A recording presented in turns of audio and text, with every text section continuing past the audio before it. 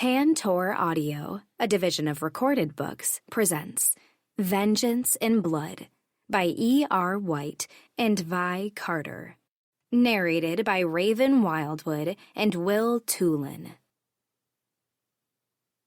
Chapter 1. Lulu. The relief I feel when the last clod of earth falls on my father's casket doesn't speak particularly well of me as a daughter. I guess that's what happens, though, when said father raises his children in the eye of the American Mafia, privy to all its machinations, violence, and corruption. Not very much has the power to faze us. When I turn from the gravesite, Damon Paparazzo is there, a bit separate from the men assigned as guards, even here on our property. He's a steady, silent presence with indigo eyes that follow me wherever I go. Since the day he was hired, he's always been there, my father's second, his made man, waiting, watching. He makes me nervous, even though he's always been decent to me. Lately, he feels like more than just my father's man. My stomach tumbles when he levels his steady, assessing stare on me, and I can't figure out if it's from butterflies or the need to puke. I think it's butterflies. I think there's this tiny spark between us, waiting on one of us to either nourish or douse it. But that's crazy talk. With my father's death, I want to finally free myself of this life, even if I may have to take the reins for a while, just to keep everything balanced and running smoothly. I want no part of the corrupt legacy he leaves behind, and Damon is in it, up to the dark hair on his head. "Everything all right, miss?" I turn at the question and spy Gianni, one of my father's lower-ranking soldiers. He's always been around, sometimes used for protection details for me and Vivi, at other times just a quiet presence in the background of our home. "I'm fine, thank you, Gianni." He gives me a little salute in exchange for my tremulous smile, and I resume walking toward the car. A few feet away from Damon, I inhale a deep breath, his aftershave tickling my senses before I exhale and allow my gaze to roam the small knoll on our property where my family's cemetery is located. Most everyone in attendance has left by now, drifting away after the final words were said, rather than waiting for the mechanism to bear the casket down into its concrete vault beneath the earth. I hung back, morbidly fascinated with the entirety of the procedure. Moreover, I needed to see Father completely buried, completely gone. It isn't that he was a bad father. He was never violent with me or my siblings, and always provided us with every need. He was apathetic at his worst, viewing all of the members of his family as cogs in a wheel, existing solely to help solidify our position within the familia. He was careless at his best, an inveterate gambler in the poker games he ran throughout the city, although he tried to keep that part of his life hidden from his children. I always felt as though I was waiting with my breath held, balanced on the wire edge of beloved daughter and useful asset. My fortune, my fate, could fall either way, depending on his whim. With my brother gone, my mother an alcoholic, and my younger sister too young to be of much help, I had to be the practical one. The one who made sure the staff was functioning and the estate operational. It was exhausting. I'm not sure which is worse, the stress while he was alive, the sense of relief now that he's dead, or the guilt I feel over not being more saddened. I should be grieving, not planning how quickly I can get out of this dress and pantyhose and lock myself in my room. I sigh. Unfortunately, there's still the reception to get through. Damon extends his hand, halting my reverie. "Ready?" I place mine in his, nerves buzzing at the sensation of his warm skin closing around the chilled flesh of my fingers, and look past him at the massive white stone mansion in the distance. "Ready." Damon settles me in the back of the waiting limousine and then climbs in behind me. The drive back to the house is brief, but I'm conscious all the while of his bulk beside me, his restless movements I see in my peripheral vision as I stare out the window. Unlike the cemetery, the house I grew up in swarms with activity. Guards flank either side of the entrance, semi-automatic rifles held loosely in their grips. Their eyes follow the movements of the mourners, members of my own family, along with key players in other syndicates. They spill out into the courtyard and the steps of the entryway. They're unmindful of the bitterly cold air and the cruel wind that whips my hair in my face as I step from the car. Damon takes my arm, but I balk at the staring faces, the false masks of sympathy, the hungry eyes of carrion birds waiting to pick over the leavings. I was wrong. I'm not ready for this, Damon. His grip slides from my bicep to curl around my shoulders as he steers me forward, pulling me into his side in what would be a comforting embrace if I weren't completely freaking out on the inside. I feel his handgun hard against the side of my stomach, tucked against him as I am. Everyone is staring. All of my extended Valachi family and the vultures from other families who have a stake in the potential shift of power. There are the Martzanos and the Scarpettas, even the O'Hanlons, and is that one of the Russians? Panic swirls low in my gut, and I feel vaguely ill. I'll be right here. Damon's voice is low and reassuring. I glance up to find him watching me, attuned to every expression flitting over my face. It's like a gauntlet, I whisper, eyeing the assemblage we have to walk through to get inside. This is the world I wanted no part of. Angel should be here doing this, or our mother, not me. And where is Vivi? I stop, making him halt as well. My younger sister had left midway through the final eulogy. I hadn't seen our brother, Angel, in over 3 years. He had left, and simply never came home. Part of me thought he, too, was likely dead. Vivi is inside, in her room. She wanted privacy. And yes, your mother should be doing this, but she's a little out of it at the moment, and everyone is looking to you. So, buckle up, Bellissima. You're a fucking Valachi. I lift my chin and straighten my spine. He's right. For better or worse, I am Valachi. And in the absence of my father and my brother, I am the Valachi. That distinction belongs to no one other than myself. Not my uncles, not my mother, me. Even if that distinction is a golden cage. For the next hour and a half, Damon is my shadow as I make the rounds, accepting condolences and expressions of sympathy with as much grace as possible.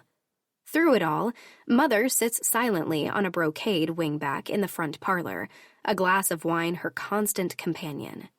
She's numb, poor dear, my Aunt Celeste, Uncle Leo's wife, says with a perfumed hug and a calculated shake of her head. No, she's sloshed. The uncharitable thought threatens the calm facade I've pulled around me, and I give Celeste a stiff smile before turning to Damon. Can I disappear now? I'm leaning on the man who served as my father's right hand perhaps far more heavily than I should, but I can't bring myself to care. Damon is a calm presence in a storm, someone the family has always utilized to fix any broken thing or right any wrong. I don't know what I would have done without him over the course of this last week. He casts a quick glance at his cell phone, then tucks it back in his pocket. Meet me in your father's office, and we'll have a quick word. I want to go over what comes next. I nod and start moving toward the door.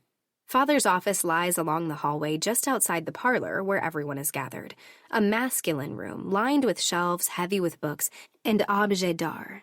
My office now, I suppose. A sigh leaves my lips, the thought an irritant.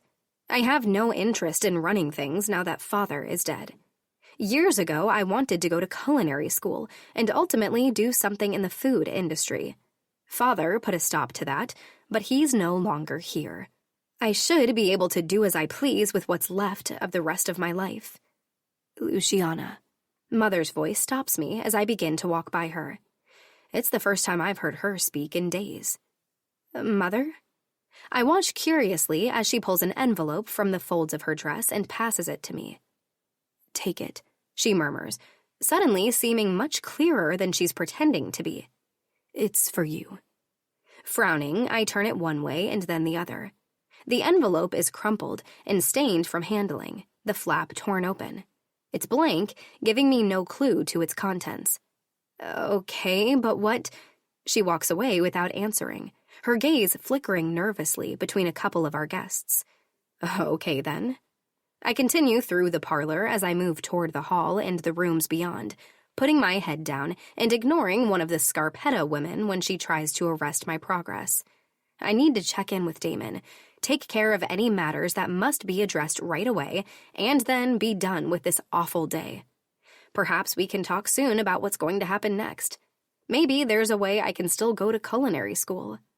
In Father's office, I cross to one of the 2 leather chairs that face his desk and sink into its comfort. A bar cart sits beside it, and I pour myself a finger of the whiskey it bears, wincing as it burns my throat. Then, curiosity and dread riding me in equal measure, I open the envelope and remove its contents, a single sheet of paper I recognize as my father's monogrammed stationery. Nina. It's my father's handwriting, his no-nonsense, abrupt personality leaping off the page with the heavy black lines of ink. By now, you'll know about the brain tumor.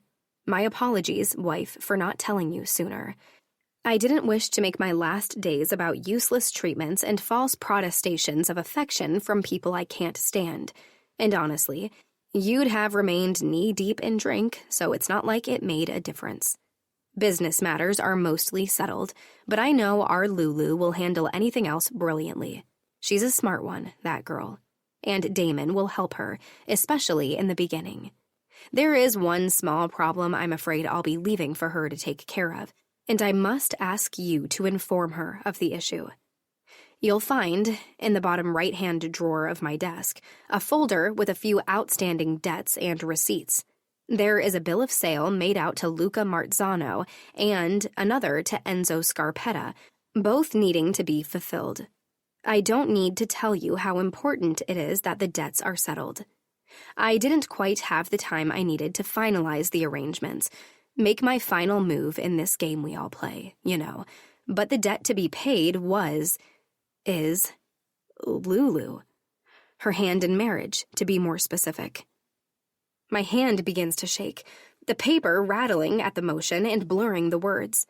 It can't be real. The one thing Father had always promised was that I'd have my choice in marriage. Since so many other choices had been taken away, he felt it was only fair. Lulu? I look up to see Damon standing before me. He entered the office so quietly that I missed his arrival, but he's here now, frowning down at my shaking hands and trembling mouth.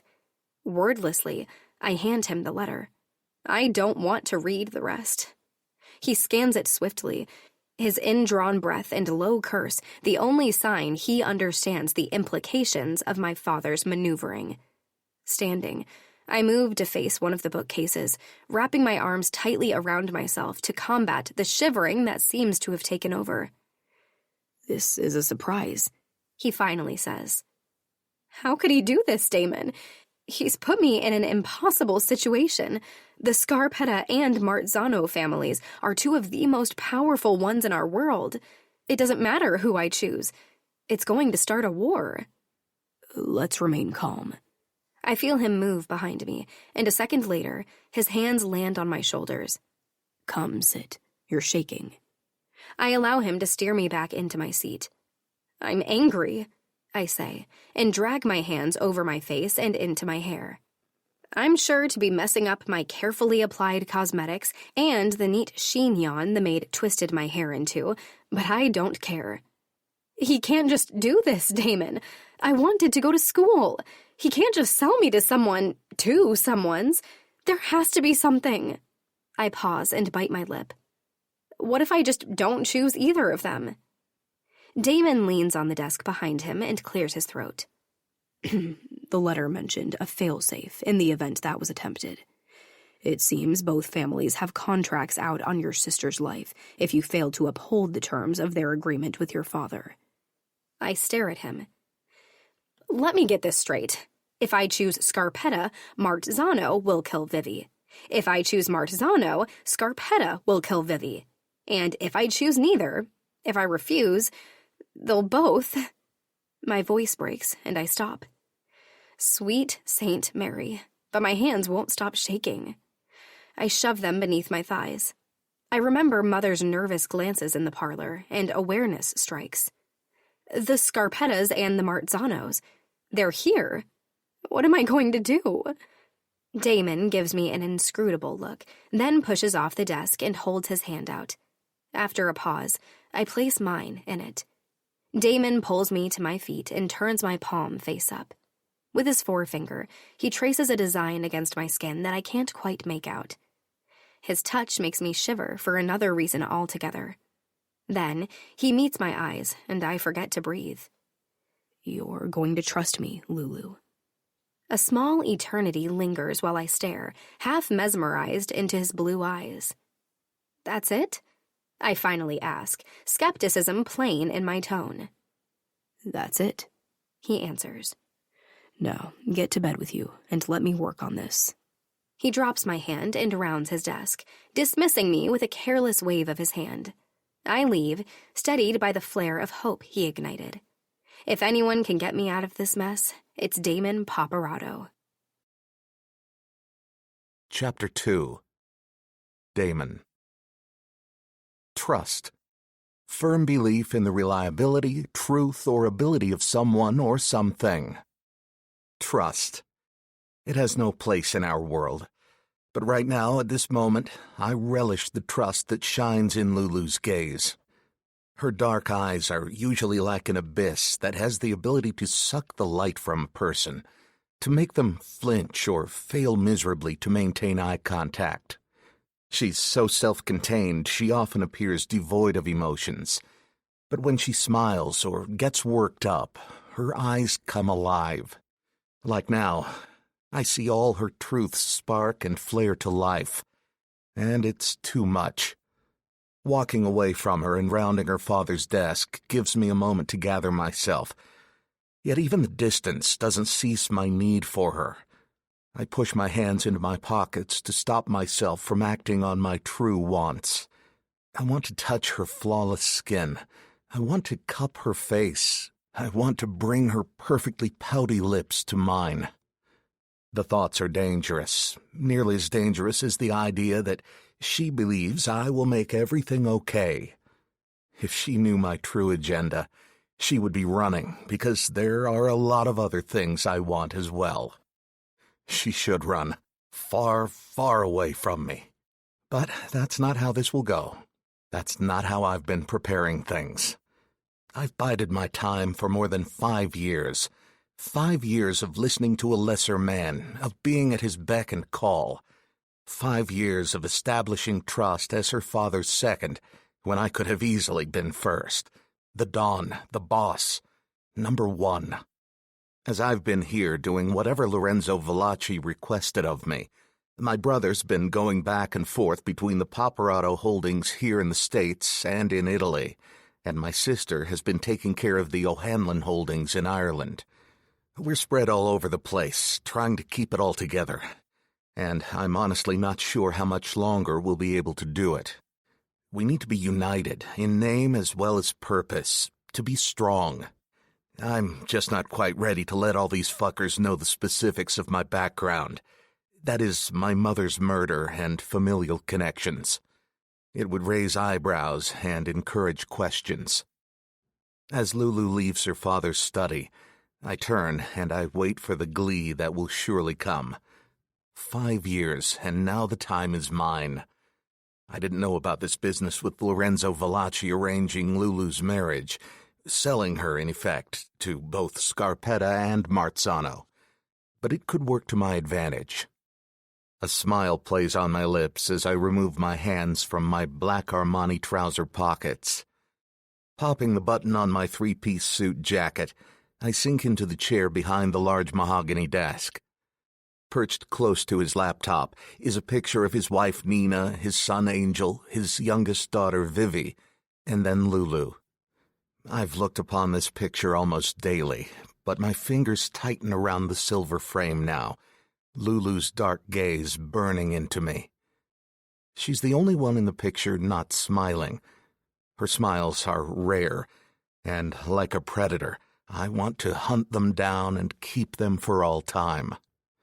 I place the frame back on the polished desk and take in the office. I've stood in here every day, but today, the space feels different. It's like I'm seeing the area around me for the first time. Maybe because I look at it now and realize it's going to be mine. The high-stacked bookcases are filled with books that I don't think anyone reads. I've never seen anyone take one or noticed even one out of place. The longer I look, the more evident it is that the red and green hardback books are for show. They may even be empty. The irony. This house is filled with false fronts and empty promises. I'm ready to lay to rest my idle curiosity and check the books when I halt. A soft knock on the oak door pulls my mind away from the idea of empty pages. I don't speak as the door creaks open, and I intentionally keep my posture relaxed. I know Tomas outside the door wouldn't allow anyone entry with the means to harm me. The wolves have come to take their claim. The first one, anyway. That didn't take long. Damon Paparazzo. He sounds vaguely surprised, and calculation lights Enzo Scarpetta's gaze, the little smile playing around his lips, turning shark-like. I sink deeper into the leather chair. Not who you were expecting? I question. His smile grows wider, and he flashes me a set of white teeth. Several fingers are clad in signet rings, the rubies and diamonds in each, winking at me as he closes the heavy door behind him. The black suit and tie are fitting for his dark features.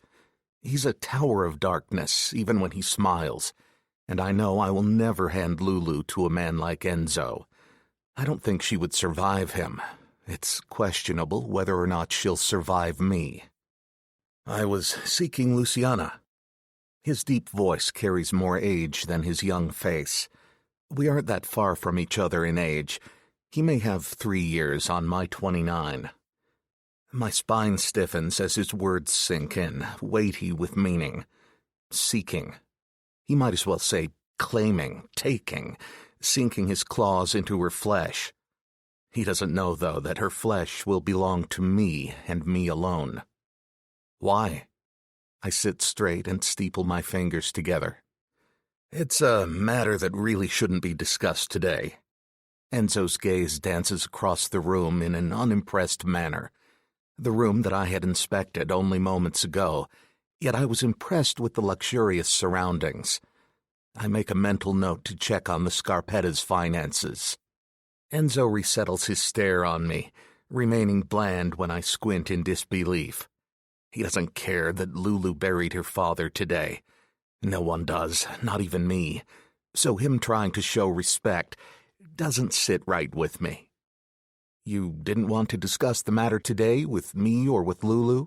I bait. I know better than to show emotion, and the moment the bastard's gaze zeroes in on me tightly, I see my tone hasn't gone unnoticed. Lulu? You are close enough to use a nickname for her? He takes a step closer to the desk as he speaks. I'm tempted to look at the picture of Lulu, yet my lip rises ever so slightly. Close enough that I know her father made an arrangement with you. He lets out a quick puff of air between his smiling lips. Not just me, apparently. He shakes his head, and I see the first hint of his irritation over the situation he has found himself in. I wonder what he will be like when I throw my wrench into the works. Time will tell. I won't show my hand yet, but I will soon. Yes, Luca Marzano had the same agreement with her father, I respond. I'm waiting for Enzo to snarl, but his expression blanks.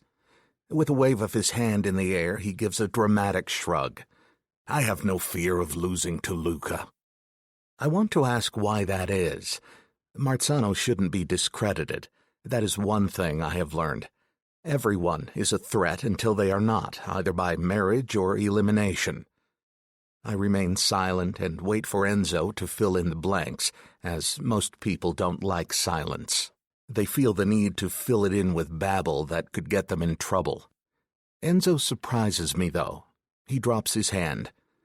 "I will expect to see Luciana soon," he declares, and turns his back on me. I rise from the chair. His shoulders do not stiffen, his steps don't falter, and I run my hand across my mouth to hide a smile. Enzo feels I am no threat to him. What a stupid mistake that is. "I will allow you to see her tomorrow." My words give him pause, and I take advantage, continuing. "But the final choice will be Lulu's, Scarpetta." Unspoken is my awareness that I'll be sure to influence her final choice, turn it toward me. With Lorenzo Valachi dead, his seat on the commission has opened up. Almost more demanding than my wish for revenge is my wish for power. That seat will give it to me. His fingers tighten around the glass doorknob, his posture stiffening. I'm waiting for him to ask upon whose authority that was decided, but he merely glances at me over his shoulder. "I look forward to it." He slips out the door, and I don't drop back into the chair like my body demands. I take one final look at the picture on the desk of Lulu's unsmiling face before I stride toward the door. Turning out the lights, I leave the study with a nod to Tomas and move quietly through the house. I'm tempted to make sure that Lulu is nestled safely in her room, but that's a boundary I have never crossed. Not yet, anyway. Not while her father drew breath in his lungs. "Damon." Vivi's soft voice has my footfall ceasing on the white marble floor. She emerges from a second hallway and stops upon seeing me, folding her hands behind her back. Her dry eyes and unspoiled appearance should speak volumes of her father. He barely had time for her. She was something that was presented as a showpiece. She was a conundrum, a naive child in many ways, but wise beyond her years at times. Despite my reasons for being here, I would kill anyone who even tried to touch her. Protecting her and her older sister was one of my jobs when I worked under her father. That didn't stand anymore. My duties were technically undefined at this precise moment, with no one as yet identified as the new head of the Valachi Familia. By right, that should be Angel. In his absence, the responsibility falls to Luciana. It's going to be me, though, regardless of what it takes to maneuver myself to that point. I know I would never allow any harm to come to Vivi, though. She doesn't have a corrupt bone in her body, despite the things she's undoubtedly witnessed. She exhales loudly. "Have you seen my mother?" "No, not since the funeral. Not since she stood there swaying slightly alongside her husband's grave. To anyone else, she was a grieving wife, either trying to get through this time with drink or medication. The truth is, she hated her husband, and drinking was her escape, until it became her prison. "Anything I can help you with?" I ask. A lady dressed in a fur coat dips her head as she passes Vivi and me in the hall. I give a brief nod, consigning her face to memory, and waiting until she passes before pulling out my phone and tapping out a quick message to Tomas. I don't recognize her, and she shouldn't be in this part of the house. Once she continues down the passageway, my attention returns back to Vivi, but she is no longer looking at me. "No, but thank you, Damon." Vivi's already walking away when my phone rings. I look at the screen and answer my brother.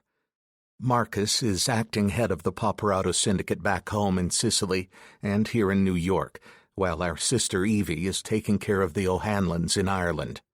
I'm portionless at the moment, serving myself up as a peon to the Valachi Familia in the name of revenge.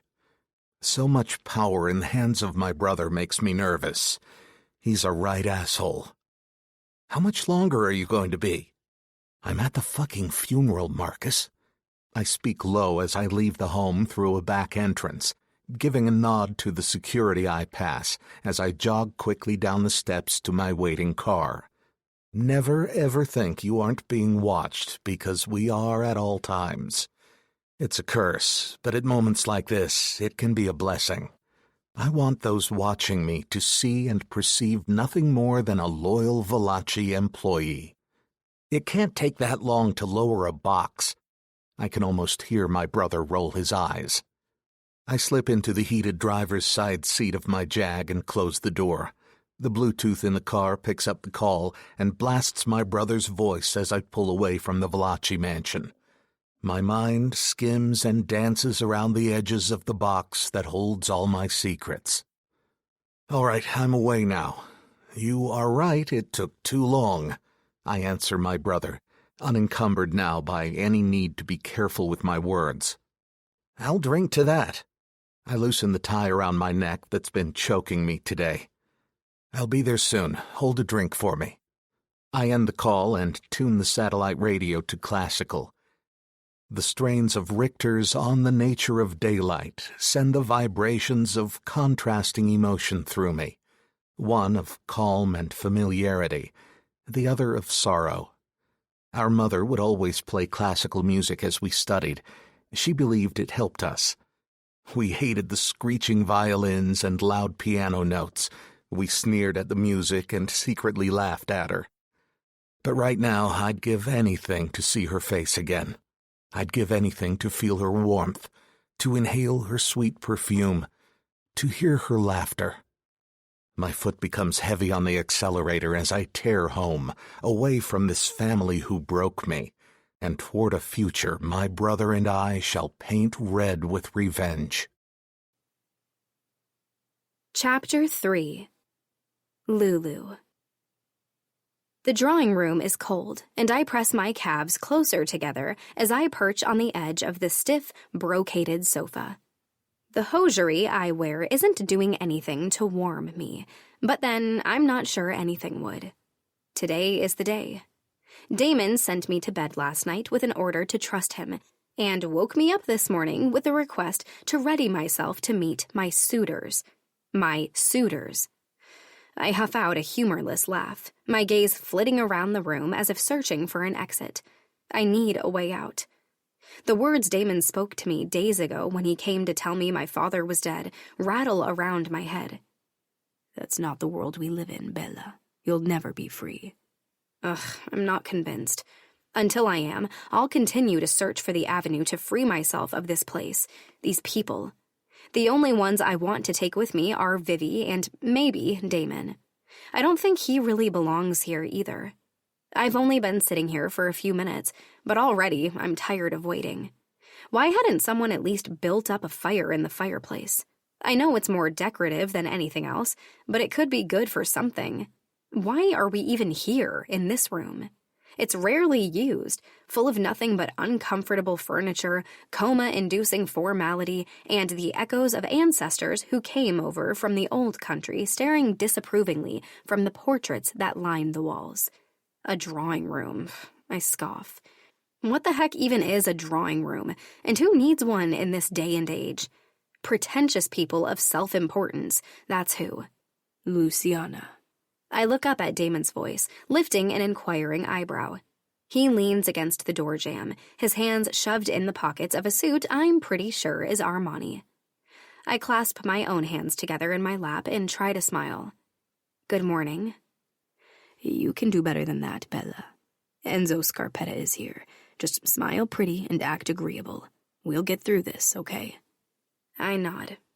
And don't let him know anything about the other contract. Damon lifts a shoulder in a shrug before letting it fall. I believe he may know already, but let's keep it to ourselves anyway. He straightens. Any questions before we do this? Do I really have to? I don't voice the thought, but it must be written all over my face because Damon's gaze sharpens even as his expression softens. He takes a step forward, then another, and then stops. You'll be fine, he mutters and spins on his heel before leaving. He returns in under a minute, Enzo Scarpetta with him. Scarpetta is older than I am, in his mid-30s if I had to guess, with a thick pile of dark hair curling back from his forehead and amber-brown eyes. He's a handsome man. I could definitely do worse. Luciana. He steps forward, extending his hand, and I lift mine. I anticipate a handshake, but he raises it to his lips and presses a dry kiss to my knuckles, his eyes holding mine the entire time. It's lovely to meet you officially at last. Likewise, I say, trying for a smile. Behind him, Damon's expression is derisive. He takes a seat in a nearby chair while Scarpetta sits beside me. Scarpetta raises an eyebrow at him. Does Luciana require a chaperone? Damon's lip curls upward, and I see his fingers tighten on the arms of the chair. It's a faint movement, one I'd be surprised if Scarpetta noticed. But I see everything where Damon is concerned. I always have. Absolutely, he replies. Until everything is settled, Luciana will not leave my sight. The two men regard each other steadily, tension arcing between all of us. It's an unbearable weight in the room, and I can't stand it. I touch Scarpetta's suited arm, drawing his attention back to me. Tell me about yourself, Mr. Scarpetta. His gaze softens as he turns to look at me. Enzo, please. He waits for me to repeat his name, satisfaction curving his mouth after I do. I'm very boring, he continues. All work and no play, I'm afraid. Perhaps you could be the person that changes that. They're pretty words, but I feel confident Enzo Scarpetta doesn't want a woman to play with. He wants a woman to give him power. There's a snort from across the room, and Enzo grins widely. You say what you think, don't you? I clap a hand over my mouth. My traitor mouth that apparently just runs away with itself and says whatever I'm thinking, whether I give it permission or not. I'm sorry, I didn't mean... No, he cuts me off, still smirking. It's quite all right. Better than, really. Your directness is refreshing.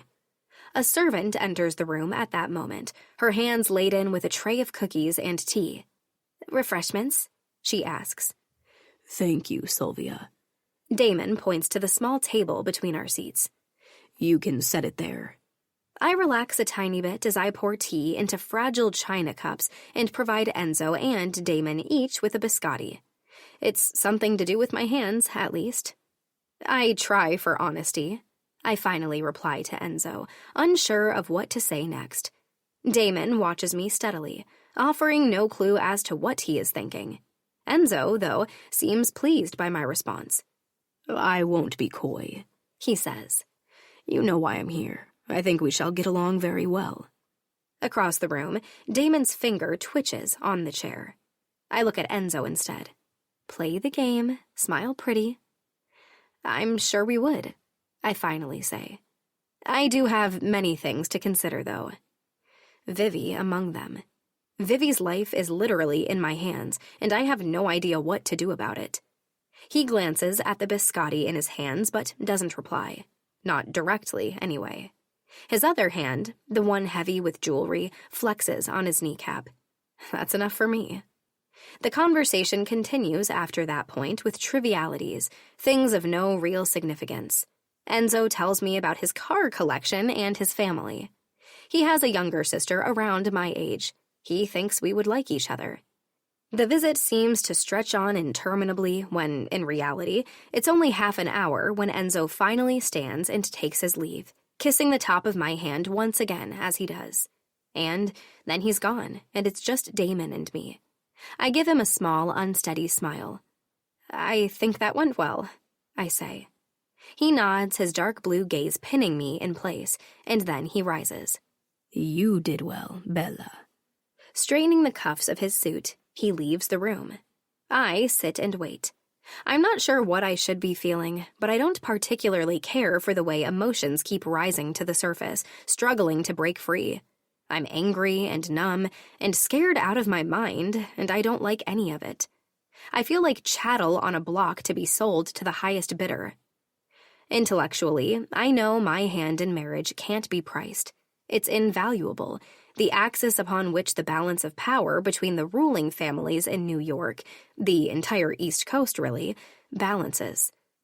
A marriage with me serves to unite two of the most influential Mafia families of the past several decades. Our combined power might keep the other families in check. Without this marriage, all is chaos. War will reign as everyone struggles for supremacy. I am the hinge upon which it all pivots, and I understand this reality. It should make me feel powerful and cherished, but I don't feel valued. Nothing has made me feel more worthless than sitting here as I wait to be inspected. Lulu. Damon is back, and with him is the second man my father promised, sold me to. Luca Marzano. I stand, running my suddenly sweating palms along my thighs. Hello. Luciana, it is a pleasure to meet you at last. Luca, Luciana, we fit a little. My smile is shy. Luca Marzano is ridiculously good-looking. He is younger than Enzo Scarpetta, with hair a deep walnut hue shot through with streaks of gold. It falls over his forehead, into his eyes, and part of me wants to brush it back so I can see them. The eyes reveal so much about a person. Damon's, right now, for instance, are hot as they fasten on me and glare. What's he so angry about? Shaking my head to clear it, I sit down and motion for Luca to do the same. So? His eyes are green, I see now. They glint with humor as he brushes his hair back. So? He repeats. I'm told we're to be married. I lift an eyebrow. Right to it, I see. No point in beating around the bush. You're prettier than I expected, Luciana. I think I'll call you Lucy, actually. I crinkle my nose. And maybe I'll call you Lucanardo. He laughs. I see how it is. Lucy, would you like to take a stroll with me? Damon clears his throat.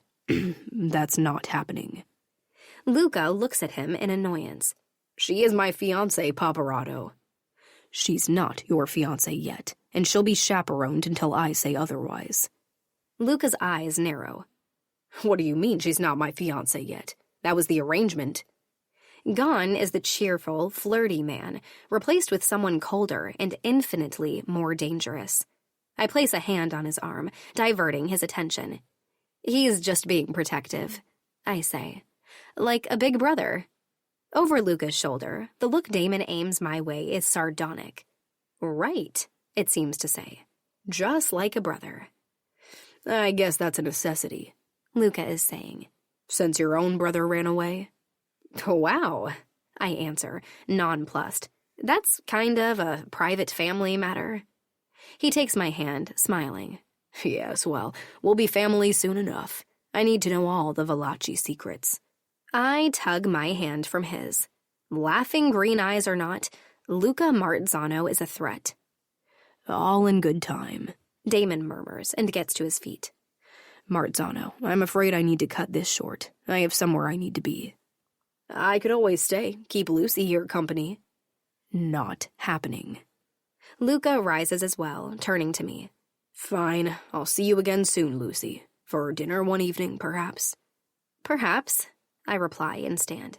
Thank you for coming. My stomach cramps, but I keep going, resolute. I'll think over your proposal. I offer my hand, but Luca surprises me by bending and kissing the corner of my mouth.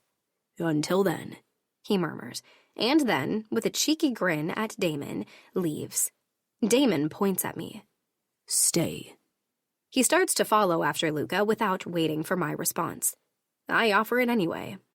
Yes, sir, right away, sir. I'll do that, sir. He rolls his eyes at me as he exits the room. Feeling suddenly fidgety, I pace across the small space to the fireplace. Picking up a poker, I prod at the clean grate. What a freaking mess. Damon asked me to trust him, but I don't see how this can possibly work out. Father couldn't have screwed us over better if he had carefully plotted to do so. If I choose Scarpetta, Marzano kills Vivi. If I choose Marzano, Scarpetta kills Vivi.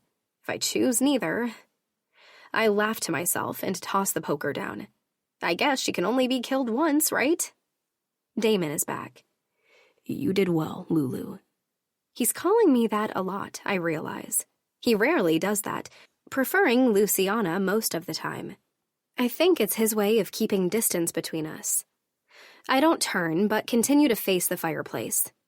I did as well as I could have, I suppose. He clears his throat. They know, Lou. I knew Scarpetta did, but I wasn't certain of Marzano. He just showed his hand. So they both know Father sold me to the both of them. I growl into my hands. This is...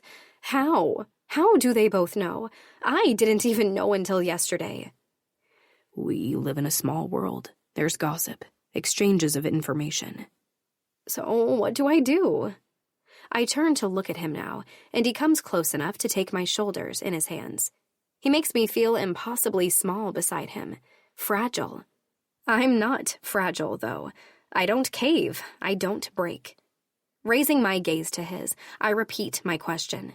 What do I do, Damon? You have to make a choice, he answers. Remaining single leaves a vacuum. My lip curls. That's sexist. It's the regrettable truth, and this world doesn't respond well to a vacuum of power. We already have the threat against Vivi if you fail to accept a proposal from either of the Marzano and the Scarpetta families. Mr. Paparato? We both jerk to attention at the interruption, Damon's hands falling from my shoulders as he turns. It's Tomas, one of Father's men whom I've always noticed worked closely with Damon. What is it, Tomas? Damon asks. There is an issue. His gaze flickers to me. Speak. Damon's bark is impatient. There has been a threat. To? Miss Vivi, sir. I gasp, one hand flying up to cover my mouth. My sister? Damon places a restraining hand on my arm, stilling me when I would have run from the room in search of Vivi. I am aware of the Scarpetta and Marzano threats. This is a new one, sir. Tomas shifts, his discomfort plain. Spit it out, Damon orders. Tomas straightens, looking at a point over each of our shoulders. There is a new contender for Miss Luciana's hand, an O'Hanlon. The conditions are the same. She must marry, or Miss Vivi will pay the price. Chapter 4. Damon. Vengeance. Punishment inflicted or retribution exacted for an injury or wrong. Driving home to the O'Hanlons' upstate New York estate is an action that's reserved for emergencies. Marcus adopted it as his seat here in the States and prefers to hide away here and give orders from a distance. It's a good 2.5 hours drive since I won't draw attention to myself by using Valachi's helicopter. I don't like to return while I'm working at all, but Marcus has forced my hand by issuing a threat against Vivi. The moment I heard about the danger, I knew it was him. He used our mother's maiden name, for Christ's sake. Stupid fool. The winding roads that lead to the estate are the same ones I drove when my brain refused to switch off after my mother's death. I was a mess after my return to the States following her funeral. I needed something to bring me to life, and I chose racing on the wrong side of the road at top speed, never knowing what might come around the bend to be just that. The feeling was exhilarating, and it took nearly being driven off the edge of a cliff by a bus to make me come to my senses and stop playing with my life. After nearly dying, I chose another way to live. Vengeance. My siblings and I mapped out our route for acquiring it, and it sent me straight to the Valachi mansion, where I made an impression on Lorenzo Valachi. It took a bit of time and some finagling of the truth, but I proved I was a made man and ready to do whatever was necessary in his service. It wasn't long before I was in position as his right-hand man. Luciana Valachi is the only problem. She's this close to being exactly where I want her. I'm not 100% sure, though, that once she's all the way there, that I'll be capable of following through with everything I need to do to reap my reward. I like her too much, and that's not going to be helpful when I have to use her as just another pawn on my board. The road rears skyward, and I slow down as low flower beds adorn either side of a set of large black wrought iron gates. Red brick walls weave along the perimeter, inviting, low, and potentially climbable. But if any fool attempted to breach the pristine rolling lawns, cameras would track their movements, and the security that walks the grounds with automatic rifles held loosely in their grips would have them restrained in seconds. The gates open, the cameras revealing my identity to our people in charge of monitoring them, and I pull through. The autumn leaves have left a path of crimson and brown along the tarmac driveway. Leaves crunch in greeting beneath my tires, and before I drive fully to the front of the red brick mansion, the door opens. High black peaks of the roof stretch into a darkening sky that's threatening rain, but my gaze settles on the figure in the doorway. Marcus greets me with a shy smile, running a hand through his hair. I don't return the gesture, but I turn off the ignition and get out of the car. "Brother, welcome home." The reason for his cheerfulness is explained as I grow closer to him. His eyes dance with his recent fill of alcohol. "This isn't a social visit," I snarl, passing by him and into the large foyer that's plunged into darkness as he closes the double doors behind us. I walk to the row of switches and start flipping them until the space is flooded with much-needed light. When I glance at Marcus, he's watching me carefully.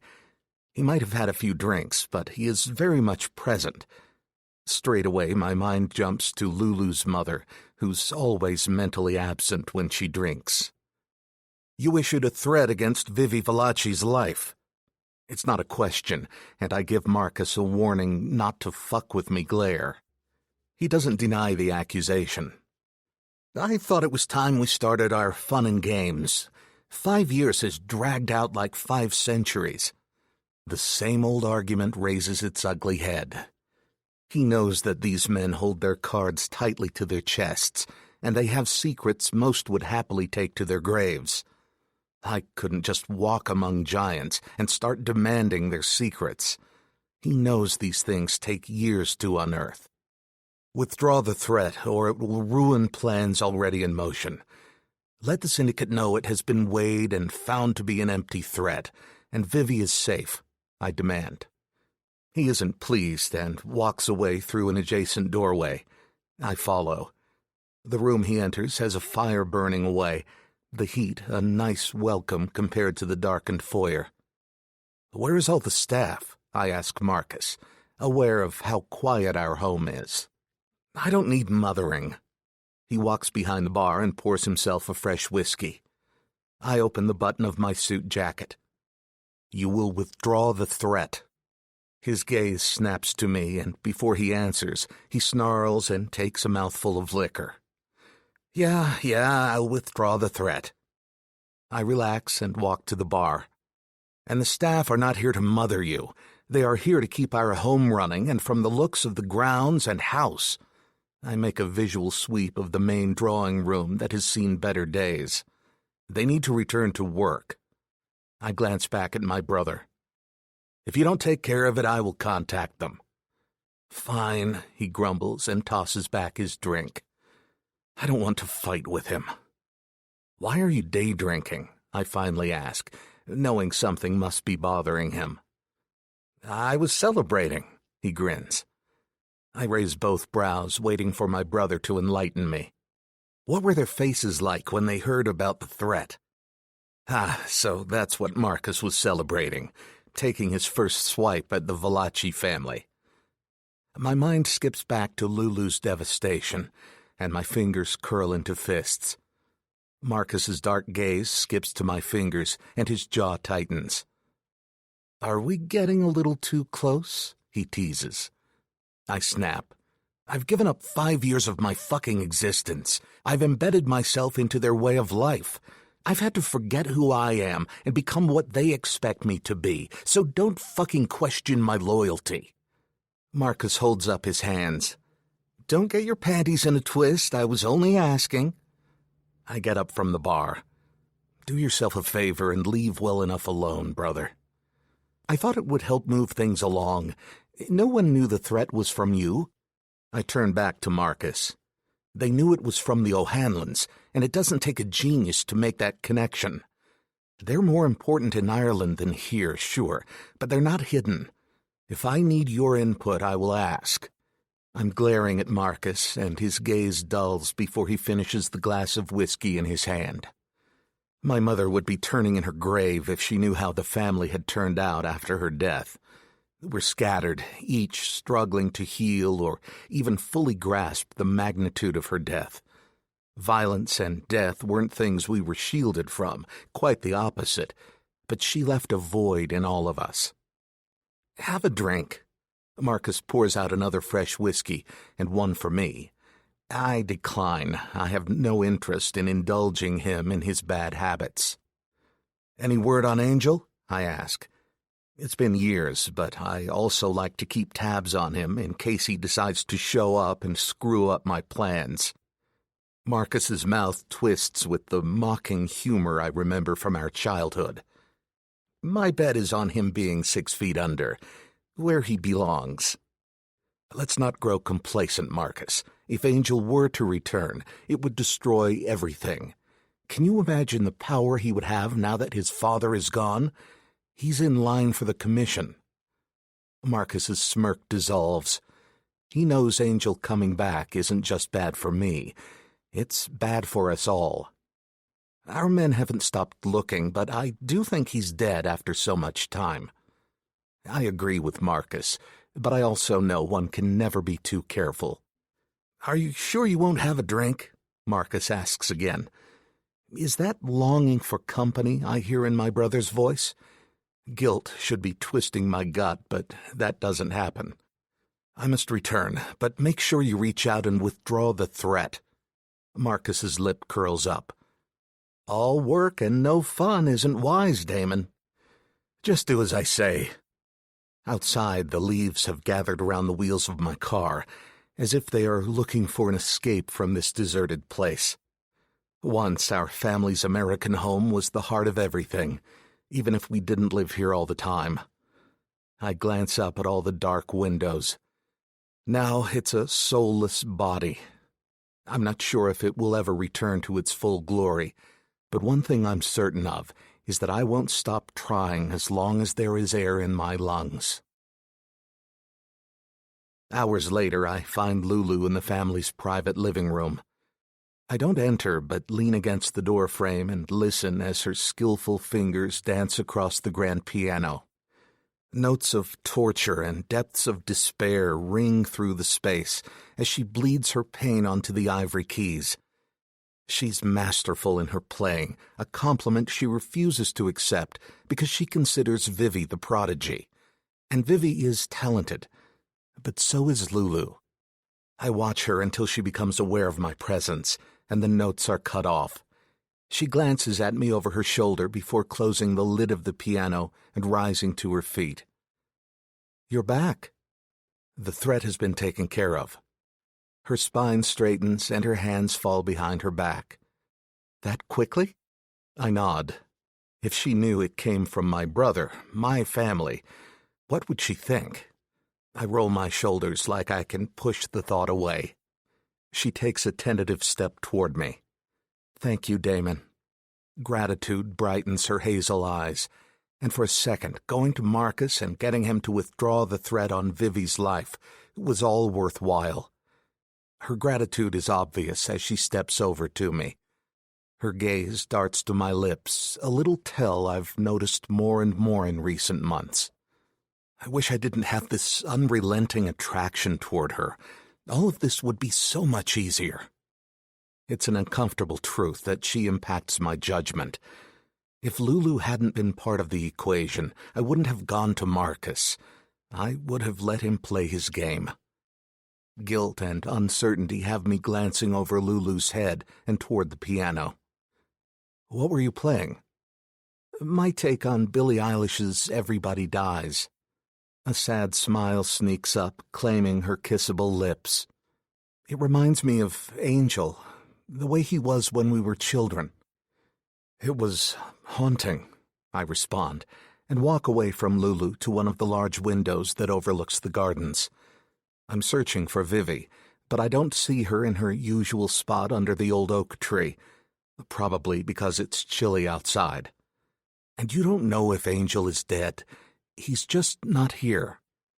He may as well be dead. she replies, her voice harsh. He became a completely different person. Damon. Lulu's soft voice floats behind me. I don't turn away from the window. It's hard to look into her eyes and not grant her anything she asks of me. Yes? I dig my hands into my pockets. Do you have any updates on him? I turn to Lulu. It's been 5 years since Angel disappeared. 5 years after I promised her I would find him. I hadn't given up, but it was starting to look like Angel didn't want to be found. It's a tricky mission. I will find him, but I won't have him returning to the Valachi to claim what is rightfully his by birthright. That will be mine. No updates, I answer. But I will never stop, Bella. You know that. That is a promise that I can keep, mostly in respect to my own interest. But Lulu doesn't need to know that. I'll be away this evening. I have a meeting with your family. They want an update on the progress of your betrothal announcement. Oh, and what is happening on that front? Lulu asks, her shoulders pushed back and her chest forward in a posture of confidence. Because I surely don't know.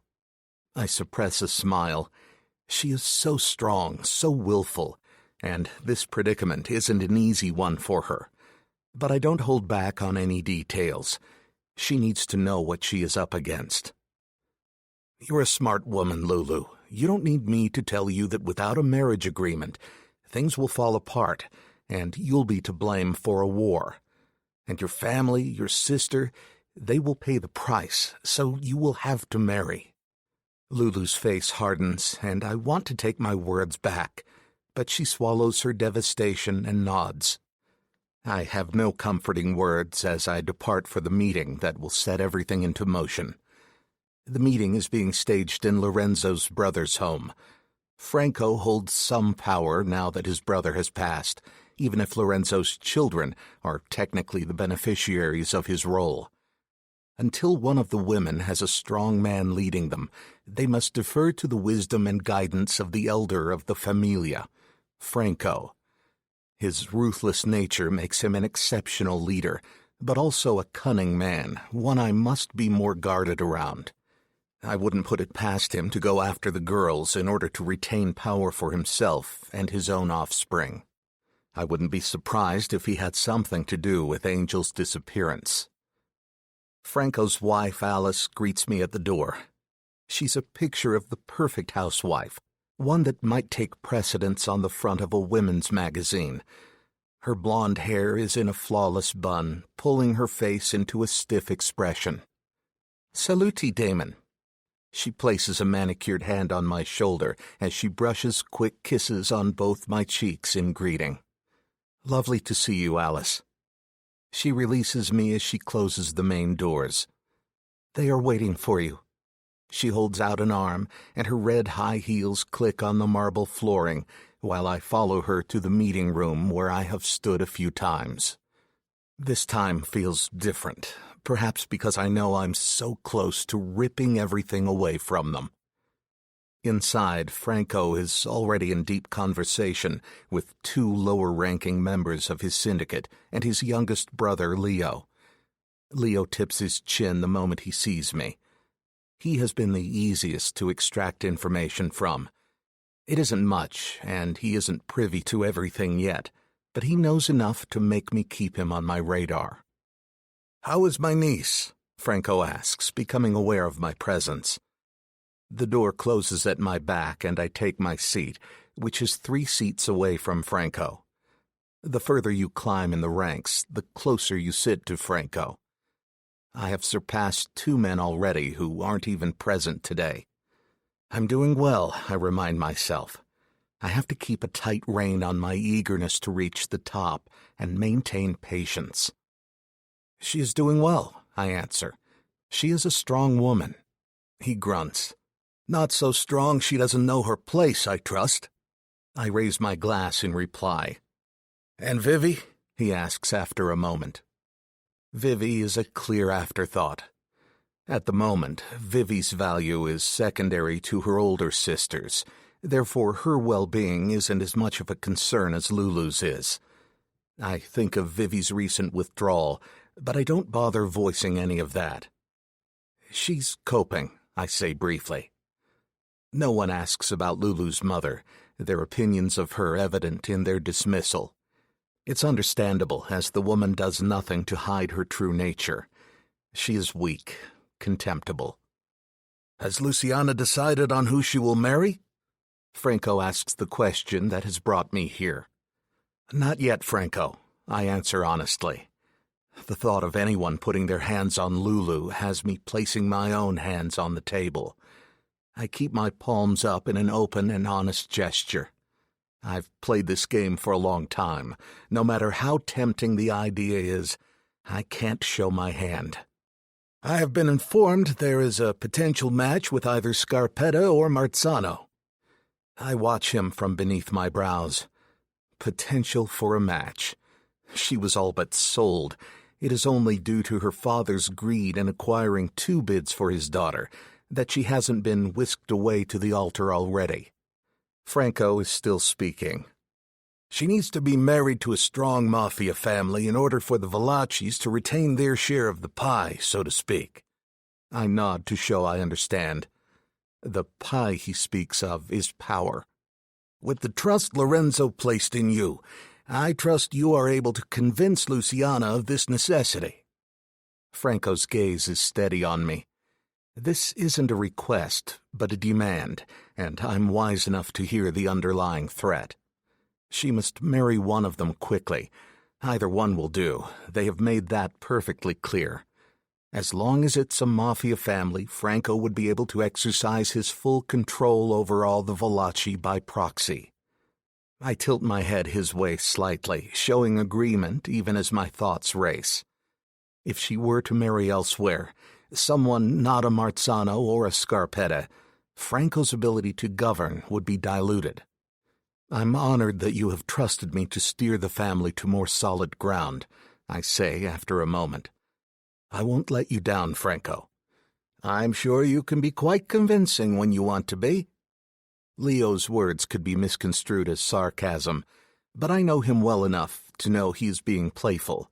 He always talks about how women flock around me and how easily I could convince any of them to warm my bed. I never do. Thankfully, they don't know why. They assume I have a mistress tucked away who I visit during off hours. I rise to my feet, knowing that they have said all they need to say to me. I let myself out, and there is no sign of Alice, so I easily slip from Franco's home with no further conversation. No man other than myself will be putting his hands on Lulu. Valaci said as long as she married into a Mafia family, they would be happy. Right now, she has 2 such suitors. What if I were to introduce a third? Another Mafia man, naturally. Myself. Unrestrained satisfaction pours through me at the thought, heightened by thoughts of Marcus's reaction after I shot his own bid down earlier. He's going to be furious. This is about more than just having Lulu to myself. Marriage to the Valaci heiress would give me so much more leverage for our vengeance than not. And Lulu, I could come off as a hero by giving her this solution to her problem. Of course, there would still be the matter of the hit on Vivi, but that's a threat easily resolved. Marriage to Lulu would even move me a seat closer to Franco, possibly even putting me right beside him, a player in their game worth the reckoning, and a Judas they'd never see coming. With my decision made, I leave Franco's property and make my way to Lulu. I have some convincing to do. As I told Scarpetta, it must be her decision ultimately. Chapter 5. Lulu. I'm dressing for bed when the door flies open after a single peremptory knock, and Damon enters. Madre di Dio! What are you doing? I screech, clasping my gown in front of my nakedness like a shield, and he spins to face the door. Merda. My apologies, Bella. His voice is thick with what I've come to recognize as lust. I pull the gown quickly over my head and turn to push the covers back. I'm decent now. What do you need? He turns back to me and paces a few steps forward, then back. Lulu, before I go any further, I must ask, do you want to marry either Scarpetta or Marzano? Dio, Damon, why are you so agitated? He doesn't reply to my question, merely lifting an eyebrow as he waits for me to answer him instead. And no, you know that. I don't know either of them, and Father always promised I would be able to choose. His gaze burns into me, searching out every secret.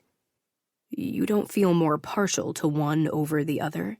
Don't you think one could make you a good husband with time? I climb onto the bed and sit, legs crossed. I'm suddenly cold, even though the house is climate-controlled. Does he want me to pick one? Is that what this is? Are you asking me to choose between them? I shake my head. On this much, at least, I am clear.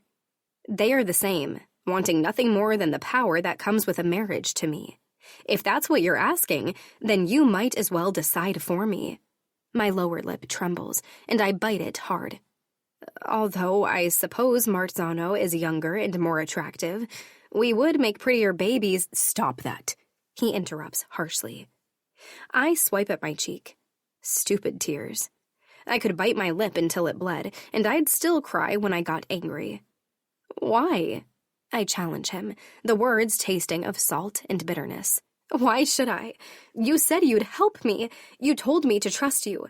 And then you come, asking which man I want. It is enough, he says.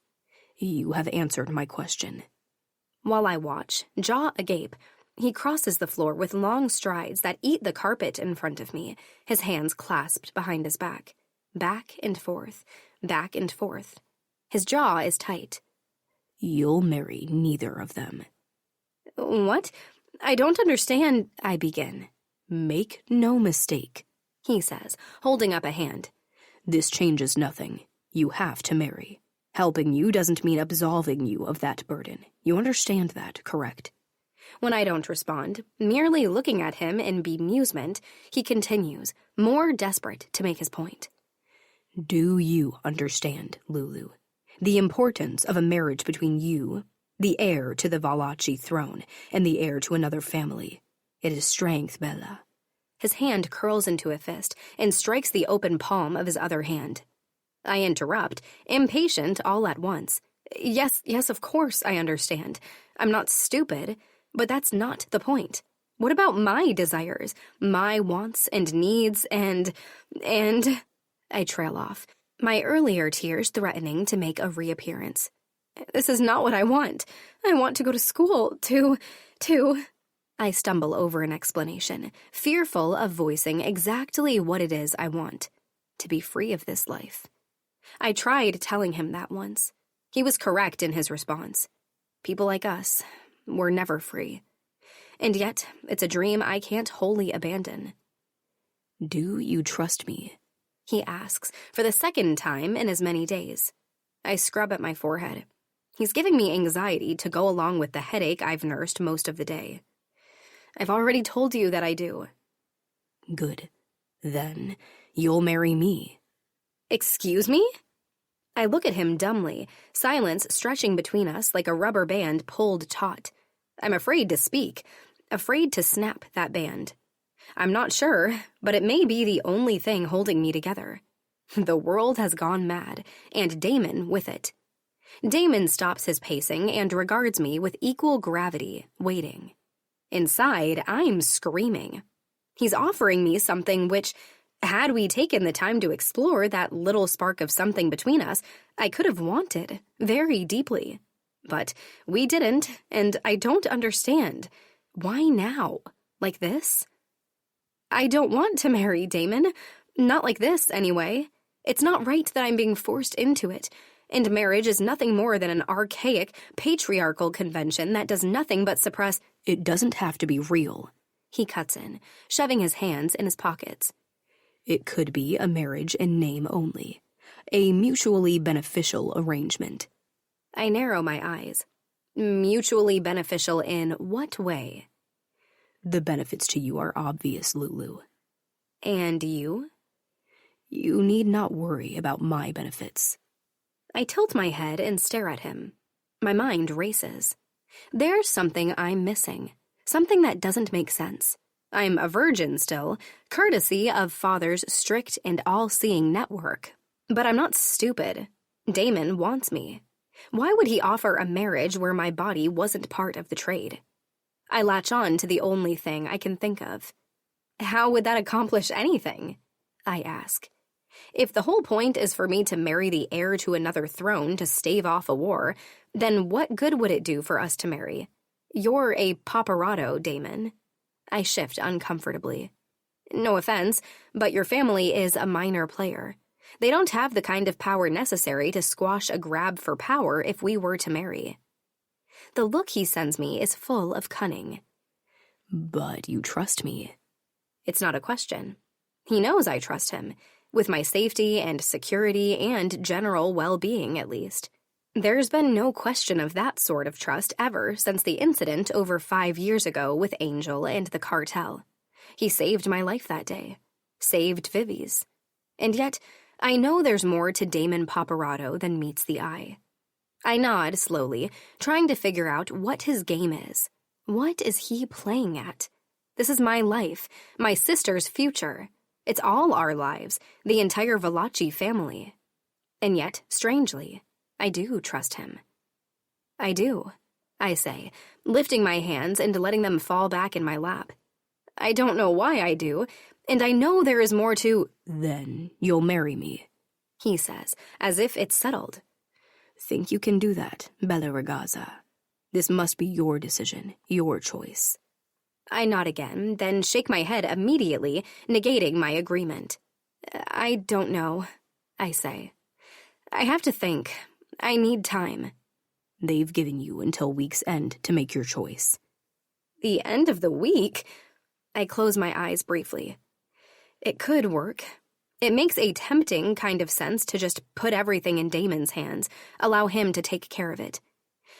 If I do, if I agree, what will you tell them, the others? I ask. There's bound to be an uproar. I don't think I can deal with it. Leave all of that to me. And Vivi, what of Vivi? He stalks closer to where I sit on the bed. It's time to stop thinking, he says. Time to put the questions aside. His gaze is mesmeric, hypnotizing, especially when he settles his closed fists on the bed on either side of my hips and leans in. His face is inches from mine, his eyes so close I can see a lighter band of blue at the outer edges of his irises. It blends into something deep and dark at the pupil. What are you doing?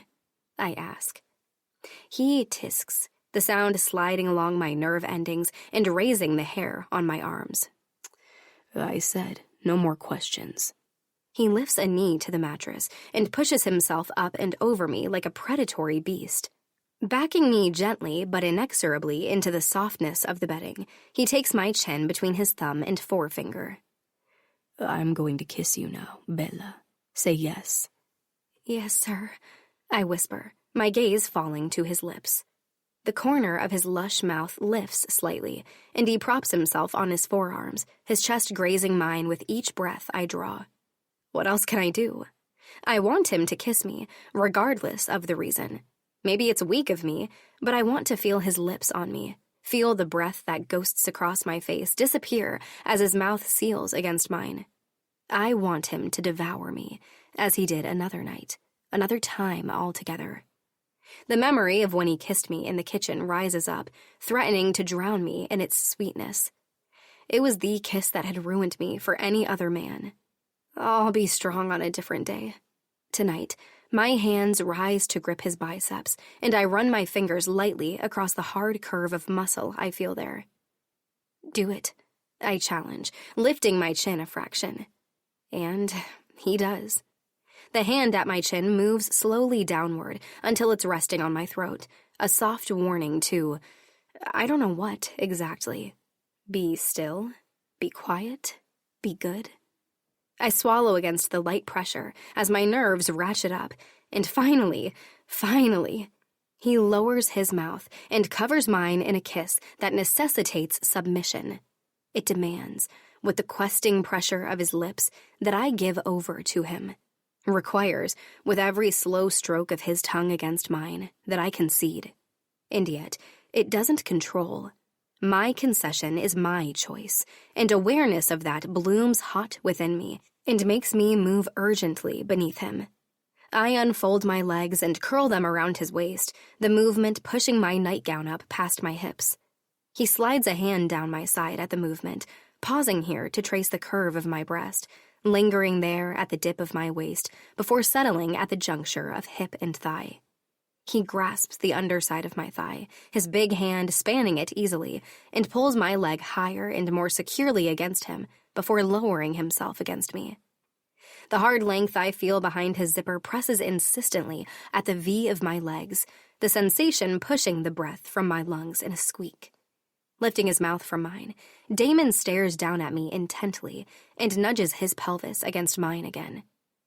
There's an answering throb of pure want between my legs, and my eyelids drift closed on a wave of feeling. It's too much, what he's doing to me. I've always liked to think of myself as somewhat worldly, even with the virgin status, but this transcends anything I thought I knew, and it's nothing. He's not even touching me, really. Open your eyes, Lulu. I can't. I can feel the blush warming my skin and picture the flush that must be making my inexperience so obvious. You can. Don't be embarrassed. Look at me. I open my eyes and fix them on his, right above me. Good girl, he whispers. He rocks against me, slow and rhythmic and unerring in discovering every tiny bit of sensation that makes me breathe heavier and bite my lip against the sounds that want to escape. His gaze travels down the length of my body and back up to my face, and then he moves both hands to cup the globes of my bottom and pull me tightly against him, his fingers digging into my flesh. I'd like nothing more than to sink my fingers into this sweet pussy, but I know if I touch you, we won't leave this room, ever. So I'm going to dry fuck you until you see stars, until you know you're mine, until you know there's no going back. He bends his head closer until his lips brush the shell of my ear. And then, after we're married, I'm going to fuck you real, and fuck you hard, and fuck you mine, Bella. I shudder at the buzz zipping along every thirsty synapse as his whisper brushes along each one, like sandpaper on polished wood. My hands trail restlessly across his shoulders as he puts action to words and rocks against me, steadily increasing the intensity and pace. He growls at me and grabs my shoulders, pushing them into the mattress above my head as he continues to grind against me. The chafe of his slacks against my naked thighs and the press of his zipper against my sensitive folds hurts, but oh, mon Dio, it hurts good. My eyes are open on his face, tense with concentration above me, and I'm pretty certain that it hurts him as well. Sensation builds inside me, clawing from some deep, unknown part toward that point of contact between our bodies. It grows and expands, and conversely narrows to pinprick acuity, and I can't decide if it's a feeling, or a place, or a time, or... I break, and I burst. That's what this is, what I am. Shattered. Chapter 6. Damon. Distrust. The feeling that someone or something cannot be relied upon. She lies beneath me on the bed, flushed and bewildered. I know no one has touched her since I've been here in her father's confidence, and from the life she leads, I know most likely no one has had the pleasure before me. I'm the first, and now I will be the last. I push myself to my feet, anger fueling my veins instead of the satisfaction I expected to feel. Anger at her. Her mere existence makes me question what I am doing here. Be a fucking man. Take what you're due. I know this, and yet the anger doesn't abate. Watching me in bemusement, she fixes her nightgown and places her hands on her lap. Her cheeks are still flushed, her pupils blown from her orgasm. My cock throbs, wanting its own release, and I shove the reminder away as I adjust myself in my pants. My time will come. Like a cat playing with a mouse, I take a step toward her. The moment she came, I climbed off her and off the bed. Her scent and touch were intoxicating, and I didn't want to lose myself with her. I can't allow that. Yet, like a magnet, she draws me back to her, her beauty, her being. She bites her lip as I stare down at her, clearly unsettled by the way I'm acting. I can't help it, though. This is who I am, and she'll need to get used to it. I'm not hearts and flowers. I'm not pretty words and cuddles. I will fuck her over in every possible way, because it's the only way I know. Love is a myth, something people use as an excuse to hurt you. There will be no love between us. The thought is mildly disturbing, and I look away from the trust shining in her eyes. I can do this. I can have it all, even if it's at her expense. So much for a marriage in name only, she murmurs. My lips quirk up in a wry smile at her humor. Yeah, well, that's not a deal-breaker for me, and it doesn't look like it will be for you either. I have no intention of not fucking her, not owning her in every possible way. Once we marry and seal the deal physically, she won't have any choice but to stay, and when my plans for vengeance come to fruition, there will be nowhere for her to run. Perhaps I'll even put a baby in her belly. She'd never leave a child. We will have to make this believable, I say now. We will have to convince your family and the others that we have been having a love affair.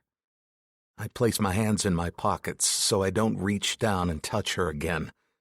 It's a small barrier, but right now it's a necessary one, as my heart-on still presses against the front of my trousers. Lulu's gaze keeps darting to my cock, and I smirk. Her lips are red and swollen, and they would look perfect wrapped around my shaft. We will, and I will. She pushes her shoulders back and raises her head. I step closer until I'm only inches from her. You can kiss me like that in public? I question. When her face flushes, showing her inexperience, I lap it up. This girl is mine and mine alone. The fly caught in the spider's web. She has no idea what she is in store for. I mean, maybe not quite like that. Her unsure words make my smile grow. Tomorrow we will tell your mother and Vivi. We can start there. She nods and I walk away. I need to leave before I devour her again. I'm trying to do the one honorable thing within my grasp and not take her virginity until we are married. It will be too late then, so she needs to understand the fire she's playing with before that time. She says she trusts me, but I see questions swirling in her eyes. Some awareness that things aren't exactly as they appear. Lulu might be kept in the dark, but she sees far more than people give her credit for. She knows my story doesn't add up, and until I can put my mother's ring on her finger, I'll keep my secrets to myself. Good night, Mia Bella, I whisper. Good night, Damon. I don't turn and look at her, but I can hear the happiness in her words. Outside her room, I take a few steady breaths. I think of my sister and her delight when she finds out how quickly everything is moving in our favor. Once I inform the Valachi clan of Lulu's acceptance of my proposal, I will go to Evie and tell her in person. And I need to get Mother's ring. My wife will wear it, Valachi or not. My chest pangs. I haven't looked at it since I drew it from my mother's finger years ago, and now I'll place it on the finger of our enemy's daughter. With that disconcerting thought, I make my way to my wing and allow myself the release that begs for Lulu's touch. The next morning comes quickly, and I'm dressed and downstairs in the main kitchen early. Staff bustle around the island preparing a morning breakfast, which we'll all sit down together for. I've requested that what remains of the family meet so Lulu and I can tell them the news. My madre's ring burns a hole in my pocket. I need to slip it onto Lulu's finger before we announce our engagement. None of this will be credible without it. "Can't you tell me now?" Vivi asks as she dances into the kitchen. Her excitement has me placing my coffee on the counter. "Patience, dear Vivi." I raise a brow. She folds her arms across her chest and raises a brow back at me. "Since when has patience been necessary around you?" Since her father's death, Vivi and I have grown closer, the walls I built up between us crumbling as I grow closer to my goals. I'm not there yet, but now I can let her back in, and that gives me far more joy than it should. I brush off my sentimental thoughts and smile at her. Today it is necessary. Staff pass us, taking the breakfast out to the main dining room. I pick up my coffee. "You won't have to wait much longer," I say as I move past. She rolls her eyes and I hide another smile as she follows me into the dining room. Lulu and Nina Valachi are already seated. Lulu's gaze snaps to me when I enter, and she looks nervous. I walk to her and press a kiss to the crown of her head, conscious of the eyes upon us as I do. My hand slips around hers beneath the surface of the table, and I slide the ring upon her finger. Her eyes widen as she recognizes the weight of what I just did, but she keeps them on my face. I smile a little. "How did you sleep?" I ask, wondering if she stayed up all night thinking about how I had touched her. Leaning closer, I place my lips against her ear. "Did you think about how I made you come?" When her cheeks heat, I sit down beside her, satisfied that if she hadn't been thinking about it last night, she was now. Her voice is prim when she answers. "Very well, thank you. How did you sleep?" She touches the cutlery on either side of her plate as she speaks. Her gaze traces the ring, her lips parting slightly. "Can we make this quick? I have a nail appointment," Lulu's mother grumbles from the head of the table. She has no right to sit there, and she won't be doing so much longer. I won't make a fuss. She nurses a martini, eyeing me over its rim. "Starting early today?" I no longer try to hide the contempt I feel when I speak to her. She's not worthy of my respect. Vivi sits down beside Lulu, staring wide-eyed at her sister and no doubt wondering about the brief kiss I placed on Lulu's head. She doesn't notice the ring on her sister's hand, though. I don't want to drag this out either, so I take Lulu's hand in mine. At first, her fingers are stiff, but they slowly wrap around mine, and I hold her hand up to display the jewelry. "Lulu and I have something to tell you." I don't look at Lulu's mother, but instead I focus on Vivi. "We are getting married." Vivi's hazel eyes widen even more, and her gaze ping-pongs from me to her sister. "Lulu?" she asks in pure astonishment. "Let me see."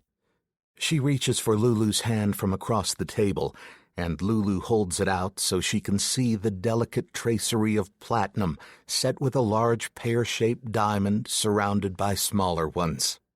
I'm looking at Lulu, too, and when she smiles, it radiates happiness beaming from her. I stare at her, impressed in spite of myself. If she doesn't mean it, she's doing a good job of pretending. "We are," she confirms shyly. Vivi squeals, and then she's out of her chair, launching herself at her sister. While the sisters embrace, I give their mother a grain of my attention. "I'm sure it's for status," she mumbles, drowning her words in her glass. She is right, it is for status, but I hate that she doesn't show a degree of kindness toward Lulu. "It's for love," I inform her, my gaze steady on her face. Her smile wobbles into a sneer. "Is that so? Then you're dumber than I gave you credit for." Vivi breaks the hug from Lulu, her expression crestfallen at her mother's emotionless reaction. "I've always seen it between you two," Vivi says proudly. Nina flays Vivi with a look and parts her lips to speak. For the first time since I arrived in this household, though, I refuse to allow her to hurt these girls anymore. I hold up a hand, preventing her from speaking. "My mother used to say, if you have nothing good to say, Then you should say nothing at all, I inform her. She bristles at my warning and gets up while raising her empty martini glass in my direction. Best of luck. Thank you, Madre. Lulu, ever the diplomat, answers. Vivi sits back down as their mother leaves the room, and the tension lifts. That went well. I squeeze Lulu's hand. She wears a look of relief mixed with worry. I'm not sure if it's her mother's reaction that has placed it there or something else. I place a croissant on the plate in front of me, but the continued silence has me looking up. Vivi is leaning her elbow on the table and resting her head in her hand, wearing a dreamy look as she watches me. I knew it, she says again. Her smile fills her face, and it's contagious. Now I'm curious. How? I ask while I cut the croissant in half and place a small bite in my mouth. I take a peek at Lulu and find she's also watching Vivi. Every time Lulu looked at you, she was swooning, Vivi declares to Lulu's horror. I laugh. I can't help it. Is that so? I tease Lulu. You were fawning over me? Lulu's face darkens. Hardly. Vivi reads too many romances, she declares, clearly put out. When I glance at Vivi, she rolls her eyes and mouths, all the time. I wink at her and take another bite of my croissant. The serious matter of informing the rest of the Valachi familia returns to the forefront of my mind. They won't be as easy to convince as an idealistic sister and a drunk mother. They won't be happy. I need to make sure we convince them with every fiber of our being. Eat something, Lulu, I instruct. At first, Lulu seems taken aback by my order. We have a busy day ahead of us, informing the rest of your family. She hears my underlying seriousness and gives a tiny nod, then picks up a slice of toast and butters it. This was the easy part. The hard is yet to come. Can I come when you tell Uncle Franco? Vivi asks, showing her misgivings about the situation, even through her happiness. I shake my head. It will not be fun. No, this is something Lulu and I must do alone. She pouts, but she can't stay mad for long, and a smile takes over. Will I be the maid of honor? She asks Lulu while joining her hands together in prayer. Lulu relaxes in her chair. Who else would I ask but my favorite sister? Vivi sticks out her tongue, but is clearly excited. I'm your only sister. Lulu smiles, and the sisters seem to share a secret moment of anticipation. I allow myself to enjoy the rest of breakfast before reality comes crashing down, and it's time to leave. I've arranged a meeting with Franco. Is it necessary for me to come? Lulu asks carefully, nerves threading through her words. Yes, I will do all the talking, though, I inform her. Having her present in the meeting will make it run more smoothly, I hope. I had thought I could do it alone, but when I contacted Franco last night saying Lulu had made her decision, he wanted to see her. Lulu nods and pushes her half-eaten toast aside. I'm not happy with the small amount she has eaten, but it looks as though nerves are getting the better of her. I'll have to keep an eye on this in the coming days. Well, you will have to tell me everything when you get back. Vivi hasn't stopped smiling and wears a dreamy look as I help Lulu rise from the table. Outside, my Jaguar idol's waiting for us. I open the passenger door and help Lulu in. Being able to touch her so freely is a benefit of this arrangement. No more hiding my attraction. Behind the wheel, I glance across to find Lulu daydreaming, her mind most likely on the meeting. I lean over to buckle the seatbelt across Lulu's lap before strapping myself in. Remember, we have been having a hidden romance for a long time, I coach as we leave the premises. We had decided to tell your father, but unfortunately he passed away before we could tell him about us. I glance at Lulu and she nods. I still don't understand why you would do this for me. And there it is, her distrust. I have to divert her thoughts. Do you wish to marry Scarpetta or Marzano? I ask. She twists her fingers together on her lap. Of course not. That's not what I mean. My ancestry is not as powerful as yours, but it's old Mafia blood regardless, so I don't see Franco having any major issues. I think he will just be surprised. I continue to direct the conversation, but no doubt Lulu knows exactly what I am doing. And if he objects? Lulu asks, and therein lies my fear. I glance at her as I turn out onto the road. Then we had better be very convincing. Not just for her sake, but mine too. She nods before glancing out the window. She asks no more questions as we make our way to Franco's, not appearing to notice that I never did answer her question. Alice greets us at the door, her hug lingering with Lulu. "How are you, Caro?"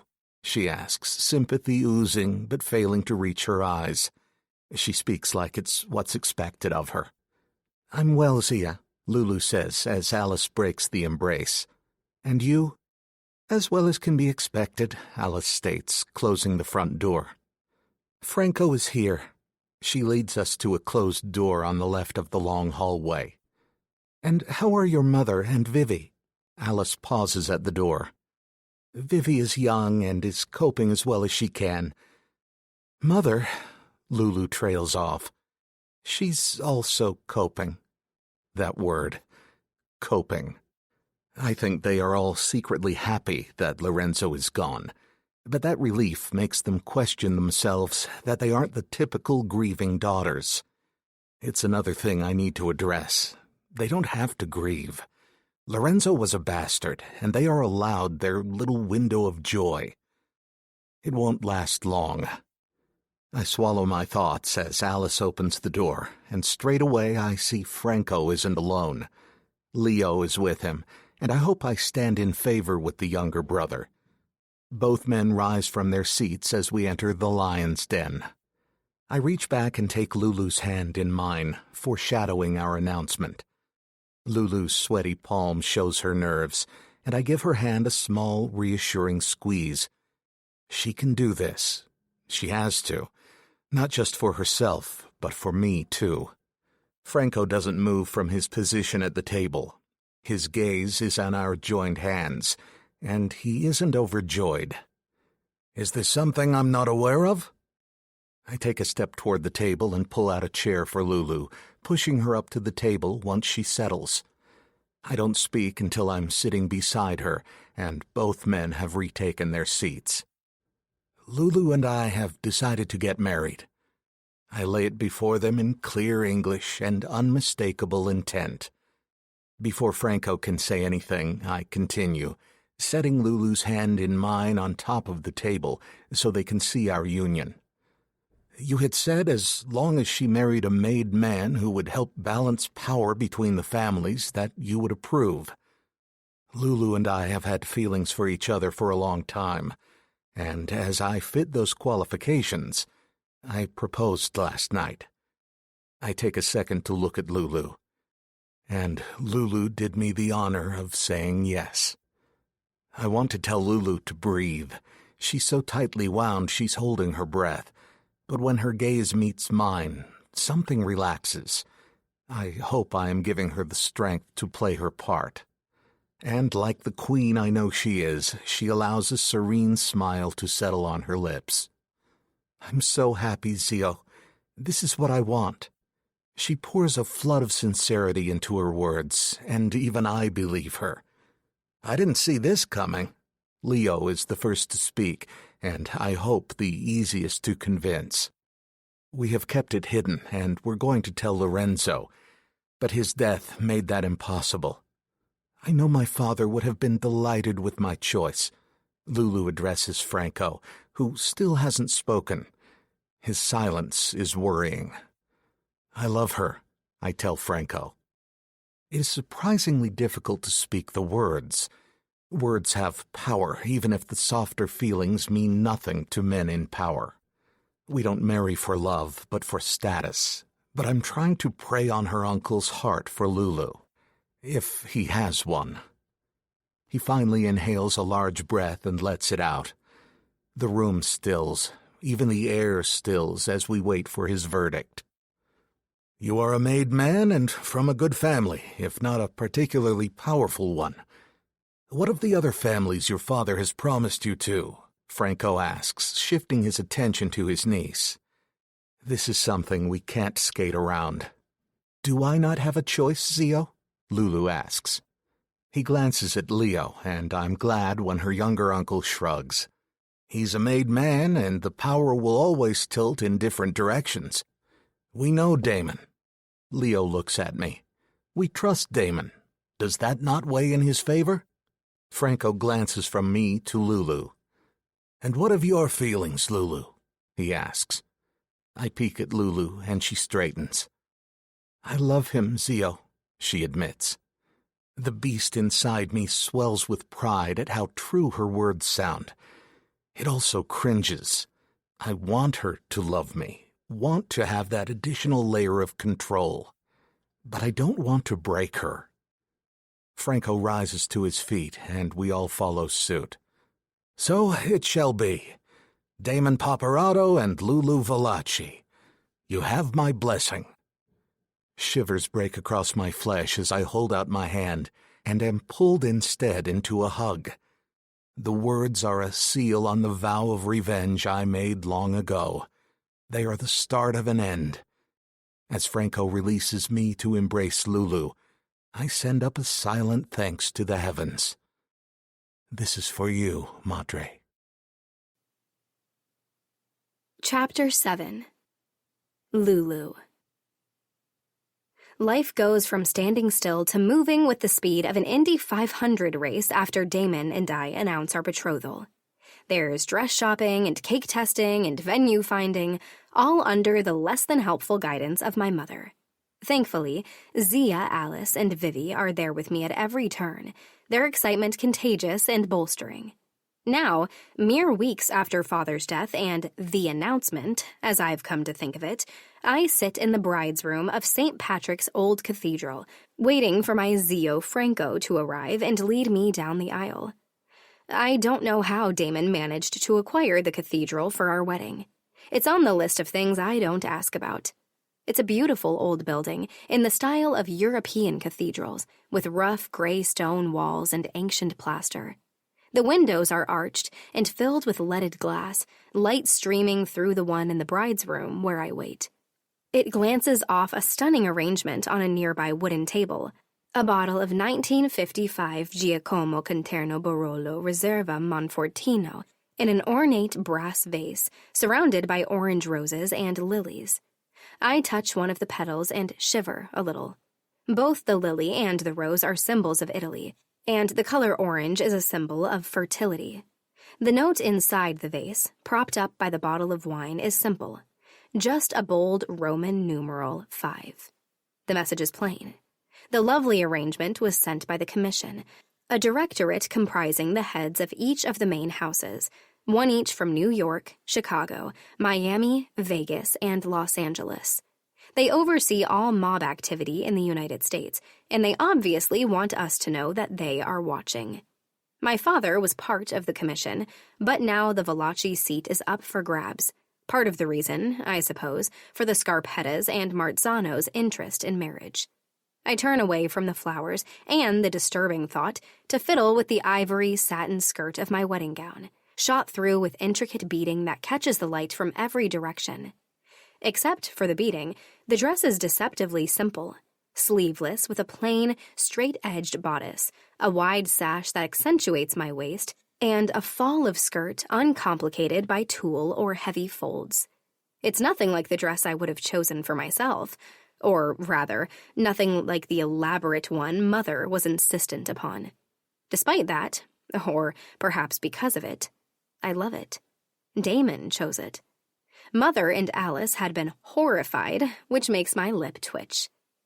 The groom shouldn't see the bride's gown, Alice had insisted. He definitely shouldn't be picking it out. Damon had ignored their blustering and had rifled through the collection available before tapping thoughtfully at his chin. None of these, he said to the sales attendant. She's small to begin with, and they're too... He waved his hands in punctuation. Flashy, big. She needs something classy and understated. His eyes narrowed as they rested on me. I want her to be the only thing we see when she walks down that aisle. The woman, not the dress. That right there. That's the kind of thing he does that makes my knees weaken. That make me want to wed him, regardless of the things I'm unsure of. Because the thing I do know, the one thing I am sure of, is that Damon Paparazzo has some kind of soft feeling for me, whether he wants to give in to it or not. Now, I study myself in the mirror as Vivi tweaks the long, sheer veil that falls back from my forehead. The woman staring back is pale, her mouth a dark ruby slash. She looks scared, uncertain. I practice a smile, but it falls flat, failing to light my eyes or make me look anything other than anxious. Lulu? Vivi meets my gaze in the mirror, a small frown of consternation on her forehead. Are you okay? My lower lip trembles before I bite it. I think I'm terrified, Vivi. Her expression goes soft. Aw, that's normal. I snort a small laugh. Because you have so much experience. I'm serious. Just focus on the man waiting for you at the end of that aisle. Damon is a good man, so kind and... She breaks off, thinking. Safe. There's something about him that seems safe, you know? I murmur a sound that could be in agreement, and don't tell her it's he who terrifies me. I believe that he'll protect me, if for no other reason than I belong to him, and he takes care of what's his. But he scares me on so many levels. There's so much I don't know about him. I don't know what he'll want after we're married. Someone to be a partner and a companion, or a body to use. Despite his offer, after that night I agreed to marry him, I harbor no illusions that he won't want to exert his marital rights. And I want that too. The very thought of Damon's touch makes me flush with heat. I just don't want to end up like my mother and my aunts, women who are pawns, whose feelings and opinions are not worth consideration by the men in their lives. In the weeks I've had to plan and prepare myself for this day, the fear that I'm stepping from one golden cage to another has grown. But I want to believe Damon is an honorable man, even if it's clear he's holding part of himself back. I want to do more than trust him to keep me safe.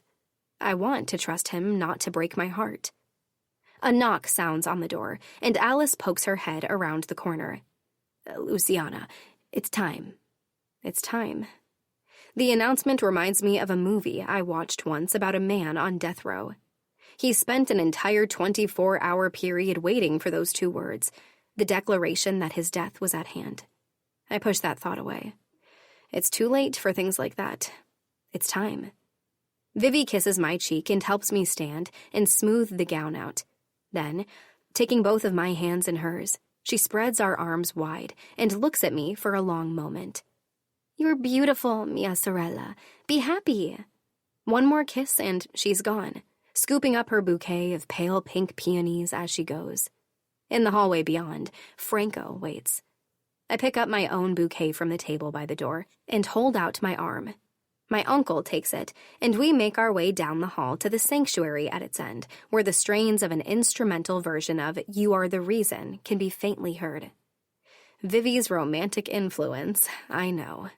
I also know there's nothing romantic about this union, no matter how I try to convince myself otherwise.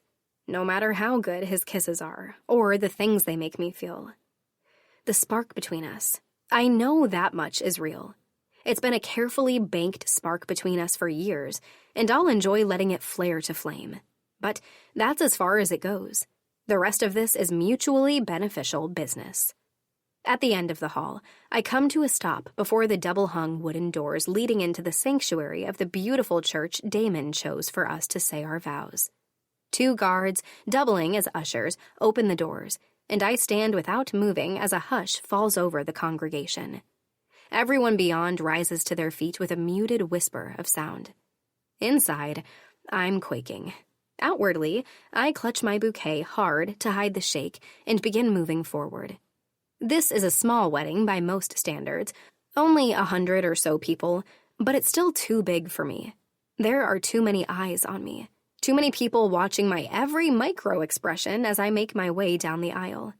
In the back corners, and at intervals throughout the sanctuary, I have fleeting glimpses of the security detail, their weapons and watchful stances obvious. They're not here for a wedding. They're here to ensure it doesn't turn into a slaughter. I catch sight of Enzo Scarpetta and Luca Marzano watching me with carefully neutral expressions, and I'm reminded of the threat to Vivi. The one Damon said our marriage would neutralize. I set my jaw. This is happening. It's really happening.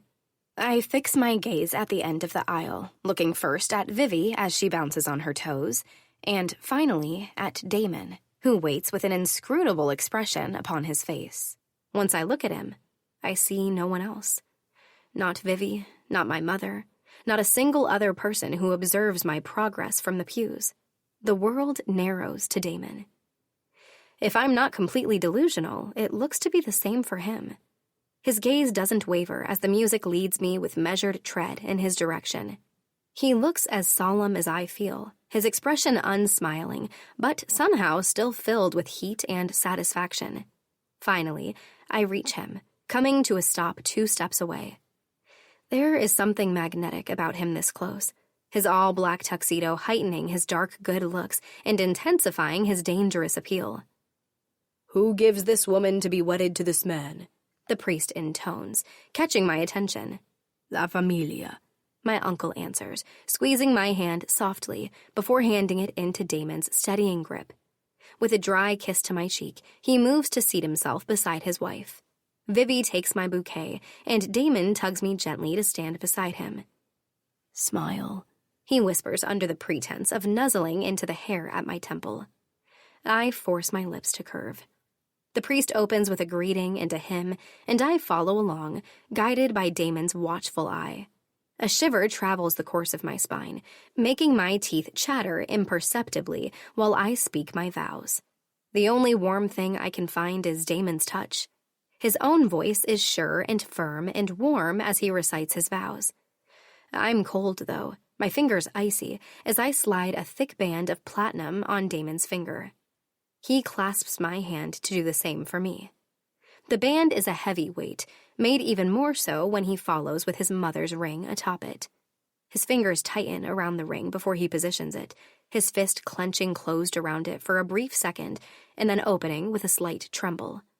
I look up at him in surprise, wondering at the rare glimpse of emotion I catch flash across his face. I frown and settle my hand upon his, squeezing softly in an attempt to convey reassurance. His eyes meet mine, and I recoil at the anger and confusion I see there, swiftly hidden, but unmistakable. Why is he angry? "I now pronounce you husband and wife." The priest turns to Damon. "You may kiss your bride."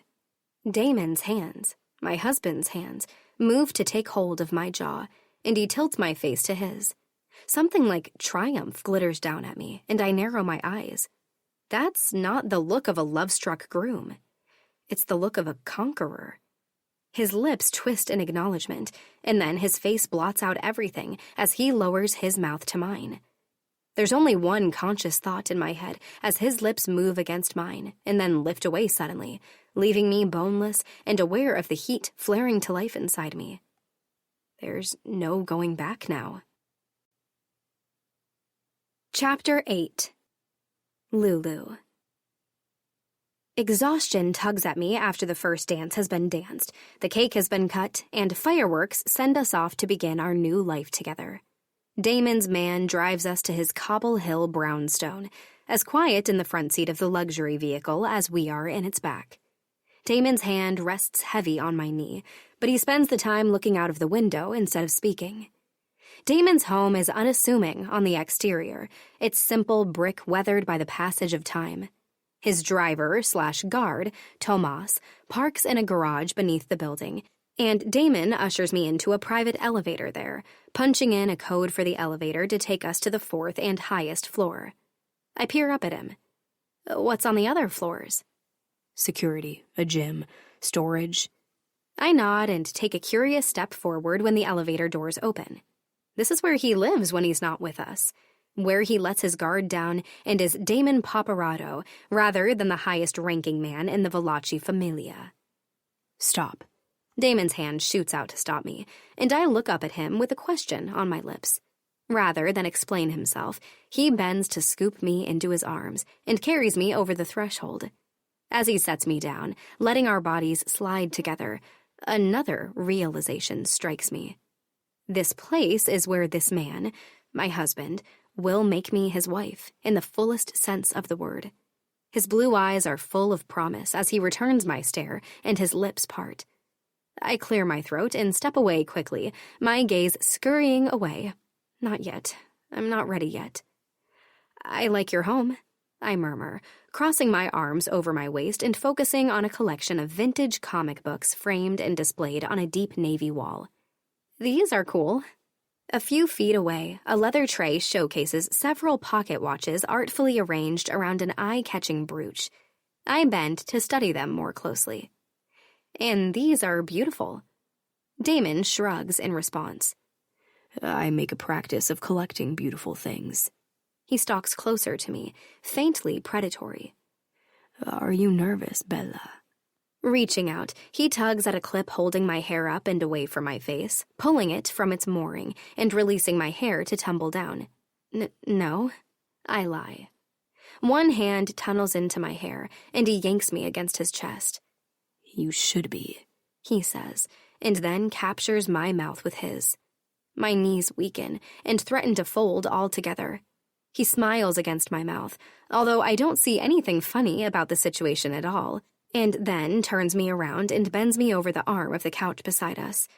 Alarm floods me, and I start to stand upright, but he places a hand on the middle of my back and presses me down.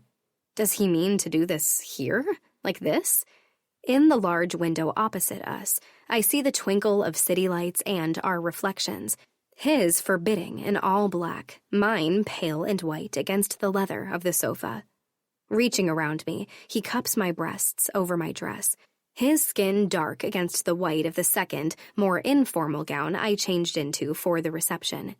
It's a midi dress with a tight bodice, a flaring skirt of polka-dot patterned tulle, and drapey sleeves falling off the shoulders to my elbows. His hands push at the sweetheart neckline for better access. He kneads and weighs my breasts as I stand there before him like some sort of depraved offering, and then puts his hands on my hips and pulls me forcefully into him. I can feel him through the thin tulle, thick and hard against my bottom. This isn't how I had envisioned the evening unfolding.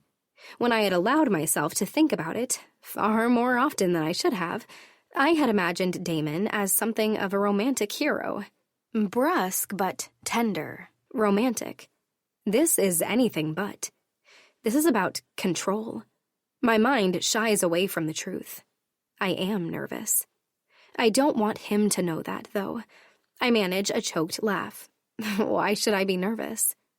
He laughs, low and dark, and then answers by tearing the back of my dress open from its top to past my waist, baring my back to his gaze. I clutch the front to me, and he moves my hands back to their original position, supporting my weight. He places the flat of his thumb on my spine at the neck, and my breathing quickens in response as he trails it down the length of my backbone. I can't prevent a low groan from escaping. Okay, I'm a little nervous. He twists me around to face him and finishes helping my dress to the floor until I stand before him in nothing but a pair of lacy white panties and heels. Suppressing the urge to cover myself, I stand still while he studies me, his gaze sweeping slowly across every dip and hollow of the flesh on display. You are a beautiful woman, Luciana, he says finally. Has any other man touched you? Put his mouth on you? I shake my head. Only a kiss or two. Good. He tweaks my nipple sharply before bending to pull it into his mouth and suck, hard. Sensation shoots through me, a discordant twang of desire from breast to belly to my core, and rational thought flees. When my head falls backward on my suddenly boneless neck, it's as if a signal gun fires. Damon picks me up without breaking contact, wrapping my legs around his waist, and begins walking. The strong suction of his mouth on my breast has my head spinning. I close my eyes and just feel. The twist and glide of his lips on my nipples send a companion tug straight to that spot between my legs, and without thinking, I squeeze them more tightly around his waist and grind against him. Instinct drives me, a drive to assuage the need that pulses with demand. Damon answers by moving his mouth to the other breast and giving it similar attention. Then, his mouth leaves me altogether as he releases me to drop down onto the soft surface of his bed. I manage to open my eyes and look around. His room is sparse in furnishing but decadent, with soft bed linen covers that feel like cool silk to my flushed skin. One wall is dominated by a series of floor-to-ceiling windows like in the living area. Against another wall, instead of one large bureau, 3 narrow chest-height dressers are positioned at exact intervals, the pale wood of their construction standing out against the deep navy surface of the wall. The decor reminds me of Damon. Spare and efficient, and yet strangely indulgent. It's the man who claims my attention after that cursory inspection. Standing above me, dark and delicious, his eyes glitter down as he removes his shirt with a single tug of his hand at his neck. Then, I see nothing but his bare chest, which looks to have been sculpted by Michelangelo himself and inked with the most glorious of frescoes. Later, I promise myself I will explore that art. I get to do that now, as his wife. I'll explore it with my hands and my fingers and my tongue and my lips, as well as my eyes. But for now, his hands are at the waist of his pants, where he unbuckles a thick leather belt before whipping it from the belt loops and tossing it aside. His pants follow as he shucks them and his boxer briefs to the floor. And then, he's standing before me gloriously nude, his erection a long, rampant beast jutting out between us, a drop of pre-cum glistening on the tip. He strokes it with a careless air, his eyes insistent upon me. I swallow. I know it's something that probably all virgins think, but a real fear seizes me. That's never gonna fit. He laughs, and my gaze flashes from his erection to the man. Damn it, did I say that out loud? It'll fit.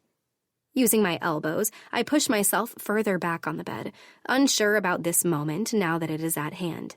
Literally. Can we slow things down just a tad? He lowers himself to his forearms, stretching himself atop me. I can feel him everywhere, and my brain short-circuits at the miles of hot, naked man pressing into every inch of me. Me, who's starting to freak out more than a little. His lips on mine silence me. After a leisurely kiss that does nothing to calm my nerves, he begins to lick and kiss his way down my body. The fingers of my right hand twist into his hair with each new erogenous zone he discovers, while the back of my left hand goes to my mouth to try to keep myself from making any other embarrassing noises. I whimper into my palm, and Damon pulls it away from my face. He gives me a long look without speaking, but I hear every unsaid word. Make your noises. His hands are hard and sure as they stroke over every inch of me. His thumbs are rough as they graze my nipples, but that roughness is a delicious counterpoint to the softness of my skin. Those same thumbs trace the contours of my stomach before hooking into the waistband of my panties. I look down to find him staring up at me with a wicked gleam in his eyes before he begins to drag them down the length of my legs. Oh, God, I say, squirming against him. Really, Damon, I don't think I'm ready. Nope, I don't think I want this. Too late now, he says, breathing hot against me. But you can scream while I eat your pussy if it makes you feel better. His mouth latches on to that one tiny spot at the juncture of my legs, my pussy, as he calls it, and I do just that, a low, garbled-sounding scream leaving my lips. I can't stand it. What this man is doing with his lips and his tongue should be illegal. I've never felt anything like it, not when I've touched myself, and not when he made me orgasm a few weeks ago. It's an indefinable sort of torture. With his fingers, he spreads me wide, and then his tongue laves at my folds with long, slow licks. As he comes to the pinnacle of each lick, his tongue curls and latches onto my clit, that little nub throbbing with a pleasurable ache that intensifies to pain when his tongue stabs it and then twists around to play, building me up but refusing to let me fall. It's a pleasure that seems to have no ending in sight. Instead, Damon manipulates my body skillfully, building the intensity without ever quite allowing me to reach that crescendo. It's not until he inserts one long, thick finger inside of me, just a little, just enough to curl that finger upward and press it against a spot that acts as a counterpoint to his tongue, that I experience that same sensation as the first time I orgasmed under his tutelage. That's when I come, powerfully and explosively, against his mouth and hand. My body relaxes into the bed, blissful lassitude settling into every muscle and every bone, rubber. Damon's fingers continue to stroke, and he presses tiny kisses against my flesh, causing electric aftershocks to surge through my system. I shudder and push at his head. "No more," I plead. He studies my face from his position between my legs, his expression that strange mix of anger and confusion and tenderness once again. And then it settles into resolution. He begins to kiss his way back up my body. "Oh no," he says. "We're just getting started." "Damon, I'm gonna fuck you now.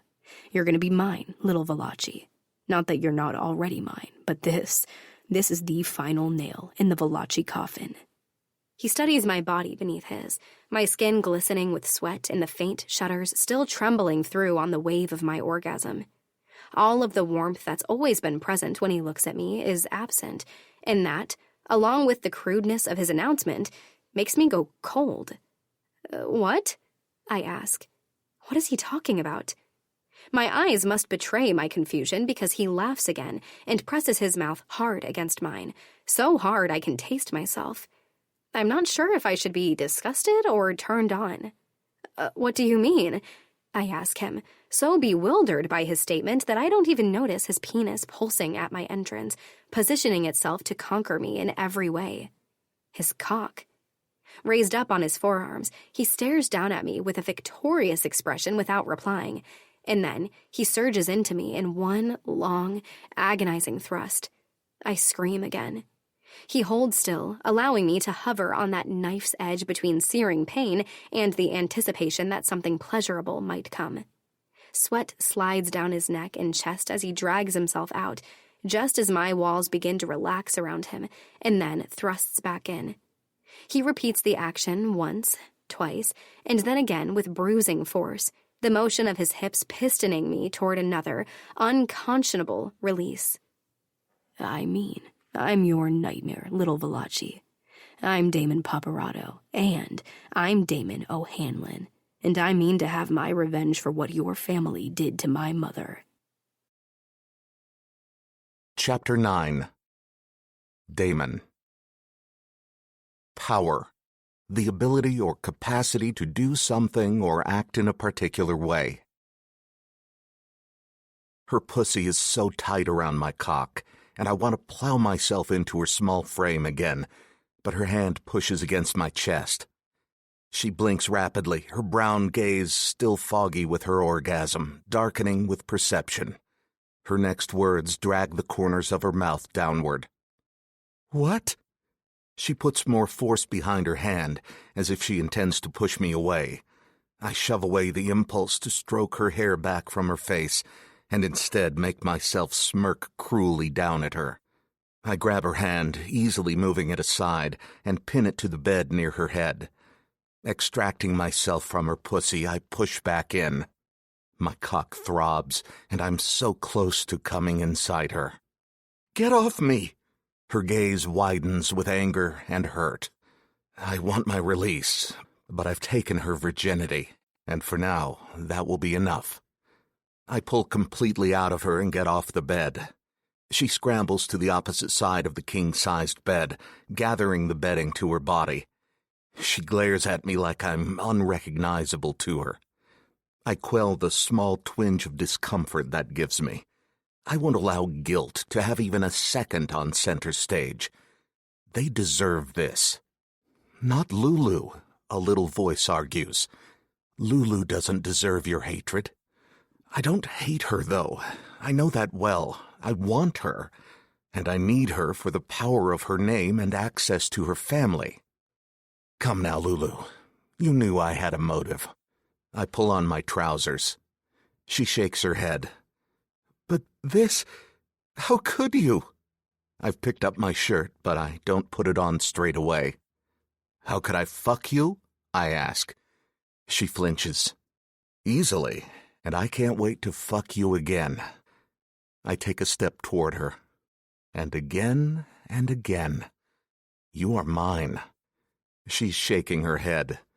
I jut out my chin. Completely mine. Mine to fuck, mine to control. I own you.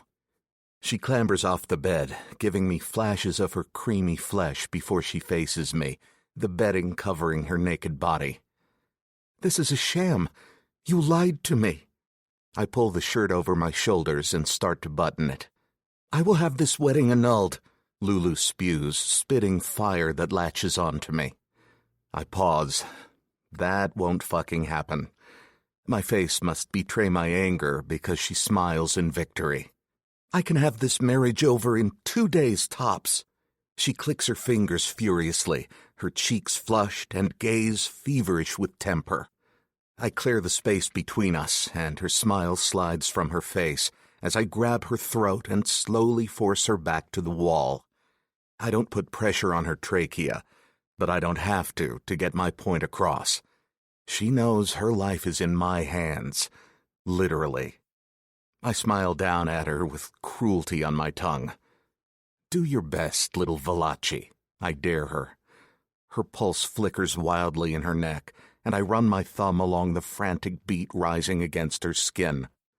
I will make your life a living hell, I add. You already have. Tears spill down her face. I tighten my hold on her neck, knowing I have to play dirty. I will use whatever means are necessary to keep her with me. You had best use care. Your sister will pay the price. Lulu's mouth is agape as she tries to pull herself out of my hold. I tighten my fingers, refusing to let her go. Leaning in, I whisper in her ear, Don't test me, Lulu. You have no idea what lengths I will go to. I press a kiss below her earlobe and then release her. She slumps against the wall, one hand going to her throat to massage the reddening flesh, the other hand still clutching the bedclothes. I'm going for a shower. You can join me if you want. Lulu sucks in a large, indignant breath and releases it on a curse. Fuck you. I laugh at her vocabulary. Crass for her. She's always so ladylike. It's almost fun to see her control slip. I will fuck you, but not right now. It'll be a cold day in hell before I do that again, Damon Paparazzo. I laugh again and leave her seething as I enter the bathroom. I am under no illusion that Lulu will behave. I know she will fight me at every corner. But I'm in this not just for the battle, but for the war. Soon, Lulu would realize that. I turn on the water, leaving the bathroom door open in case she decides to join me. Sex with her was ecstasy, like nothing I've experienced before. I'm already craving her flesh again. My cock is still hard. It hasn't softened since I pulled it out of her sweet pussy. I glance back at the door, wishing she would come in and give me a blowjob. I almost chuckle, knowing right now she would quicker bite my cock off. My chuckle dies as water pours down my back, scarred with the remnants of the abuse I took as a child. I'm surprised Lulu didn't comment on it. Maybe she didn't see it. I have to meet Evie and tell her what has transpired. If we play this right, we could have it all. Combined, the power of the O'Hanlon, the Paparazzo, and the Valachi families would make us unstoppable. And I would be at the helm. That kind of power would place us high in this corrupt kingdom, not just in the States, but in Ireland and Italy too. It's the kind of power that changes everything.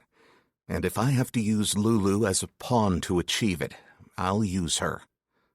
The truth rises like a dark wave, threatening to swamp me. I didn't want to have to hurt Lulu or Vivi, but I won't lose my place in this new world I've forged for myself and my family either. Telling Marcus will give me the greatest pleasure of all. I'm imagining his face when he learns I have more power than he has. He will be enraged, but I'm not a boy anymore, and I won't lie down and let him level his anger on me. I'm older, stronger, and I won't be prey anymore. Sadness grips me at the irony of our relationship. Once my brother healed my wounds with his jokes and empathy, but soon he was the one inflicting pain with fists and fury. Abuse turned him into an abuser, while it turned me into something else. Stone, maybe. Even after I grew into my own strength, I never hit him back. He could become our padre if he desired to. I refused.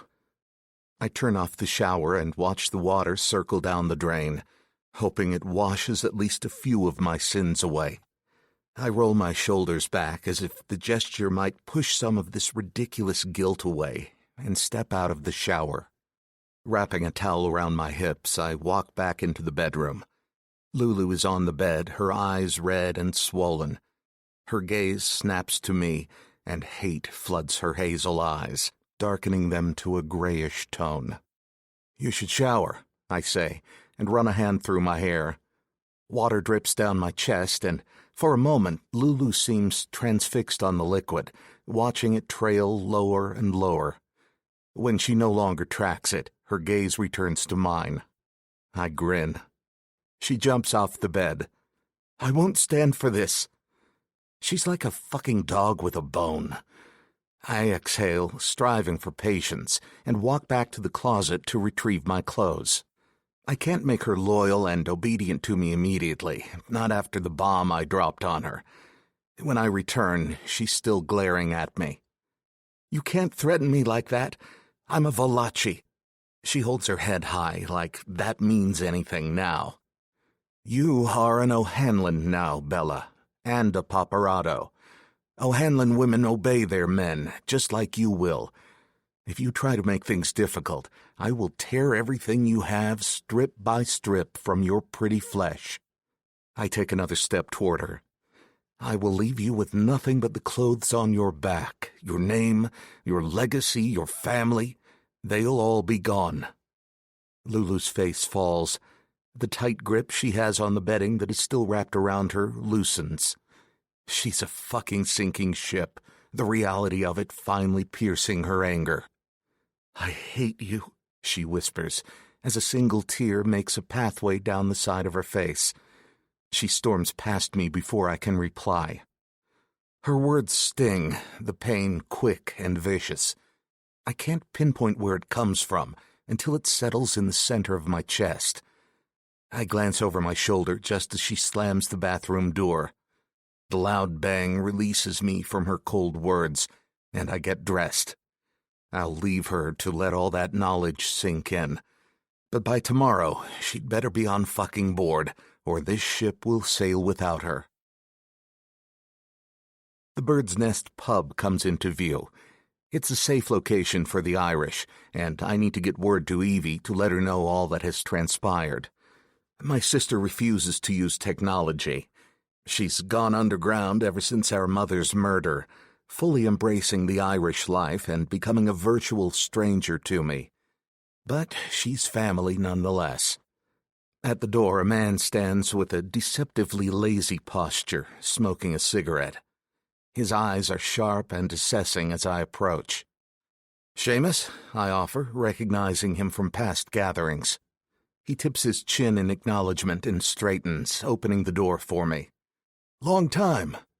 Inside, a few men nurse pints of Guinness, their New York accents failing to hold a candle to the barmaid who's spinning a yarn, as my mother would often say. "Yella, he holds out his hand and says, 'Which do you want?' He raises the palm with the coin higher before lowering it and raising the sweets." The barmaid pauses and wipes the counter as the punters hang on to her every word. "Well, being 10, he thought I'd take the millshine." Her gaze sweeps across me, and she pauses, tilting her head and narrowing her eyes. I'm sure I look like my sister. Please, continue. I take a seat at the bar, and the other men give me a quick glance before returning their attention to the barmaid, who isn't as loose-lipped as she was a few seconds ago. "Which did you choose?" one of the men asks, leaning both arms on the bar. She glances at me, and I nod for her to continue. "Can I get you a drink?" she asks. "A brandy would be nice." As she pours the brandy, she continues her tale. "I took the coin." She's half smiling now, thinking back to a time that's long gone. 15 years later, I was attending a christening, wetting the wee bab's head, she explains, placing the brandy in front of me. She sets the glass on a beer mat. "Who do you think I meet?" Her accent is thick, her smile contagious, and I'm guessing she's close to 50 as the lines deepen around her mouth and eyes. "Yella!" The middle guy lofts his half-drank pint in the air. "Fucking yella!" he repeats. The men on either side of him grin. "It was, and he remembered the coin. So I told him I got it valued, and it was worth 50 grand. You should have seen his face. He turned white." The laughs from the men have me sipping my brandy in quiet amusement. 50,000, I'd be disgusted. The woman smiles and wipes the same spot on the bar counter. "I never got it valued. I was joking with him." Her gaze keeps sliding toward me. "Now off with y'all from my bar." She jerks her head toward an empty booth behind the men. They obediently listen to her and leave the bar, still laughing about her story. She walks the length of the bar to me. "What can I do you for?" she asks, her silvery blue gaze steady on my face. I'm sure in her day she was beautiful. I need to get word to Evie. I take another sip of the brandy.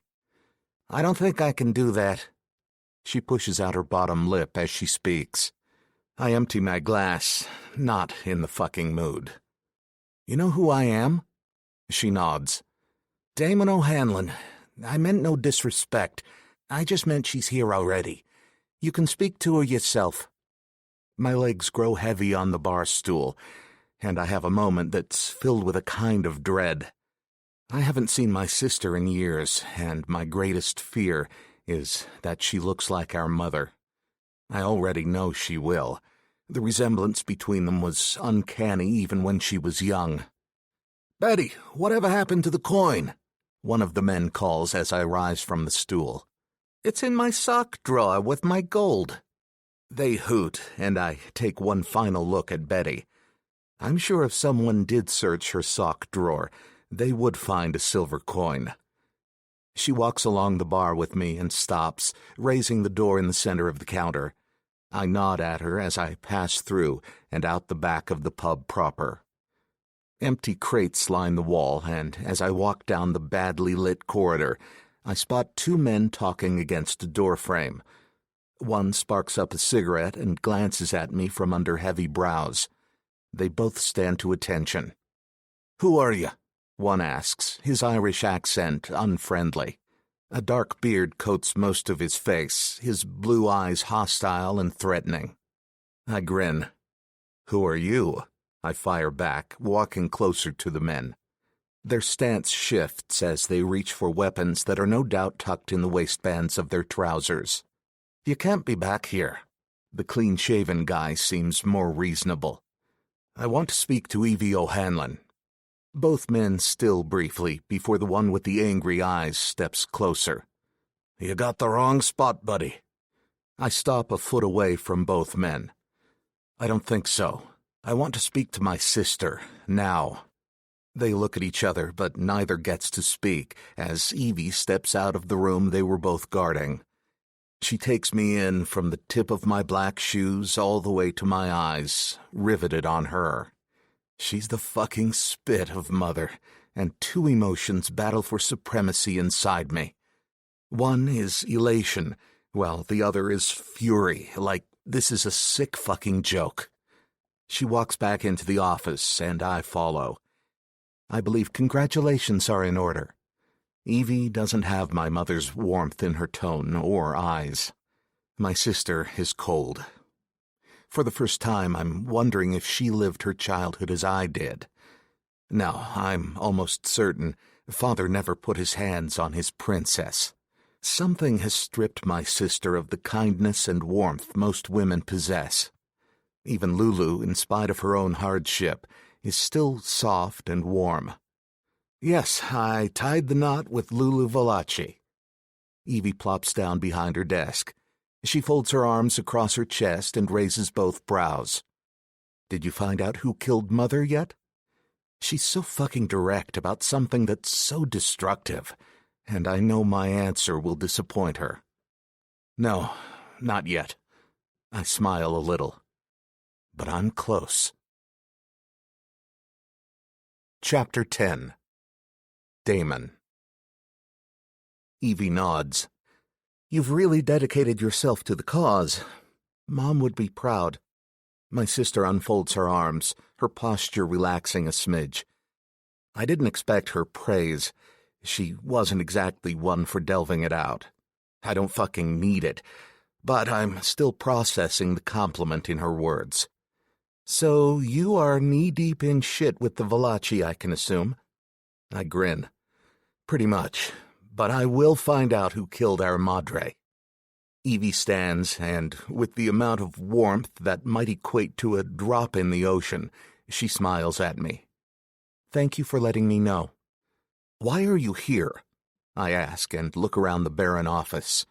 Both men still stand at the door, their backs to us. I'm under no illusions that they aren't listening, though. Information is beyond value in this world we dwell in. I needed to get away from all the Irish drama. A war is brewing with the Russians, and politics were giving me a headache. She rubs her forehead for emphasis.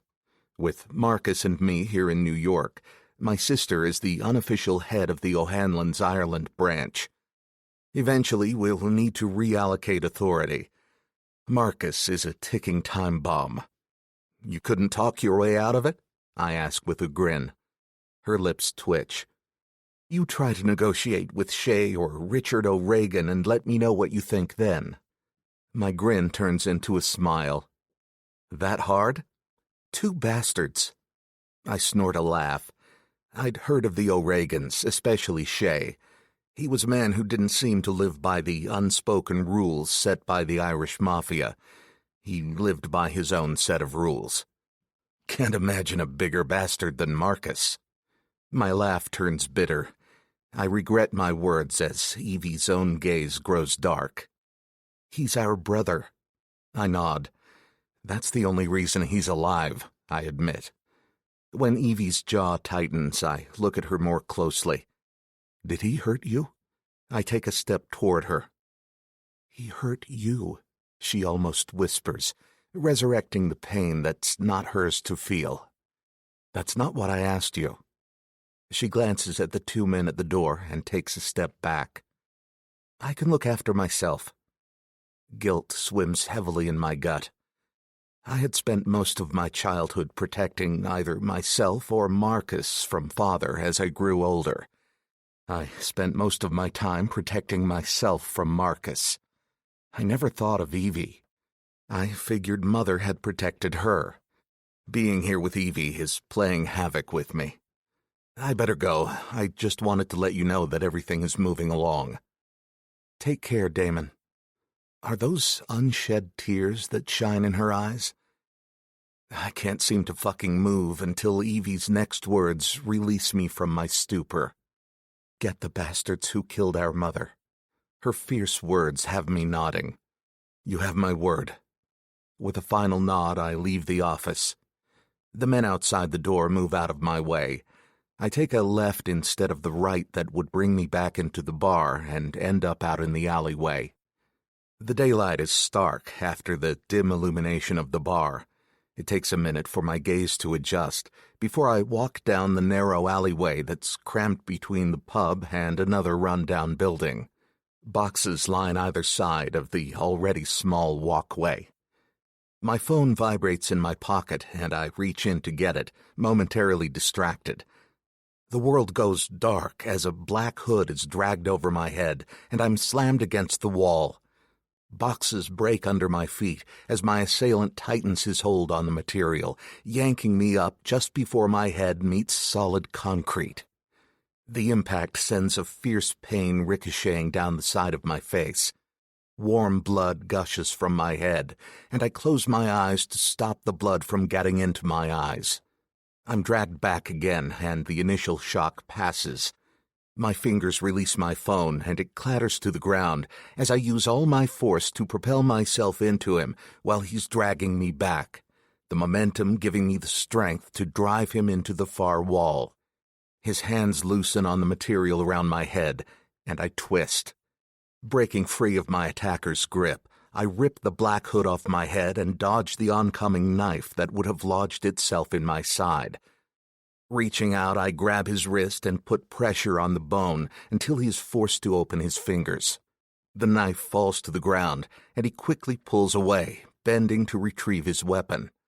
He doesn't get far before my knee connects with his nose, the bone-crushing force creating a cracking sound that's as satisfying as the blood that pours from his broken nose. He clutches his face, his deep green gaze wild, as I slam him into the wall and pull my gun out of my waistband. When my pistol presses into his cheek, he freezes. I blink blood out of my eye before using my free hand to wipe some of it away, my head pounding. "Who the fuck sent you?" I ask, twisting the gun into his face. He's tight-lipped, and I take a brief glance around to make sure he's alone.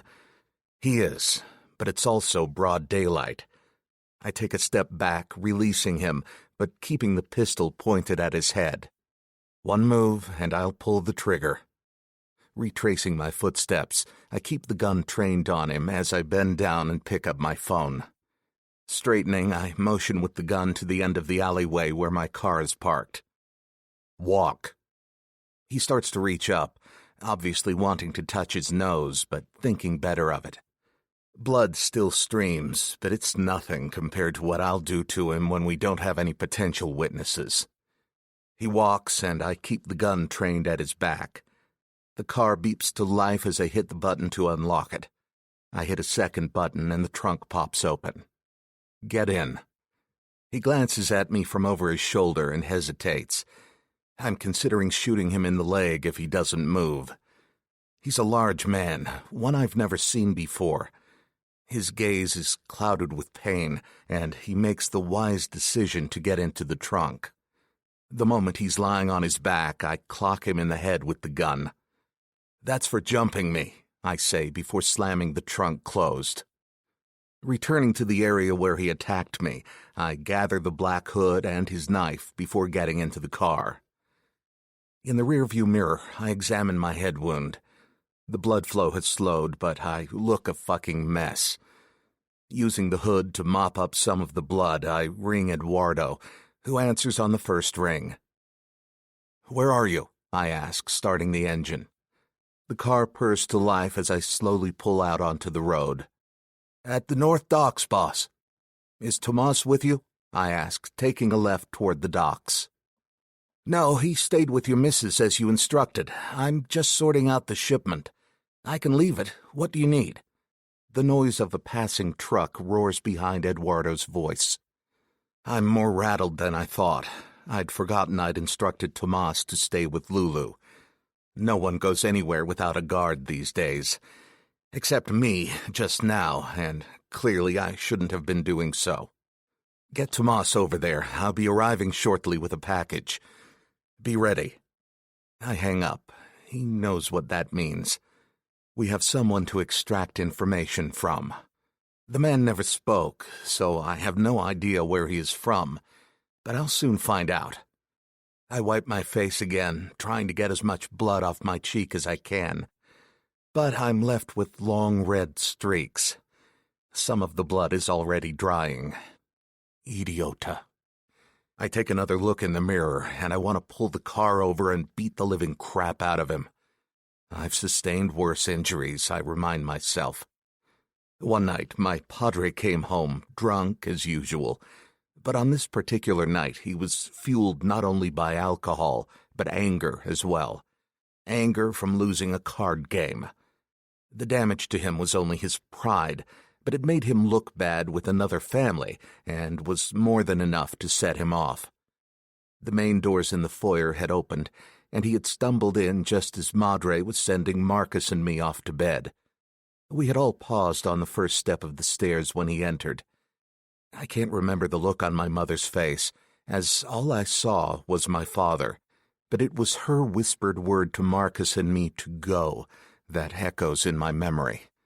The fear in her voice had sent shivers racing across my flesh. I was 14, a man in my mind, but a boy in body. Marcus had taken the steps 2 at a time, but I didn't.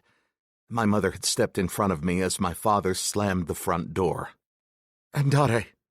Her eyes were wild with fear, and her telling me to go twice should have had me following my brother, but I couldn't leave her. I was fucking petrified, but I still couldn't leave her alone with father, not when anger had curled his hands into fists and propelled his steps toward her. I'd taken a step out from behind her, and all that anger, all that rage had honed in on me. I regretted my decision in that second. I'm broken from the memory as I stop at a set of traffic lights. The guy in the trunk starts to get lively. I turn up the music to block out both his banging and the memory that wants to drag me into the past. Other than avenging my mother's death, the past is dead. I want no part of it. The lights turn green and I'm moving again. I get a straight run to the docks, weaving smoothly between the arriving and departing trucks. Eduardo comes into view in the process of rolling up the large metal door to the warehouse. The green and beige peaky cap on his head is his signature, along with the cigarette dangling from the corner of his mouth. It's strange, but Eduardo acts more Irish than Italian. Maybe the influence of the O'Hanlons on him during his formative years. Once the gap is wide enough for the car to pass beneath the door, I roll into the warehouse, and seconds later the door closes behind me. Tomas, having already arrived, walks to the car, his limp from a recent accident evident. I turn off the engine, the music dying and the banging from the trunk returning full force, before the idiot realizes we've stopped for good, and abruptly goes silent. As I climb out of the car, Eduardo greets me with a cloud of smoke before he crushes the cigarette under his brown leather boot. "What's our package, boss?" he asks. "The kind that needs to express himself with his words," I answer. Tomas is already walking to the trunk. "I'll take a guess and say it's this that's in the trunk." He shifts from his bad leg to his good one while pressing the button to open the trunk. Eduardo walks over to the side of the empty warehouse, where a stack of chairs sits. Getting one, he places it in the center of the cavernous space. I make my way to Tomas, and he nods at me. I tip my chin in silent command, and he opens the trunk fully. I have my gun at the ready and point it at the man's head. He slowly blinks at the harsh light, but when his gaze settles on the weapon, he goes completely still. "Get out!" Tomas stands back as the man fumbles out of the car. His exit is less than graceful as he tumbles out and onto the concrete floor. Eduardo returns with a rope slung across his shoulder, and the moment the man is on his feet, he starts to pat him down, removing 2 more knives, a phone, and a pack of matches. I point the gun at the chair. "Take a seat," I instruct. I'm tempted to touch my head where a sharp throb aches, but I ignore it, letting the pain be my driving force. He walks to the chair, taking sidelong glances around him. The minute he sits down, Eduardo ties him up. "We can do this the easy way or the hard way," I inform him before I grin. I have to admit that I'm kinda hoping for the hard way. At that, I hold out my hand to Tomas, and without asking, he places one of the knives he had taken in my open palm. I heft it in my hand, studying it, before I wrap my hand around the handle and put my gun away. This won't be fast. It won't be painless. "What were you doing in the alleyway?" I ask, and tap the knife in my open hand. For the first time, he looks as if he realizes his less-than-stellar decision to jump me was the wrong one. "I was looking for you." I squat beside him, making myself appear smaller, less threatening. He will die at my hands, but he doesn't need to know that. I want to extract as much information as possible first. "How did you know where I was?" No one who I'm aware of knew where I was going. Someone in the pub? I doubt that Evie had me jumped. She has no reason to hurt me. Yet that thought sends me to my feet again. "Were you sent to kill me?" He swallows and his fingers widen as he pushes his hands against the restraints. His gaze dances from me to Eduardo, who's lit up another cigarette. I don't have time for games. With one swift movement, I bring the knife down on his left leg, the metal slicing through flesh and piercing bone. His cries spew from his lips, but I have no fear of anyone hearing us. Anyone within hearing range works for me. Let's try that again. I keep my hand tight around the handle of the knife. Drool and cries continue to pour from his lips. His gaze clashes with mine, wide and terrified. I twist the knife, and his screams grow frantic as he rocks on the chair, trying to get away. That won't happen. "Luciano Valachi." The name falls from trembling lips.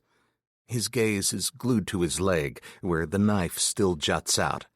I tighten my fingers again, getting ready to twist. He's shaking his head wildly. No, wait." He licks his lips, his breathing erratic from the pain. "She sent me to kill you." With one movement, I tear the knife from his leg. More screams follow, turning quickly to sobs. "Did she now?" My chest tightens in a peculiar way, but I'm sort of impressed. I keep hold of the knife as I think through this situation. My sweet little wife hired a hitman to take me out. It's unfortunate for you that you didn't come to me with this information. What's your name? Gianni. Gianni. Very unfortunate. Wait! Sweat mixes with the blood on his face, and his eyes are wild. He knows what happens to men like him in our world. She sent me to kill you, but I wasn't going to do it. I was told to teach you a lesson. I cock my head, watching him closely. Someone sent him to kill me, but someone also told him to teach me a lesson.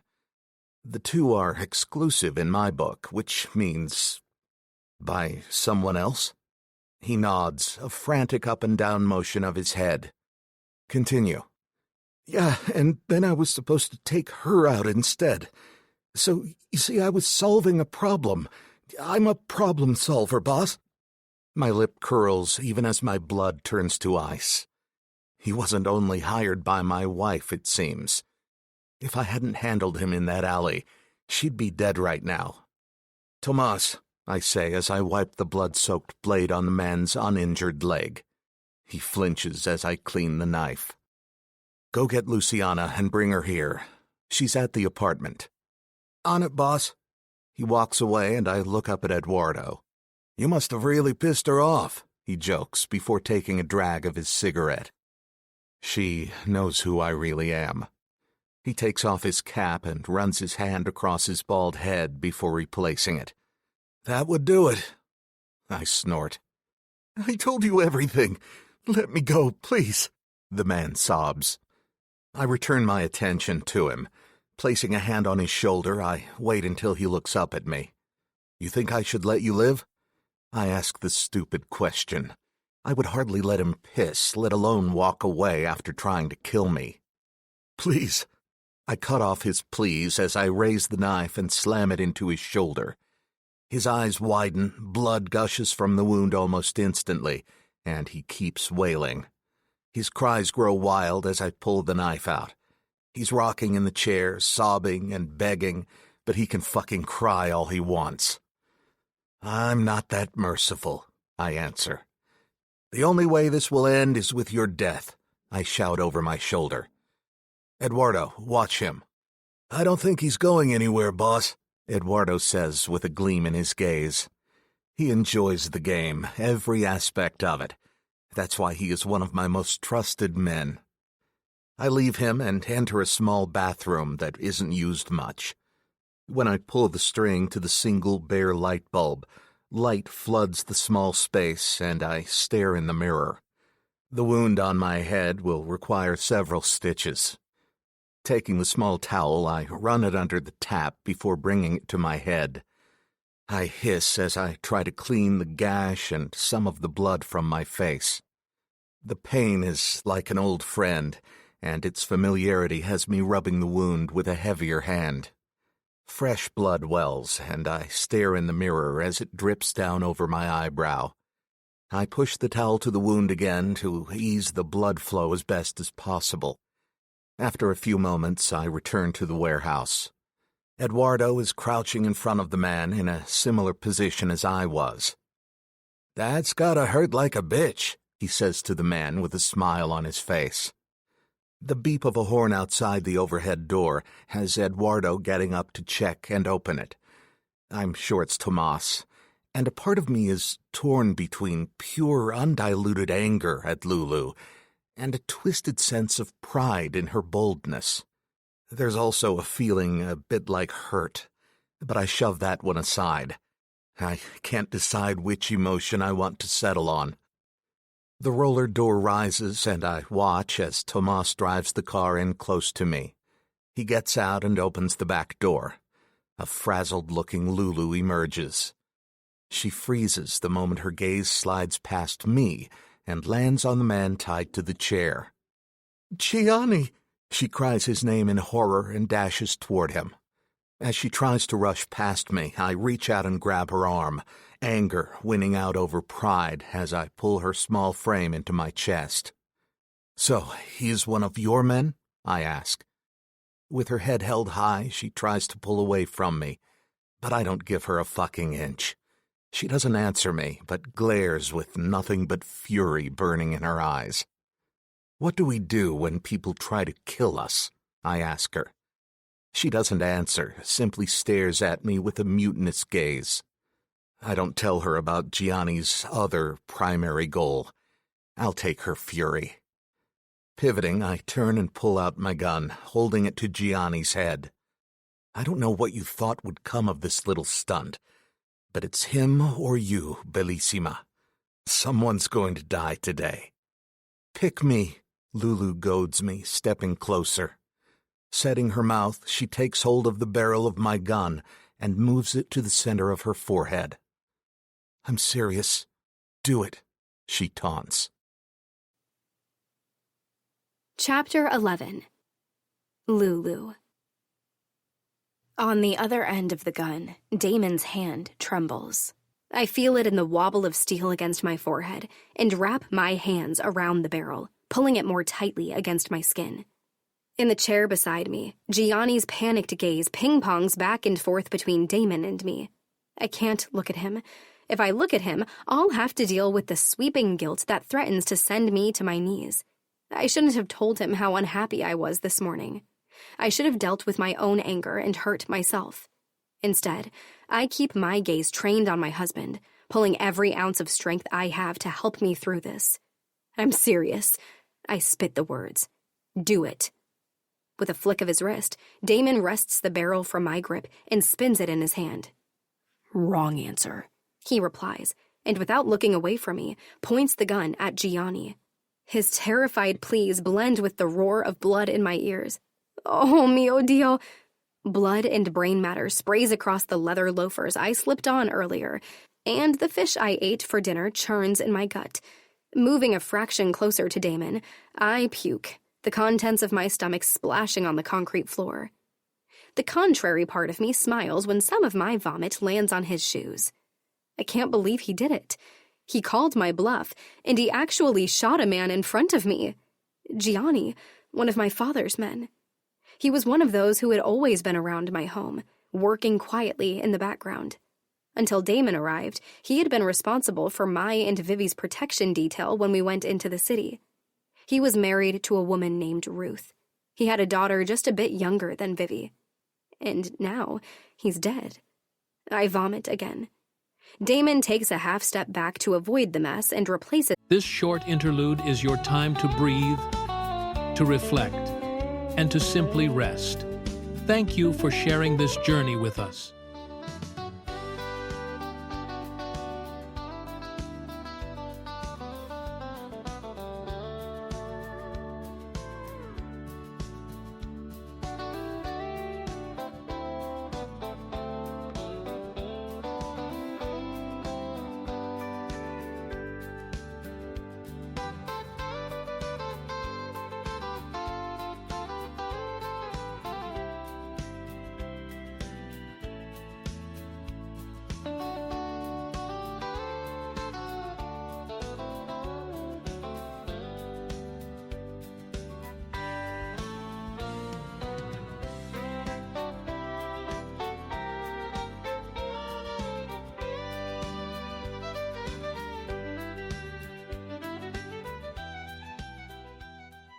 His gun in the waistband of his pants, watching without speaking.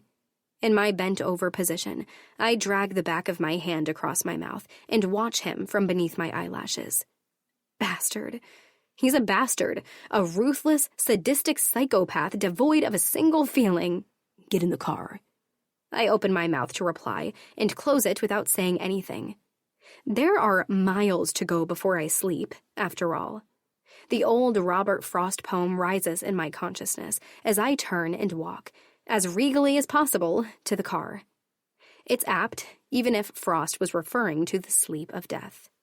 I have miles of revenge to go before I sleep. I cannot, will not, let this go unanswered. The drive back is tense and silent on my part.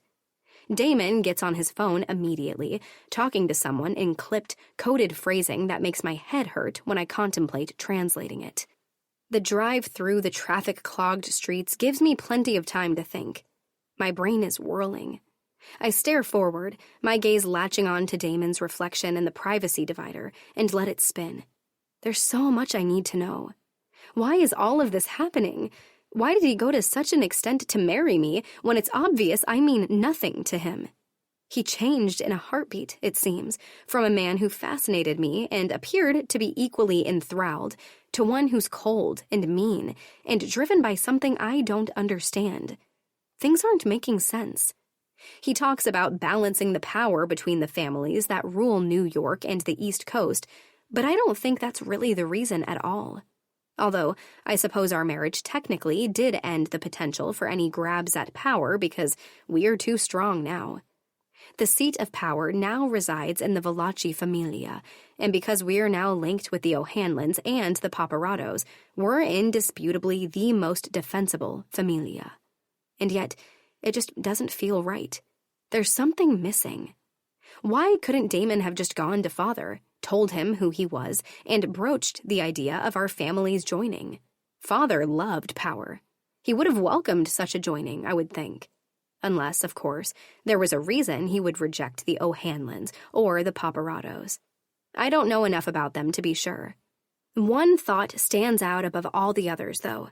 As much as I try to shove it down and not think about it at all, it keeps poking at me, asking for an answer I can't give. Did I mean anything at all to him? Or was I completely off base in what I thought was an attraction between us? Maybe I was truly just a means to an end. I'm horrified to find that the idea of that makes me want to cry. I want him to want me, damn it! I press my forefinger hard to that spot between my nose and my upper lip, sneaking a glance to make sure he doesn't notice. His eyes are on me, though, watching, and he frowns at my gesture. I pretend to sneeze and stare out the window. I will not cry. I will not give him the satisfaction. What I want has no place here. Damon remains on the phone even after we arrive back at the apartment, all during the elevator ride to his floor while I seethe beside him. When we get inside, I grab the phone out of his hand and hit the button to end the call, and then launch into a series of questions. I've been patient long enough. Why did you have to kill him?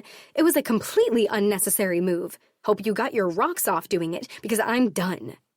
He just stares at me, silently removing his coat and unbuttoning his cuffs. It infuriates me, his utter self-control.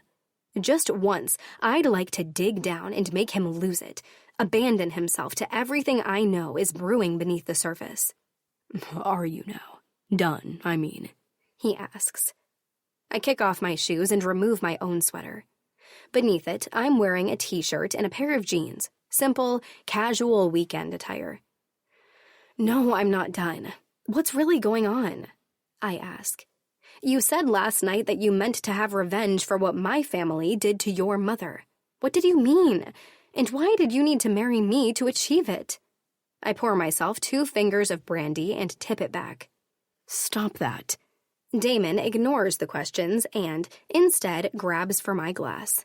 I shrug inwardly and let him have it, my gaze wandering over the collection of bottles on the bar cart. Your actions were foolish, he breathes out, setting the glass down on a nearby table. Your little stunt was cute. I'll give you credit for creative thinking and a steel set of balls, but there won't be any more of that. Tequila. Tequila is always good. I pour a shot and slug it back before Damon can grab it out of my hand. Wiping my mouth, I set the glass down and turn to taunt him. Oh yeah, what are you gonna do to stop me exactly? He gets in my face, pushes his own in, close to mine. You're playing a dangerous game, Bella. Even though we are married, you need to remember that power is a tenuous, tipsy balance. It wouldn't take much to spark a war. I shove at his chest. He needs to back up. He's too close. Why do I care? Why shouldn't I just let all of you fight it out? He keeps talking. Just a hint that things are not good between us, and the Scarpettas, or the Martzanos, or the Russians will be making a grab for power by killing off whomever. Again, why should I care? You're all just a bunch of overgrown boys fighting over a stupid video game. It's time to grow up, Damon. He grabs my shoulders, his fingers gripping in deep. Don't be foolish. Do you even realize who would suffer in such an instance? The room falls silent as the implications hit me. Vivi would suffer. The silence stretches out, interminable moments where I deal with that reminder. Long enough to see the little flecks of lighter blue in his dark eyes this close to me, and witness his gaze drop to my lips. The tension rises, swelling between us, and suddenly, his mouth is on mine. I wrench my head to the side, slapping out at him. He grabs my wrist in an efficient, brutal hold over my head, and then uses his other hand to yank the hem of my shirt up and over my head, pinning the material and my arms behind my head. What are you? Stop! You don't want me to stop. He unbuttons my jeans and shoves them quickly down over my hips and to the floor, using his foot to push them past my ankles and over my feet. He unfastens his pants and pushes them down a few inches, using his hips to keep me pressed against the wall. I can't help my body from nudging against his. See? He mutters. It kills me, this power he has over me that has me succumbing to him so easily. I just witnessed him kill a man, was physically sick over it, and yet he can turn my fury to desire so swiftly. I hate you, I tell him, glaring up at him. Yeah, well, I hate you too, he replies. But I like fucking you, and you like it too. I shake my head, but I have no argument. I'll think of one later. My core throbs almost painfully as his large erection rubs against me. He picks me up, his hands splayed across my ass cheeks as he guides my legs around his waist, and carries me the few steps into the kitchen. He sits me down on the huge granite island. The surface is cold against my ass, a sharp contrast to the heat that seems to be consuming my body. I shouldn't want this. I shouldn't want him. And yet, as he pushes me back with a hand between my bare breasts, I don't fight him. The overhead lights glare brightly down upon me, and I've never felt more on display. Damon's large hand grips my hips, and without any finesse or foreplay, he surges into me with a single, strong thrust. I make a guttural sound. Discomfort, panic, I don't know. The first thrust hurt, but I'm wet enough that each one afterward is a delicious building of every sense. I close my eyes to better appreciate it, because I don't want to look at him. I don't want him to see how good he's making me feel. He didn't even get his jeans off. They abrade the skin of my legs while his hands anchor me in place, his fingers still curved around and into the cleft in my ass as he fucks into me in long, hard strokes. Open your eyes, he growls at me. I squeeze them more tightly closed. One hand moves, and then the pad of his finger is pressing down in hard, relentless circles on my clit. Open them. Who's fucking you, Bella? I open my eyes, even though it's the last thing I want to do, and meet his blue gaze, spearing into me with a fierceness that can't be denied. His gaze swallows me up, and I can't look away, even when I want to. His hand snakes out and circles my neck, pinning me in place. Who's fucking you? He asks again, as his thrusts become faster and deeper. His crudeness has my core tightening around him. He pounds into me, his fingers digging deeper into my flesh. Each slam of his flesh against mine is like a promise, a nail in the coffin that makes me his. I bite hard on my lip, fighting the oncoming release along with the urge to chant his name. I finally manage to slam my eyes closed, shutting him out. It's the only power I possess right now. It's not enough, though. A groan of pleasure still escapes my lips. Open your eyes. His fingers tighten on my neck, cutting off my air, and panic surges hard and fast. I keep my eyes squeezed shut for another beat, and then capitulate, doing as he commands. As I stare into his eyes, pain mixes with pleasure, and the tsunami of sensation has my lips parting. Damon! I shout his name, uncertain whether it's a plea or a curse. His smile is instant, and filled with dark satisfaction. His thrusts grow faster and more concentrated, and I know I'm going to come. His hand leaves my neck, and he presses down on the bud of my clit. I come almost immediately under the too knowledgeable pressure of his finger, my body drawing up like a bow and going limp moments later. Exhausted, I allow my head to roll to the side and my eyelids to flutter closed. Damon gives a few final slams into my body before he stops, pressing himself hard against me as his seed fills me. He pulses against me a few more times until finally he stops altogether, dropping his forehead down to my sweaty chest. I hate you, I tell him again. But the words are a whisper and don't carry enough weight for him to even respond to. I lie there, my body quaking with aftershocks. It's not until he straightens and separates himself from me, his fingers smoothing over my cheeks, that I realize I'm crying. He doesn't say anything, just helps me off the counter and gives me a little shove toward our bedroom. I stumble through the large space and into the ensuite bathroom, where I avoid my reflection in the mirror and take a quick, searing hot shower to clean myself of the tears on my face and his cum smeared between my legs. I can't so easily wash away the memory of his hands on my skin. When I emerge, the lights are off and he's already in bed. I stand for a second by the bed, pondering whether or not I should even get in. There's a part of me that just wants to run. But there's Vivi. I can't run. I climb into the bed, stretch out along the edge, and turn my back. Within seconds, he's breathing deeply. Resentment flares through me. How can he just go to sleep like that? Does nothing bother him? I'm still wide awake and have the feeling I will be for a long time.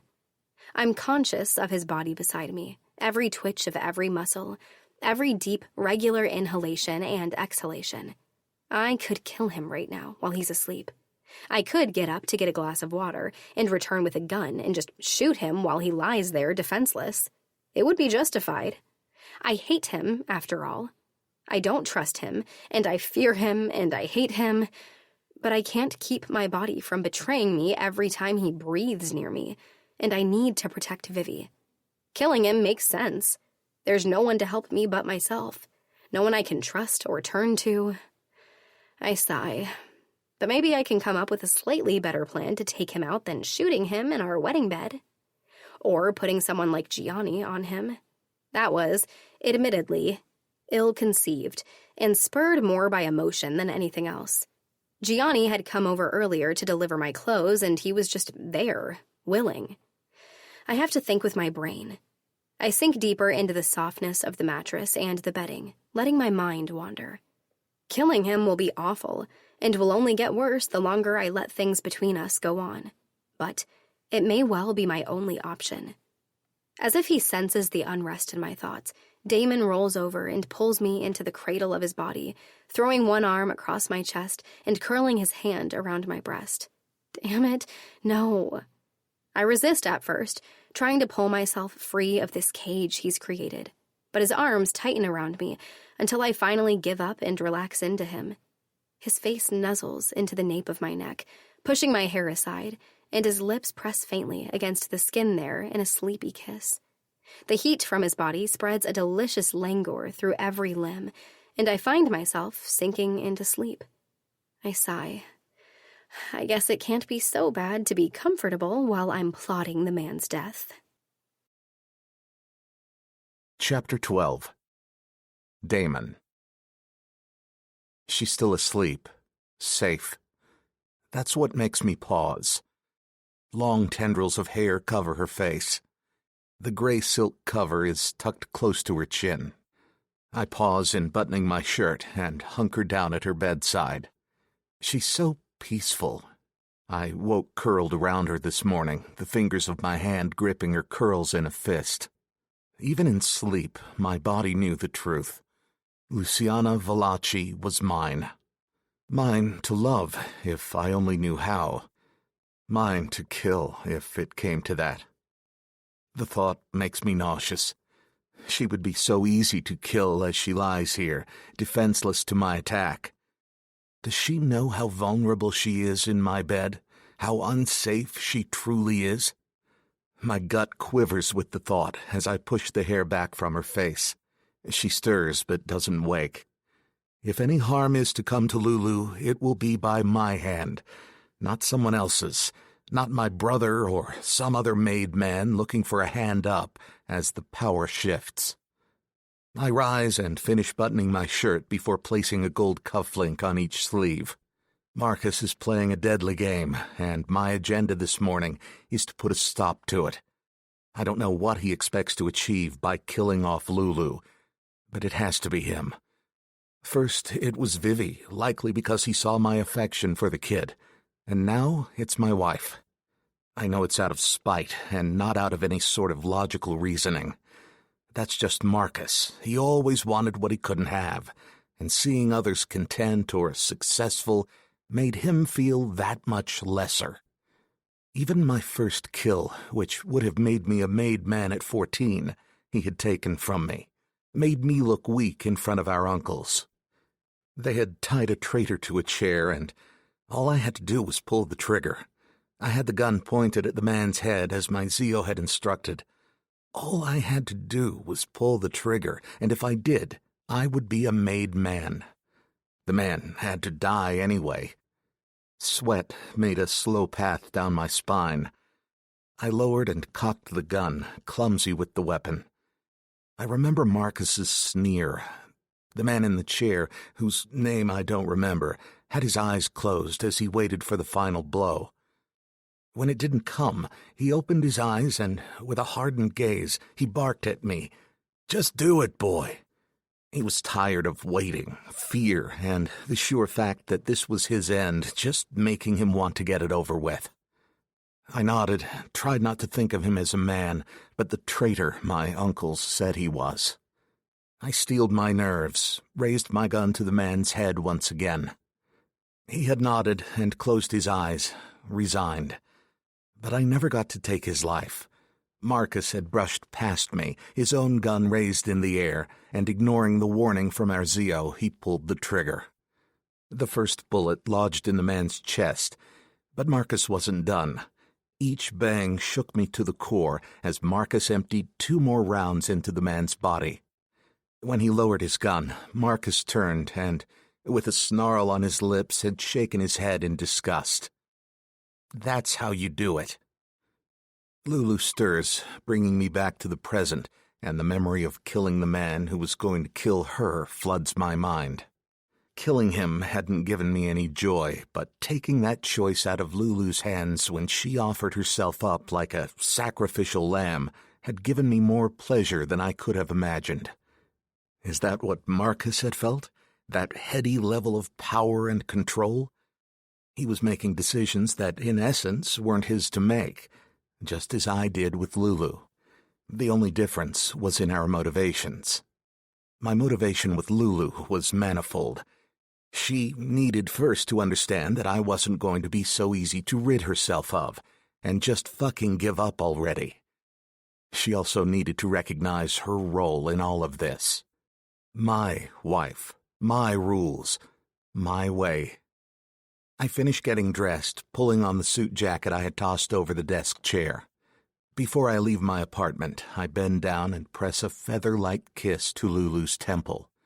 Maybe it's my way of apologizing. It wasn't a goal for her to witness the levels of cruelty I'm capable of, but it was necessary in this instance to make her see for herself. She stirs once again, the blanket dipping a little lower and giving me a glimpse of her creamy skin. The sight of the top of her round breasts has my cock stirring to life. She might hate me, but her body loves what I make her feel. For now, that is enough. I'm ready to walk away when she mumbles something incoherent, making me pause.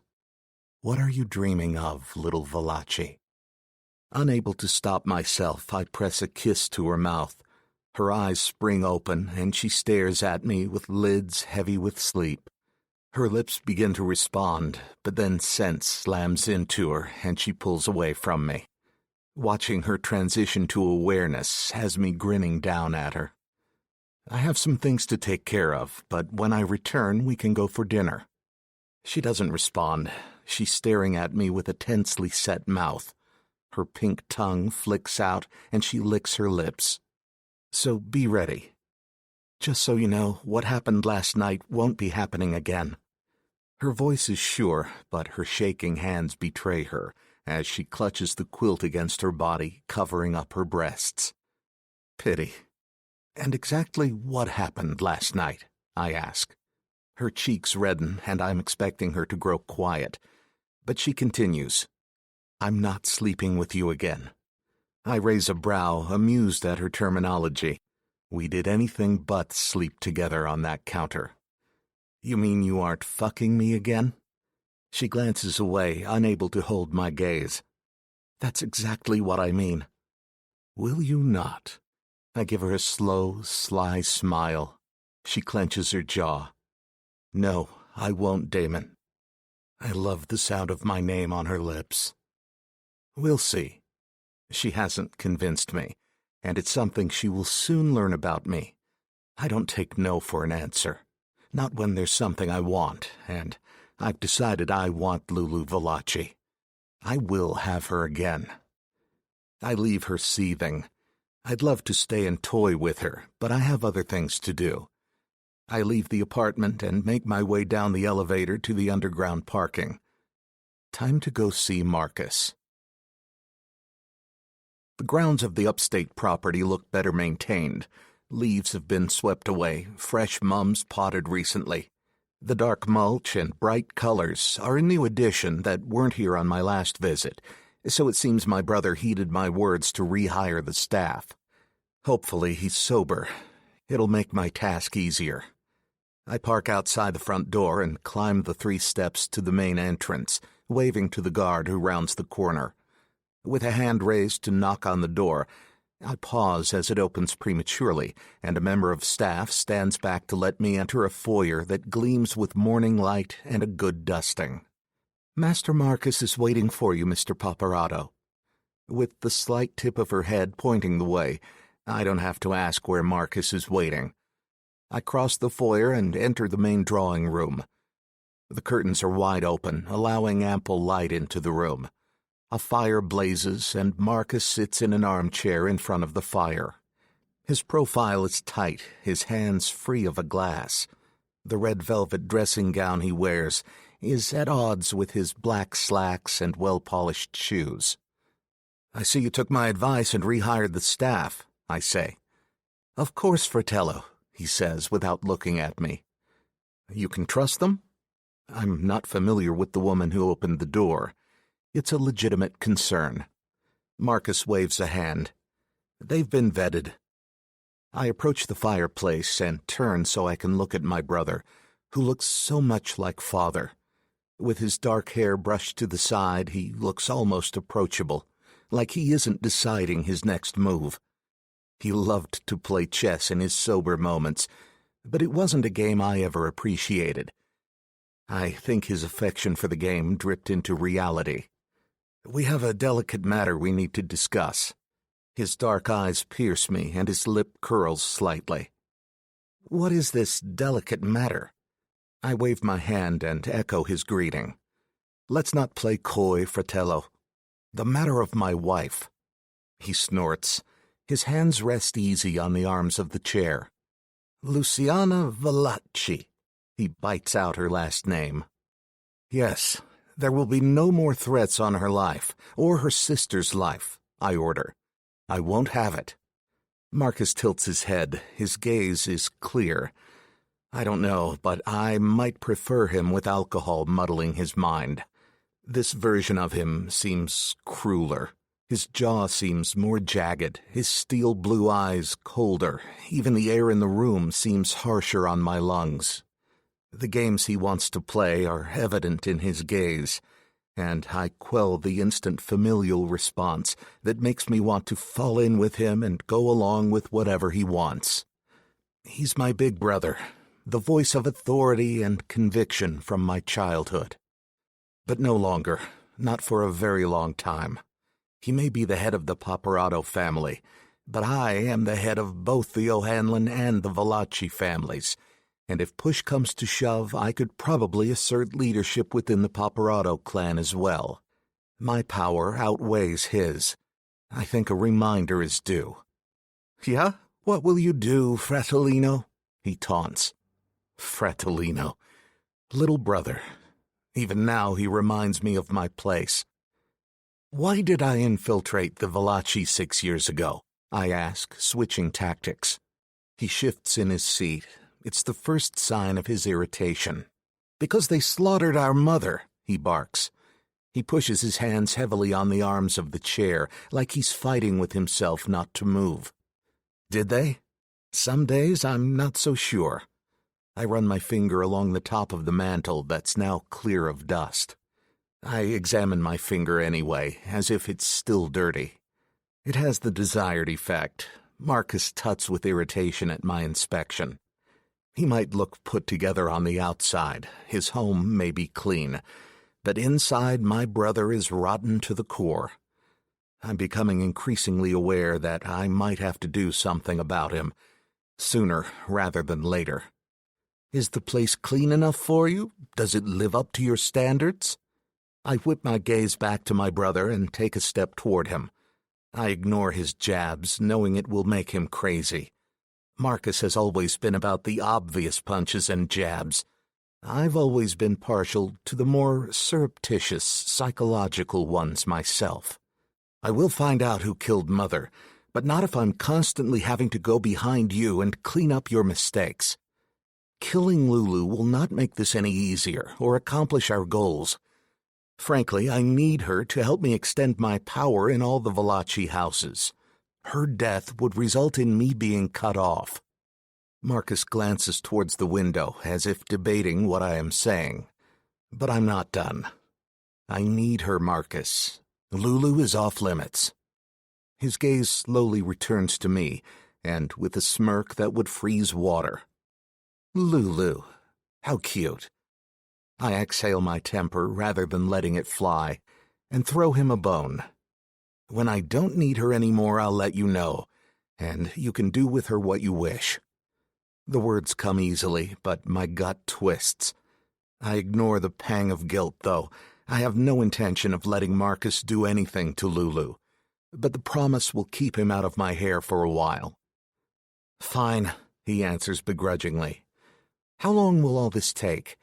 I mean, we have given you 6 years. If it had been me... I cut off his babble. If it had been you would have slaughtered them all indiscriminately by now. You would have started a war, and we would have been no further along in knowing who was responsible for Mother's murder. That's why you and Evie voted for me to do the job. We all know how your emotions control your actions. Marcus releases his death grip on the arms of the chair, and rises to his full height, 6'2", the same as me. I don't shift my stance. I want to remind him I'm not a fucking little boy anymore that he can beat up when I say something that displeases him. Marcus is simple-minded in some ways. He's selfish and damaged and can't see beyond his own discontent.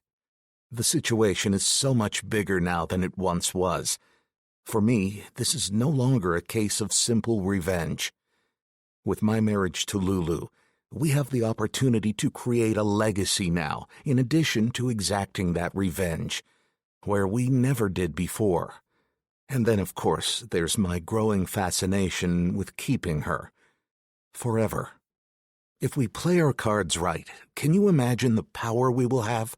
Me controlling the Valachi, you the Paparado, and Evie the O'Hanlons. That gives Marcus pause. You'd give up control of the O'Hanlons? He says. Let a woman lead them? I blink, surprised at the sentiment. She's our sister, Marcus. She has the strength to handle it. But that's down the road a bit. Just call off any kill orders for now, I warn. His tongue darts out to lick his lips. For now. I nod. It would have to do for the moment. I'll be in touch. I step away from the mantelpiece. Oh, I have news on Angel. Marcus's words slither after me. When I turn, Marcus wears a victorious look on his face at catching me off guard. I raise a brow. Do tell me, brother. The suspense is killing me, I say dryly. But the truth is, I need to know if we have a problem or not. Marcus waves his hand in the air. Angel was taken out either by Scarpettas or the Marzanos. They killed him? It would make sense. They would have nothing standing in their way when they married Lulu. I wonder which one did it. Is the source reliable? Marcus places his hands in the pockets of his red velvet robe. The Eastlanders took this job. Marcus pauses again, and something flashes in his eyes before he speaks. They even know where his body is. I run my hand through my hair. This is good news. I nod. Go get me his body. Marcus laughs. That's not possible, unless you plan on tearing down bridges. A new bridge was constructed between Yonkers and New Jersey. Angel's body was dumped into one of the pillars. I don't like not having evidence, but the Eastlanders are Irish blood, and they wouldn't lead us O'Hanlons down the garden path. Angel being dead gave me one less thing to worry about. I'll be in touch, I inform Marcus, and his smile dwindles away. I could have told him, well done on finding Angel, but he wasn't getting an ounce of praise from me. Outside, the chill, fresh air is nice for a second before I get back into my car. I leave Marcus's home and go to the warehouse where Tomas and Eduardo are usually situated during the day. 2 more shipments of cigarettes from Virginia have arrived as expected. We'll take them and upsell them at New York prices and be sitting pretty. Everything is running smoothly as far as the transition of power to me from Lorenzo, with his men working easily for me as though nothing's changed. I'm stalling, not wanting to return to the apartment and Lulu just yet. Here, it's business as usual, and I can be myself. I can do what I've always done best, lead and make money. But with Lulu, she has no idea how easily she's able to mess with my emotions, making me feel guilty about the things I've done and the things I will do. I'd prefer to stay away from her altogether, but no, that's not possible. She's a necessary pawn in this Game of Thrones, vital to appeasing the Valachi and assuring a complete transfer of leadership. And I haven't forgotten, contrary to what Marcus thinks, that I still need to find out who ordered the kill of my mother. That requires trust, which again requires Lulu. Things are beginning to move faster than I'd like, but I know the clock is against me, not just with my own brother, but the other families who hover like vultures, just waiting for me to make a wrong move. We have it all under control, boss. Eduardo lights up a cigarette, Another one is stashed behind his ear. 2 more are coming in next week, I inform him. He knows this already. We will make sure it runs smoothly, he reassures me when he doesn't have to. He knows if things don't go smoothly, it's their lives on the line. Every day, with every deal and maneuvering, our lives are on the line.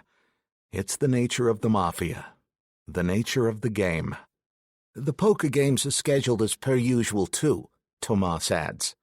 You can come or not, up to you. I have it under control. Grazie, Tomas. I tend to stay away from the poker games. They remind me too much of my father. I bite the bullet and leave the docks, returning to my apartment. I park the car in the underground basement, and with a nod to today's guard, I ride the elevator to my floor. When I enter, I smell Lulu before I see her. Something citrusy deepened with the scent of berries and amber. She's standing with her back to me. A red silk dress hugs her curves, the back dipping low to showcase a smooth expanse of pale skin.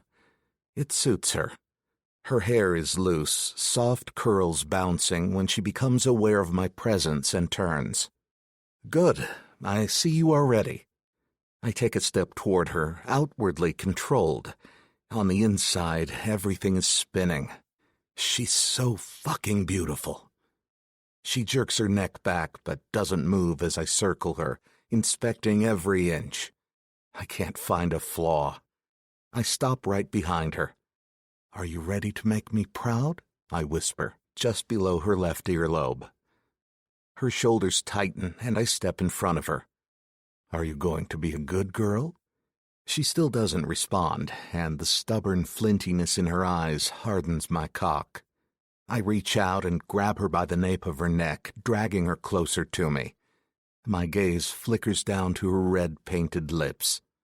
When I look back up, I wink. I will take that as a yes. I pull her into me and press my lips harshly against hers. Her mouth is stiff beneath mine, and pain sears my foot as she stamps her stiletto right on my toe. I don't break the kiss, but hiss in pain against her lips. That wasn't very nice now, was it? I ask, tightening my hold on her neck, but giving her a fraction of space so I can see her eyes. She's breathing heavily, her chest rising and falling against mine. You may think you have things all figured out, Damon, but the one thing you didn't plan on is me. She bares her teeth in a smile, but there's nothing pleasant about it. I pull her back toward me. Oh, Bella, you are so very wrong. I have you exactly where I want you. The tiniest flicker of confusion sparks in her gaze, and I take the distraction to press another rough kiss to her mouth, then break it and step away before she can act out. I hold out my arm to her like a gentleman. Are you ready? She glares at my arm, and in a poof of perfume and hair spins past me. I release a chuckle. She won't make this easy, but no doubt she will make it fun. Chapter 13. Lulu. Carmela's is all hushed voices, intimate seating, and plush decor.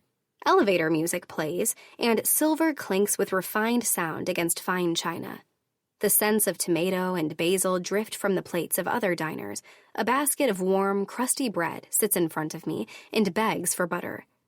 I register each sensory perception without focusing on it, the way one can hear the white noise of a storm at night and not be wholly conscious of it. I'm focused on other things. I'm not 100% certain how I'm going to do it yet, but I will get rid of my husband. I will take back what's mine. Plucking a roll from the basket, I tear into it with my fingers and place a small bite on my tongue. My attention travels to the guests at this dinner party, a motley assortment that includes the Scarpettas and the Marzanos, neither of whom look very happy, and Marcus Paparato, who's driven in from the estate Damon told me they have in the countryside. I don't like the way he looks at me, with a faint sneer that says he knows more than I do. Ivan Romanov, The somewhat reclusive head of the Bratva in NYC is even here, watching me with brooding eyes from the end of the table. The gathering is an uneasy truce between men whose alliances can turn to treachery in a blink. Carmela's is neutral ground, a place where sworn enemies can meet without fear of harm. Maybe someone here can be of use to me. Surely one of these men, if not all of them, would relish the opportunity to stab Damon Paparazzo in the back. I just have to ferret out who that might be. I'll pretend to be the good little wife Damon wants me to be, the sweet, obedient girl he thinks he married. But even if Damon doesn't see it, that's not all the woman he married. And it's interesting. His blindness has given me vision as well as purpose. For the first time in years, I feel like I'm seeing Damon clearly, without the cloudy lens of infatuation, and I refuse to give him what he wants. While I'm playing whatever messed up game he has wrapped me up in, I'll start teasing out the deals and partnerships that could help me. I'll bring him down, destroy him, along with his family. Right now, I'm tucked in close to Damon, far too near his watchful eye. On my right, Enzo Scarpetta leans in under the pretense of picking out his own piece of bread. "I trust married life is treating you well," he murmurs. Well enough, I answer neutrally, my gaze flicking to his and then back to the group at large. It won't do for me to give any one person undue attention. "I was surprised to see the announcement," Enzo continues. "It made me wonder why neither of you had mentioned anything earlier." Everything was still very much in the early stages. Damon breaks in, his voice smooth and firm. His right hand drops to my thigh and squeezes, the warning obvious.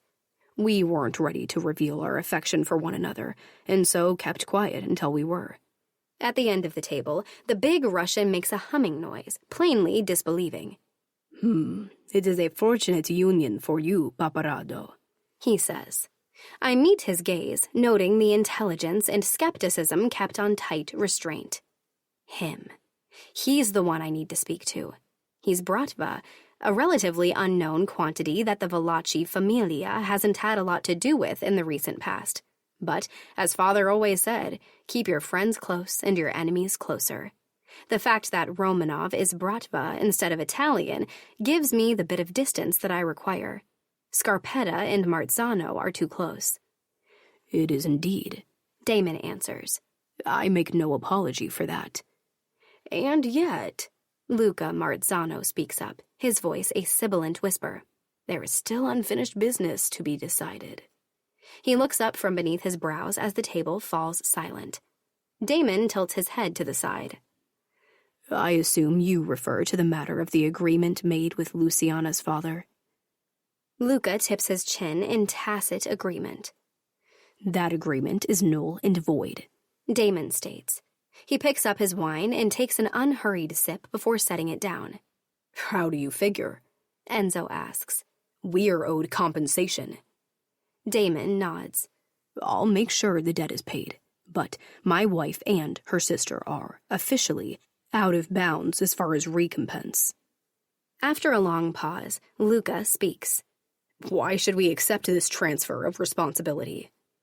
Damon's gaze narrows upon him and then shifts to encompass Enzo and the rest of the table. "Because I am now Valachi and Paparazzo."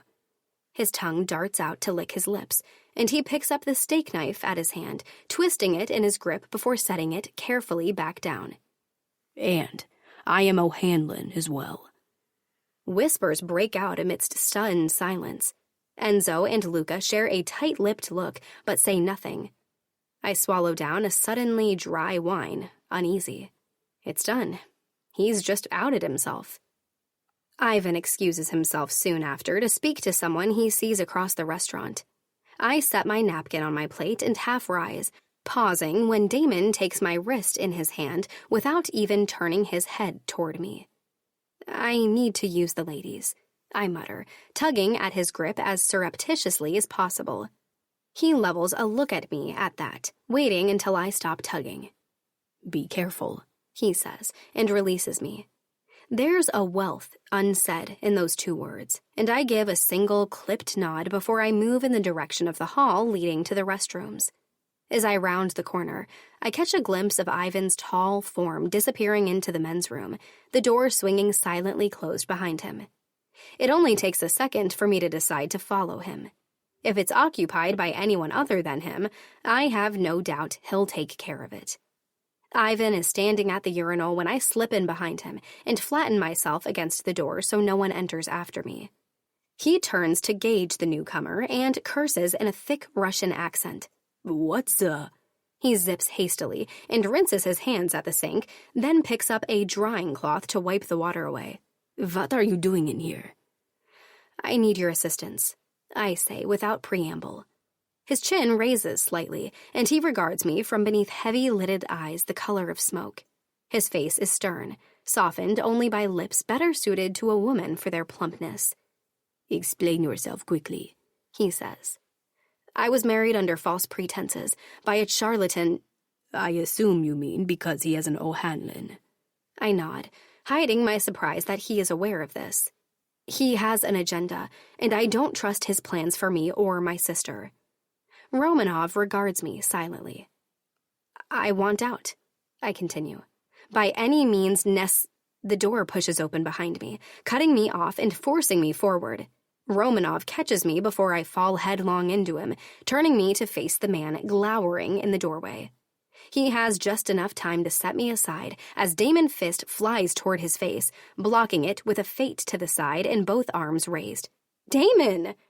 He ignores me, ducking as Romanov gathers himself and punches back. They jab and wrestle each other for several minutes, grabbing hold of each other around the neck and shoulders, ducking and stumbling to a soundtrack of restrained cursing and snarls against the sinks and urinals. I skirt the perimeter, constantly moving to keep away from their fists and elbows. "Stop it, both of you! Stop it now!" Shocking me, they stop, chests rising and falling with heavy pants as they watch each other warily. "What is the meaning of this?" Damon demands, his glance flashing from me to Romanov. "Maybe you should have asked before you started throwing punches." I start. Romanov remains silent and reaches up to wipe a bit of blood away from a small cut near his temple. "Never mind." Damon cuts me off with a slash of his hand, then smooths his hair and coat.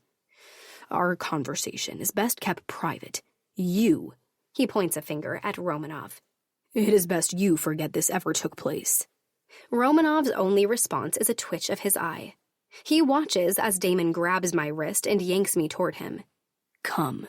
"Wait, what are you—" I pull at his hold on my wrist as he drags me down the short hallway housing the restroom access into the kitchen, but I get nowhere. The large professional space falls silent as he tugs me through the wide-eyed workers and through a rear exit. An alley is beyond, with his car idling just outside the door. "What the hell were you hoping to accomplish, wife?"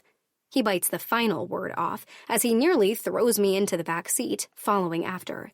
"Drive," he barks to the driver, who complies immediately.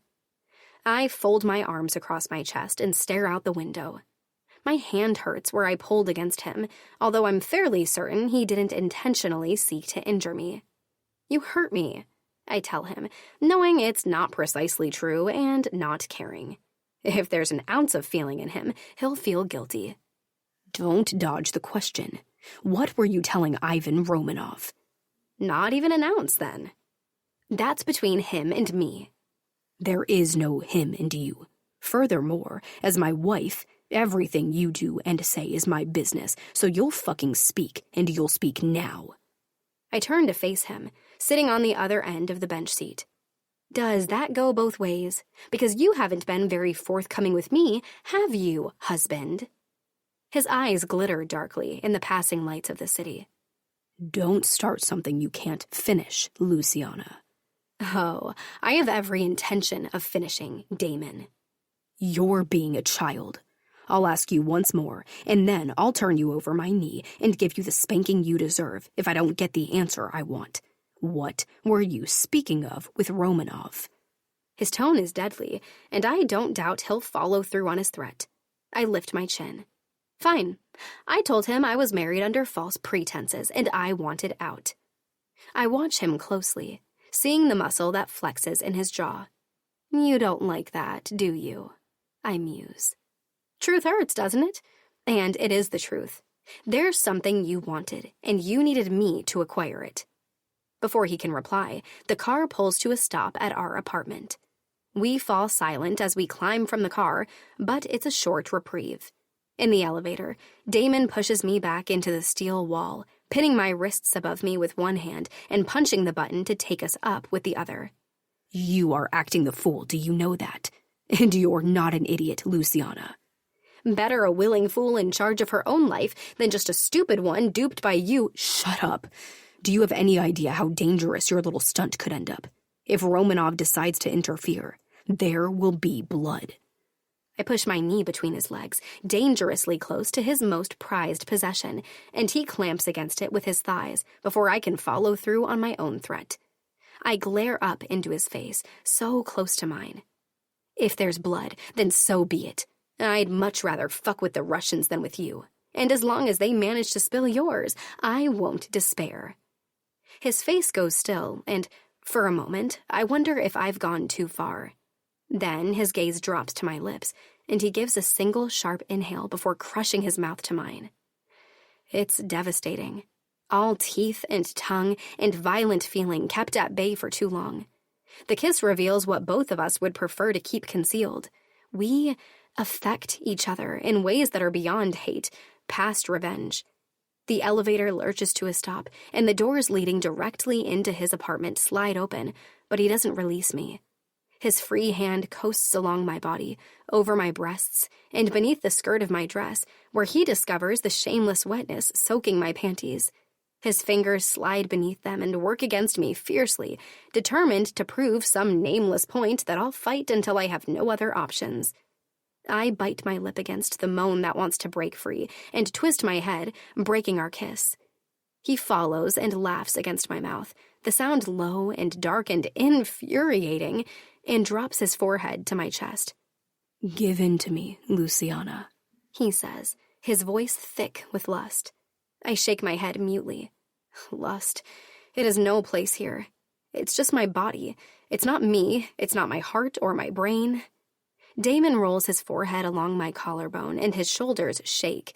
With mirth or despair, I don't know for certain. I only know what I'm feeling, and it's too big for the lack of trust I have in this man. I told him only weeks ago that I trusted him, but I was wrong. So wrong. Damon pushes away from me and straightens the skirt of my dress before turning to stride into the apartment. You have spine, wife. Keep it up, and you might just make me fall in love with you. Chapter 14. Damon. Out of all the men Lulu could have approached for help, she went to the worst of them.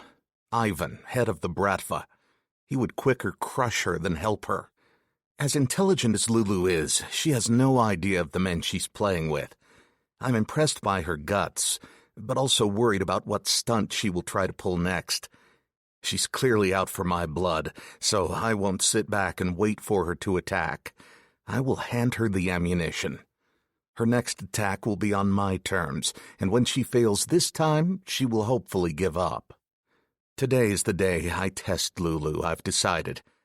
The slip of white paper with the address of my next meeting is laid in the middle of the kitchen island. I sit across from it, dressed in a suit and sipping a cup of coffee. Lulu steps into the room and pauses, narrowing her gaze on me. Her shift in stance tells me she's ready to leave the room again. Her wet hair hangs down her back from a recent shower. The beige, wide-legged trousers hide the perfection I know exists under them. But the white shirt that's slightly transparent allows me to appreciate her breasts. I lower my coffee and take out my phone, hitting dial on Tomas's number. I peek at Lulu as the phone rings, letting my gaze travel her form. She hasn't fled as I expected, so this is perfect. No time like the present to set everything into motion. I have a meeting today, so I won't make it to the docks, I say. We weren't expecting you, boss, Tomas responds, the hesitation in his voice evident. It's a private meeting, so I won't require any security, I add, taking a sip of my coffee. No problem, boss. Tomas catches on to my ruse, his acuity something I appreciate about him. He's on the ball. His intelligence and instinct are the reasons I hired him in the first place. I could almost say we are friends, but if push came to shove and he did something wrong, I would slice his throat. So maybe acquaintances is the more apt term in this situation. I'll talk to you later. I end the call. Lulu still hasn't left, but instead enters the kitchen fully and walks to the long counter. She's at my back. The clink of the metal spoon against the china is the only sound in the kitchen. I sit patiently as she takes her sweet time making a cup of tea for herself. Each sound brings her closer to finishing the task at hand. And then what will she do? Will she leave the kitchen or stay so she can satisfy her curiosity? I have a meeting today, so I won't be around, I say when the spoon hits the mug, indicating she has finished making her tea. 1 spoonful of sugar is her preference. I heard. Her snappy response has me grinning into my mug. You could make yourself useful and make me some of your bread. I'm taunting her. I can imagine her face turning red with anger. Her bread was always a pleasurable experience, one I hadn't had in a long time. I'm under no delusions that she'll want to make it for me any time soon. Of course, husband. She circles the island, tight lines around her eyes and mouth signaling irritation. Just as I suspected. I allow her to see my grin. Be sure you don't poison me, Lulu. She wraps both hands around the mug, and I'm sure she wishes it was my neck. I wouldn't dream of it. Her sarcasm makes me grin wider, but I remember what I am doing here. I smooth away the smile with my hand and give a brief nod before standing and taking a final sip of my coffee. Picking up the slip of paper, I open it and skim the address to the nightclub where my fake meeting will be, then ball the paper up and toss it carelessly onto my plate. She's watching, her expression carefully blank. I carry my plate and cup to the sink and set them beside it. I'll be looking forward to that bread when I return, I say, and walk across the wide expanse of the hallway that opens into the living space. When I reach the elevator, I step in and turn to find Lulu watching me from over the rim of her mug, the wheels clearly turning in her head. Too easy, my brain tells me. But I ignore the warning and Lulu's face disappears as the steel doors close, showing me a distorted image of myself instead. I press the button and ride down to the basement where my car is parked. I need to give Lulu time to ring her men and relay the information, so I take my time driving to the nightclub. I circle it twice out of habit, looking for any cars that might indicate her men or any others have arrived.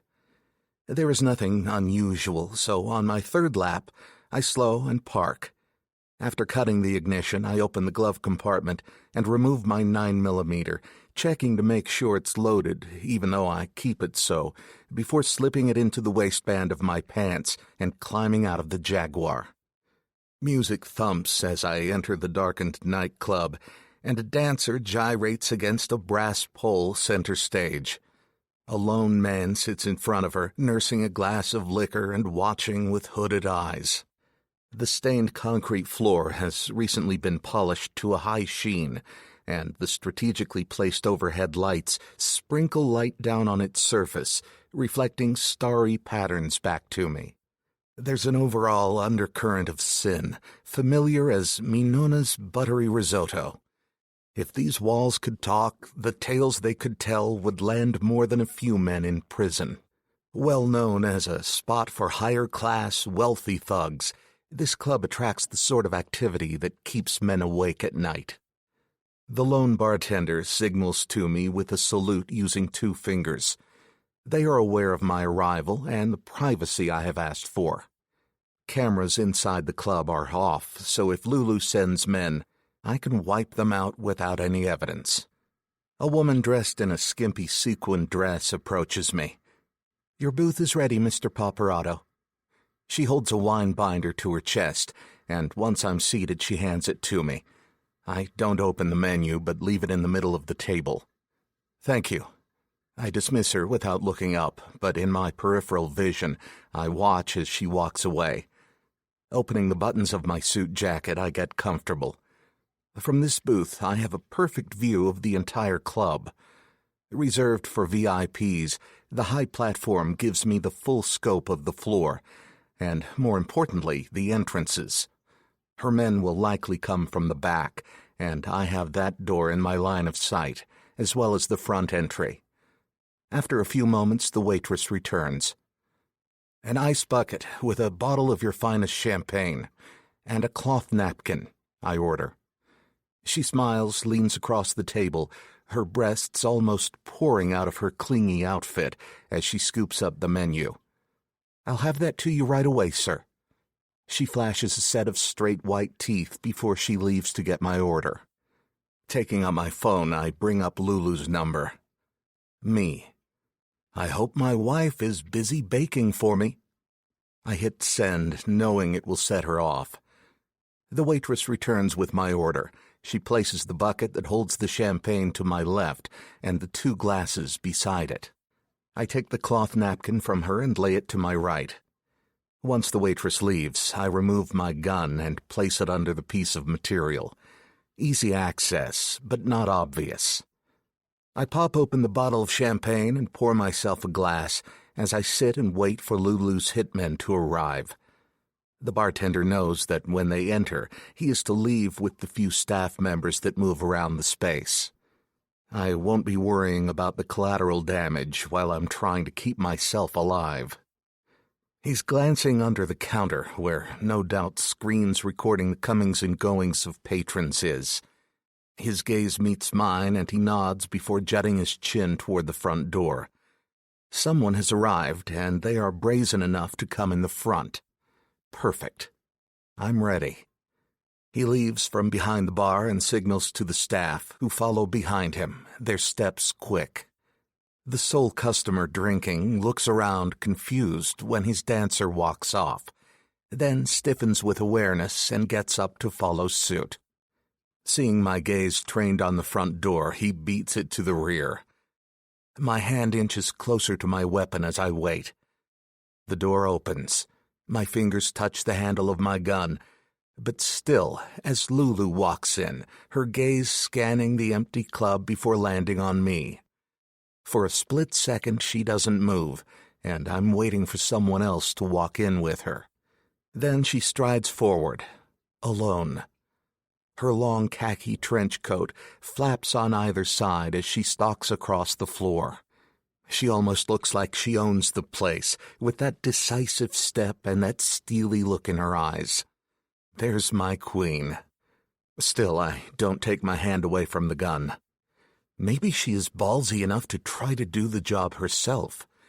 She takes each step with determination, her gaze never wavering from mine, and when she slides in across from me, I raise a brow, waiting for her to explain her appearance. When she doesn't, I pick up my glass of champagne and take a sip. I told you I had a meeting, Bella. What exactly are you doing here? Cut the act, Damon. I could have sent men here to kill you, and you well know it, she says. My guard rises higher. Is she here to do it herself? She wouldn't have the guts. I remove my hand from the napkin and place my glass on the table before I stretch both arms along the back of the booth, letting her know I don't fear her. Instead, you come to do it yourself? I ask. Her chin tucks into her chest as she looks down and exhales. I'm not a murderer. I laugh. No, you just pay people to do the murdering for you. I'm beginning to think we aren't so very different, Kara. She clenches her jaw. We are nothing alike, but we appear to need each other. She says the last like it's painful. I pick up the bottle of champagne and pour her a glass. Do we now? I think you need me more than I need you. A lie that makes her smile. You know that's not true, Damon O'Hanlon. Or is it Paparazzo? It's Paparazzo. O'Hanlon is my mother's maiden name. Ah, And who's responsible for the Paparazzo familia when you're busy playing us Valachis? And the O'Hanlons? Who's in charge there? I don't like the questions. It tests my patience. And she looks smug, like she has the upper hand. I'll show her how easy she is to break. I move quickly, sliding toward her on the curved bench of the booth, until my thigh is pressed tightly against hers. My hand finds its way inside her jacket and along the side. "What are you doing?" She swallows. I let my hand glide across her abdomen before I reach lower, along her thighs. She tries to pull away, but using my other hand, I grip the back of her neck, keeping her in place. I lean in so I can whisper in her ear as my hand slips between her legs. "I'm searching you for weapons." She tightens her legs together. "I can assure you you won't find one there," she bites out. The dampness between her legs makes me chuckle into her ear. "You are wet for me, Bella, and so easily. I haven't even done anything. Yet." My taunts have her angrily trying to draw away from me, but I tighten my hold on her neck. She hisses, but I don't stop. I press the palm of my hand against her core. "I can smell your need." I inhale for emphasis. My cock is growing rapidly, and with the club all but empty, I'd gladly take her and fuck her across the table. Raising my hand slightly, I run my thumb along the band of her trousers. She sucks in her stomach at the contact, but keeps still. "If you came here to fuck, we can fuck." I nip her earlobe before sinking my hand down inside her trousers. Her head whips around, her lips so close. Warm breath brushes across my face. "I came here to make a truce with you." Her brown gaze dips to my mouth. I allow my upper lip to rise slightly. Truces are for fools. All your talk about killing me, you could have fooled me. I press my lips roughly against hers, dragging her face harshly against mine. My cock screams to be buried inside her. My fingers find their goal, and I run my hand along her bare clit. She breathes heavily against my mouth, but when I sink a single finger into her wet, sweet pussy, she jerks away from me. I release her quickly, and she startles, nearly toppling over on the bench, but rights herself. Her hands press on either side of her thighs that she has clamped together. Like that would stop me. I sit back and pick up my glass. I'm listening. She's frazzled, and that's the perfect way to have her. If we are going to survive this upset, we need to work together. I sigh. She's right, and I hate that fact. No more games, but how can I trust her? I voiced the thought. You haven't given me much to trust you with, Lulu. She glares at me before speaking. You lied to me about who you really are. You speak of trust like I'm the one who broke it. I trusted you entirely, Damon. Her finger jabs into her chest. Hell, I was half in love with you. Is that hurt I hear in her voice? Something stirs to life inside me, and I stomp down on it. I lean forward and allow anger to take over. Weren't you a fool? She flinches, and I'm expecting her to run. But I've a lot to learn about Lulu Valachi. She doesn't run. In fact, she leans closer. That's water under the bridge. I'm more concerned about our future. I have conditions. My gaze drops to her lips. Color me intrigued. I want my sister sent somewhere safe, she continues. That is an easy thing to do, and a point I actually agree on. I don't voice this straight away, though. Instead, I lean fully back and tilt my head like I'm considering it. If I do this, what do I get in return? I'll help you in whatever way you need me. I need her on her knees with my cock in her mouth. Whatever way, I repeat. Her brows drag together. Except sex. I'm not having sex with you. You... She stops and fingers the placket of her coat, visibly gathering herself. "You hurt me, and I won't give myself to you again until I trust you not to hurt me. That's just the way that is. But there does need to be peace, and thus we do need to work together." She's right, but once again I'm trying to figure her out. Why not send her men to kill me? Why call a truce? Lulu isn't stupid, and she wouldn't just give up without gaining something in return. Something more than her sister's safety. And yet if her offer is genuine... I run my thumb across my lower lip, eyeing her consideringly. If she comes to me in good faith, there may just be something to build upon with Lulu. The thought is a foreign one and shakes me to my core. To cover the sudden unease it makes me feel, I reach across and push the glass of champagne to her. Picking up my own, I hold it toward her. A toast to a truce. She hesitates.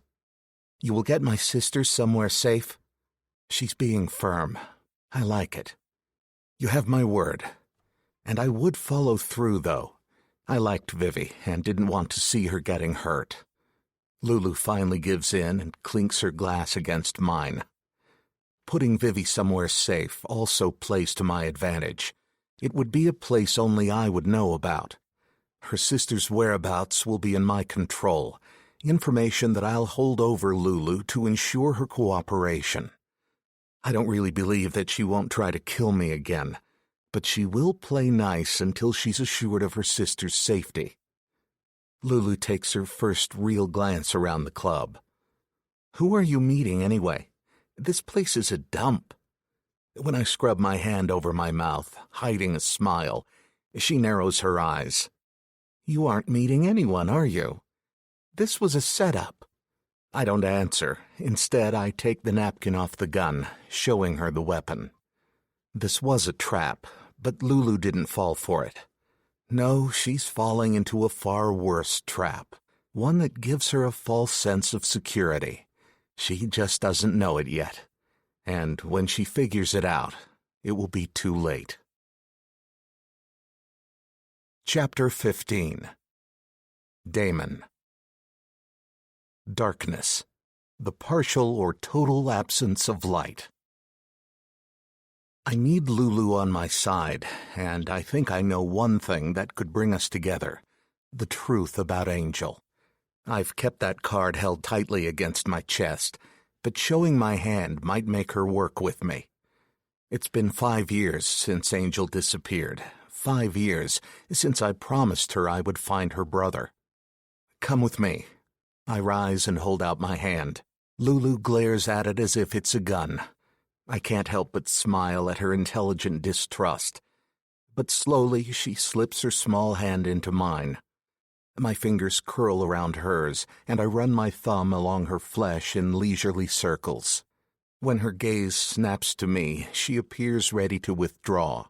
I grip her hand more firmly. If I'm going to do this, I need to be all in.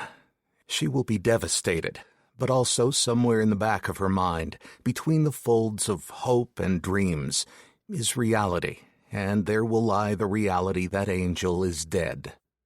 I pull her out of her seat and we leave the club. 5 years ago, I made you a promise, I say as we reach my car. I still hold her hand as I open the passenger door, and only when Lulu is seated do I release her.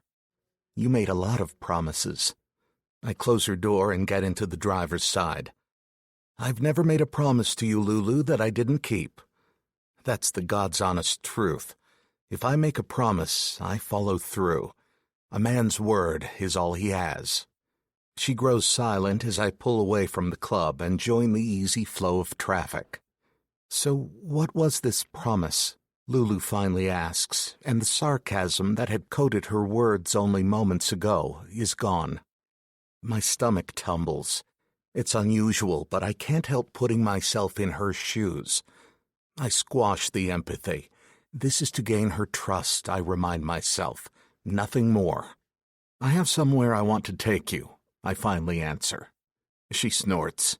Why the secrecy? Am I meeting the King of England? I mean, you already lied about your meeting here today.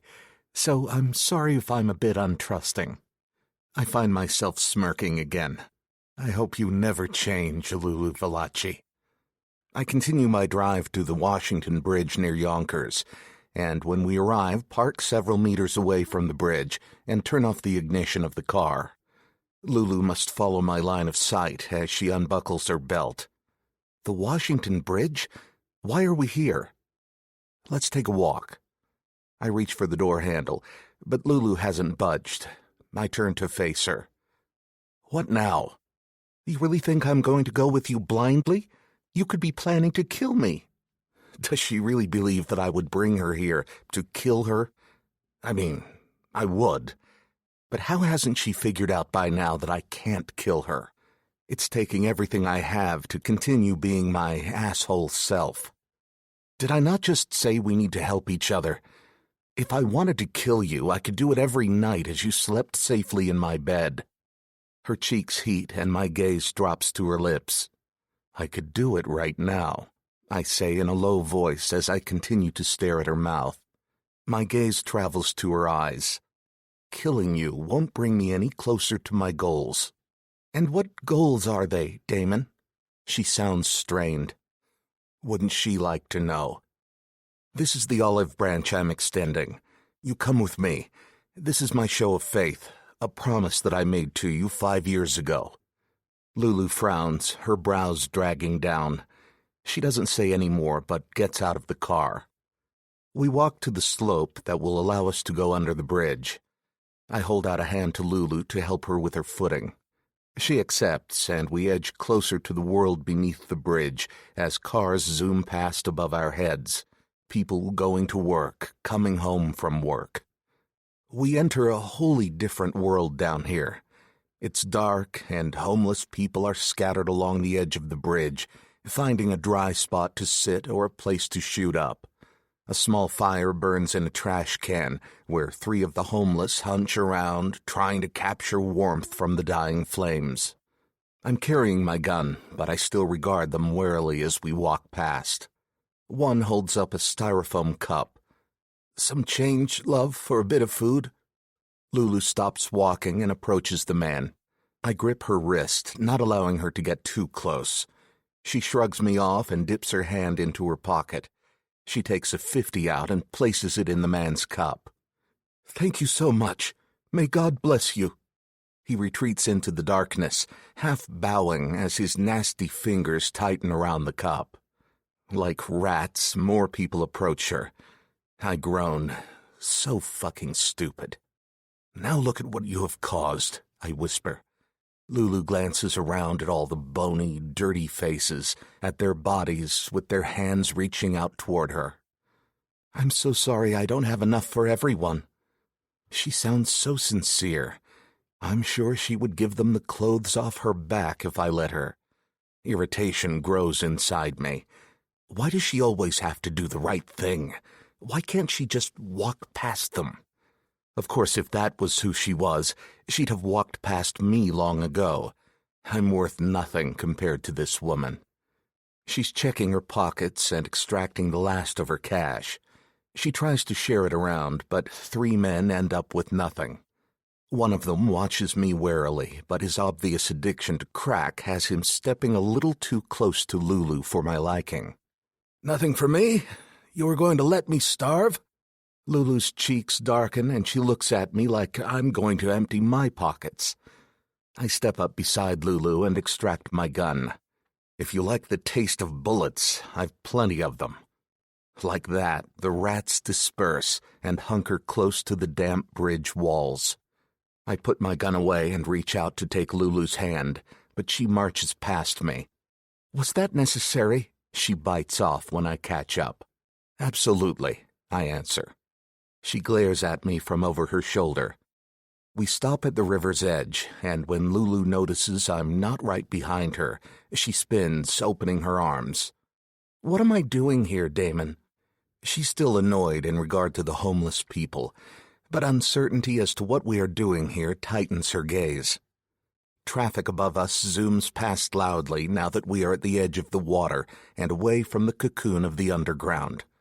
Lulu glances behind her at the water, and when she looks back at me, I see fear. I clear the distance between us and tower over her. 5 years ago, you made me promise to find Angel for you, and I did. Lulu takes in a sharp inhale of breath. Her body is stiff, her shoulders tight. The air seems to thin around us. Her gaze darts back to the homeless, her expression transparent. She thinks Angel is among them. I'm sorry, Lulu, but Angel is buried under this bridge. Lulu falters, swaying, and I reach out a hand to steady her. He was buried in one of the pillars. She shakes her head, her bottom lip wobbling. No, it's a mistake. I trust my sources. My brother is dead? Lulu asks. Yes, you need to understand that Angel isn't going to show up and take charge of the Valachi Familia. That's on our shoulders, so it is more important now than ever that we work together. Lulu doesn't seem to care about politics at this moment. How did he die? Lulu asks, her eyes filling with tears. I have no idea how exactly he died, but I can assume he was buried alive. As if she hears my thoughts, Lulu turns to me, with arms folded across her chest. Please, Damon, tell me he was dead before they buried him. Her brows drag close together as she battles with the pain. Tears spill down her cheeks. I hesitate. I can ease her sorrow. I can give her the lie. It's foreign to me, though, this wanting to comfort someone and make them feel better. He was shot first. He was dead before they buried him. It was painless, I say clearly. Lulu nods, and a sob spurts from her lips. I know you never saw eye to eye with him, but he wasn't all bad. Lulu shakes her head and glances over my shoulder. A few of the homeless have grown a pair of balls between them and step closer, their gazes trained on Lulu. I turn and block her from their view. Lulu's fingers tighten on my arm. Please don't, Damon. Don't shed any more blood here. Her voice wobbles. I'll give you all one chance, and one only. Leave, or you will find your resting place at the bottom of the river. I make my threat, and it's not an empty one. I'm 2 seconds away from extracting my gun. They see that and turn quickly to return to their makeshift beds. Lulu releases her death grip on my arm. Let's go back. It's cold. She shivers as if to lend credence to her words. But I'm sure it's not just the sharp wind, but the knowledge her brother is buried here. We turn to go, but Lulu pauses, reaching up to take the clip out of her hair. The silver catches the light, and she kisses the blue stone in the center. Rest now, brother. Her hands tighten on the hair clip for a second, before she throws it into the water. She bows her head in prayer. I return to watching the homeless, a part of me hoping someone will make another stupid decision so I can release some of my pent-up anger. Lulu walks past me and I follow her back. Once we reach the incline, I take her cold hand and help her until we are back on the pavement. She doesn't wait, but walks with her head bent to the car. Once I get in, I turn up the heat. The car purrs under us and I glance at Lulu. I'm sorry for your loss, I say, knowing that's the correct thing to do. Lulu looks at me from the corner of her eye. Tears still drip from her hazel eyes, mesmerizing even in pain. Are you, Damon? Her question surprises me. You think I had him killed? I ask. She shrugs. It would have been a wise move on your part. You would have lost all your power if he returned. She smiles bitterly at me. She's lashing out, trying to hurt me, as if she can transfer her own suffering. I took her here to firm a truce, not to create a wedge. I weigh my words carefully. Your father would have never let him rule, Lulu. I reach across and brush the hair back from her cheek.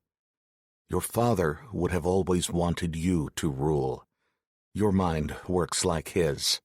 I touch her temple, and she pulls away with a snarl.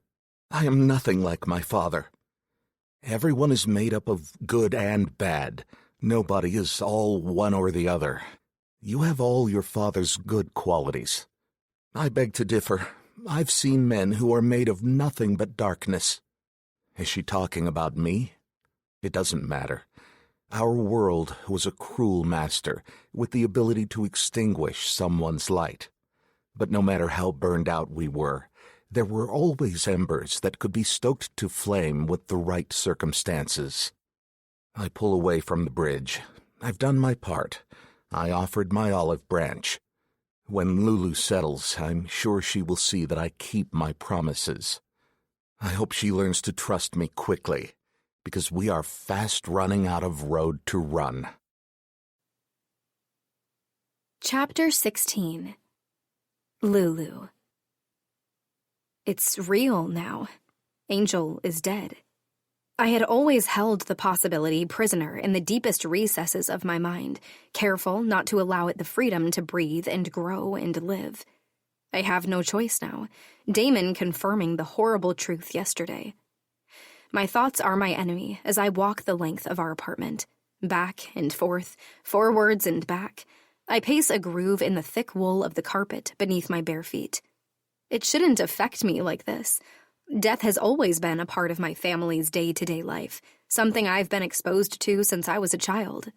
I have vivid memories of that time Vivi and I were reluctant witnesses to our father torturing someone before putting a bullet in his skull. Vivi never wholly recovered from that trauma, in my opinion. But death is something that, as the Dawn's daughters, we were trained to accept and handle as the status quo. That doesn't make it easier, though. As much of a screw-up as he was, Angel was our brother. And now Damon has left me here, again, to run off and do God only knows what. He certainly didn't feel the need to coddle my emotions or include me in his plans when he left. I don't like it. I had a feeling when I watched him glance over that piece of paper yesterday and toss it to his plate that he was messing with me, testing me. He was too casual, and yet too deliberate at the same time, making that phone call as he did, and then conveniently leaving an address there for me to see. I'm not an idiot. I thought I had gained some small bit of trust by acting on the information as I had, but clearly not, if he's not bothering to tell me what he's doing. He's treating me just like father treated mother and later me, as an appendage. A useful tool to have around when you needed it, but not something necessary or vital. That's not enough for me. It's not enough for me to be around when he wants to show me off to his peers, or when he wants to have sex, when he wants to fuck, as he says, and then to be tossed aside the rest of the time as if I'm nothing. I'm not nothing. I'm so much more than that, and that's why I refuse to give him my body again. Stopping in the kitchen, I clench and unclench my fists at my hips. I don't like being left alone like this, because all I do is think, and that's not always a good thing. I need to be doing something. If Damon decides to shut me up in this apartment and just pull me out periodically for display, I swear I will go insane. I will scream.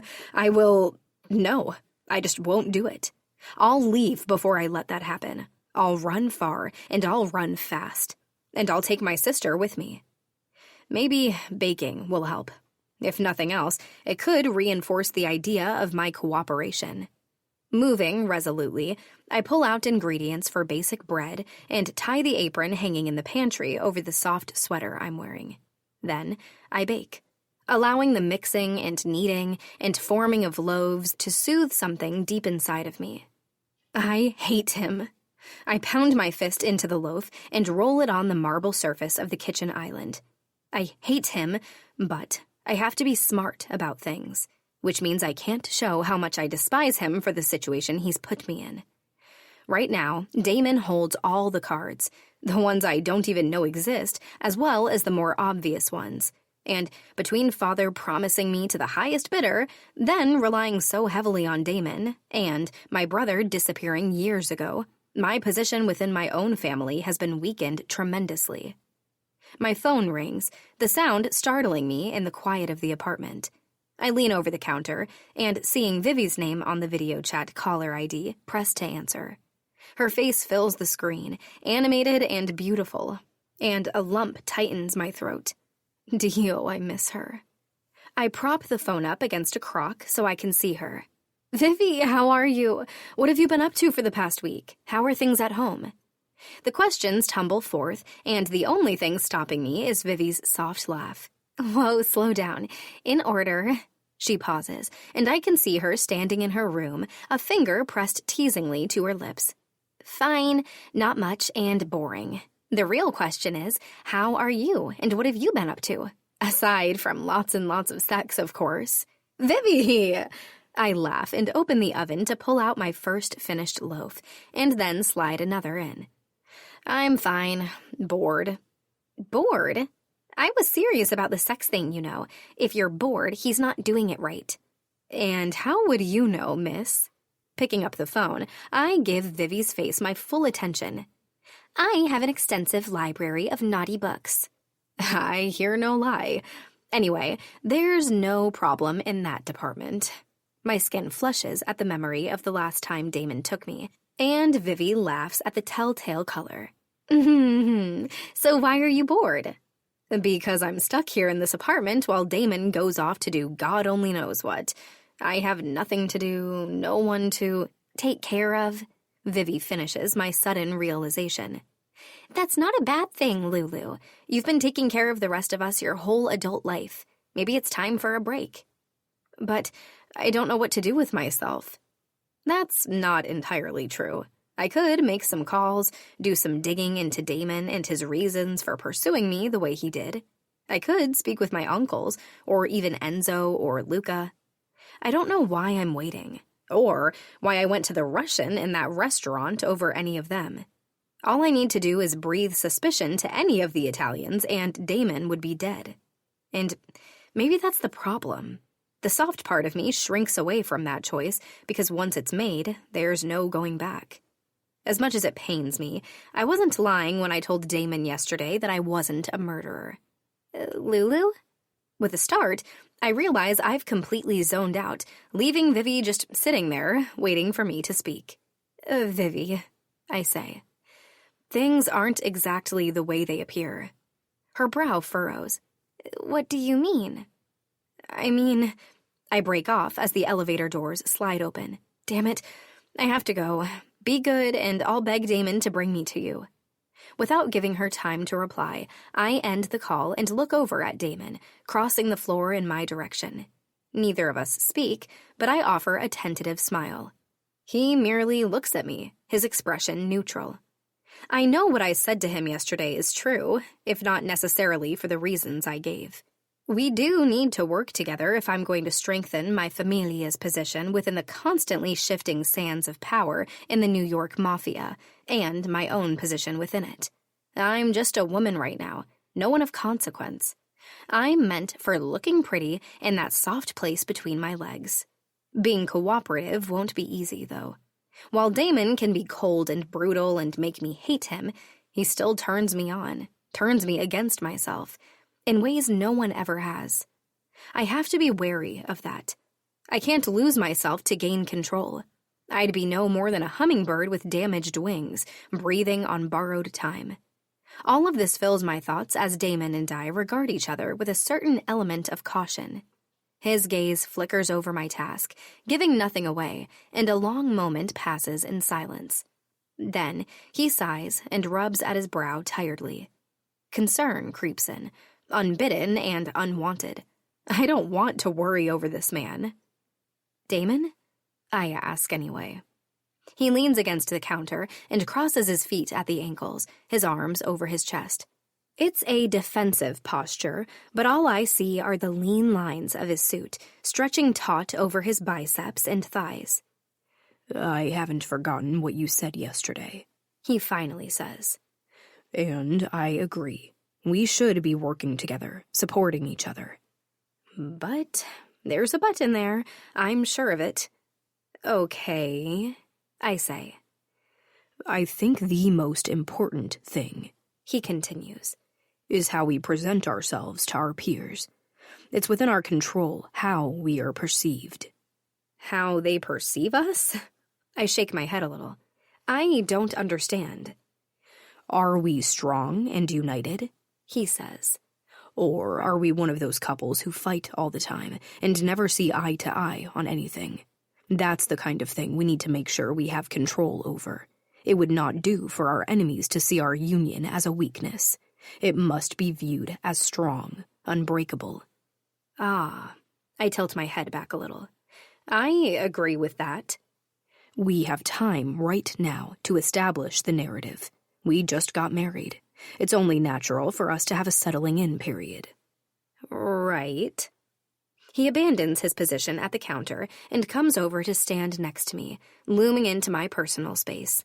I look up at him, a little breathless. Is he going to kiss me? Only natural for you to need time to come to terms with being my wife. My gaze drops to his mouth, but while his lips curl faintly, he doesn't kiss me. With all that entails. He pinches a piece of bread from the loaf I just pulled from the oven, eats it without pulling his eyes from mine, and then walks away. Bastard. I can breathe again, think once more. The same could be said of you, I call after him. There's no response. I'm up early the next morning, determined to play my part as well as I can. Minus the sex, of course. I refuse to give my body away in exchange for secrets and lies that haven't even been prettied up with honest affection. My husband will have to earn that. But I can make breakfast. I putter around the kitchen, whisking eggs and slicing prosciutto and tomatoes for omelets. Damon stumbles in as I'm finishing up, his jaw shadowed with stubble and dark hair standing on end. I smother a smile and pour coffee. He looks like he hasn't slept a wink. I know he moved around a lot, eventually getting up and taking a lengthy shower in the middle of the night before returning to bed. A cold one, I presume. Sleep well? I inquire with a sweet smile, handing him the mug. He grunts, his large hand engulfing the mug, and drains half of the hot liquid without blinking. He nods when I set his plate before him on the counter. Grazia. Just doing my part, I reply. The corner of his eye twitches a bit, but he remains silent, opening his mouth instead to take a bite of his breakfast. We're both quiet until he finishes, wiping his hands on his napkin and setting it down on his plate. We'll be leaving for our honeymoon in the next week. First, though, I want you to plan a reception for our friends and allies. A party? A honeymoon? But yes, a party to announce our wedding. He rises from the bar and levels a serious look my way. Everyone needs to see for themselves how wildly in love we are. I roll my eyes. How will we ever accomplish that? Why would you want a honeymoon anyway? Damon skirts the island and leans in close to my face, pressing me back into the cold stone of the countertop. First, I have every faith you'll make it happen, wife. We stare at each other, tension zinging between us, until he takes a step back. And we're going on a honeymoon because that's what newly married couples do. They go on honeymoons, and they have lots of sex, and they return completely besotted with one another. But I wave a hand weakly. That's not us. We're not in love. His eyes narrow on me, and he leans in again, his breath hot against my face. Maybe that's something we need to rectify, That'll never happen. I jerk away, balling my fists at my side. But fine, it's under control, I add. I'll be the perfect wife. 3 days later, I circulate among our small group of guests, glass of wine in my hand and a serene expression on my face. Music plays a low backdrop to muted conversation, and Damon walks beside me, his hand at the small of my back. It's hot against my skin, bared by a backless black sheath. His words to me still ring in my ears, unsettling and raising questions I'm not altogether certain I want the answers to. Maybe that's something we need to rectify. What the hell had he meant by that? As if I'd be capable of trusting any such sentiment from him. He's a liar, a manipulative bastard, and his touch makes me burn. In front of us, a middle-aged man Damon had requested an invitation for drones on and on about the stock market, while I nod pleasantly and try to look interested. Heard he killed that little pissant, Gianni. The name catches my ear, and my smile goes stiff on my lips. Gianni? He's the man I sent to kill Damon, the one whose skull he punched a bullet through. Damon's hand tenses on the bare skin of my back, indicating that he, too, overheard the comment. Just as well. He was trouble. Agreed. I don't know what he killed him for, but there was no loyalty in that one. I'd talked to my brother about him on more than one occasion, and I have no idea why he kept him on his payroll. Gianni would just as soon stab you in the back as not, if you know what I mean. Definitely. I know for a fact he was playing more teams than just the Valachi. I feel the frown on my forehead and make a conscious effort to smooth it out. That can't be right. Gianni was good, loyal to my father and my family. No, he wasn't loyal to Damon, but surely he wouldn't have expected him to be, not so soon. So who would he have been disloyal to? I turn to look at the men speaking. Enzo Scarpetta and my uncle Franco. They fall quiet when they see me looking, and Uncle Franco turns fully away. What? Damon excuses us and steers me away, all the way down the hall and into our bedroom. He closes the door behind us, and I take the opportunity to put some space between us. What is going on, Damon? I ask, my voice shaking. And don't lie to me. You tell me, he says, stalking closer to me. You heard everything I did. Why did you kill Gianni? He jerks at his tie, ripping it impatiently from around his neck. He needed to be dead. Because I sent him to kill you? The words are flat, a statement of fact. I watch Damon closely for corroboration and see its absence in his blank expression. Not that, then. It's as good a reason as any, he says, and suddenly he's standing far too close to me, his dark eyes glittering down at me. I struggle against the urge to step back again, knowing the bed is right behind me and another inch will knock me off my feet. But it's not the truth. Is that what you want, Lulu? The truth? His hands rise, sliding against my jawline and into my hair. Yes, I want the truth. He studies me intently, consideringly. An old movie line blares a refrain in my brain. You can't handle the truth. And I know before he says the words that he'll never come out and say it. But that doesn't mean I can't. He double-crossed me. He was going to kill you, Damon corrects, with devastating gentleness. No one gets to do that but me. Before I can respond, Damon's mouth dips down to cover mine, slanting sure and hard against my lips. His tongue traces the seam of my lips, demanding entrance, and I open, a willing prisoner to this man. One hand on the back of my thigh, he lifts me and lays me flat before him on the bed, then slowly pushes the hem of my dress up and over my hips with the palms of his hands. I'm not wearing panties, the lines of my dress not allowing for the additional fabric, and his tongue darts out to lick his lips at the sight. I don't think I've ever seen as predatory an expression on anyone's face as I do on his right now. Damon, shh. His face disappears between my legs, his mouth landing hot and greedy against my core, and I close my eyes in reluctant surrender. I hate this, hate the man, and yet there's nothing I want more at this moment. There is no party, no guests in the other room.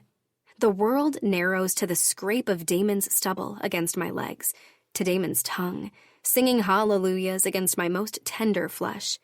He licks and sucks and laps at me until I'm a writhing mess before him, until loud, incoherent mutterings escape my mouth, and I want nothing more than for him to stop this torture and sink his cock into me and make me scream. And then he stops.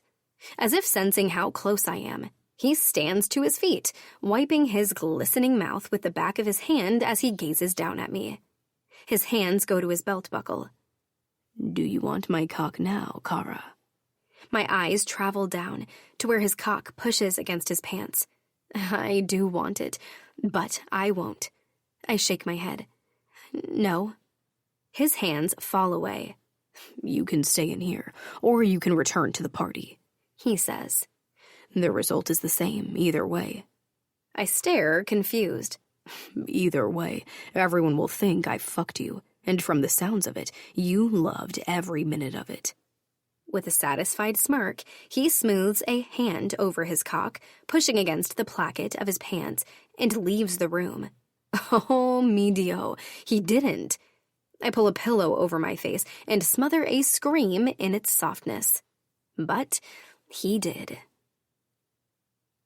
Damon doesn't come back that evening.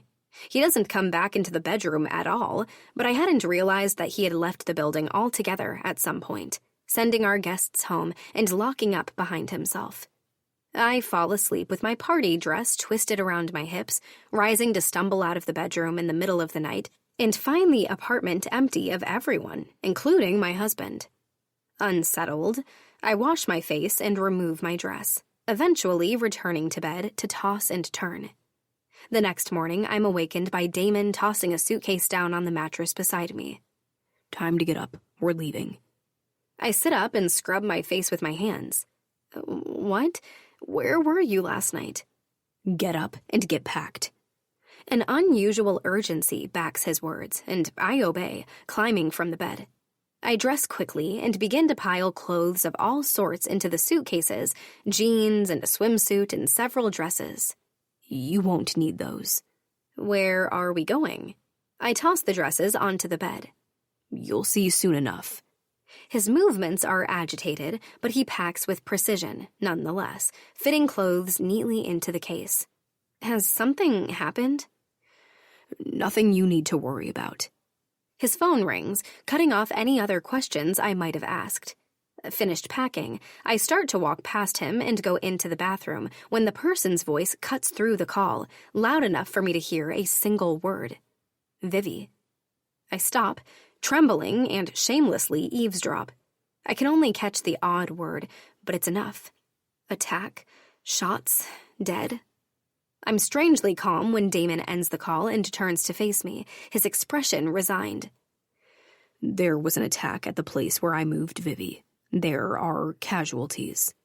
My sister? Everything's fine. What? That's not an answer. Was it you? Did you do this? I ask. I don't think he would, but I remind myself that I don't truly know Damon. Not at all. It's not that far-fetched to think he would use my sister against me.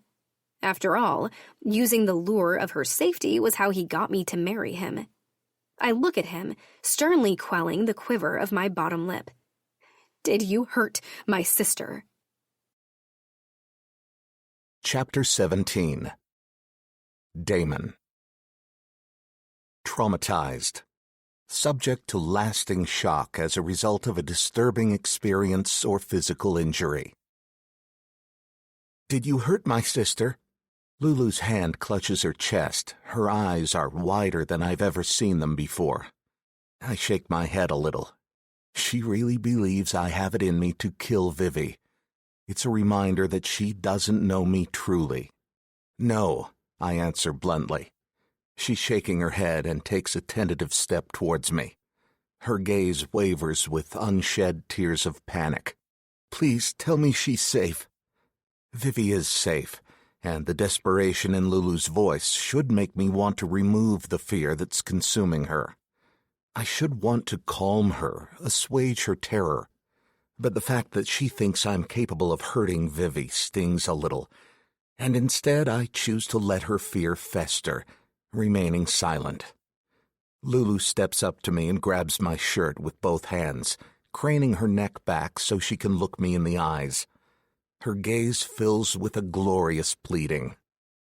Damn you, Damon, I'm begging. Is she okay?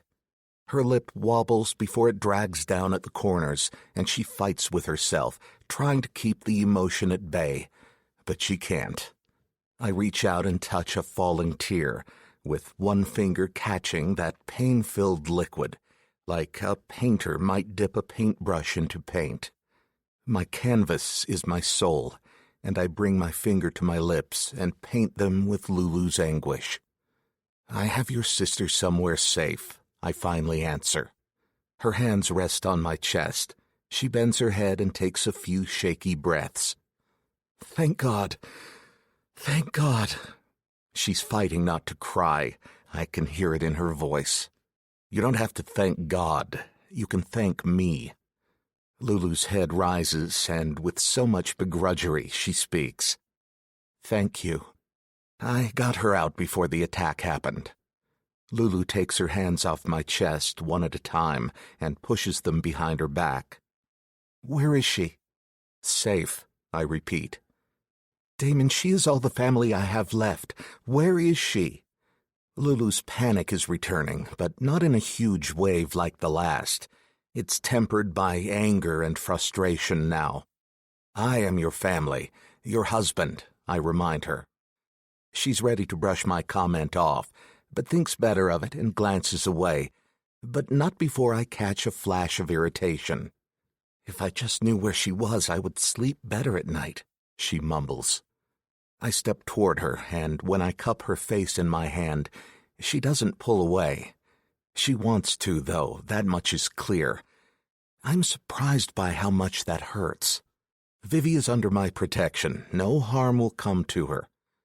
Vivi is an innocent party in all this, and keeping her safe is the right thing to do. So is Lulu, technically, but there's something different about her, something that makes me see her as stronger and more capable. Maybe it was that she was older when I met her, an adult already. She had done an excellent job of keeping her softness protected from the ever-present violence and corruption of her family. Maybe it's more that I need her to be stronger, to somehow survive me and every bit of the darkness and misery I bring with me. I need her to thrive in it and emerge untainted by it. I want my vengeance, but I want Lulu too. From my perspective, Vivi had already been traumatized by it. I wouldn't be adding to it. Keeping her location secret, even from my wife, is a necessity. I run my thumb down her face. But if you are a good girl and behave yourself, I lean in and glance at her lips, lowering my tone to a whisper. I just might tell you eventually. I press a kiss to her mouth, a kiss she doesn't return, but she doesn't stop me either. I push my tongue into her mouth, and her lips part, but she still doesn't take part in the act of kissing. I smirk against her mouth before nipping her lower lip. She yelps and pulls away from me, sucking the sensitive skin of her lower lip. You bit me! She sounds stunned, but I think she's also turned on. In fact, if I were to slip my hands into her pants, I'm pretty sure I'd find her soaking for me. You better go pack. I glance at my watch. We leave in 30 minutes. Her brows drag together and she releases her lip. Where are we going? Our honeymoon. The thought of having Lulu alone in the mountains has my cock starting to grow. She's still standing in the hallway. Color has returned to her cheeks. The knitted cardigan she pulled on is the same brown as her eyes. If you stand there any longer looking like that, Lulu, I'll have to have my way with you, I confess. She looks so innocent, and I want her on her knees sucking my cock. Lulu snaps out of her frozen state and marches past me, but my hand circles her wrist, stopping her from advancing any further. Pack warm clothes. I glance at her and she looks up at me with a nod of her head. And maybe a little bikini. She yanks her hand out of mine with a temper and marches away. I can't help but chuckle. She's too easy to wind up. My luggage is already in the trunk of my car. I had considered driving for 8 hours, but I've opted for a private plane that will drop us close to the Adirondack Mountains. An SUV will be waiting for us so I can drive the remainder of the journey, which should only take about 20 minutes. I'm ready to call Lulu when she appears with 2 bags of luggage. How long will I be gone? She asks. It's our honeymoon, so A few days at the least. She grits her teeth. If I knew where I was going... I grin as I walk to her and remove the 2 suitcases from her hands. They aren't light. Did you pack rocks? Lulu folds her arms over her chest, a slow smile starting to play on her lips. Where are we going? She asks again. She's a broken record, my Lulu. I'm not so eager to find out what's in her bags that I would give up the location of our honeymoon. I turn without speaking and carry the luggage to the elevator. Lulu won't look at me as the doors open and we get in. I peek at her as we descend to the basement level. I thought we were going to try and work together, I remind her, facing the doors where I can see her reflection. I am. This is me being civil. You're the one refusing to tell me any tiny detail about anything. I snort a laugh. You call this civil? She moves a step closer. You won't tell me anything. You won't tell me where my sister is. You won't tell me where we are going. This agreement between us can't be one-sided.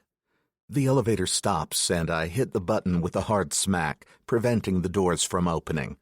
Turning to Lulu, I see her alarm. I can tell you that I plan on fucking you. Each step I take sends her scurrying away until her back hits the bar of the elevator. You can't escape. I state the obvious. Anger flashes in her gaze, making me want to poke the hornet's nest. I grab her neck and drag her mouth to mine. I'm surprised when she doesn't resist me.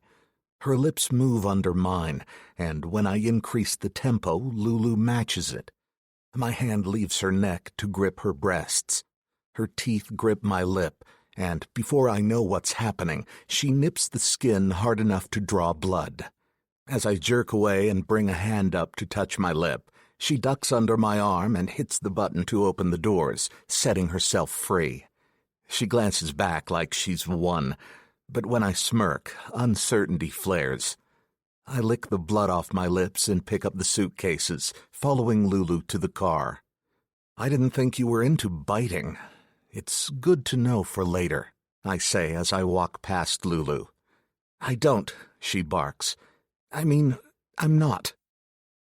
I open the trunk of the car and deposit her suitcases in it. My lip tells me otherwise.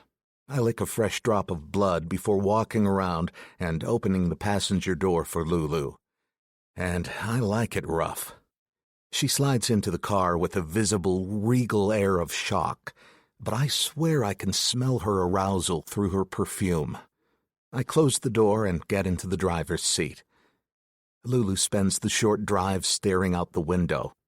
It doesn't take long to reach the small airstrip that houses a few hangars for private jets. I pull into hangar number 151 as I had been instructed. The overhead lights are all on, shining down like spotlights on the plane. It's impressive up close. Sometimes it's hard to believe men can build such fantastic things. And on the other hand, what we can tear down, too. The damage the same hands can inflict on someone. The engine dies as I extract the keys. Lulu unbuckles her belt and gets out as 2 attendants approach. Welcome, Mr. and Madam Valachi. We are greeted with smiles. Paparazzo, I correct. Lulu manages a meager smile as they stumble over apologies, and I pop the trunk, allowing them to remove all the luggage. One of the attendants waits as I lock the car and hand him the keys. Lulu folds her arms across her chest. I reach out with one hand for her to take, and she does, but slowly. Pulling her closer, I lean in. Remember, people are watching. Lulu momentarily tenses. Then she relaxes her shoulders, and the next time she looks at me, she manages a smile. We don't have to pretend right now. The attendants are of no importance. But I like it when Lulu plays the role of the loving wife. I don't release her hand until we are on board. The large white leather chair makes Lulu appear tiny as she sinks in. I don't take my seat right away, but instead grip her seat belt and slowly belt her in. My being this close to her makes her nervous. She swallows as my hands linger on her stomach. I have a split-second vision of her stomach growing with my child. A child. It seems so foreign. A privilege that isn't allocated for someone like me. I step away and take my seat next to hers. Lulu touches my forearm. Are you okay? Her concern is nice and seems genuine, but I notice one of the attendants with a trolley at our seats. Lulu must have noticed too and is simply keeping up the pretense. I smile and steal a kiss for my troubles. Of course, Kara. I look at the attendant. Whiskey. Oh, I'm sorry, Mr. Paparazzo. I'm just getting the cart stowed for liftoff, but the moment we are airborne, I'll get you that drink. The attendant moves along and the seatbelt sign lights up. I clip my belt closed. Are you going to tell me where we are going now? Lulu asks. No, I answer, looking out the small window. The captain speaks, welcoming us aboard. He doesn't announce where we are going, per my instructions. Sit back and enjoy the flight, are his final words before the plane starts to move out of the hangar and down the runway. I hate this part of flying, and I close my eyes as the plane's nose tilts up into the air and the wheels lift off the ground. A hand grips mine, and when I look at Lulu, she doesn't look away. Staring into her eyes, I forget that I am on a plane. All I see is her. Her hazel eyes have specks of gold that seem to float. They're mesmerizing.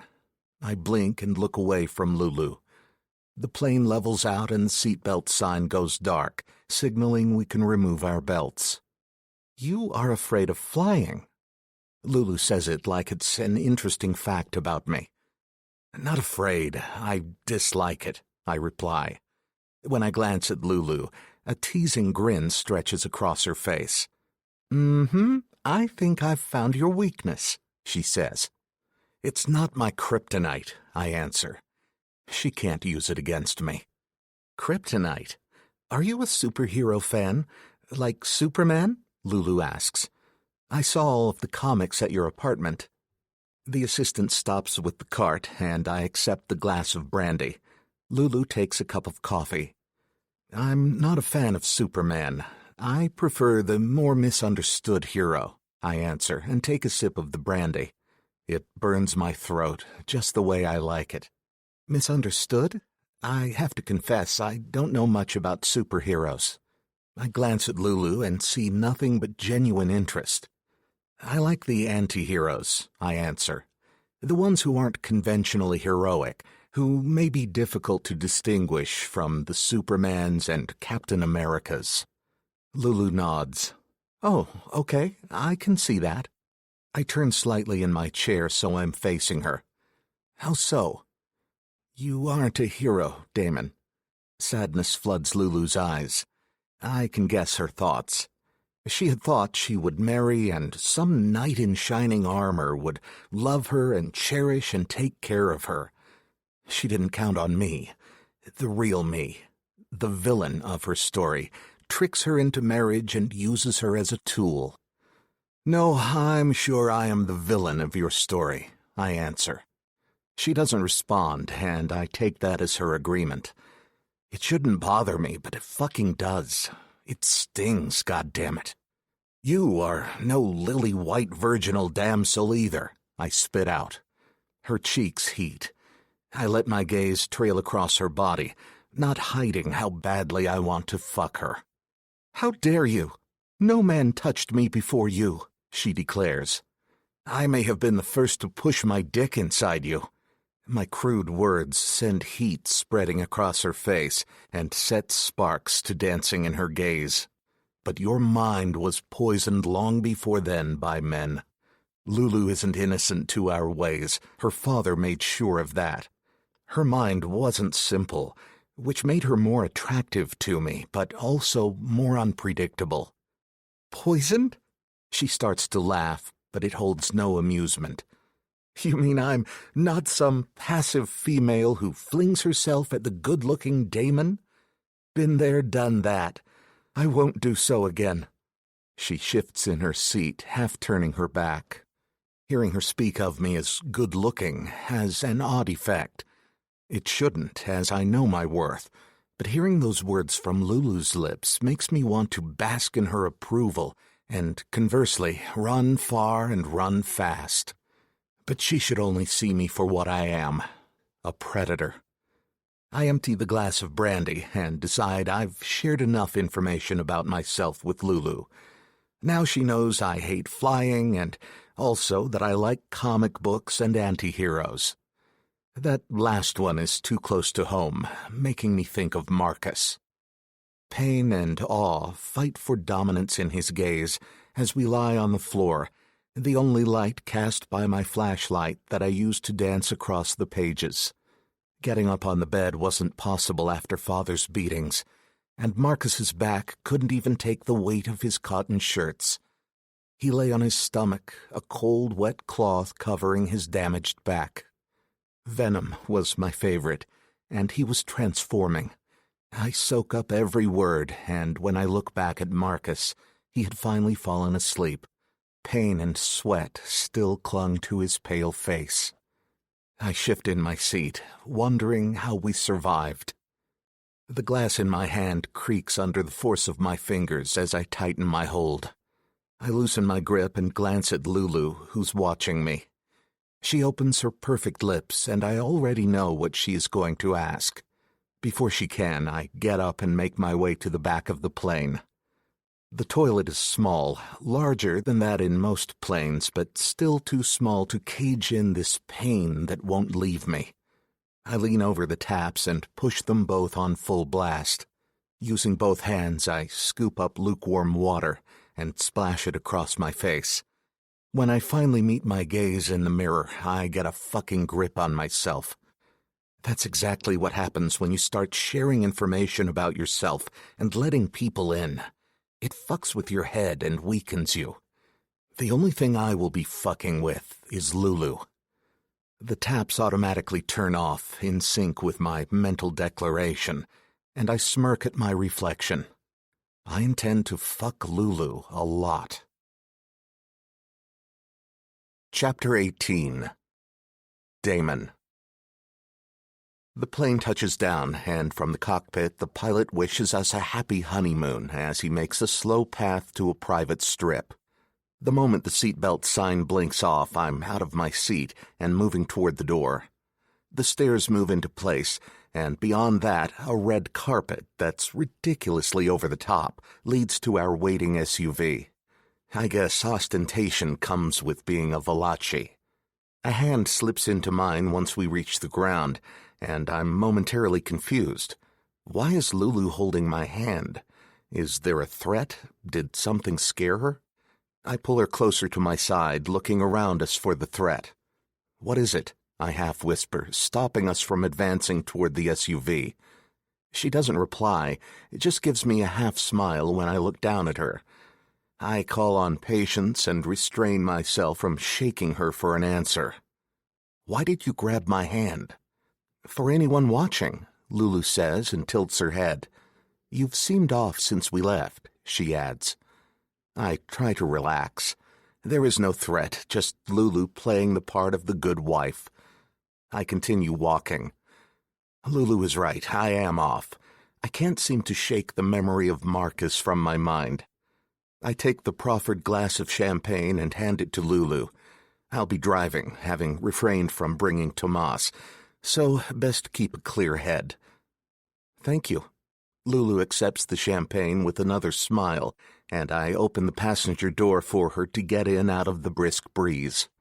The attendants transfer the luggage to the rear of the SUV as I watch, and once loaded, I thank them with a nod and get into the driver's seat. I leave the private hangar and drive away from the airstrip. A road lined with towering conifers, sugar maples, and birch trees comes into view quickly, its elevation climbing rapidly into the heights of the Adirondacks I'd chosen for our getaway. A cabin nestled in the middle of nowhere is where we are staying. I'm starting to regret my decision. When I had chosen it, I was focused on providing an easily defensible location, since we would be alone, along with the added benefit of having Lulu alone, so I could have my wicked way with her. Now, though, the thought of all that time alone with her makes me uneasy for some reason. I veer off the main road and onto a dirt road as we climb up the side of the mountain and deeper into the forest. Lulu's champagne sloshes across her hand with the rocking of the vehicle. "I'd either drink that down or get rid of it," I tell her with a sidelong glance. Lulu licks some of the spillage off her hand in response, and I wonder if she did it on purpose. The action was almost sexual, but I remind myself that Lulu isn't trying to seduce me. Far from it. I slow down until I come to a complete stop. "Or you could drink it at your own pace," I offer. Lulu glances at me and brings the glass of champagne to her lips. "I think I will drink it slowly." She seems to be enjoying the delay. I push the button for the emergency brake and settle back into my seat. "By all means, take your time," I smirk. It's a short-lived moment of humor until the silence starts to dribble in like a broken tap. Rolling down the window, I listen as the chirping of birds and the rustle of the wind in the trees consumes the silence. It's a different kind of quiet, one I don't appreciate. "So you still aren't going to tell me where we are going?" Lulu asks, and she seems almost content in her surroundings. Or maybe it's the champagne that's relaxing her. "When you finish your champagne, I can show you." "Will you tell me where my sister is?" Her question is heavy with held-back emotion. For the first time, I want to give her the peace that her sister's location would give. I quell the impulse. "No," I say brusquely. She can look at me from under her eyelashes all she wants. I won't bend, not for her or any woman. Lulu looks out her window before pressing the button to roll it down. With one swift movement, she empties the contents of her glass out onto the forest floor. I push the brake off and we continue our short journey to the 4-story cabin that's tucked away from the world. It's a towering beauty made of stone, wood, and glass, filled on the interior with every imaginable luxury and convenience. As I pull around its circular drive, I'm seized by the feeling that I really shouldn't have come here. I should never have come back to this place. Lulu ducks her head to look out the front window for a clearer view of the cabin. Her gaze is wide, and she wears a look that I want to capture. When she peeks at me, her eyes are so light, they look almost golden bronze. It's beautiful. She's beautiful. I dodge the stray thought and merely nod, bringing the SUV to a complete stop outside the main door. A porch wraps around the front of the cabin. "Is this yours?" she asks, casting a quick look in my direction. "Your family's?" I'm ready to nod again, but stop and unbuckle my belt. "Yes, it was our family vacation spot during hunting season." "Hunting?" Lulu's voice is inquisitive. "Yes." I keep my answers brief intentionally. Marcus and I didn't just hunt deer or rabbit out here with our father. We hunted people who needed to learn a lesson. When we came here, our father remained sober. The thrill of the hunt fed his blood instead of the alcohol, and we had snippets of a man who didn't beat us, but killed others instead. When I was young, I used to love hunting season. It was a reprieve from his constant torture. I didn't mind that his torture was inflicted on someone else, as long as Marcus and I were safe. That's all that had mattered at the time. I hadn't expected the crushing load of memory on my return. It's an ample reminder. We can't outrun the past. I get out of the SUV, cursing myself beneath my breath. Why did I pick this place? It's safe, I remind myself. That's why. Lulu walks to the rear to get her luggage, and I stop her, taking out a single key for the front door and pressing it into her open palm. "You go ahead, I'll bring everything in." She doesn't look at me as she tightens her fingers around the key. Instead, she bounds up the steps with barely restrained excitement. I take all the luggage out and place it on the ground before taking a quick visual sweep of the secluded location. We have cameras throughout the forest and motion detectors to make sure no one steps onto our property without our knowledge. I pick up 2 bags and make my way up the 6 wide wooden steps. Lulu has already entered the cabin, leaving the front door open for me. I place the bags in the main room before getting the rest. Once everything is inside the house, I remove my suit jacket and pass through the main living space and into the security room. I power up all the TVs. The cameras capture the forest and the surrounding house. The area is clear. The cameras inside the house are only in hallways, the kitchen where Lulu is, and a few public areas, those that have access to the outdoors in some way for the most part. She runs her hands along the stainless steel, state-of-the-art counters. I'm sure she's thinking of all the baking she could do. The fridges are fully stocked, along with the log hut outside. I turn on the heating before leaving the security room. "This place is amazing," Lulu says the moment I step into the kitchen. "I'd come here all the time." She has a childlike expression right now on her face, and it reminds me that through all the years of being in her household, she never left. From what I understand, her family didn't travel or take family vacations, so I can understand her joy at being someplace new. "I wouldn't have pictured you in a place like this," Lulu says, stopping at the island. "It belonged to my parents." I glance around the kitchen, thinking of all the times we ate together at the long wood-planked table. Everyone was happy here, even my mother. Life was simpler when we were here, dedicated to rest and family, and only the occasional people hunt. Mother had her husband back for our brief stays, and even though we knew it would end and everything would go back to life as usual when we left, we all lived in the moment here. It held a lot of good memories. My mother loved to cook, so this was her domain, I say. The Stanley stove was her favorite. She would spend the days cooking and baking. Sometimes even Nona joined us. The rocking chair that sits in front of a large pane of glass was where I would find her, enjoying the view and soaking in the warmth the kitchen provided. "You never speak of them," Lulu says tentatively. It's like a battering ram against my soul. "Because your people took her from me. The thought consumes me. They are dead, that's why I don't speak of them." "I'm sorry." Lulu's voice has lowered, and something close to sympathy fills her voice. "Did my family—" She trails off, a frown pulling the corners of her lips down. Then she squares her shoulders. "On our wedding night, you said you meant to have your revenge for what my family did to your mother. What did we do?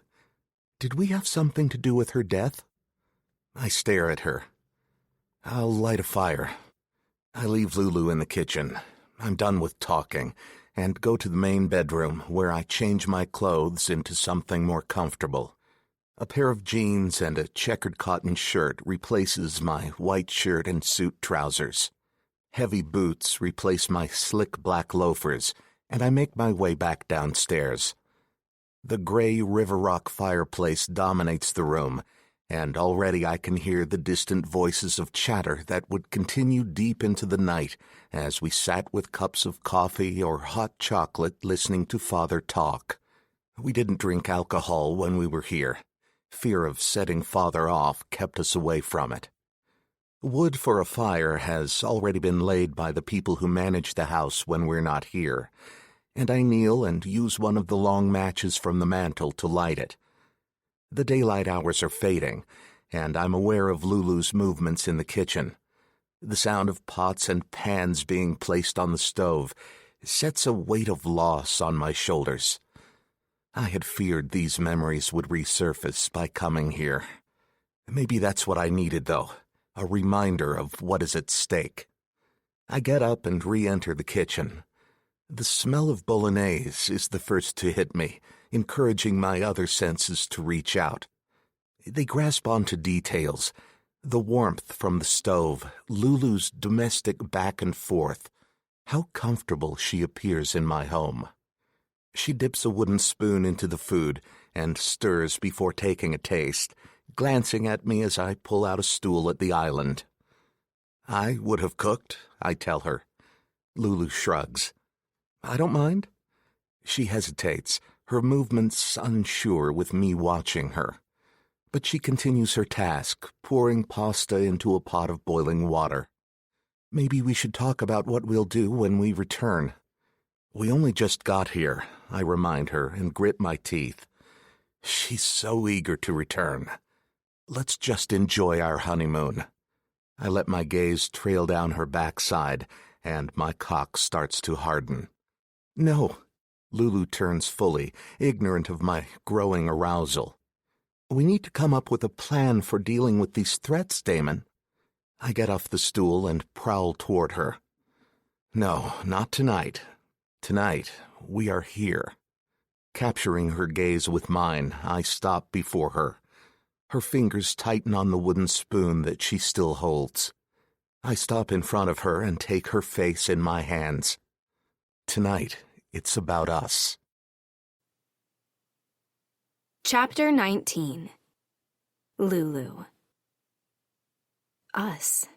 I search the blue depths of Damon's eyes as he cups my face between his hands, my own gaze flickering with conflict. What us? We are nothing but lust and lies. Hate-filled desire for one another has us dancing a tightrope between falling and fighting, and I'm so weary of it all. I take a step back, into the edge of the stove. Behind me, the water for the pasta boils and steam rises into the air, dampening the hair at the nape of my neck. Stop, I say. Damon's hands lower to his sides, but he doesn't step back. I push at his chest. Just give me a minute, I continue. All right, he says, finally moving away to lean against the island just opposite the stove. He crosses his arms over his chest, the gesture pulling his sweater taut over his biceps. What is it? I look away, at the room, at the spoon in my hand, at the snowy dusk through the window. I look at anything but him. Words are a struggle. How do I tell him that I want more? I want his truths. I want his feelings. I want him. I don't know how to explain what I feel, I finally say. I know what I want, but I don't know how to communicate that to you so it makes sense. His eyes narrow, but his features relax infinitesimally. Just say it, he says. Tell me. You don't love me, I say, and then press my lips tightly closed as a sensation like panic curls within my gut. That wasn't what I meant to say. Not at all. Not even close. God, he'll probably pull a muscle laughing at me, at my naivety. That's not what I meant. Is that what you want? He's not laughing. His face is so serious, every muscle in his body tight and waiting. Trying to calm myself, I take in a deep breath and give his question consideration. No, not exactly, anyway. I understand that you feel differently, less, than I did when we got married. It's more... Than you did? As in, you don't now? His eyes sharpen. They pin me to the stove as surely as if his hands held me there. Not anymore. I shake my head a little. It almost sounds as if he wants me to feel for him the way I did when I accepted his proposal and married him, that lovelorn, dream-bound, foolish young woman. No, Damon, I can't. You duped me and trampled over every finer feeling I had for you. I slap the wooden spoon in my hand against my jeans-clad thigh, unmindful of the sauce and the mess it makes, the sting centering me, giving me the boldness I need to be honest. You broke my heart. He flinches, the movement so small I might have missed it if I hadn't been watching him so closely. I am sorry for that, Lulu. His apology makes something tighten in my chest. I hadn't realized how much I needed it until that moment. It's not enough, though. We need to move past that. In order for me to do that, I need to know why.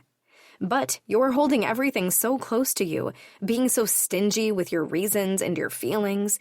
If I can't trust you, if I can't understand you, forgive you for what you've done to me, I can't give myself to you. I won't. Sex and love are mutually exclusive things, Lulu. We don't have to like each other to fuck. I lift my chin. Maybe you don't, but I do. I hate the way you make me feel, Damon. I despise the fact that I desire you, that my body craves your touch. My lip curls. But my mind is stronger than my body. I'm telling you now, you need to give me something, or this will be a marriage in name only until you do. Grudging respect gleams in his gaze. Okay, what do you want? Tell me why. I know the reason you married me has something to do with your mother and her death, but you have yet to give me details. It's always, the Valachi are responsible. Tell me more. His expression shudders and his gaze drifts to the side. For a long, restless moment, the only sound in the kitchen is that of the bubbling water behind me. Then, we were in Palermo, celebrating my Nonna's birthday with dinner at a cafe there. Most of the family was there. It was a beautiful day, blue skies, warm weather. My sister was there, my cousins, mother and her sister. I can see the scene as he paints it. An open-air eatery in Sicily, the air balmy and filled with the smell of food and the sounds of people chatting. Go on. It was 6 years ago, one of the few occasions where most of us were able to get together in my grandmother's birthplace. My father was already dead, so my mother, my grandmother, me, my sister, we had all grown very close. I nod to show I understand. These people were everything to him. There came the sound of a car backfiring. At least, that's what I thought it was at first. It was gunfire, though. Bullets ripping through the air and spraying everything in that cafe. I swallow. His look is distant, twisted with memory. When it died away, my mother had been shot. I held her as she died, trying to push the blood back into her body with these hands. He holds his hands out, staring at them, and then looks back at me. His eyes are pinched and angry. Her last words were Valachi. Your people are responsible for her death, and I mean to see them pay. But, I frown. I understand the reality of what happened, but I can't comprehend the why behind it. It doesn't make sense. The Paparatos were a minor familia here in New York, tending to work for the other, bigger familias rather than serve their own personal interests. There's no reason I can think of that my father would have needed to order a hit. But what? His tone holds a defensive edge. I don't understand why my family would have done this. Did she say, the Valachi did this, or just our name? Is there any other reason she could have had for speaking our name? He lifts his shoulders in a little shrug. It seemed pretty clear to me, especially after Marcus, my older brother, learned of it and told me that he had fielded several threats from the Valachi. But why? What purpose does it serve for the Valachi familia to kill your mother, of all people? She was boss, not only of the Paparatos, but the Irish O'Hanlons as well. That was kept relatively secret, with a relative running things in Dublin, but whoever organized the hit must have known, must have feared the power she had the potential to wield. Ah, that makes a twisted kind of sense. If the New York syndicates had caught wind of this woman ruling not one house but two, combining their might, they may have decided to put the potential threat down. I still can't buy entirely into his explanation, though. So, you have this vendetta against us based on a single word she spoke as she died? He shifts an uncomfortable gesture. It's why I've been there, part of your family, for the past 5 years. I want to know beyond any doubt exactly who was responsible and why. I want to rip everything away from that person. All power, all comfort. He uncrosses his arms and takes the single step across the floor to stand in my space once again. Reaching out, he caresses my jawline. This is how I achieve that, Bellissima. And I suppose I'm just collateral damage? The words are more bitter than I intend them to be. Even if I don't agree with it, I understand his reasoning, how he got from point A to point B. No. he replies, his gaze downturned with the weight of heavy, unspoken things. You're the unexpected gift, the shock to my system, the light to my dark. I squint up at him in confusion. Pretty words, Damon, but I don't understand. I mean, I wanted to hate you. I wanted to destroy you because you're Valachi. His thumb comes to rest on my lower lip. But I can't, damn it. His words are tortured, sincere. My tongue darts out to wet my suddenly dry lips, just in time for him to dip his head and press a kiss to my mouth. His lips are hard and insistent, and mine soft and melt against them. I want this. His hand trails from my cheek to my neck, where my pulse flutters against his fingers. He pushes his tongue against the seam of my lips, and I open, giving him entry. The water bubbles behind me, and a pop of steam hits me on the back of the neck as Damon presses insistently against me. I jerk as it burns, and Damon breaks the kiss, keeping me in place with one hand. Reaching behind me, he turns off the stove. I follow the movement with a twist of my neck and then look back up at Damon. He's staring down at me with desire edged with vulnerability. I want you, Lulu, he says, and his hand glides down the length of my arm to take the wooden spoon from my hand, placing it on the counter behind me. Will you have me? My breath stalls in my throat as he waits as thoughts whirl madly in my head. He gave me what I wanted. He was honest with me. The rest I can wait for. Finally, I offer a faint nod. Yes. He doesn't say anything else, just bends to place one arm beneath my knees and the other across my back as he scoops me off my feet. I give a surprised yelp, but quickly wrap my arms around his neck as he walks us out of the kitchen.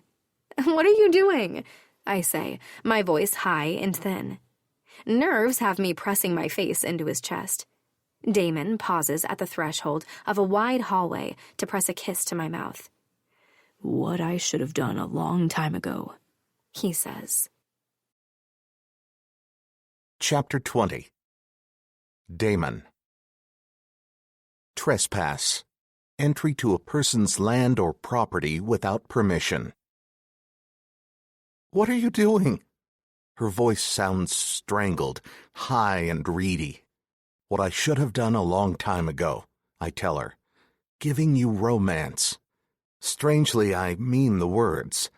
I feel as though I owe Lulu a bit of softness, some tenderness to help her feel good about giving herself to me. Isn't this what married couples do? I continue, voice deliberately light. The husband carries his wife to their bed. He carries her across the threshold of the front door. That's what newly married couples normally do when they first enter their home, Lulu adds, her voice still holding that high, nervous pitch. I glance down at her as I clear the end of the hall and pause before the master bedroom. Maybe I like carrying you, I say. It's the truth again. Lulu will be turning me into an idiot who pours his every thought out like it's water. But the feel of her in my arms is nice. More than nice. Right. In a few strides, I push open the bedroom door with my foot. Lulu glances around, but her focus returns to me as I deposit her on the king-sized bed. Wait, maybe we should talk some more.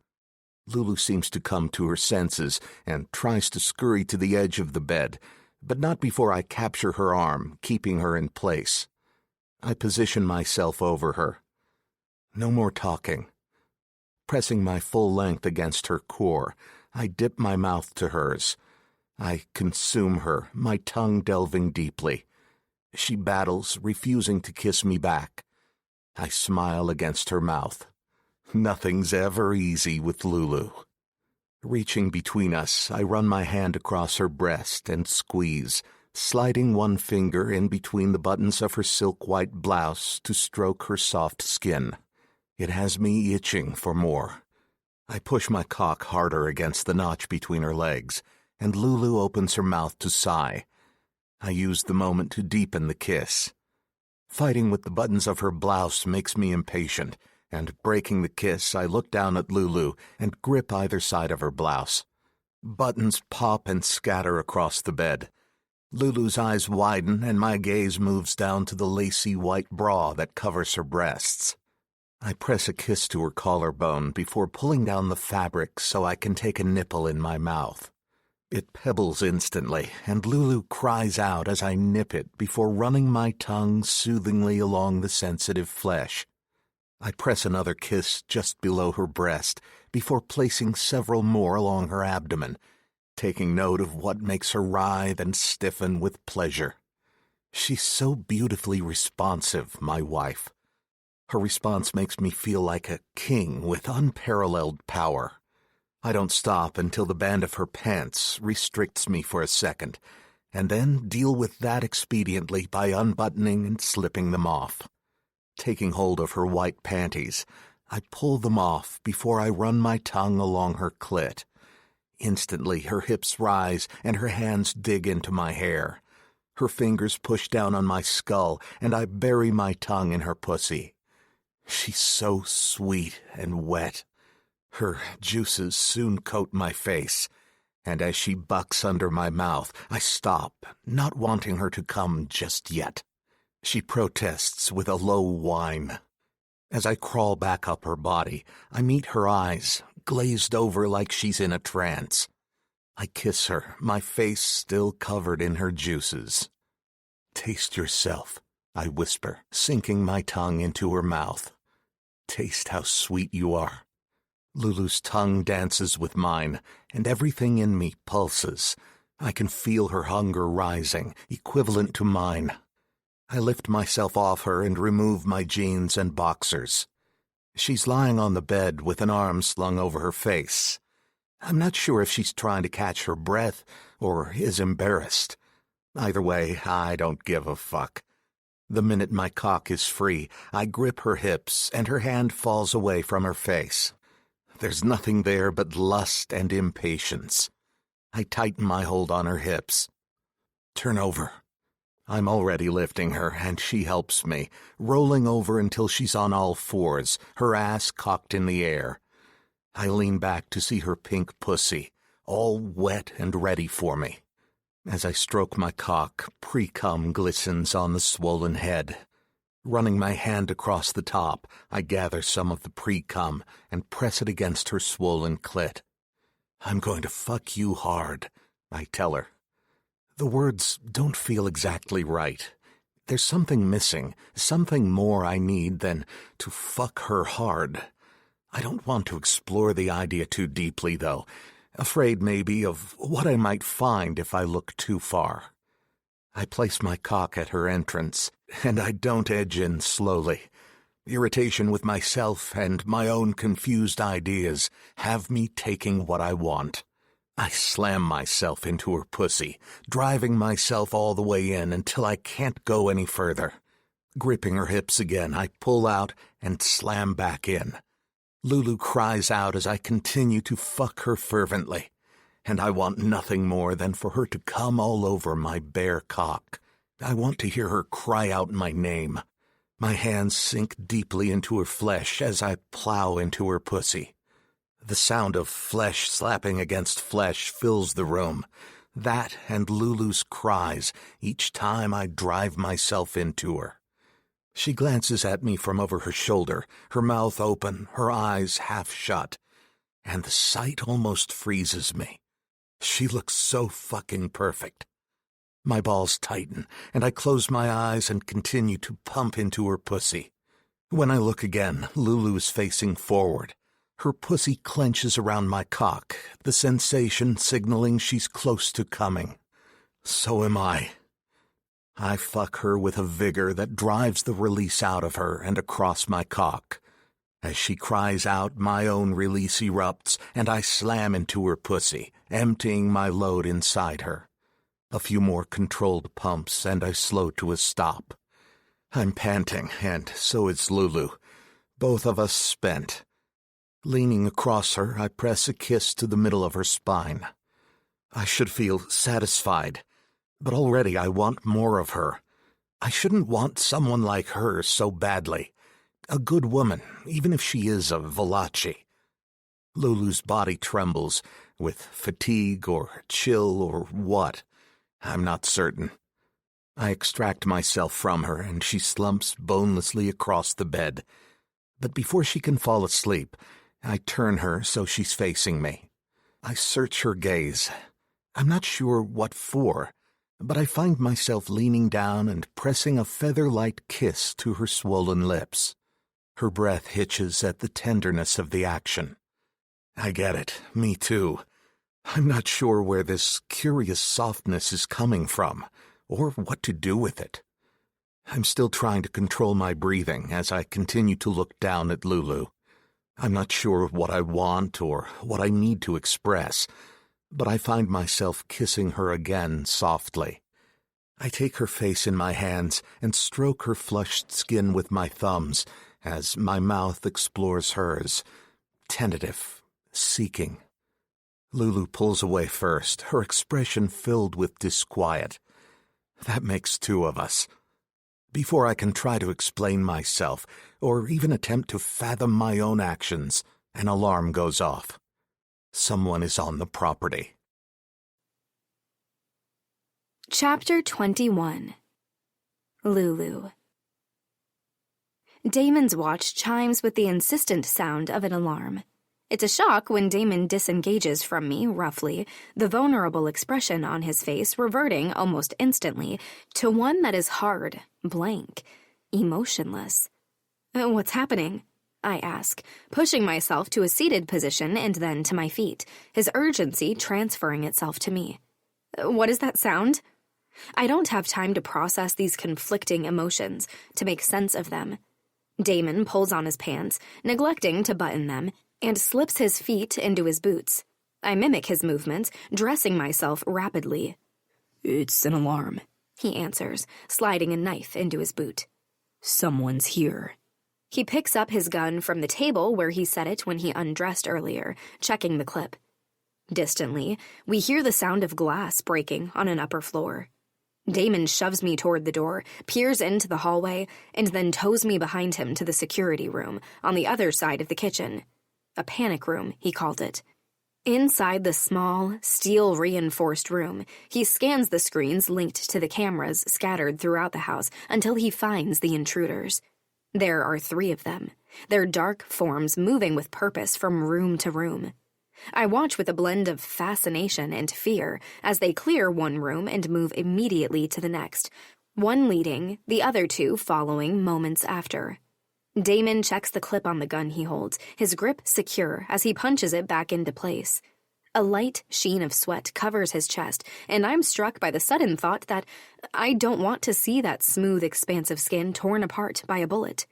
He should close the door to the panic room, wait this out with me. Wait, I say. No time, he mutters. Grabbing my hand, he turns it palm up and slaps a second, smaller gun into my startled grip. Do you know how to use this? I nod.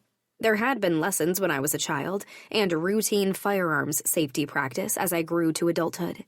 He scans the screens again, a nerve pulsing on his eyelid. Stay here. If anyone comes through that door who isn't me, you shoot first and ask questions later. Capiche? Capisco. But Damon... Hush now. He gives me a cheeky grin that's only a little strained and leans toward me to grip my face, the gun in his hand cold and unforgiving against my skin, and presses a hard kiss against my mouth. I can tell his adrenaline is pumping. He's actually excited about this. If anything happens, the code to open the door is right there. He indicates a sticky note on the table and then leaves, closing the door securely behind him. And I'm alone. The only things standing between me and these assassins, because who else would they be? A half-naked man and this steel door. And the gun. There's that, at least. I hold it in my lap and watch the screens, my heart thumping uncomfortably in my chest. In fuzzy black and white, the shadowy forms of Damon and the intruders walk from room to room, guns held at the ready. From a shattered glass door, I'm able to deduce that the intruders entered on the 2nd floor, which has a solarium-style room opening out onto a screened deck with a hot tub. The gun is cold in my hand, its metal hard and unforgiving. There's something disturbing about the feel of a gun. Its metal, heft, A shape so specific and different from anything else.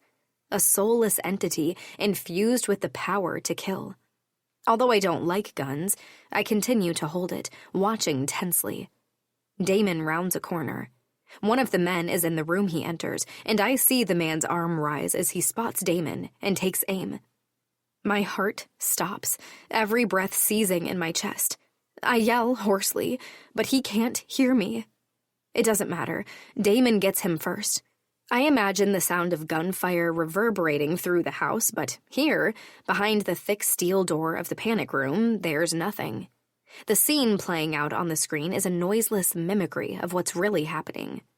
Damon squats and pats the man down hastily, searching for, a clue to his identity? He doesn't find anything, which makes sense to me. I know that none of my father's enforcers ever carried identification on jobs. He's still kneeling when the other two men enter the room, one at either doorway, so they flank him.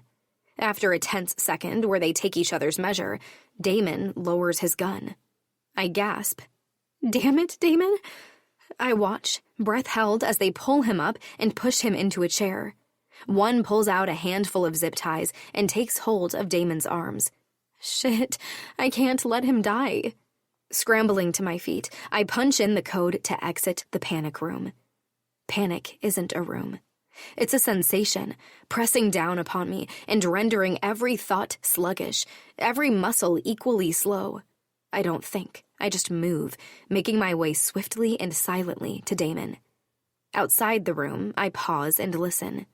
Their voices are a low hum, rising and falling periodically. They want to know where I am. The question accompanied by the crunch of flesh on bone. Damon utters a half-laugh, half-groan. Anger flares. They're tormenting him because of me. I peek around the corner and note the positions of each man, one with his back to me as he interrogates Damon, the other just to his side. Taking in a deep breath, I enter the room, gun raised and at the ready. The element of surprise is on my side. That, plus my familiarity with guns. I shoot the first guy, the one with his back to me, and he drops immediately. I feel sick, but I don't even have a second to mourn my first kill before I'm shifting my aim to the second assailant. Only, he's already doing the same to me, and pulling the trigger a moment before I do. My shot goes wild. I feel its trajectory shift with the jerk of my arm and the sting of flame against my head. Both in the same split second, I see Damon fling himself from the chair and sweep his leg out under the intruder's legs, knocking him off his feet. He leaps to his feet, no small feat, with his hands bound behind his back, kicks the man's gun away toward me, and then sends a brutal kick to the guy's head, stunning him. I sway, dizzy. Damon looks up with a crazed look in his eye. Then he lifts his booted foot and stomps the guy's head until there's nothing there but pulp and blood. His foot twitches. I'm not certain if he's dead or if it's a reflex. Damon, he doesn't hear me, or else he doesn't choose to listen. I step toward him, extending a hand to touch his arm. Look, it's nothing, just a graze. I give a weak laugh. I've always wanted to say that. Damon stills and stands there staring, breathing hard. The bullet feels like it grazed my forehead just left of center. If the man had had better aim, I'd be dead. Damon's eyes are wild, darting all over my face and body, and it strikes me suddenly that his arms are still behind his back. I pull the knife from Damon's pants and saw at the zip ties, realizing belatedly that he likely would have been fine. Once freed, he rubs briskly at his wrists. I told you to stay. A thin current of emotion threads the statement. I wave the knife and attempt a joke. Guess you didn't need me to rescue you, huh? Damon silences me by taking my face between his palms and pressing a kiss to my mouth, unmindful of the blood streaming from the gash in my forehead. He pulls back a fraction and uses his thumbs to wipe some of it from my cheeks and eyes, then views me soberly. For the first time, I think I see the naked truth in his gaze. I may not have needed you to rescue me, but I think I've needed you to save me for a long time. What? I break off as Damon swings me, bridal style, into his arms and carries me away from this room, down the hall and down the set of stairs leading down to the master bedroom. What do we do with them?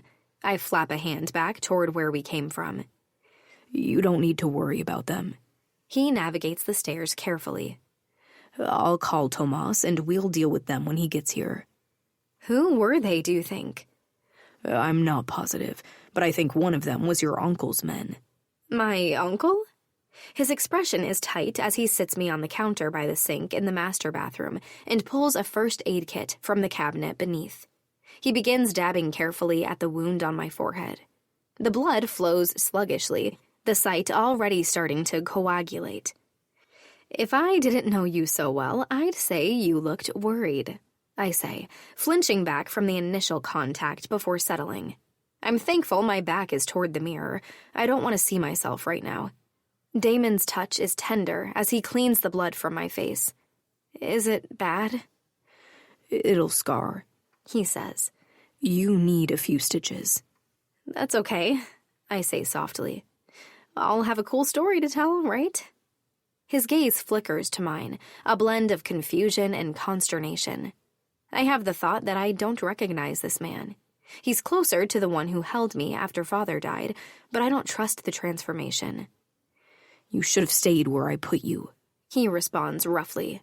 I wince at a sharp bite of pain, and he holds up a tiny needle from the first aid kit. Numbing agent. He keeps going, his focus narrowed on his task. The thread, or whatever he's using, pulls against my flesh, the pain bright and fresh, despite the numbing shot. I cast my thoughts back to his earlier statement in an effort to ignore the pain. Why would my uncle send someone to kill you? Us, he corrects. They were here to kill us both. And why do you think? I stare, unable to voice what's uppermost in my racing thoughts. Control, Damon says. He wants to be the Don, the boss. But to do that, he'd have to kill me, Vivi. There couldn't be any of us left. Panic starts to swell again. Are you sure Vivi is safe? Positive. She's in a safe house. No one's finding her, Bella. He finishes stitching me up and dabs at my face, cleansing it of the last of the blood. I need to go deal with that. He jerks his head at the ceiling, indicating the dead men upstairs. You should get some sleep. He pulls me off the counter, but pins me against it with his body, bending his forehead down next to my ear. My heart thumps, so loudly I'm certain he can hear it. What is this? This curious intimacy? Something has changed. But, Bella, he murmurs against my ear. You were right. I don't move, wanting to keep this closeness, even if only for a moment. It's all I've ever wanted, truly. Someone to hold me, to be naked and honest with me in every way that counted. It's terrifying. Finally, I speak. What do you mean? He pulls back a couple of inches, far enough to look me in the eye. When you came to me in the club and said we needed to call a truce, trust each other. His gaze drops. Forgive. I swallow, but don't trust myself to speak. I nod instead. I'm not sure I trust him, even with his altered attitude and the words he's saying to me. But I want to. He kisses me, short and sweet, and moves away. If we want to move forward together and secure the Valachi birthright, we have to secure our bond. Secure our bond? He carries me to the bed and lays me down on the covers, mussed from our earlier bout of sex. A thought strikes me, and I clutch his bicep. I'm not having a baby. Not yet. He laughs. That's not what I meant. His expression darkens, and his hand strays to my belly, a brief caress. But, just so we're clear, my baby is a distinct possibility, so you'd best get used to the idea. I squint up at him. What are you talking about? There's zero possibility. I started birth control years ago. Did you now? He asks, a smirk on his words. Are you absolutely positive? He can't possibly be saying what it sounds like he's saying. Damon, please tell me that's a joke. He moves to the door. We need to make an announcement from here about your new alignment with the O'Hanlon family. He succeeds in distracting me, the statement confusing. We already did this, though, at the dinner. No, Damon says. I'm not worried about Scarpetta or Marzano or Romanov. We need to make things plain to your family, your uncles. Those men were Valachi, and it's time they understood. I'm the Valachi now. Chapter 22. Damon. Days later, I squeeze my eyes shut, like doing so can erase the image of Lulu standing in the doorway with her gun raised. She put herself in harm's way to save me, and in the process nearly died. Every time I look at her, the anger shifts to something else that I don't want to face. Not many people would have walked head-on into danger to save me. Tomas, yes, but I don't think even Marcus would have put himself in the line of fire and taken a bullet for me. And yet Lulu did, even after all I've done to her. I glance back up at the house where she is safe before turning back to the forest. I'm being a coward by telling her I'm checking the perimeter and leaving her alone. But I need the distance between us. Branches and dead leaves crunch under my heavy boots as I walk deeper into the tree line. Taking up my phone, I open the app that's connected to the inside cameras and scan each scene for movement. The infrared sensors have picked me up, but there is nothing else. Only a deer a few meters away. I hoist the hunting rifle up on my shoulder. My fingers itch to swing it around and track the deer. But that's not why I am out here. Flashes of a past I can't seem to scrub from my mind haunt every forward step I take, yet the reminder that Lulu saved me chases at my back. Why did she do it? What could she have gained from saving me? If I had been in her circumstances, I would have sat back and watched the show. Right? I stop walking. I'm not sure what's made me pause until I glance at the large oak tree that's hundreds of years old. That's why I stopped here, in this spot. I didn't come to this tree intentionally, yet here I am. I move toward the tree and let my hand drag across the harsh bark until I stop at the two names inscribed deeply into the wood. Marcus and Damon were here. Time moves in funny ways. Yet I remember this day like it was hours ago. We had sliced our palms with one of Marcus's blunt knives and made a blood pact that we would always protect each other. After that, we had carved our names into the wood. I lean closer and run my thumb along the grooves we gouged there, a reminder of the promise we had made to each other. Movement to my right has me dropping the belt of the rifle, letting it slide down my arm. I quietly take the stock in my hand, my finger on the trigger as I take a steady, silent step around the tree. Dark, black eyes stare at me. The doe doesn't move, merely watches me with an unblinking gaze. If my father were here, he would demand the deer's blood. I had killed more than my share, too, but right now all I see are Lulu's pale hazel eyes. The doe remains still as I take my finger off the trigger and slide the gun back up on my shoulder. What the fuck is it waiting for? To be slaughtered? The ironic comparison to Lulu has me irrationally angry. I clap my hands loudly, the noise sending a flock of nearby birds shooting up from their nests. The deer finally kicks into action, disappearing back into the underbrush. We have been here 3 days since the attack, and each day I spend more time away from Lulu as I wait for word from Tomas, increasingly uncomfortable with the forced intimacy with my wife. I thought I wanted her smiles and submission, the loving caricature of what I've always known wives to be. Now that I have it, though, I feel faintly ill. I think I almost want her to hate me still. Turning, I begin to make my way back to the cabin. I still have no idea who sent the men to kill Lulu and me. I have my suspicions that it's Lulu's ruthless uncle, but I can't go pointing fingers without evidence. The men who had attacked had been clean. Tomas had checked each body, but they had nothing on them to identify who they were. If it is Lulu's uncle, where does that leave me? I'll have to kill him, and in doing so, I would spoil any chances of learning the name of my mother's murderer. With Lorenzo dead, Frank is the only one I imagine would possess that information. Or maybe I could acquire the information faster with Frank out of the way. I stop for a second to look up at the gray sky through the tree branches, so sick of this cursed uncertainty that dogs every decision I make. I just want it all to be done, one way or another. First, regardless, I need proof that it was he who tried to kill Lulu. I stop on the porch of the cabin and check my phone again, looking at the cameras to make sure we are safe.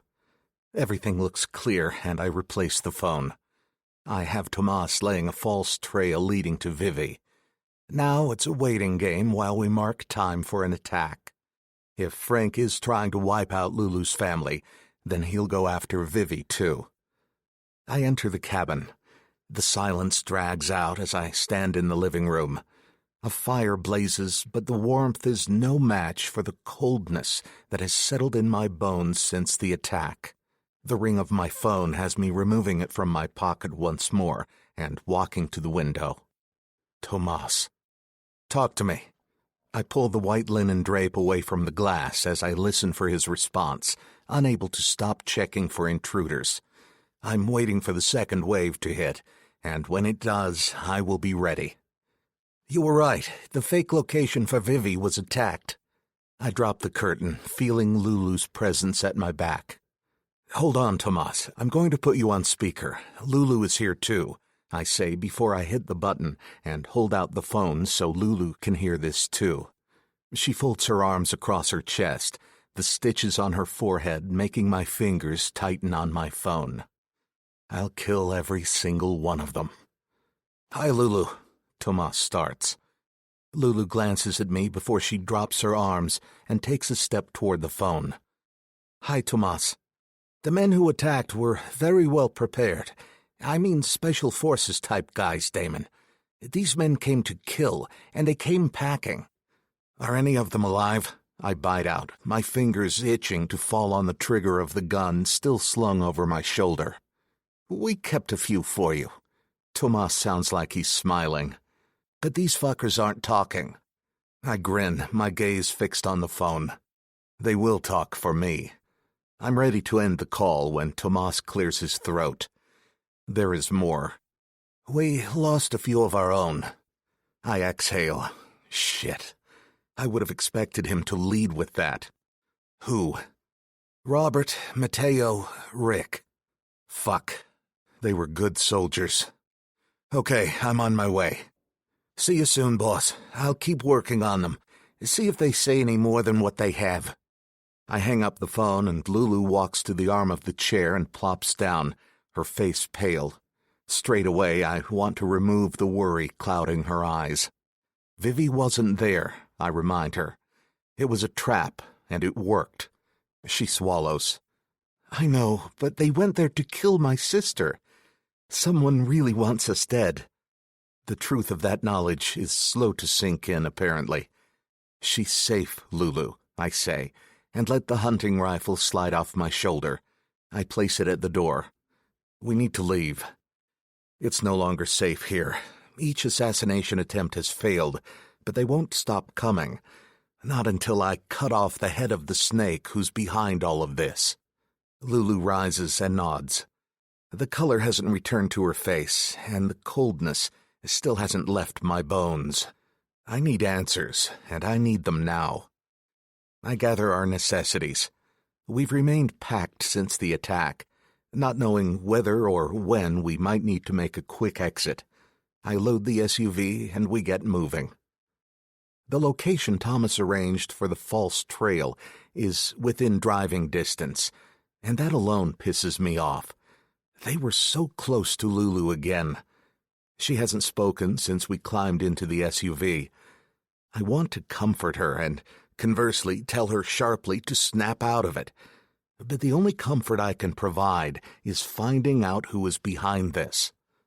Lulu nibbles at the tips of each finger, and each glance I take of her sends my irritation rising. I'll find out who is behind all this. She stops the assault on her fingers and drops them into her lap. I can't stop thinking, what if Vivi had been there? If they had gone to her actual location? What could have happened? Her voice trails off as emotion chokes her.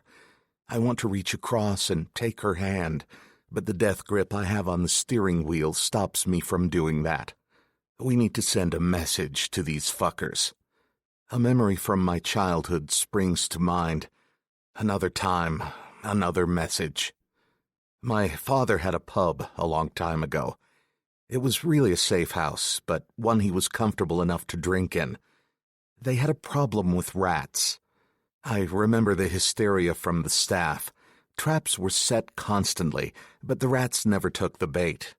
My father hated rats. He hated pigeons, too, said they were rats with wings, and shot them every chance he got. But that's neither here nor there. The traps didn't do their jobs, so my father got Nutella and a light bulb. I remember watching him break the light bulb and sprinkle the dusty white shards into the Nutella.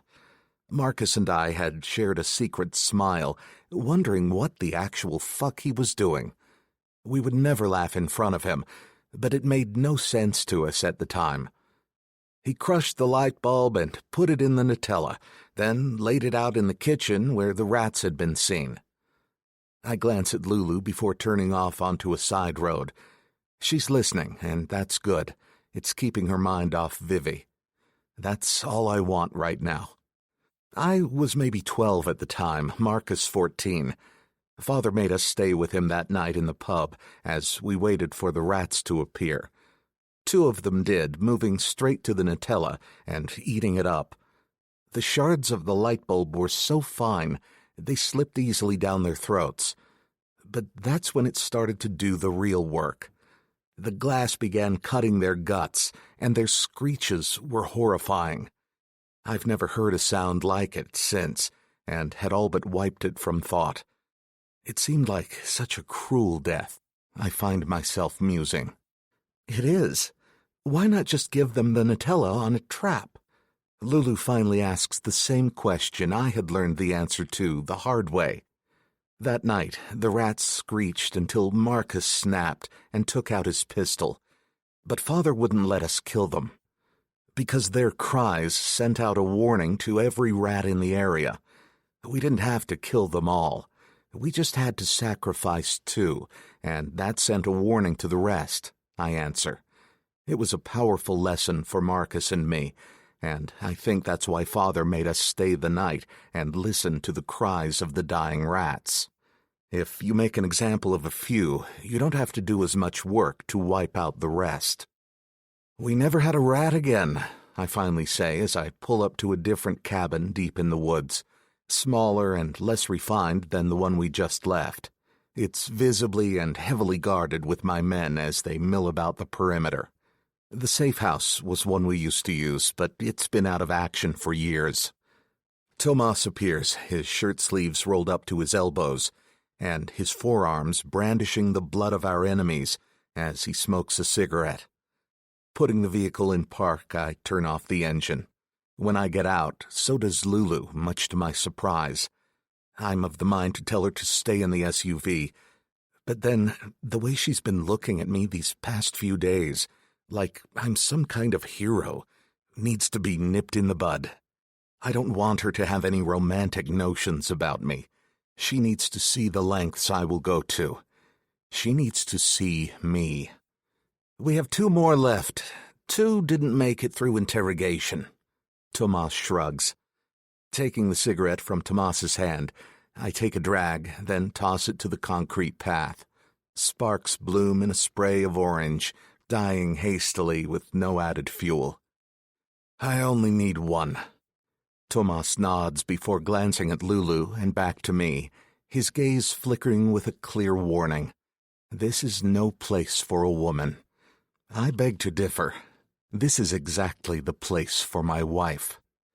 We follow Tomas into the small red brick building, my men acknowledging me as I pass.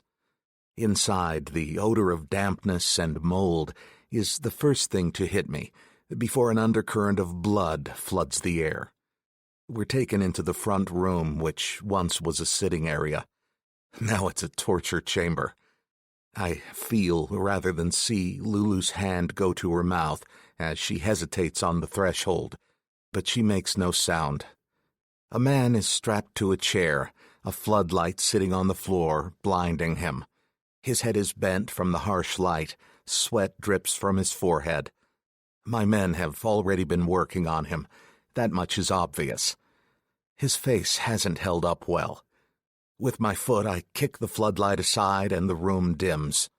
The man blinks as he tries to look at me, and I give him a moment to allow his eyes to adjust.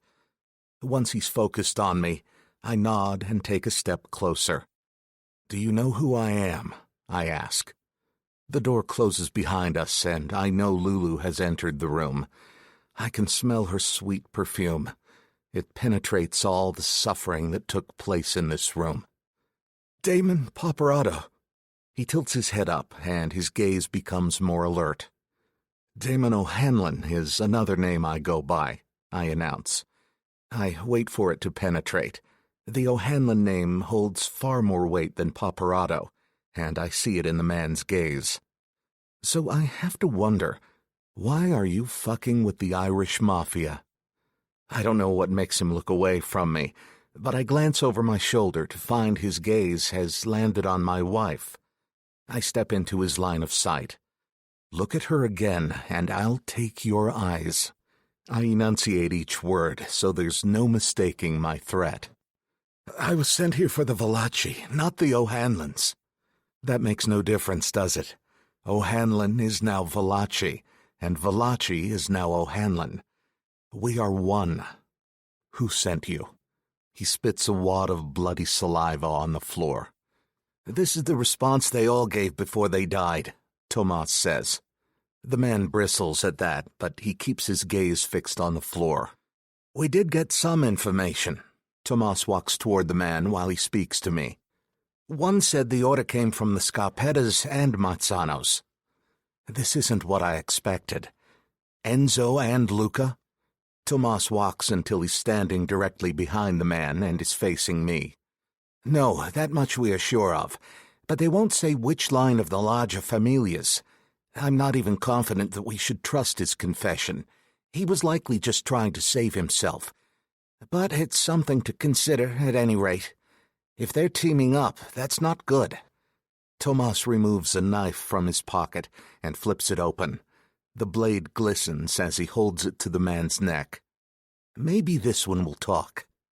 I focus on the man whose gaze is no longer fixed on the floor, but on my face. His lips aren't moving. "How many men did we capture?" I ask Tomas. 6 in total. 4 are dead, and this one," he taps the knife at the man's neck, "and 1 other in the next room is alive. For now." I think of the story I just shared with Lulu about the rats. I want their families killed, leaving 1 member of each family alive. Let them scream about what Damon Paparazzo did when they attacked his family. The man starts to shake his head. I step closer until I hunker down in front of him. "You will live, but the rest of your family will die." He starts to shake. "I don't know who the order came from. Arturo gave the order." "Who is Arturo?" I ask. "I'm afraid he's already dead," Tomas states. I rise to my feet. "Then you are no good to me." I look at Tomas. "Wipe them all out. Let 1 live." I point to the man in the chair. "He can live." The man starts screaming wildly, pleading, begging for his family's life. But he should have thought of that before he attacked mine. I pause by Lulu, and she looks sick. Her hands shake, and her mouth opens and closes quickly. "Take me to the other man," I say. Tomas leads me into the room across the way. Lulu doesn't enter, but lingers in the doorway. "I know Arturo gave the order," but I want to know who gave him the order. That's all I need, and you can walk away. I'm fed up and have lost my impulse to draw this out, knowing these men don't have the information I want. The man is already shaking his head. I don't know. Then you die, I say, turning my back on him. Wait, please, I can find out. They all plead and beg. When a man is faced with death, he would promise the skies he has no power over. Thomas stands in front of me. Kill him, I order. The report of the gun is loud as I step into the hallway. You can't kill their families. Lulu's lips tremble. She has a bewildered look in her eyes. The irony that she would try to save their families when they tried to kill mine washes over me, and my lips twist. Yes, I can. I'm angry, so fucking angry. They tried to kill mine. Why do I need to remind her of that? They would have killed her. They would have killed Vivi, both of whom are mine. Mine to protect. No one touches what is mine. Yes, these men, but not their families. She's rattled as we leave the house.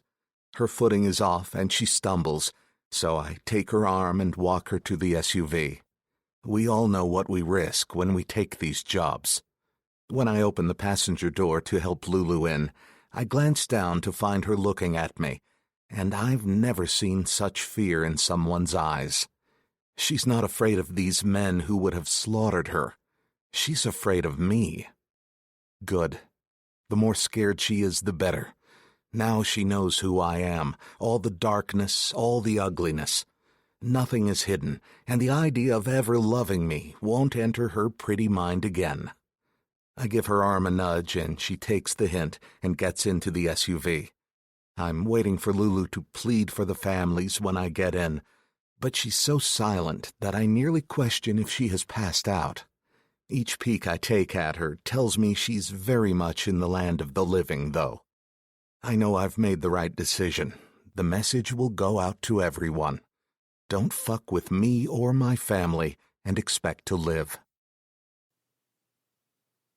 Chapter 23.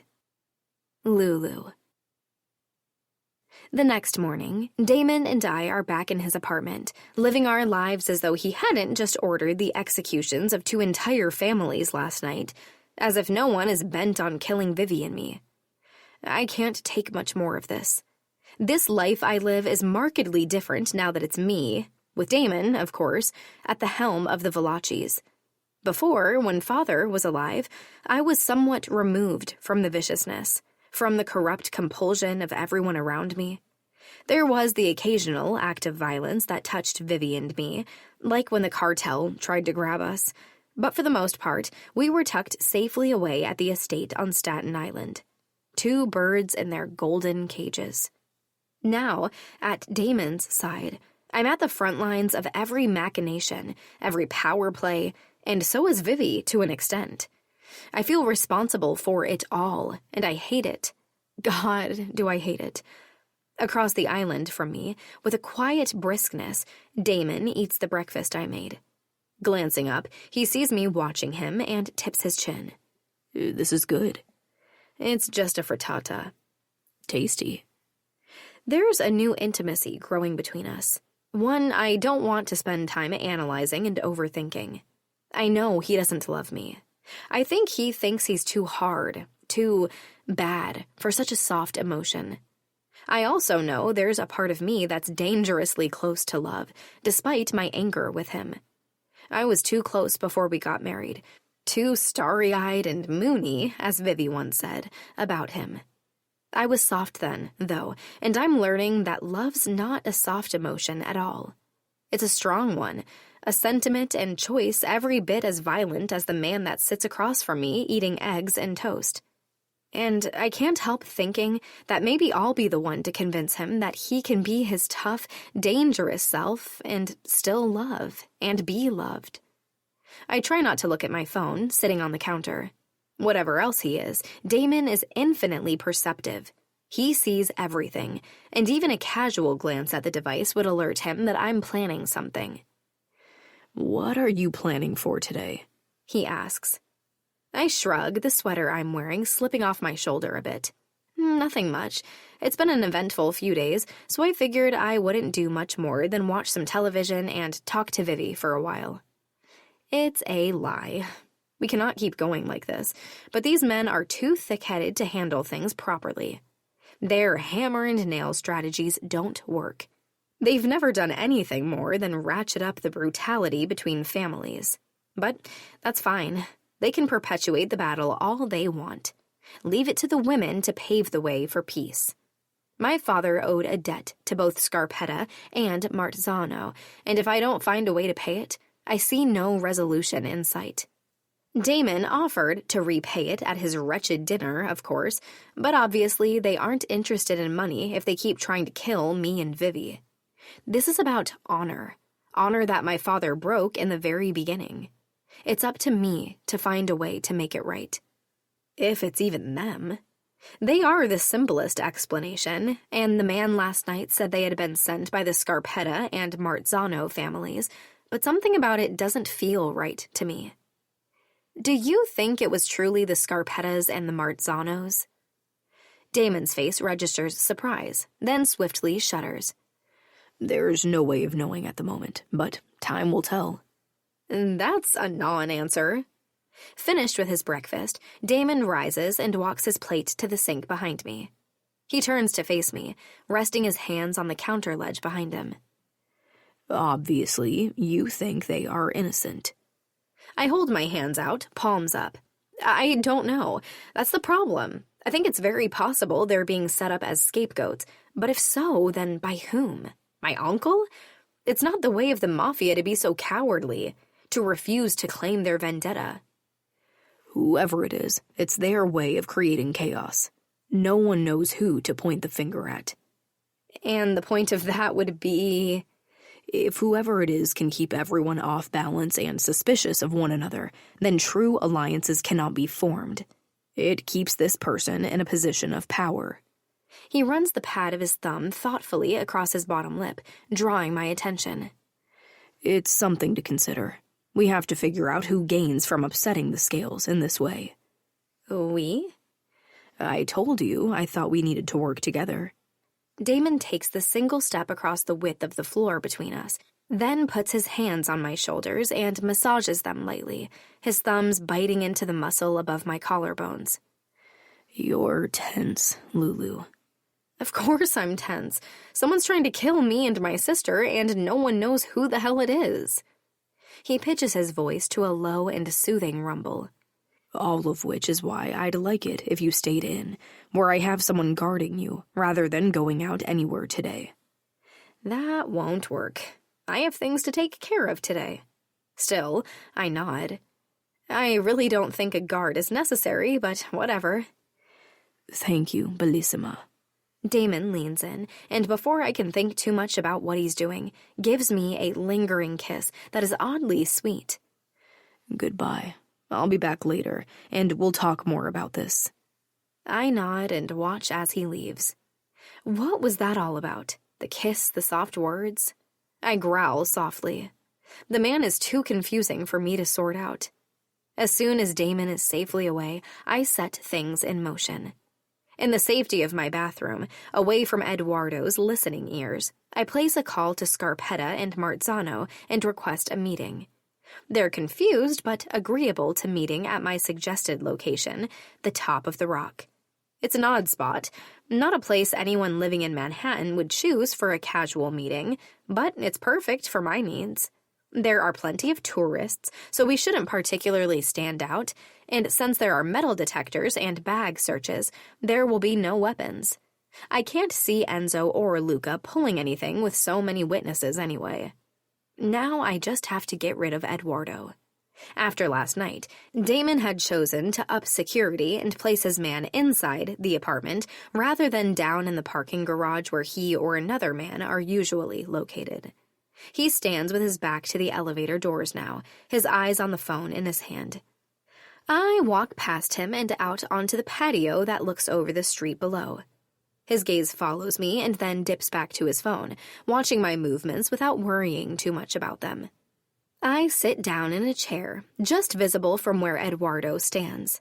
After a few minutes, I half stand, then shriek and run back inside. Eduardo! He pulls his weapon. What? What is it? I point mutely to the patio and wait beside the door as he moves outside to see what has me so freaked out. As he stands just over the threshold, looking around in confusion for the threat, I swiftly slam the door closed and lock it. He whips around, his face contorting in disbelief and anger when he realizes he's been duped. He slams a palm against the glass door and yells, but I rub my ear like I can't hear him and back away. I lift my hands in a "what can you do" gesture and run to the elevator. "Sorry," I mouth as the doors close between us. The parking garage is empty. Damon really should have had someone down here if he wanted to increase security. This is a weakness. A convenient weakness for me, though. I stride quickly through the several parked cars Damon owns, knowing that Eduardo will already be placing a call to Damon and that the cars will all be equipped with GPS. I'll use a different means to get to the rock.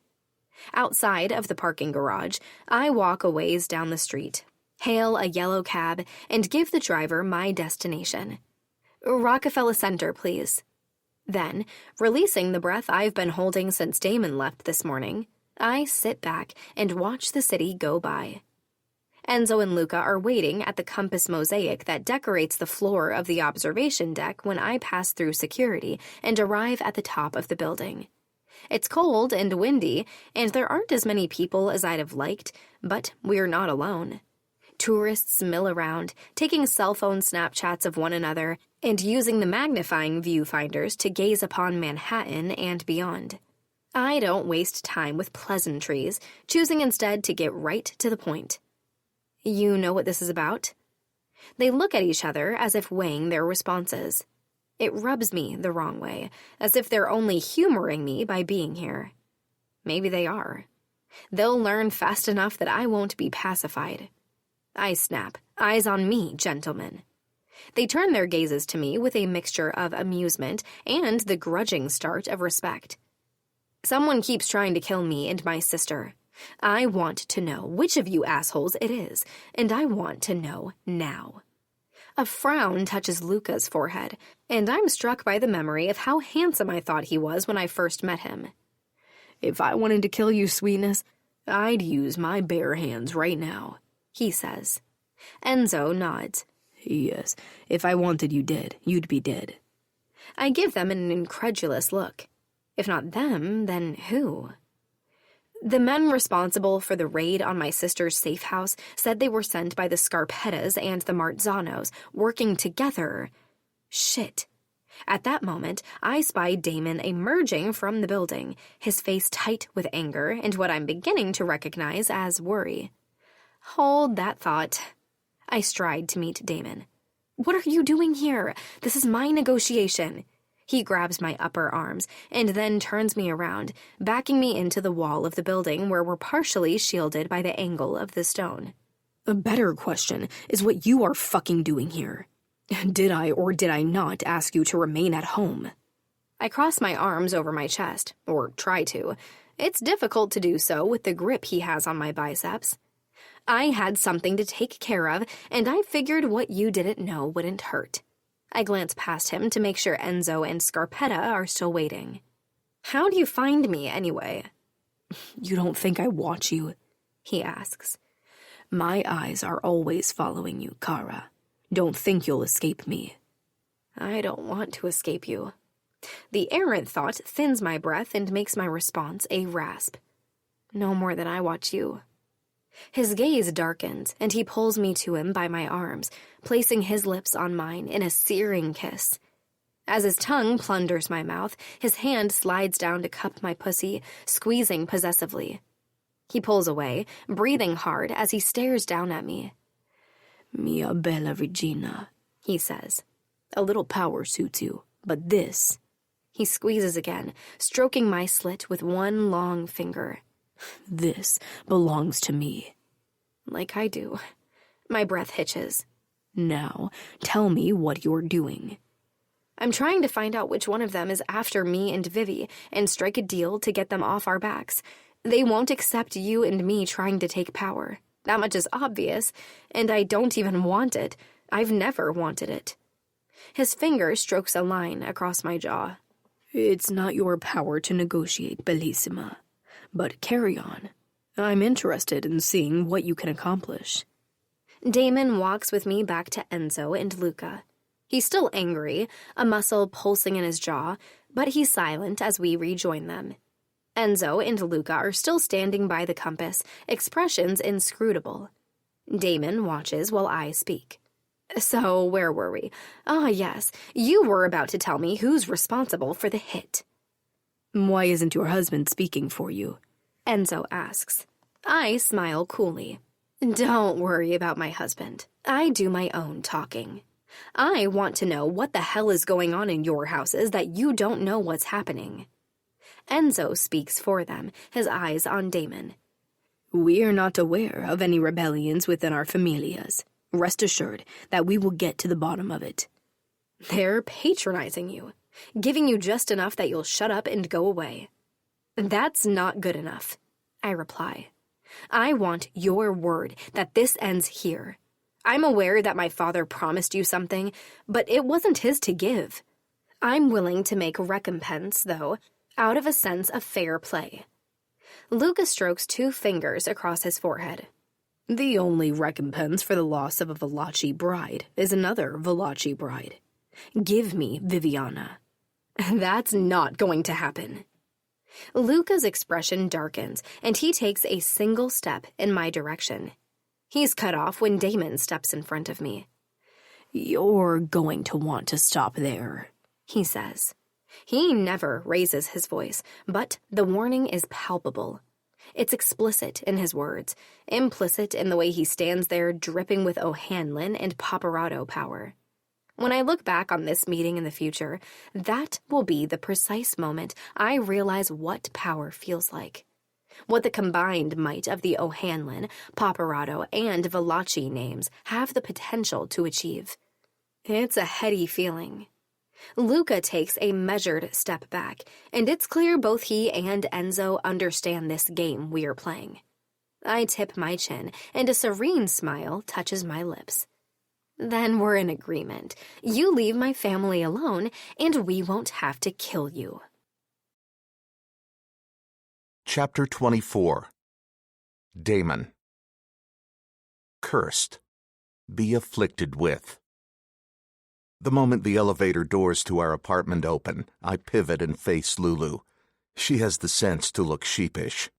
What in God's name were you thinking? I want to grab her and shake her. Anger boils my blood and drives me closer to her. She tilts her head back, chin jutted out in defiance, but her lower lip trembles slightly before she catches it between her teeth. Dio, that mouth. Every time I look at her mouth, I want to devour it or have it wrapped around my cock. My anger seems to drive my lust for her. I'm depraved enough to hope she gets lippy so I can take what I want and feel justified in it. I was trying to end this madness. If I had told you, would you have let me go? She questions. A sound like a choked grunt erupts from me. I'm close to snapping. Of course not. Once again, she has put herself in danger, first with the Russian and now this. I'm not sure if she's aware of the situations she gets herself into, or if she simply doesn't care. Exactly, I couldn't tell you. I thought they might be more willing to listen to me than to you. So you think that's the way, then? You bat your pretty eyelashes at them and they end this? I clear the distance and place my hands on her shoulders, pushing down so she can feel the full power that I have. I could crush her. I could do whatever I wanted with her, and there's nothing she could do to stop me. Scarpetta and Marzano have the same kind of strength. She tries to shrug my hands off, but I clamp down harder. I had to try Damon, she pleads, but fury darkens her eyes a second later. Let me go. It's fine for you. You don't need to worry about anything. But I have Vivi to think of. I can't have a threat like that hanging over our heads. I release my grip before I hurt her. don't have anything to worry about? Has she gone daft? I can't help but worry. Worry over her and Vivi. Worry over balancing my need for revenge with my growing feelings for her. Worry over satisfying my family and hers. My fingers curl into fists, and I turn away quickly so she can't see the undulating waves of rage that are pouring through my veins and tightening my jaw. A muscle flexes in my cheek before I turn back to her, pushing aside my irritation.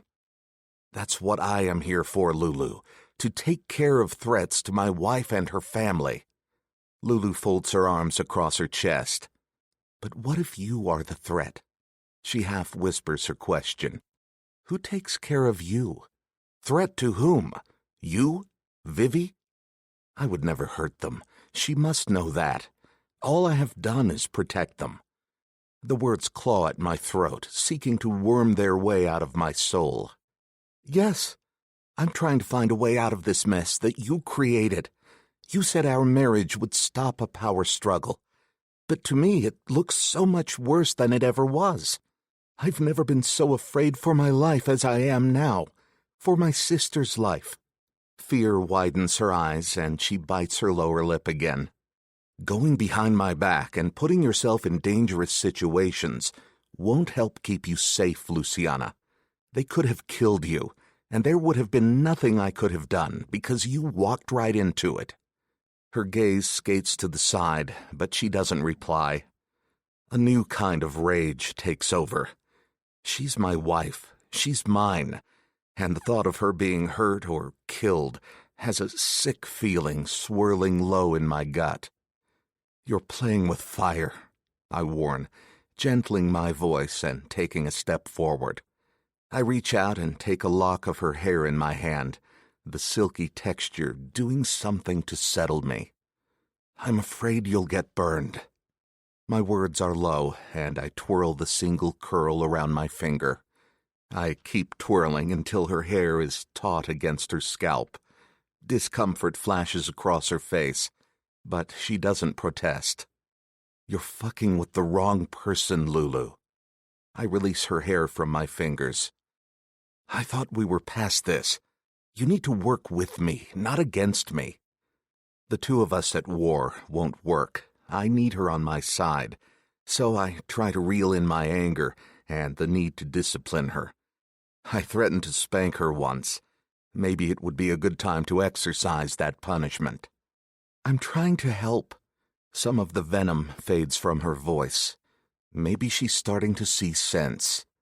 I need you to be patient. Talk to me instead of going off half-cocked. Work with me, I repeat. I search her face as I speak, my gaze dropping to her mouth. We can make this work, but it won't happen overnight, and there will always be some minor fallout from our marriage that we'll have to deal with. Minor? The venom is back in her voice. It's just a little war, she mocks, holding up her finger and thumb as if to measure. That attitude, I tisk. You are getting very close to that spanking I warned you about, Luciana Valachi. I warn, part of me hoping she continues to push me. The pulse flickers in her neck, and I smirk when her pupils dilate. I think you would like that, I whisper, thrilled at the knowledge I've weakened her, even momentarily. Seeing the effect I have makes me bolder. Would you like it if I bent you over my knee and removed your trousers? No. Her answer is firm, but her eyes show the lie that her lips don't speak. I laugh. I bet if I touched your pussy, it would be soaking. I reach for the band of her trousers, and she doesn't move. Her nostrils flare as I run my thumb along the flesh of her stomach. I want to see my sister. Her words are breathy. She is trying to divert me from having my way with her. It's clear as day in her gaze. I could proceed, but she continues to speak. It's been weeks. I need to make sure she's okay. I lean in and press a kiss below her ear. She's safe, I say, taking the lobe of her ear in between my teeth. A shudder runs through her. There's a fashion show this evening. I could meet Vivi there and spend some time with her. It would be a testament to our power and resiliency, seeing us out and very much alive. I stopped my assault on her ear. She is right. Showing up at an event and not cowering away behind bricks and mortar will show them we aren't easy to kill. I release Lulu, but keep my gaze fixed on her face. I shouldn't let her go. She needs to be punished. Yet the sense of it all overrides my anger. Fine, I answer. A rope kept a little lax will gain me more distance than a leash pulled tight. I can send a few men to accompany them and keep watch, as I have a meeting with Evie. The spontaneous nature of the event should help keep them safe. Whoever is behind these attacks won't have the time or foreknowledge to prepare. Really? Lulu sounds stunned that I am giving in so easily. I've surprised myself, honestly. I should keep her here, but I suppose this is where I show my merciful side, so maybe she will stop going behind my back. Yes, really. Like I said, we need to work together and not against each other. I'll have Vivi notified. Lulu's arms hang at her side, and she plays her fingers against her thigh like she doesn't quite know how to respond. I'm still pondering spanking her when her lips crook slightly at each corner. Thank you, Damon. She sounds so sincere. When she takes a step toward me and rises on the tip of her toes, the kiss she presses to my jaw is gentle and sweet, and I can't help wondering at the shift. Maybe all she needed was softness. She steps away, and I can't even speak to answer her. I nod instead, and she leaves me standing in the living room. I have the odd inclination to lift my hand and touch my jaw where she kissed me. Willingly, with gratitude. She's clever, Damon. Don't... This free audiobook is shared with warmth and gratitude. Take this moment to rest your thoughts and feel the quiet beauty around you.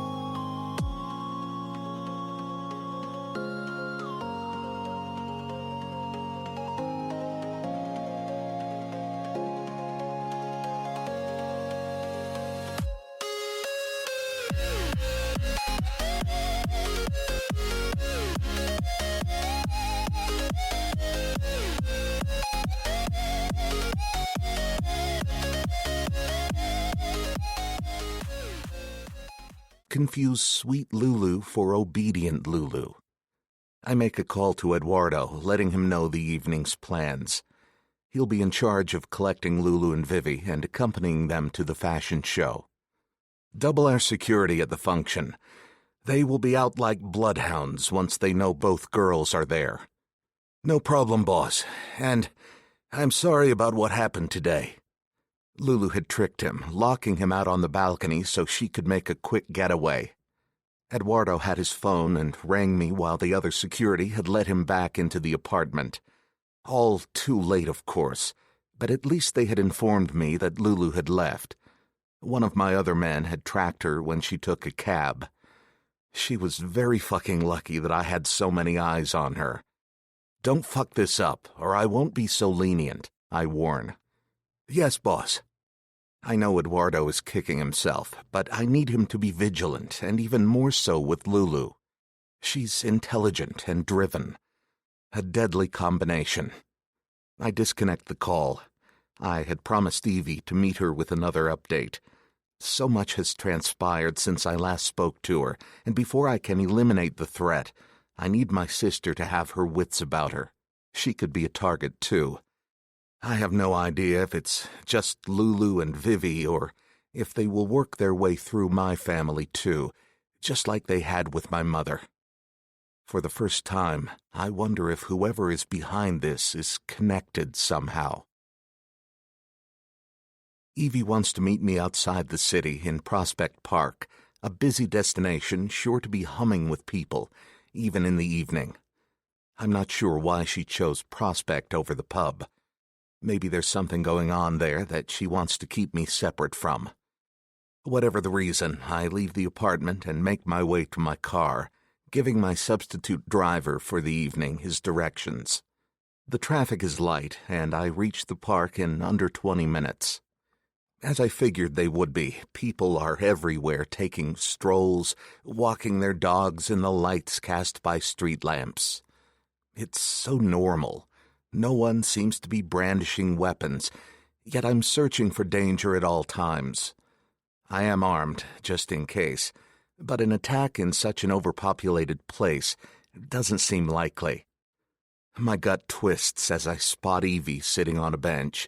Once again, her resemblance to Madre makes everything inside me go rigid. She doesn't glance at me as I sit down on the bench. Only a foot divides us, but it may as well be a million miles. I glance at my sister, and for the first time, I'm wondering who she is, what makes her work. "It's a lovely evening for a walk," she says, and rises. "Lovely to see you, too," I grumble as I fall into step beside her. It is a nice evening for fall, the breeze slight with only a tiny nip to it. Evie stuffs her hands in the pockets of her light gray windbreaker. She isn't dressed in her normal attire. She fits in with the people around us. As for me, I'm in my usual suit. She glances at me and her gaze sweeps across my outfit. "I should have worn my jogging gear," I say with a grin. Her smile is easy. "I expected nothing less than business from you, Damon. You always put the business first." I'm not sure what that means, but since she has diverted the conversation so quickly to business, I get right down to it. "Did you pick the park for a reason?" I thought it would have been the pub. "Tensions are high right now. I hear you made yourself known as an O'Hanlon." I nod. News travels fast. Not as fast as bullets. Evie's words give me pause, and I grab my sister's arm, stopping us both. "Did something happen?" She shakes her head, her hair falling around her face and gleaming in the street lights. "Nothing I can't handle. But yes, there was an attack on the pub 2 nights ago. I wondered if it was connected to your announcement." Shit, I hadn't expected any of this to backfire on Evie. I still haven't let her arm go. "If you need to step down, I can put Eduardo in place until we figure this out." Evie's eyes narrow to slits. "I can handle myself." She shrugs my arm off, her temper evident. She never did like being told what to do. "All you have to do is say the word." I leave it at that, satisfied that my sister isn't going to turn tail and run away from the responsibility I placed on her shoulders. I just hope the burden isn't too heavy for her to bear. "The day I went to the pub, I was attacked," I say as we start walking again. "The man claimed to have been paid to rough me up and kill Lulu." "I can assume he didn't get to," Evie states. I shake my head, but she's facing forward, unseeing. "No, I dealt with him." She glances at me, her nod of understanding brisk. "We've since had multiple other attacks. The men claim it was an order coming from the Scarpettas and Marzanos. Someone wants the Valachi girls dead. Did you meet with the Scarpettas or Marzanos to find out?" "No, Lulu did." I keep that snippet of information to myself. "Yes, and they claim to have no hand in it. It's hard to hunt down a ghost." Evie voices my own thoughts. "Normally, when a threat of this magnitude is made, the person wouldn't hide. There's no power in such cowardice. It's customary for the source of the threat to be understood, and may the strongest family win. But, as Evie said, chasing a ghost makes this harder. Not impossible, but more difficult." We come to the tunnel, and Evie pauses. I have to leave New York and travel to Ireland. The family wants to meet with me and see where our loyalty lies. I don't offer to go in her stead. I'm sure Evie would say no anyway, but this is why I placed her in the position she occupies. She can handle it. Our loyalty lies where it always did. We play fair with the Murphys, the O'Rourkes, and the O'Regans. Evie nods. I know. That's what I will tell them, but with war brewing with the Russians, we will have to take a side and decide whether we stand with the Russians or against them. This gives me pause. We stand with the Irish, Evie, I warn her. Always. She glances left and right. She doesn't speak until a couple of joggers have passed. What if the Russians are stronger? Don't we want to be standing with the victors? An Ireland controlled by Russians? I say the words in disbelief. Things must be bad. Evie looks sheepish. I'm saying I want to go over first and see what kind of Ireland I'm stepping into before we make any rash decisions. I feel unsettled that we wouldn't stand with our own, but I know Evie is right. We may be able to form an alliance with Romanov here in New York if it comes to it, I tell her. He seems inclined to think, from what I've observed. Good to know. Evie removes her phone. My flight leaves in 2 hours. I wanted to tell you in person. I exhale, not liking this one bit. Be careful.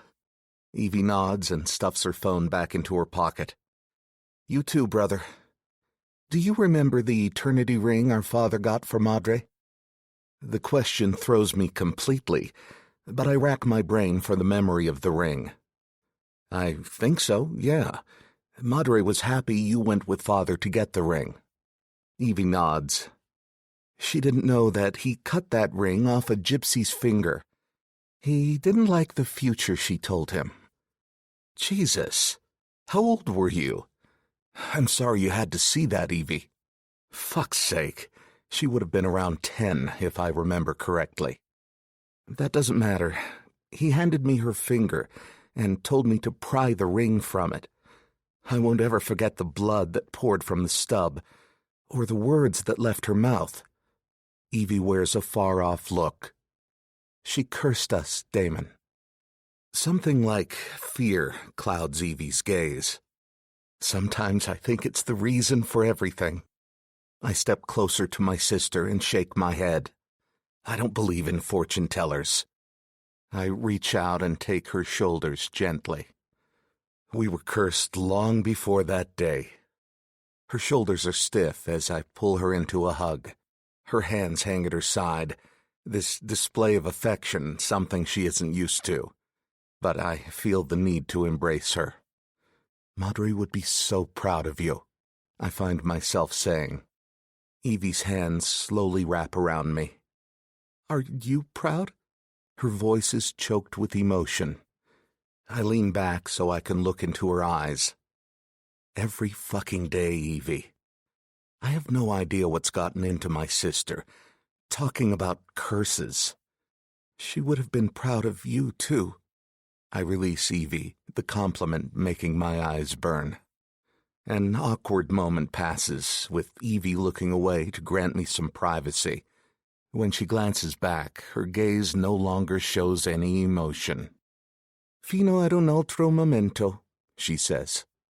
Another time, I agree. I would see her again. I stay under the bridge as Evie walks away. I linger long after she has disappeared, and I promise myself when all this settles down, I'll take some time to get to know my sister again. My phone rings, and I pull it out of my pocket as I turn away from the tunnel and walk back to my car. Eduardo, are you still at the fashion show? I'm thinking of making an appearance.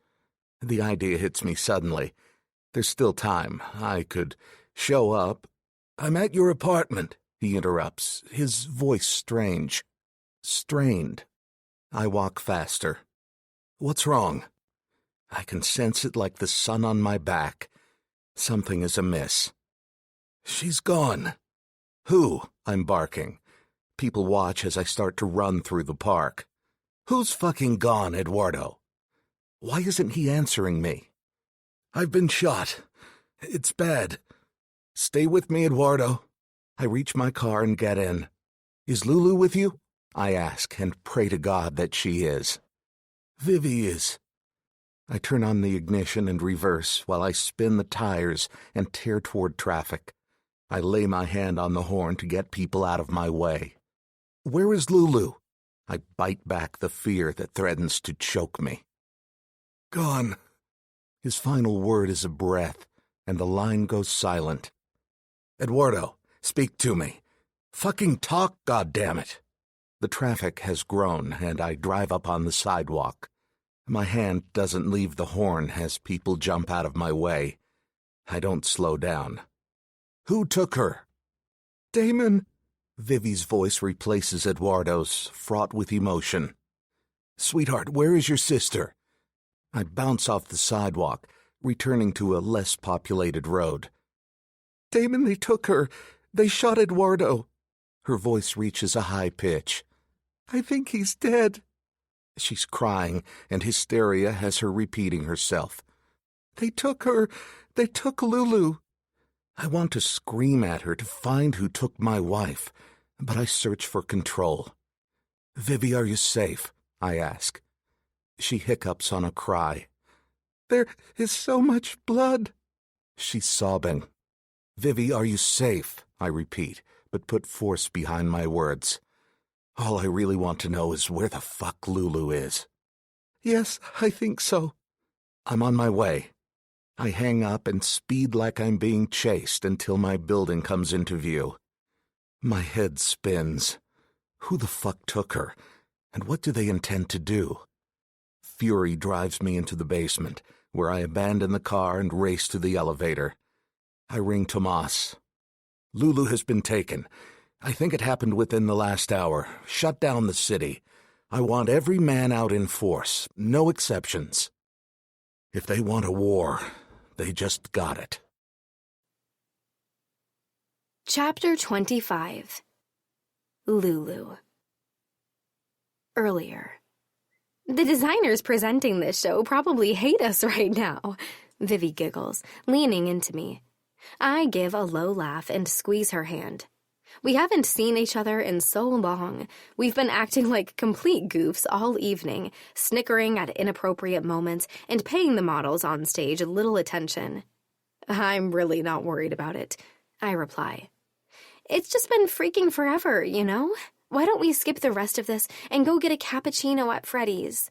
Her gaze wheedles, and I waver. Damon gave strict instructions that we were to go nowhere other than the show, since this is where he set up security for us. If we sneak out and go to Freddy's, a coffee shop a few blocks over, we'll be compromising our security. I can't do that, sweetheart, I say, smoothing her hair off her forehead. But let's go out in the corridor for a breath of air. I think there's champagne there. Even better. She agrees, and we stand, hunching down to avoid getting in anyone's sightline, and work our way to the outer corridor beyond the event hall. From several yards away, I see Eduardo detach himself from the shadows and move parallel with us. In the outer room, several other people mill about, taking a break as Vivi and I are doing, I suppose. Eduardo stands back to continue to watch over us and still give us a semblance of privacy. The room is glaringly bright compared to the dim interior where the models walk the stage. I stand back to give Vivi the thorough inspection I didn't have time for earlier when I climbed into the car, holding her hands loosely in mine at arm's length. She's none the worse for the events of the past week, her skin pale but glowing with health and beauty. Her dark hair is pulled back in a loose knot at the nape of her neck, and her eyes gleam with her usual excitement and humor. She's dressed similarly to me, in a simple black sheath, but where mine is tight and to the ankles, hers becomes a deceptive pantsuit, the skirt splitting in front to allow her legs room to move, and then trailing midway to the floor in the rear. You look so pretty, I murmur, and tug her to me. Have you been treated well? I've missed you so much. She pulls away and glances around the anteroom. I think the champagne's over there. She starts walking toward it. And I've been fine. It's been a little boring, no piano or anything to distract me. Vivi and I both grew up taking piano lessons. While I always enjoyed the practice, I could do without it at the same time. Vivi was devoted to it, though, spending hours daily honing her craft. She was so talented she could easily have been a pianist in a concert hall if Father had permitted it. She's still prattling on. But the guys Damon has watching me are super nice. One of them's pretty hot, to be honest. I half-tune her out, watching indulgently as she bestows a dazzling smile upon the bartender and requests 2 glasses of champagne. She's turning to hand me a glass when her eyes go wide and her lips part. Lou, the first syllable is all she's able to get out before hands grab me roughly, and I'm yanked back against a hard male body. I scream, and a hand clamps down on my mouth before I'm dragged backward toward the door. I bite into his flesh and hear him curse behind me as he shifts his grip, wrapping it more securely over my chest as he tows me away. "Vivi!" I scream, kicking my legs. The skirt of my dress confines the movement, not allowing for any real strength. Men pour into the room from all directions, some of them ours and others definitely not. They engage each other, one of them going for Vivi and getting shot almost immediately by another. I pull against the one holding me to no avail. His arms are like tree branches around me, squeezing me breathless and immovable. Eduardo grapples with a man who grabbed Vivi, managing to tug her loose and fling her to the side before turning to come to me. The sound of gunfire resonates, and his body jerks with impact. His eyes catch on mine and hold, even as he slumps to the floor. The last thing I see before the door closes between us is Vivi, kneeling at his side and pressing frantically against his wound. I'm shoved into a vehicle, where a dark figure swiftly restrains me and ties a thick strip of fabric around my eyes and shoves another in my mouth to gag me. I rock back against the seat, thrown off balance as we tear away from the curb in a screech of rubber. I'm blind, unable to move or speak, and I'm scared out of my wits. Now, the one they call Brando is back. He keeps stepping out of the room they have me in for a few minutes, then coming back to resume his interrogation. He walks softly, but I always know when he's here from the sound of plastic moving and the smell. Old cigarette smoke and patchouli. I'm sitting in an uncomfortable metal folding chair, my hands tied behind with zip ties and a thick blindfold over my eyes. One of the chair legs is missing its rubber cap, making it rock off balance with every move I make, so I try to sit as still as possible. It's the blindfold that bothers me most, though. I don't like not being able to see the people who are probably going to kill me. It's a small thing to ask, the ability to look my killer in the face, to spit on it if I chose. I'm scared. More scared than I've ever been. I'm cold because the stupid evening gown I wore is thin and no match for the cool fall air, and the zip ties are cutting into my wrists, but the fear is greater than any other discomfort. I'm fucking terrified. "You shaken, pretty lady," Brando taunts. He's American, speaking with a New Jersey accent rather than anything that could help me identify his people. "You scared?" A finger brushes my cheek, smelling thickly of grime and garlic, and I force myself not to react. "Or cold. I bet that's it. You need a man to—" "Brando." The voice is sharp, annoyed. "Cut that shit out and deliver the message." The message. Relief floods me. If they're sending messages, they're probably not going to kill me, which is weird, considering they were bent on doing so at the cabin. "Who's paying you?" I rasp out, around the fabric in my mouth, my throat burning from the screaming I did earlier until one of them clocked me to shut me up. Damon was certain the attack at the cabin had derived from one of my uncles. The attempt on Vivi afterward, and this, they must be one of the other families, or a newcomer, an unknown. A shiver passes through me. A new player doesn't merit thinking about. We're dealing with too much as it is, and wild cards are dangerous. "Don't you worry your pretty little head about that. All you need to know is you and your man will not be aligning yourselves with the O'Hanlon Syndicate. Beneath the blindfold, my eyebrows draw together in a frown. I don't understand, I say. We're already married. We're already aligned. You either need to keep business and married life separate, or my boss will be taking care of the threat another way, Brando replies. That means no joint ventures, no mergers and acquisitions, no combining forces to put someone down. You got me? Your boss is an idiot, I reply. Crack. A hand lands heavily on my cheek, whipping my head to the side. The tip of my tongue darts out, and I taste blood. Why don't you undo these zip ties so I can pay you back for that? I managed to taunt through lips gone numb. Fucking coward. There comes a heavy sigh, and then his fingers are on my jaw again, tilting my head back and forth. I try to jerk away, but his grip pinches cruelly. Brando, get in here. Just when things were getting good. He pats my cheek. I'll be back, pretty, he says, then chuckles. Don't go nowheres. When his footsteps recede, I allow myself to give in to the nipping panic and tug frantically at my bonds. Stickiness vies with the bite of plastic, and I realize I'm bleeding. Brando is back within minutes, and I go still in the chair, my head turning as I try to track his movements. Okay, he says. There's a scrape of metal. A chair, perhaps? A puff of sound, as it sounds like he sits across from me. Here's what we're gonna do. You listening? I nod. Yes, I'm listening. We can't unmarry you, right? So you're gonna be a good girl and do as you're told with the stuff I just said, right? I nod, conveying an agreement I don't feel. When I get out of here, the very first thing I'm going to do is have Damon contact his O'Hanlon relatives, and together, the Valachi and O'Hanlon tribes will make sure whoever's behind this pays. And then there's another thing. Your father made the boss a promise. Oh, mon Dio, not another one. He promised a Valachi daughter in marriage to the boss.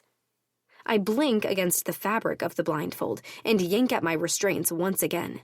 What the hell had father been thinking? Promising us like cattle to all these different families. What?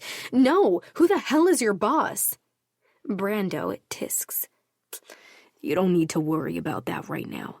You'd be focused on the wrong thing, right? You'd be all worried about revenge or some shit, and we're not doing that. This is just a friendly little chat. No need for hurt feelings or revenge. Listen to me, pretty lady. I settle, listening as he continues. With you going off and getting hitched, the payment of the debt falls on your sister, Viviana. Yeah, Viviana. I must make some pained noise because he shushes me, his thick fingers falling on my kneecap. It's okay. The boss will wait until she's 25. He's not into kids. It's not going to happen. I'm not giving Vivi away to some monster. He laughs, the sound low and dirty. Unless you want her to die, you'll shut up that foolishness. You make it clear Vivi's off the market, here? No, I can't do this. I shake my head frantically. I can't push her into a marriage to a man she doesn't know, a man who can't or won't love her. Brando. The man across from me stands, the sound of metal scraping across concrete ringing through the room once again. Hold that thought, he murmurs, touching my cheek again. The air shifts, and I know he's left the room once again. Brando, you there? The call comes again. Brando, you're on watch upstairs. The night falls silent around me, the atmosphere thick with anticipation. I cock my head, trying to hear. Something's off. Something's not right. The darkness explodes suddenly with the sounds of gunfire and panic, and a sobbing breath escapes me. Damon is here. Chapter 26. Damon. Betrayal. The action of betraying one's country, a group, or a person. Treachery. Vivi's bent over a still-framed Eduardo. Her head whips in my direction as I enter the apartment. She scrambles off the ground and launches herself into my arms. Damon! Her sobs are the only thing keeping me from losing control. I wrap one arm around her. You're safe, Vivi, I say as I walk, pulling her along with me until I reach Eduardo's side.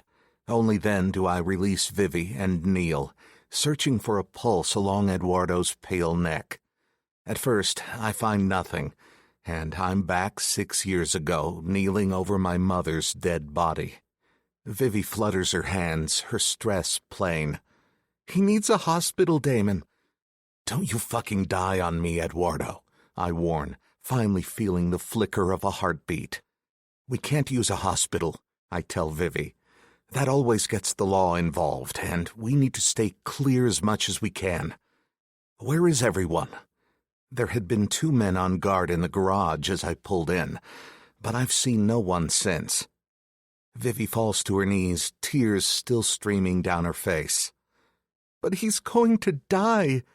She ignores my question, hiccuping on a sob. They took Lulu, Damon. Right now I want to tell Vivi to shut the fuck up. I grit my teeth as I get my phone out of my pocket and ring for the doctor we use. He'll show up and take care of everything as far as he's able to, without getting the authorities involved. Once I have the call made, I pull open Eduardo's jacket. There is blood everywhere. Lifting his shirt, I see the source of the blood loss. He's taken a bullet to the side. Vivi, get me towels. I glance up at her when she doesn't move. Using both hands, I press down on the wound to try and staunch the bleeding. Now, I bark. She clambers off the ground and runs toward the kitchen. 2 seconds later, she hands me several tea towels. I grab them and press the fabric to the wound. Heavier ones, from the bathroom. Stay with me, Eduardo, I beg grimly. I can't lose him. He's a good man, one of the finest I've worked with. Now, I say, once I have everything emergent under control, calm yourself and tell me what the fuck happened. My voice is controlled, and Vivi nods several times while she swallows more tears. They came from everywhere. It was so fast. They got Lulu first. I want to know who they are. I want Vivi to hurry the fuck up and tell me who took Lulu, but she's visibly shaken. They tried to take me too, but Eduardo fired at them and they took off. Vivi covers her mouth with both hands, like she can force the words back down her throat and make this nightmare disappear. Come here, press down on the wound. Blood has started to soak through the towels already. If the doctor doesn't get here soon, he will be dead. Vivi leans across and places her hands where mine were. I rub blood onto my trousers and ring Tomas. Tell me you found her, I say as I get to my feet. They've taken her to an abandoned warehouse. About 10 men that I can count, all heavily armed. Send me the location. I close my eyes. And where the hell is everyone? There are only 2 guards here. We're spread thin. 2 are dead. Shot trying to get Lulu back. Others branched out in an attempt to follow the cars. But there were multiple ones, and they sent us on a goose chase trying to shake us. I have a few with me, and several are headed back to you. I nod, belatedly remembering Tomas can't see it. Fine. Did you send the coordinates? Tomas pauses. I will, boss, but please just wait for our men to arrive. You can't go in there alone. Send me the location now, and I want to know who owns it, whose territory it's on. On it.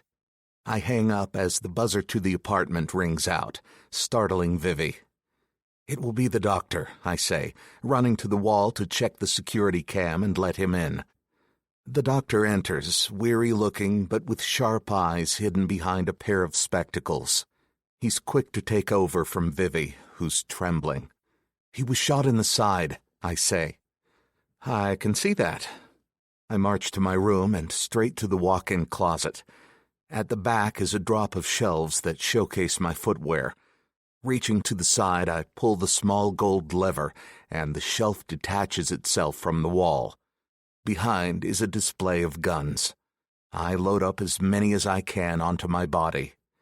Placing knives in the straps at my ankles, I close the door and return to the main living space. 2 of my men have arrived. They haven't been with me long, but Tomas has vouched for them. I point at one. "You guard her with your life," I say to both of them. "Him, too," I indicate the doctor. The one with the gray mustache nods and glances from Vivi to me. His demeanor is unsettled, and I don't like it. I need nerves of steel. The other I like more. He has a flatness to his gaze that tells me he's seen it all before, and he's okay with it.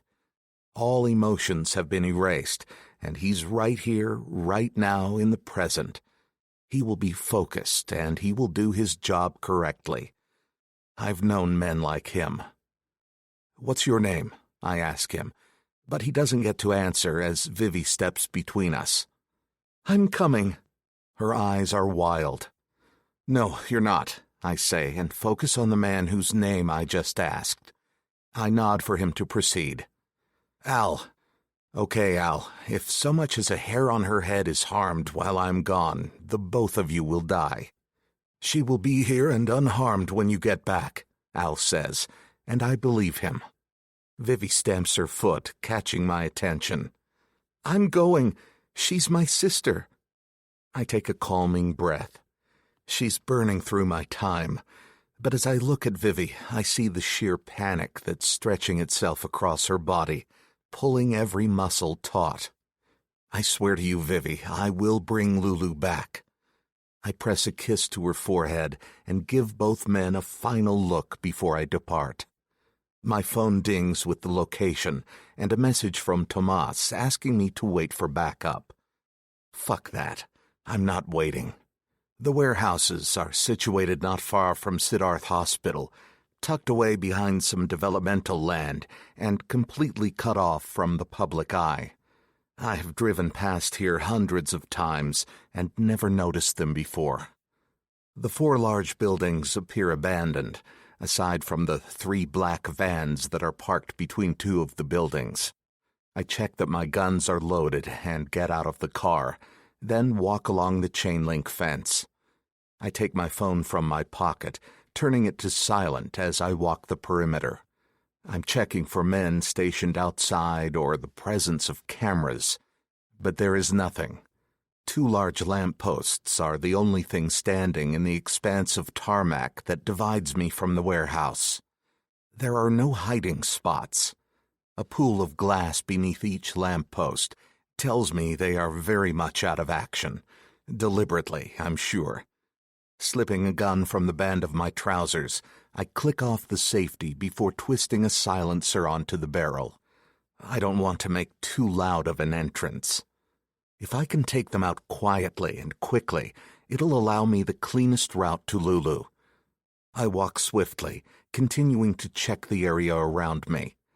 I don't stop moving until I hit the side of the warehouse.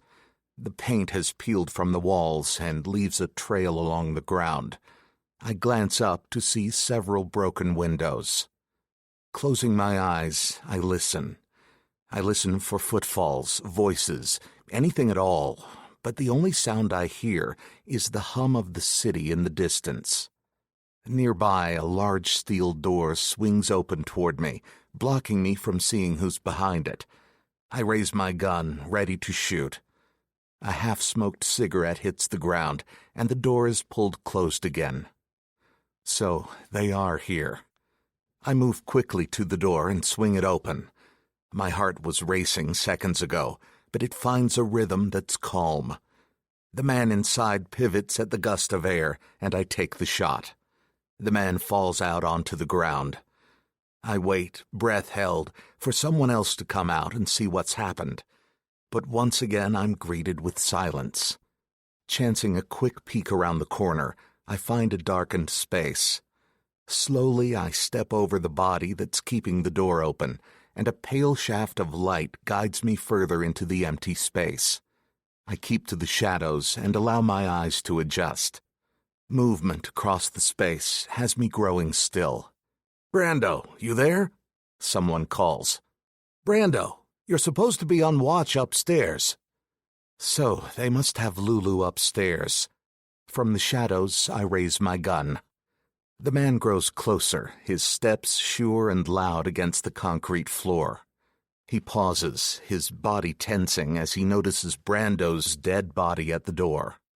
Before he can reach for his weapon, I pull the trigger, taking the headshot. He falls with a dull thump to the ground. I stay where I am. Tomas had said there were 10. That means there will be 8 more. They'll soon notice their men missing, so I push away from the wall. Movement coming from outside has me pausing, then slipping back into the darkness along the wall to listen. It's the slight drag of a foot that has me stepping out of the shadows and walking toward Tomas. His limp gave him away. My men pour in, silent wraiths in what will soon be a graveyard. 2 down, 8 to go. They are keeping her upstairs. The door over there is where we enter. I keep my words hushed and take the lead. We move instantly and silently toward the door, falling into a familiar battle formation. Leaning against the wall, I push the handle down and pull the door slowly open. A set of steps leading upward come into view. A red exit light that hangs overhead is the only source of light. At the top of the stairs is another door. I glance at Tomas and nod as I enter. Looking up, I make sure there are no other places for anyone to hide. It's a clear run up the stairs. My heart races as I think of what I might find on the other side of the door, and I wrap my fingers around the doorknob. Having Lulu at my side was a business deal, and one also driven by lust. But the thought of not having her, the thought of her being hurt or dead or gone, makes me realize what she means to me. I never wanted to feel like this about anyone. The people I love, they die. The good ones, at least. You can't kill off a bad thing, Nona used to say. I think she's right. I turn the handle and enter the hallway. 3 sets of eyes turn, and these men are quick, weapons coming up instantly to greet us. "Fall back," I shout to my men as I dive for a door to my left. I fall through the doorway and hit the ground hard, but manage to avoid the incoming bullets that fly from automatics. I cover my head as the plastered walls explode. When the shooting stops, I scramble to the side of the room and extract a second gun. Light streams in from the bullet holes, highlighting dust particles and debris is everywhere. "Prendi le scale," one of the men calls out to his command, telling his men to take the stairs, where my men wait. Light disappears as someone passes the bullet holes. I have both guns trained, and when the light dims again, I take the shot and empty both barrels into the wall. The heavy thud of someone falling tells me I hit my target. I drop the empty guns and take out 2 more as the world explodes. Dropping to my stomach, I crawl to the door. My men have reached the hallway and are returning fire. A door across and down the length of the hallway is closed. Is that where Lulu is? I rise to my feet until I can lean against the door frame. "Cover me," I shout to Tomas, who's closer to me. He fires both guns at once, and I use the moment to run across the hall and hit the door heavily. It slams open, and this time I manage to stay on my feet as I do a full spin of the barren room. "Clear," I call. "Not out here," Tomas shouts back. I take 2 breaths before I swing out of the room and take aim. Bodies are littered everywhere. There are far more than 8 men. 2 at the front are running deeper into the building, and we can't let them get away. "Make sure someone is outside," I call to Tomas as I give chase, firing upon both men. I hit one in the back. The second swings around, and I plaster myself to the wall in time to dodge a bullet that lodges itself in one of my men's necks. Blood squirts and regret flashes, but I don't have time to stop. "We have the building surrounded," Tomas calls, following me. We step over the dead that litter the hall. Further down, the hallway widens. A large plastic tarp hangs from the wall, cutting off my view. I glance at Tomas, nod, letting him know I'm going in. He shakes his head and grabs my arm while indicating with 2 fingers for 2 men to move to the front. They move quietly past us and pull the plastic tarp back. I'm waiting for gunfire, but there is nothing, only a lone voice. Come any closer and I kill her. Kill her. Shoving the rage back, I push the plastic aside.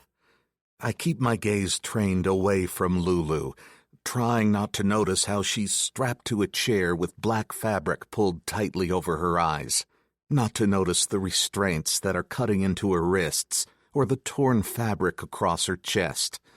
I don't notice the tremble in her body or the whiteness of fear in the pinch of her mouth. All I see is the man with a gun pointed at Lulu's head.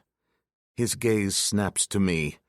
I don't flinch or even take a moment to release the breath I'd drawn in. With my gun already raised and at the ready, I pulled the trigger. It feels like an eternity of time for the bullet to reach him, tearing into the flesh of the wrist that holds the gun. Before he can even scream, I fire a second bullet straight between his eyes. He falls to the ground. Lulu's head moves from left to right, but she can't see through the heavy blindfold as I take controlled steps toward her. The strap of her dress droops down over her shoulder, marring the black gown I'm sure was stunning on her for the fashion show. She flinches as I push the strap back up, and then pull the blindfold off her head. She blinks several times, and when she sees me, her face tightens and a sob bursts from her lips. I kneel, and as carefully as I can, I cut the restraints off her wrists. They have drawn blood. Her blood. Vivi! Lulu's shaking her head, tears streaming unchecked down her face. Tell me you found Vivi. I take Lulu's face in my hands. I know my men are watching, but I don't give 2 fucks. She's fine.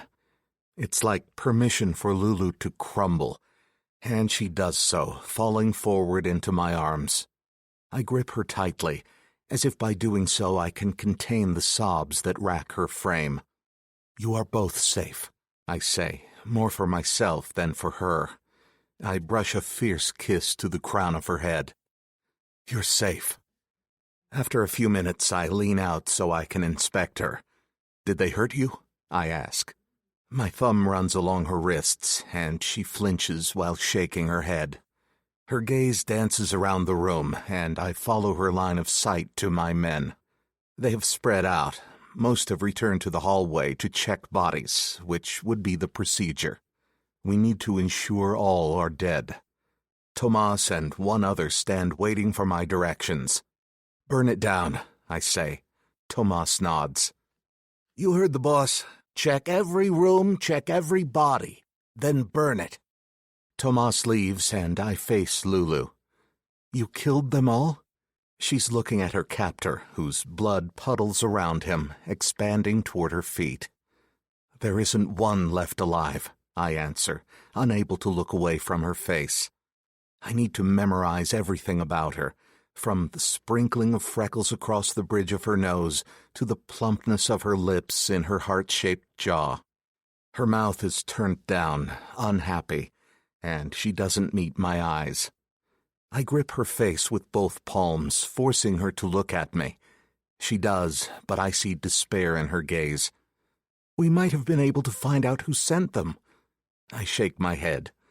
These are made men, and they are fiercely loyal, Lulu. They would have told us nothing. Without letting her reply, I press my lips against hers. I need to taste her. I need to reassure myself that she is here and very much alive. I need to know who is trying to hurt us. Her gaze wavers. I lean my forehead against hers. I know, baby. I swear to you on my mother's grave, I'll find out. I feel the shift in the earth, my soul, and even the room, as I make a promise I never saw coming. It's all over for me. Lulu is mine, the one. My feelings, once so confused regarding this woman, began to take shape at the cabin and have now solidified. Regardless of what her family may have done to mine, I could never hurt her. I love her. Lulu nods like she understands the magnitude of my pledge. I get off my knees and hold out my arm, helping her rise. Even after her ordeal, she radiates beauty. She is such a fine, lovely thing, here in the middle of chaos and destruction. I once told her I collect beautiful things, but she's the one that I would die to keep. I keep an arm around her waist and walk us across the floor. Thinking of all the dead bodies outside the room gives me pause, and reaching down, I scoop her up into my arms. "What are you doing?" Lulu asks, but wraps her arms around my neck. I didn't shield her before from the violence of my world, wanting her to see me for who I am, but I can do so now. She doesn't need to see the death outside this door. Close your eyes until I tell you to open them. She doesn't, merely stares at me stubbornly, and that makes me laugh aloud. "Please," I ask nicely. It still takes Lulu a good few seconds, but she finally closes her eyes, and I carry her across the destruction and down the stairs. "What about Vivi?" she asks, maybe not remembering we've already gone over this. Looking at her more closely, I see a purpling shadow on her temple. Someone hit her. Her voice is hoarse, from screaming maybe. It makes my grip tighten on her. "Where is she? Is she okay? When they took me, she was still—" "Lulu, stop. Just hush." We're finally outside, but I don't tell her she can open her eyes. I like holding her, knowing she's safe, so I keep walking until we reach my car. Only when I deposit her carefully in the back seat does she open her eyes. "Vivi is waiting for you back at the apartment." Something close to joy touches every feature on Lulu's face. And right here and right now, I want to tear the city apart for hurting her. I want to burn it all to the ground. They tried to douse her flame, and in doing so, they declared war. One that I will win. I settle into the back seat on the other side of Lulu and give the nod to Tomas to start the engine. My thoughts are sliced in two as my phone rings. I punch the button to disconnect the Bluetooth. If something has happened, I don't want Lulu to hear until I'm ready to tell her. "Speak," I say shortly into the receiver. "It's Marcus. I have bad news." All I can think for some strange reason is that Al failed me, and Vivi is dead. Chapter 27. Lulu. "What about Vivi?" I ask. Did I already ask that? I can't remember. Everything that happened in the last 10 minutes is a blur of gunfire and terror. My throat hurts, and I stop talking to clear it, vaguely aware of Damon's grip tightening around me as he walks swiftly toward the waiting vehicle. "Where is she? Is she okay? When they took me, she was still—" "Lulu, stop. Just hush." The door is open, and he slides me carefully onto the seat before shutting the door, and a brief silence ensues as he walks around and climbs in beside me. He touches Tomas on the shoulder, indicating he can go, and Tomas starts the engine. "Vivi is waiting for you back at the apartment," he says. I relax into the leather seat, releasing my breath on a sob. Vivi is safe. She is safe. Somehow in all of this madness, both of us are alive and well. Well, mostly. My cheek throbs where Brando hit me. It seems almost too good to be true. The phone rings as Damon settles himself beside me. Tomas pulls away, the flames from the building casting flickering tongues of orange over the windshield.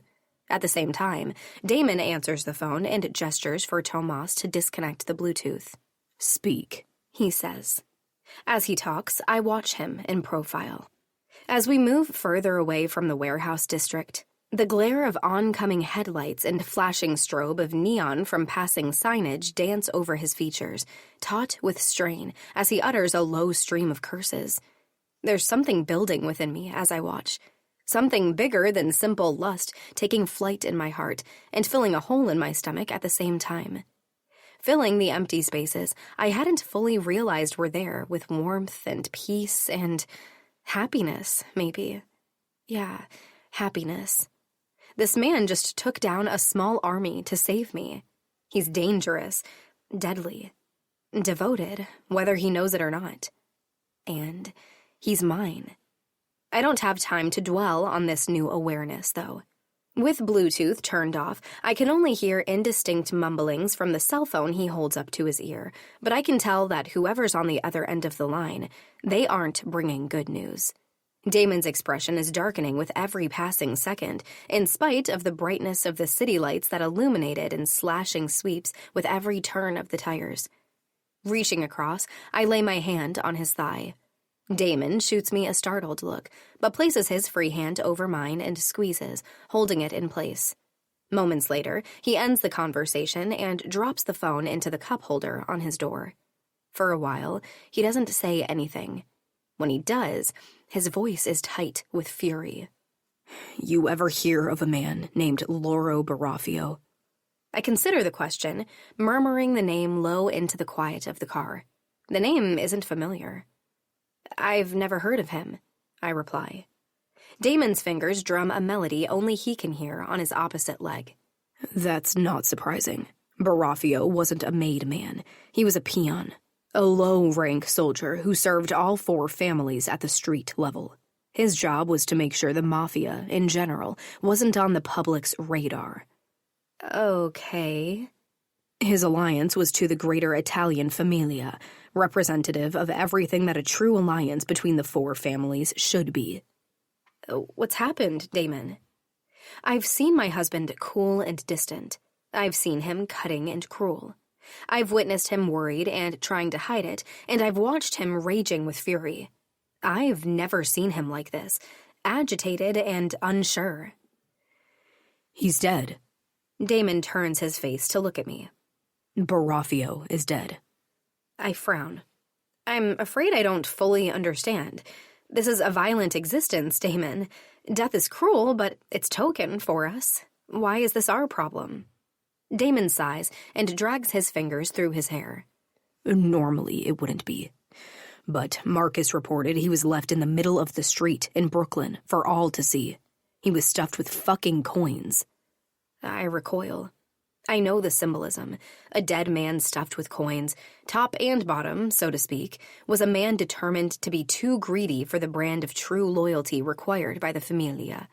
Maybe he had played 2 different families, trying to see which would give him the biggest advantage. The question was who? Who would have done that? Made someone that low on the totem pole into a target? I mean, I understand that he's a link between all the families, but... Barafio wasn't a target, Lulu. He was a message. There was a piece of paper in his pocket with the Roman numeral 5 written on it. Silence hangs thick between us. Like the wine on our wedding day. You know what that is, right? You understand the implications. What the numeral is? Yes, it's the sign of the 5 families, the commission. A seat on the commission is the entire reason for this battle for supremacy we're engaged in right now. A group of the 5 most powerful dons in the United States. Their empty seat is the reason the Scarpettas and the Marzanos, and my uncles, are so unsettled by my marriage to Damon. The Velachis should, by rights, be part of the commission. My father was the acting East Coast boss until his death, but in his absence, we're not currently stable enough to have a replacement appointed. This message comes from the other 4 most powerful dons. It's a warning, an admonishment, one that sends all the pieces falling into place with a morbid kind of sense. Disobedience isn't something that's tolerated by the commission. There are rules that govern our existence, rules designed to keep us under the radar of law enforcement and government oversight. High-ranking hits must be sanctioned. Violence in neutral territories is forbidden. Major power moves must gain prior approval. I don't know what Loro Barafio did to earn his death. It could have been, as I thought initially, that he played both sides of the coin. It could have been that he failed to adhere to the commission's code of law, that he acted outside of the permissions granted to him. The one thing I do know is that we haven't been playing by the rules, not since my father died. Whether I realized it at the time or not, my marriage to Damon falls under the umbrella of a power move. My father's prior machinations with my hand to both Scarpetta and Marzano fall under the same category. The Commission doesn't care about who's right and who's wrong. They care about keeping the Familia strong, keeping its power concealed from the authorities. Dread coils low in my gut, making me nauseous. I don't know what we can do to set it all straight. It's not like we can plead our case. The Commission doesn't have trials. This warning, it's suddenly horribly plain. Get your shit together and your house in order, or else.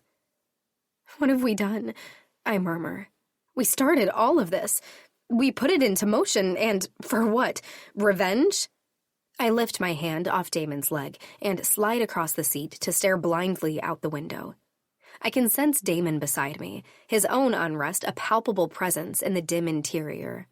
Raising a hand, I tunnel it through my hair, gripping a handful tightly in my fist in an effort to steady myself, but it doesn't work. I feel like screaming. Another enemy. I huff a bitter laugh. When does it end, Damon? At some point, I'd think the fates would get tired of fucking with me. Seriously, the last few weeks have been a lot. I cannot keep doing this. I'll go mad. This isn't a new threat for you, for the Valachis, to deal with, Bella. How do you figure? The man who was watching me, the one who did this?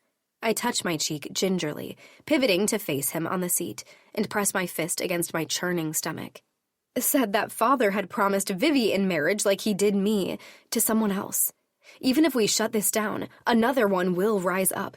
We've done everything wrong, everything we're not supposed to do. Damon reaches across the seat, wraps his hands around my biceps, and hauls me into his lap. I struggle half-heartedly, but he winds his arms around my chest, binding me tightly against his chest. I just know. Listen to me, goddammit. This is a warning for all of the Italian families in New York. All of us. We're manic right now, everybody fighting over the same bone, and that's what's drawing too much attention to Familia in general. Stop the car. It's too much all of a sudden, the bile rising up in me and burning sourly in my esophagus. What? We can't just... Stop the fucking car! I'm going to be sick! Tomas pulls the car sharply to the curb, not waiting on Damon to give permission, and I fling my door open just in time to heave the contents of my stomach up, over and over. Dimly, I hear Damon cursing behind me. His hands come around my face, gathering and holding my hair back. Beneath the sounds of traffic and passers-by, I hear him crooning softly to me in Italian. Finally, I stop puking, and he pulls me back into the car, pulling the door closed behind me. He presses a handkerchief dampened with water from a water bottle against my sweating face, careful to be gentle around the swelling on my cheekbone, and hands me the water. Drink. I do so, small sips so I don't heave it all up again. Better? I nod, and he tucks me back into his side. I relax against him, twisting so I can wrap my arms around his waist. Tomas pulls back out into traffic after a moment, and for several minutes we drive in silence. I'm exhausted, suddenly, the adrenaline of the night fading into a weariness I can't drag myself up from. When I speak, it's in a rough whisper. So, what do we do? We take the bone away. Chapter 28. Damon. Vivi and Lulu cling to each other, their conversation muted and broken against the backdrop of distant flights. The tarmac is awash with the rain that's been falling all day, and the evening air is brisk against our faces. It took all day to arrange things, but I'm getting Vivi out of here, and Lulu to safety. I glance around, my gaze roving over every person and vehicle in the area for potential threats. They're taking too long to say farewell, and ants squirm beneath my skin, prickling, paranoid. I need to break up their goodbyes and get Vivi on the private jet that will take her overseas until everything settles. Keeping Lulu safe is hard enough without throwing Vivi's life in the mix, and the threats just don't seem to stop coming. Vivi's shoulders shake, her head is buried in her sister's neck, and Lulu soothes her by rubbing large circles across her trembling back. This is torture for Lulu, but as I expected, she's faking strength and optimism in the face of her sister's despair. "Italy will be perfect, Vivi, and I'll join you as soon as I can," she tells her. I'm tempted to push Lulu onto the plane with her sister, where both can be safe, but it would be unwise to put both sisters in the same place. Last night proved that. The target would become too easy, too enticing. It has nothing to do with the idea of Lulu being away from me. "It's time," I say quietly. Lulu looks at me over Vivi's shoulder, her gaze as bleak as her sister's heart. Why do I feel like a fucking monster right now? I've looked into the hardened gazes of criminals as they cried for me to spare their lives, and I felt nothing. I've watched hundreds die at my family's hands as well as my own. Yet nothing makes me feel as shitty as I do at this moment, watching the sisters' pain leak out of them. Lulu finally releases Vivi. "I don't want you to join me," Vivi sniffles. "I want to come home as soon as I can." Lulu frowns, clearly fighting tooth and nail not to show her pain. She nods. Soon. One word, filled with pain and hope. Vivi's small hands shake, but somewhere she finds the courage to turn away from her sister and climb the steps of the plane. Her agony is visible in the shake of her shoulders and the droop of her head. I clench my jaw and pray that when she reaches the top step, she won't look back. I have a feeling that would be the final straw where my wife is concerned. "Don't stop.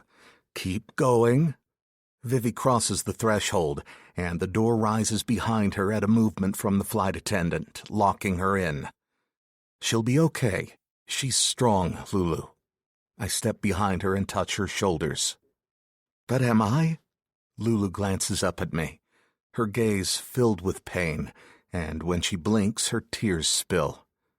"Strong enough, I mean? This hurts, Damon. You are the strongest person I have ever met. I mean the words." The engine of the private jet roars to life, and I squeeze Lulu's shoulders before dropping my hands and taking one of hers. I twine our fingers together before I give a small tug. It's slight, but helps to make her move away from the plane and back to the car. I'm sure Vivi is looking out one of the small windows. Her hand feels so fragile in mine as I direct Lulu to the car and place her in the passenger seat. With her chin tucked into her chest, she cries. I close the door and walk around to the driver's side where Tomas is waiting, but I don't get in right away. A pain in my chest has me rubbing the spot like I can eliminate the ache. Sending Vivi away is the right thing to do, I know this, and yet guilt pools in my gut. Every move I made for my own vengeance is responsible for this, although surely it may have happened on its own, even if I hadn't taken the Valachi seat. That's the tale I tell myself as I get into the car. Lulu doesn't speak, and I have no words of comfort for her as Tomas drives us to the Valachi estate. My home isn't as defensible, so I've moved all operations to the Staten Island estate. It'll be easier to defend, and for the first time in a long time, I have something important to keep safe. My Lulu. The moment we arrive at the Valachi estate, Lulu requests some time alone. Time away from me? She studies me with grave eyes, then leans forward and lifts up on her tiptoes to press a kiss to my mouth. My arms go around her automatically, holding her to me. "No," she says. "I'm just not in a place right now to pretend to be happy or agreeable or anything. I want to sulk and pout and cry without worrying about how it makes you feel." I squeeze her gently in mute reply, then release her and watch as she walks up the stairs. She doesn't realize that just knowing she's hurting makes me hurt. It's a foreign feeling, but not an entirely unwelcome one. I don't want to be okay, not if she's not. In the study, I pour 2 fingers of brandy into a glass and knock it back. With the lid still off the bottle, I pour another, and then another. But the drink has no effect on my still jangling nerves. I pick up the bottle to pour another, and in the reflection of the glass, I see him, my father. The bottle is suddenly heavy in my fingers, and I hurl it against the wall, a roar accompanying the action. It shatters against the far wall, small shards of glass firing back like small bullets to hit me, and the resulting sting along my neck is the solace I seek. I want to feel anything but this disgust with myself over my wife's unhappiness. I'm not my father. I know this. That's Marcus, not me. I can't breathe, damn it. I pull off my tie and rub the center of my chest, like I can erase this stupid weight. Invisible arms tighten around my chest, and I roll my shoulders, trying to push the invisible force away. Another roar is building inside me. I shove my fists into my eye sockets. It's all slipping through my fingers. Couldn't protect my mother. Couldn't stop my father. Can't stop Marcus or any of these other threats. I'm useless. Fucking useless. My fist pounds heavily against my chest in a futile effort to silence the taunting voice. Memories of my father pour in. He won't stop. Even from beyond the grave, he taunts me with twisted lips and heavy fists. My back remembers each strike of his belt, and my flesh feels tight.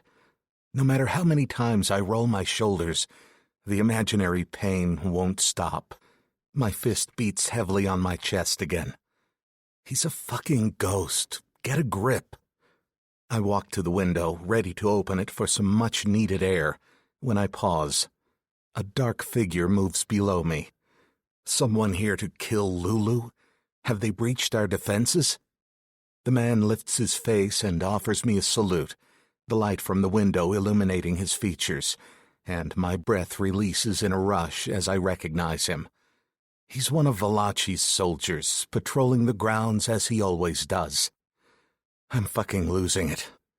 Someone enters the room behind me, and my senses, already on alert, rattle the cage of the beast inside me. The familiar perfume hits me, and the beast settles. Lulu. Her scent reaches me seconds before her hand falls on my shoulder. The weak part of me doesn't want to turn around and allow Lulu to see me so broken. But I'm a fucking made man, so I turn, and her hand slips from my shoulder. Her concerned gaze darts to my neck. You're bleeding. No alarm is in her voice, only a tenderness that has me leaning in closer until my forehead touches hers. I thought a drink would help me, I confess in a whispered breath that drags along her face. The pain in my chest is already disappearing, soothed by her presence. Her hands cup my cheeks, her fingers stroking the stubble there lightly, and a shiver races down my spine at her sweetness. I can see it didn't. The bottle didn't fare well, Lulu says. I snort a pained laugh.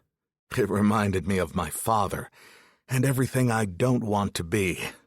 The pain in my chest continues to dissipate, like melting ice on a scorching summer's day. That's what Lulu is. Summer. Warm and filled with sunshine. I exhale a heavy breath, and my hands reach up to grip her face. You make me want to be a better man, Lulu. My words are faintly slurred. I guess the alcohol is finally beginning to make itself known. Lulu's brows spring up in surprise. I close my eyes and push my forehead heavier against hers. I want to be better for you. A good man.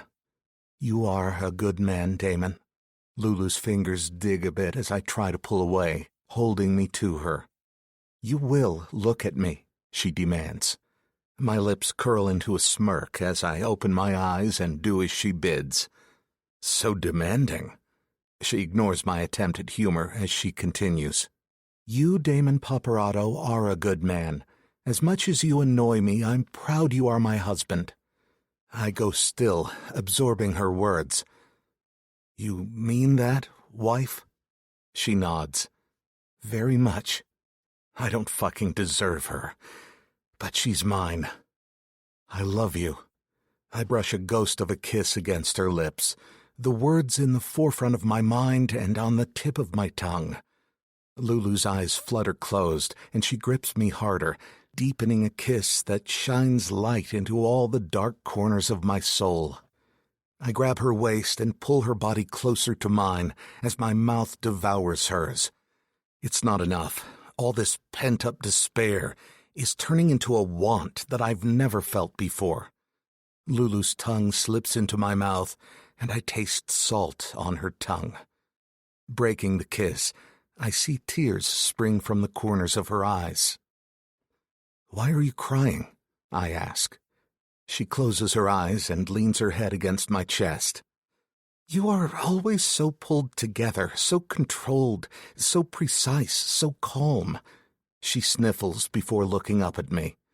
"Now you're all perturbed and unsteady and rumpled." I glance down with a frown at the suit I've been wearing since yesterday, which is, as she puts it, quite rumpled. I start to say something, but she's still talking. "And I like it." She frowns like she's not sure if her words are the right ones, but I think I understand what she is saying. She reaches up and presses a single finger to the center of my forehead. "I see you." She nods, almost to herself, with a fierce look in her gaze. "I feel like I finally see you, the man, Damon, instead of the made man, Damon." "And do you like what you see?" I ask.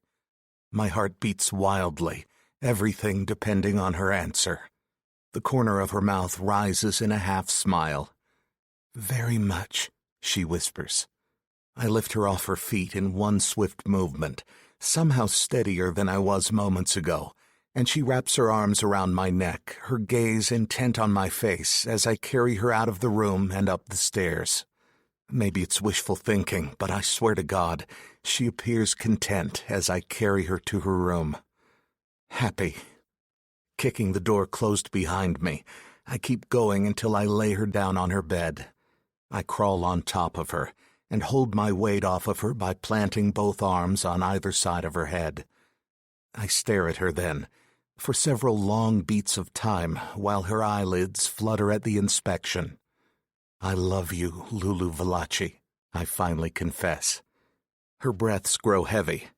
I lower myself a little more and press my lips to hers. The kiss is light, because for the first time I don't want to devour her or impress myself upon her. I want to feel her. I want to feel every minute movement of her mouth in response to mine, every shift of her body beneath me.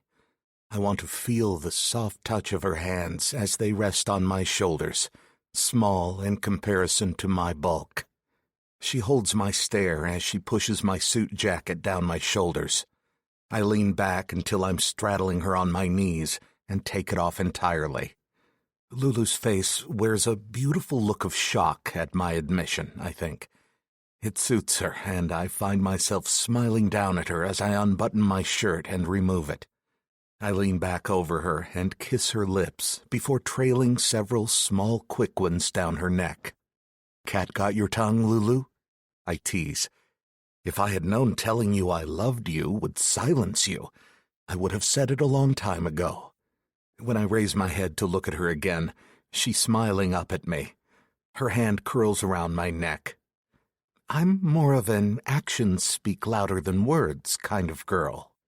That gets a small laugh out of me. She'll be the death of me, this girl. But I nod.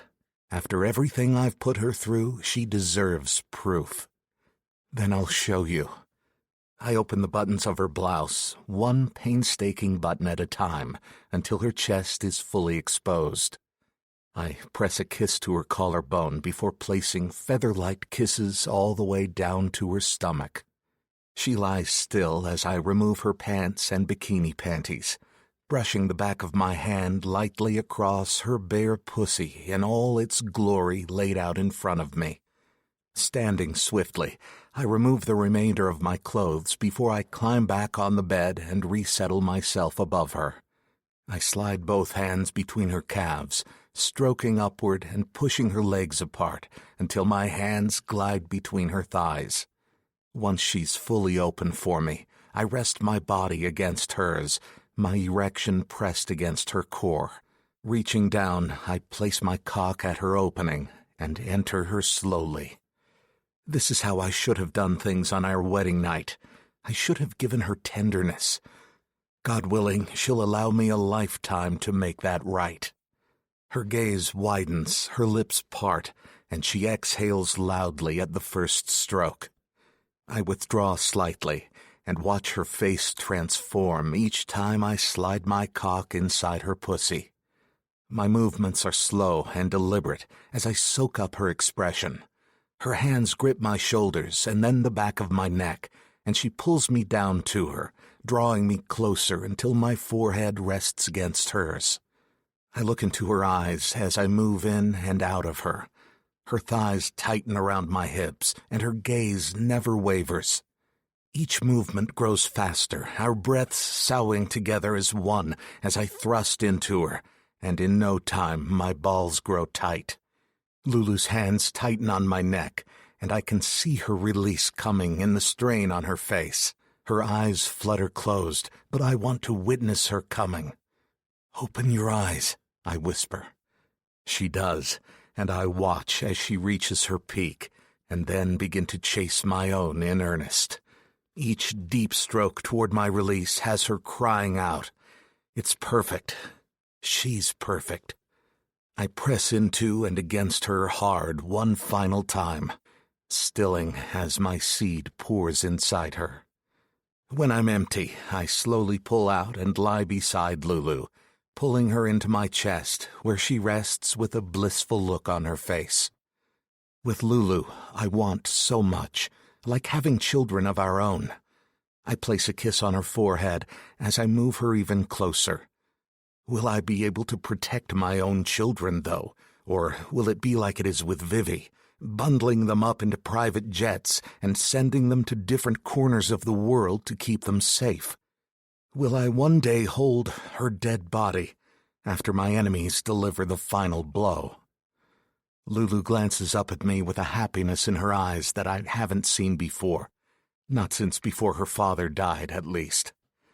To think all this started to avenge my mother, but now all I want to do is keep this woman safe. I have a feeling that doing so will come with the ultimate price tag. I need a way out, because losing her, losing this, now that I've given in to it, isn't an option. I press a kiss to her lips and pull the covers across our naked bodies. Sleep, love. Her smile widens, but her lids flutter closed, and I make one final promise. I will find a way out for Lulu. I won't lose her, no matter the cost. Chapter 29. Lulu. Lulu. Lulu. The voice slides in and out of my dreams, merging with them, distracting me.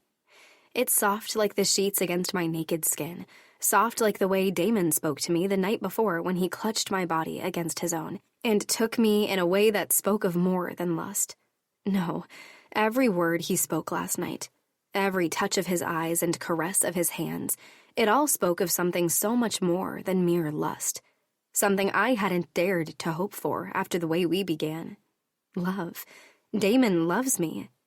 Did I tell him I love him too? Panic flares through me. It's imperative, suddenly, that I tell him. Lulu, wake up, baby. The voice is Damon's. He repeats my name, and I smile and stretch. I can tell him now. Next time he needs to wake me with his hands, though, and his mouth. I open my eyes to the glare of sunshine streaming in through the window and glinting off the gun, inches from my face. Gun. I jerk to complete consciousness in a heartbeat, half sitting.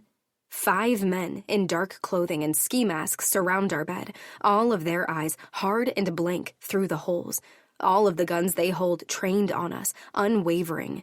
The gun in my face doesn't move, as my gaze skates frantically from one man to the next. I blink hard, willing the scene to disappear. A man at the foot of the bed speaks. He's not wearing a mask, and his face is familiar, and yet I'm positive I've never met him before. Buongiorno, Mrs. Paparado. Or is it O'Hanlon? I don't believe Damon told me his preference. Did you, Fratello? Fratello. This must be Marcus, Damon's brother. It explains the familiarity. I can see Damon in the dark hair, in the blade of his nose, and in the shape of his eyes. His mouth, though. Damon's mouth is far less cruel than this man's. Damon has spoken of him before, but this is our first meeting. I guess I can understand why now. Damon doesn't respond, and I shift my gaze to my husband. Beside me, he is half-sitting, his hands raised and his posture wary and coiled tight. It's obvious that he was startled from sleep as well, although how it was possible for Marcus and the several men he has with him to enter undetected and surround our bed with their weapons and menace, I can't fathom. "What did you do to our people?" I ask. Marcus tilts his head, eyeing me with curiosity, and waves his gun. "They'll be fine," he answers. "Most of them." On the surface, Damon is defeated, conciliatory. He makes no move toward the gun he left on the bedside table last night, the one these men foolishly left sitting there, thinking perhaps that he was suitably cowed. I know better, though. Damon is far from subdued. The rage in his eyes belies it, along with the barely concealed fury vibrating off him. As if in echo to my thoughts, Marcus waves his own gun again, this time at the one at the table. "Go ahead," he taunts. "You know you want to. Protect her, Damon. Pick up the gun and liberate the lovely Luciana. The luscious Lulu." The words are sing-song, his manner strange. "You're mad," I say. "You're flat crazy." He rounds the bedside in 2 strides, raising his arm until the gun comes to a rest on my forehead. Damon's body jerks, flinching toward me, and one of the men grabs his arms, wrenching them behind him and pulling him to the floor. "That's enough. It's me you want." Marcus studies me like one might do a particularly disgusting germ under a microscope. "Bang," he says softly, finally, and lowers the gun. Damon slumps slightly, as if relieved, but his gaze doesn't waver from the other man's gun still pointed at me. "His, too." Marcus chuckles. Now, Damon. Beggars can't be choosers." The mirth fades from his features. "Now get dressed." He nods to one of his men, and the man throws a pair of pants at Damon's chest. "I'm tired of looking at your dick." Damon rises slowly, pushing his legs one at a time into the pants. "You always were a jealous prick." Marcus goes still before reaching out to place the barrel of the gun against the spot where I'm clutching the sheet against my chest. He pushes the fabric out of my grip, the gun following its path as it slithers to my waist. A shudder racks my body. "Such a pretty little slut," he murmurs. "I wonder if I should fuck you with my gun or my dick first." Damon lunges, and I scream as Marcus grabs me and pulls me against him. Damon manages to punch one man senseless and shove another into the dresser before a third sucker punches him and brings him down. The man he shoved rights himself, wiping away a trickle of blood from where he connected with the dresser. He sends a brutal kick to Damon's ribs, eliciting a pained grunt. "Damon!" Marcus yanks my head back by my hair. "So touchy over this cunt, Fratello. She is a prize, I suppose, wanted by every made man in this city.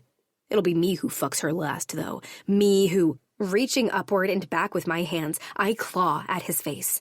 Damon surges upward and is immediately restrained by the men he fought with moments ago. Marcus can't drop his hands to subdue me because he would have to let me go. Instead, he bites off a curse, and one of his men grabs my arms. My hands come away bloody, and I snarl in satisfaction. Marcus laughs and shoves me against the chest of the man who grabbed me. "Fucking she-cat. Get some clothes on them and get her in the chair." "I can dress myself, thank you." He backhands me, and Damon roars. The blow sends me spinning onto the bed, clutching the same cheek that Brando had fun with just days earlier. Damon struggles against the men holding him, and I manage a shaky smile as I get to my feet. I meet Damon's tortured gaze, trying to communicate calm. My heart is breaking at his obvious agony. It's killing him to feel so helpless. He's not supposed to feel the things he does, not supposed to care so much. It weakens us both. Isn't that what we've both been taught about love? I'm all right, mi amor. Marcus throws clothing at me, and I clutch it to my chest, still holding Damon's gaze as I begin to dress. It's okay. He nods after a second, a single tight-lipped jerk of his head. One of Marcus's men, the one who so far has done nothing except stand and look vaguely threatening, drags in a couple of the wooden chairs from the dining set and places them back to back. As soon as we are dressed, they shove us into them and work swiftly to bind our hands. Marcus paces the entire time, smoking a cigarette and eyeing us in baleful silence. Blood from my hand streaks his face, giving me a sick sense of satisfaction. What the fuck are you doing, Marcus? Damon's question is low and vicious. Whatever you have in mind, you'll never get away with it. We have too many allies. The commission has you in its sight, fratello. I'll be doing them a favor.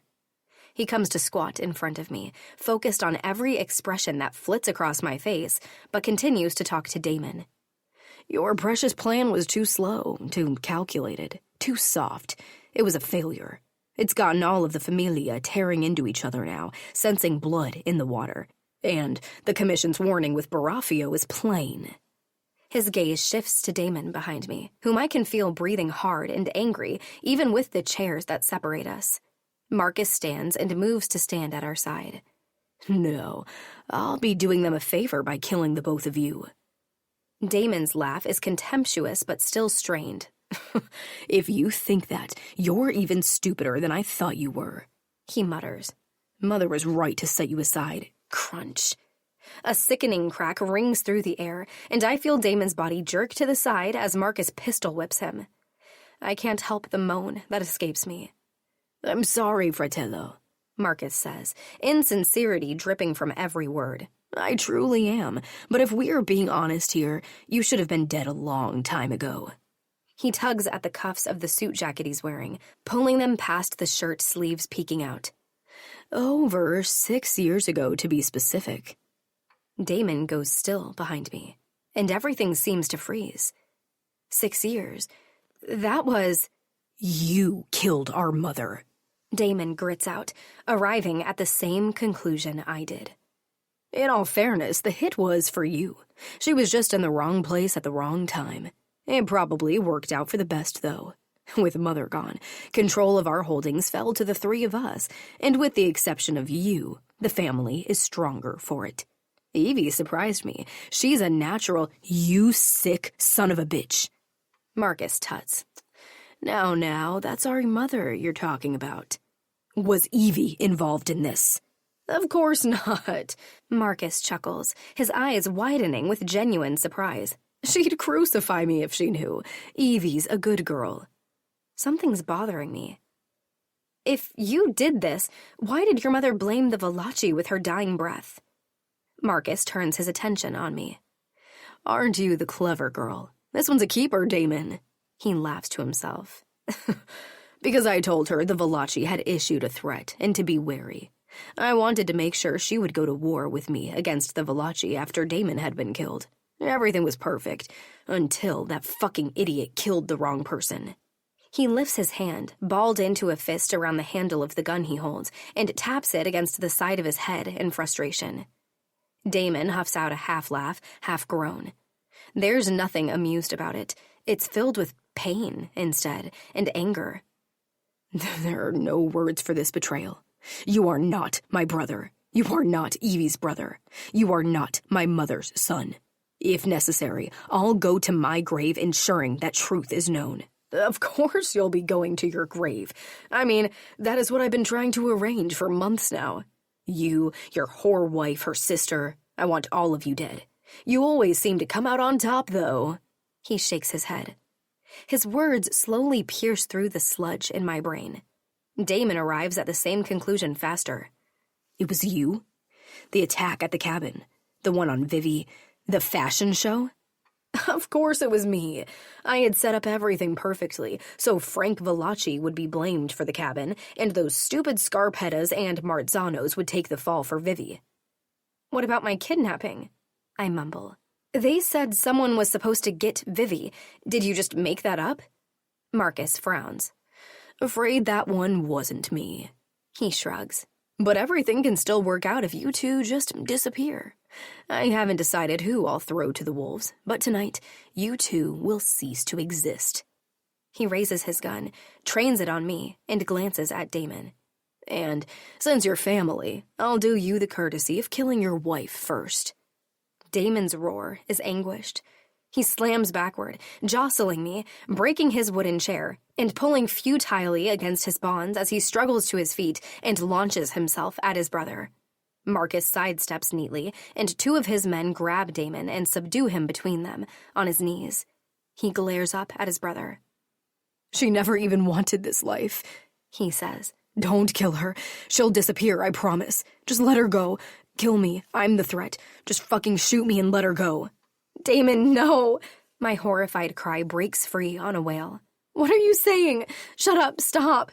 Marcus turns the gun on Damon, shrugging. 6 of one, half dozen of another. I'll kill you first. He bends, putting his face in Damon's. Not making any promises, though, that I won't just enjoy her for a while before I let her go. Yeah, I think... Gunfire explodes, and all hell breaks loose. Chapter 30. Damon. Pain latches onto me as the air shatters with a singular bullet being fired. Death comes to us all. Most times it sneaks up on people and robs their soul before they know what is happening. I always knew that as a Mafia man, I wouldn't have that luxury with my death, that I would die fully cognizant, face to face with someone who deemed me a threat. I just never imagined that man would be Marcus, my own brother. His young eyes smile, our shrieks of laughter bright and happy as we chase each other down the corridor. He glances at me over his shoulder, a cheeky grin on his face. Father storms from his bedroom, and we come to an abrupt stop. I'm sorry, Marcus begins. He doesn't finish, Father's hand scooping him up and hauling him a step away. His belt slides free of the loops with a sibilant hiss, and I flinch, knowing it would have been me if I had been the one being chased. Marcus's laughter turns to cries of pain as Father beats him for being too loud, too happy. The memory cuts off, and I'm lying on the floor, having received my own cuff after his beating. Marcus can barely lift his head, but he manages to look me in the eyes. Anger sleeps there, and hatred, both carefully banked, but burning hot all the same. I pick up a comic and open to the first page. Marcus relaxes against the floor as I read aloud, tears staining his cheeks and wounds crossing his back, as I use my comics to try and ease his pain. The memory shifts suddenly, a switch being flipped. My brother walks beside me through the forest. He smiles, the gesture one of comradeship, as he extracts a penknife from his pocket and plunges the tip into the tree bark. We sign our names, every year, forever. Sunlight filters through the tree branches as we carve, flickering across his image with the shift of wind and leaves. And then the world dissolves. Am I dead?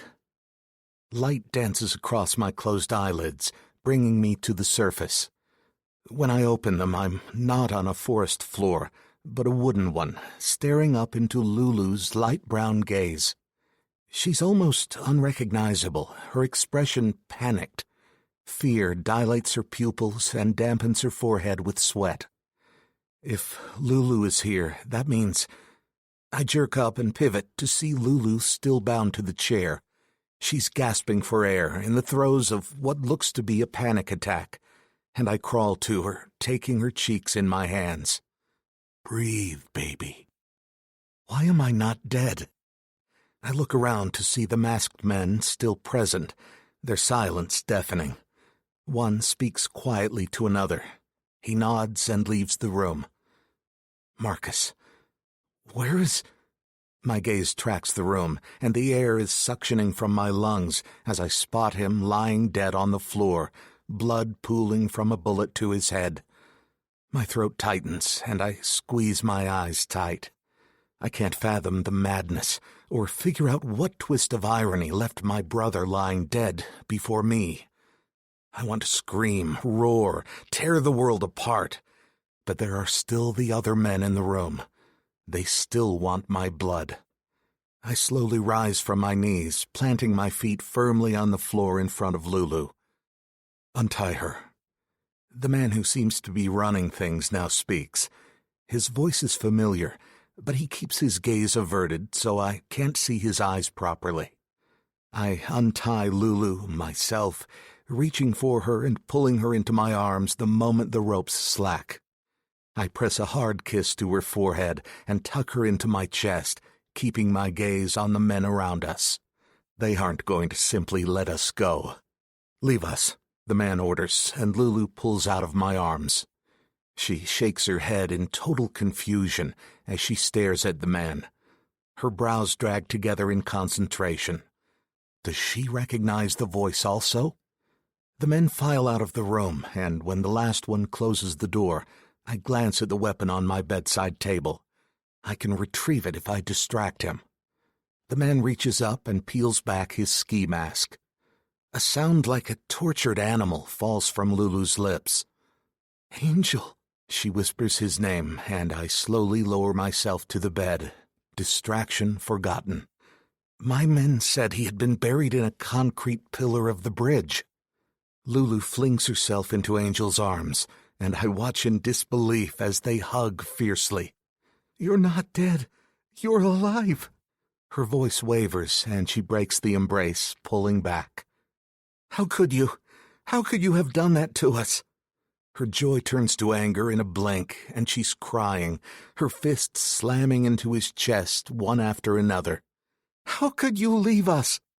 Angel doesn't budge as Lulu continues to slam her fists into his chest.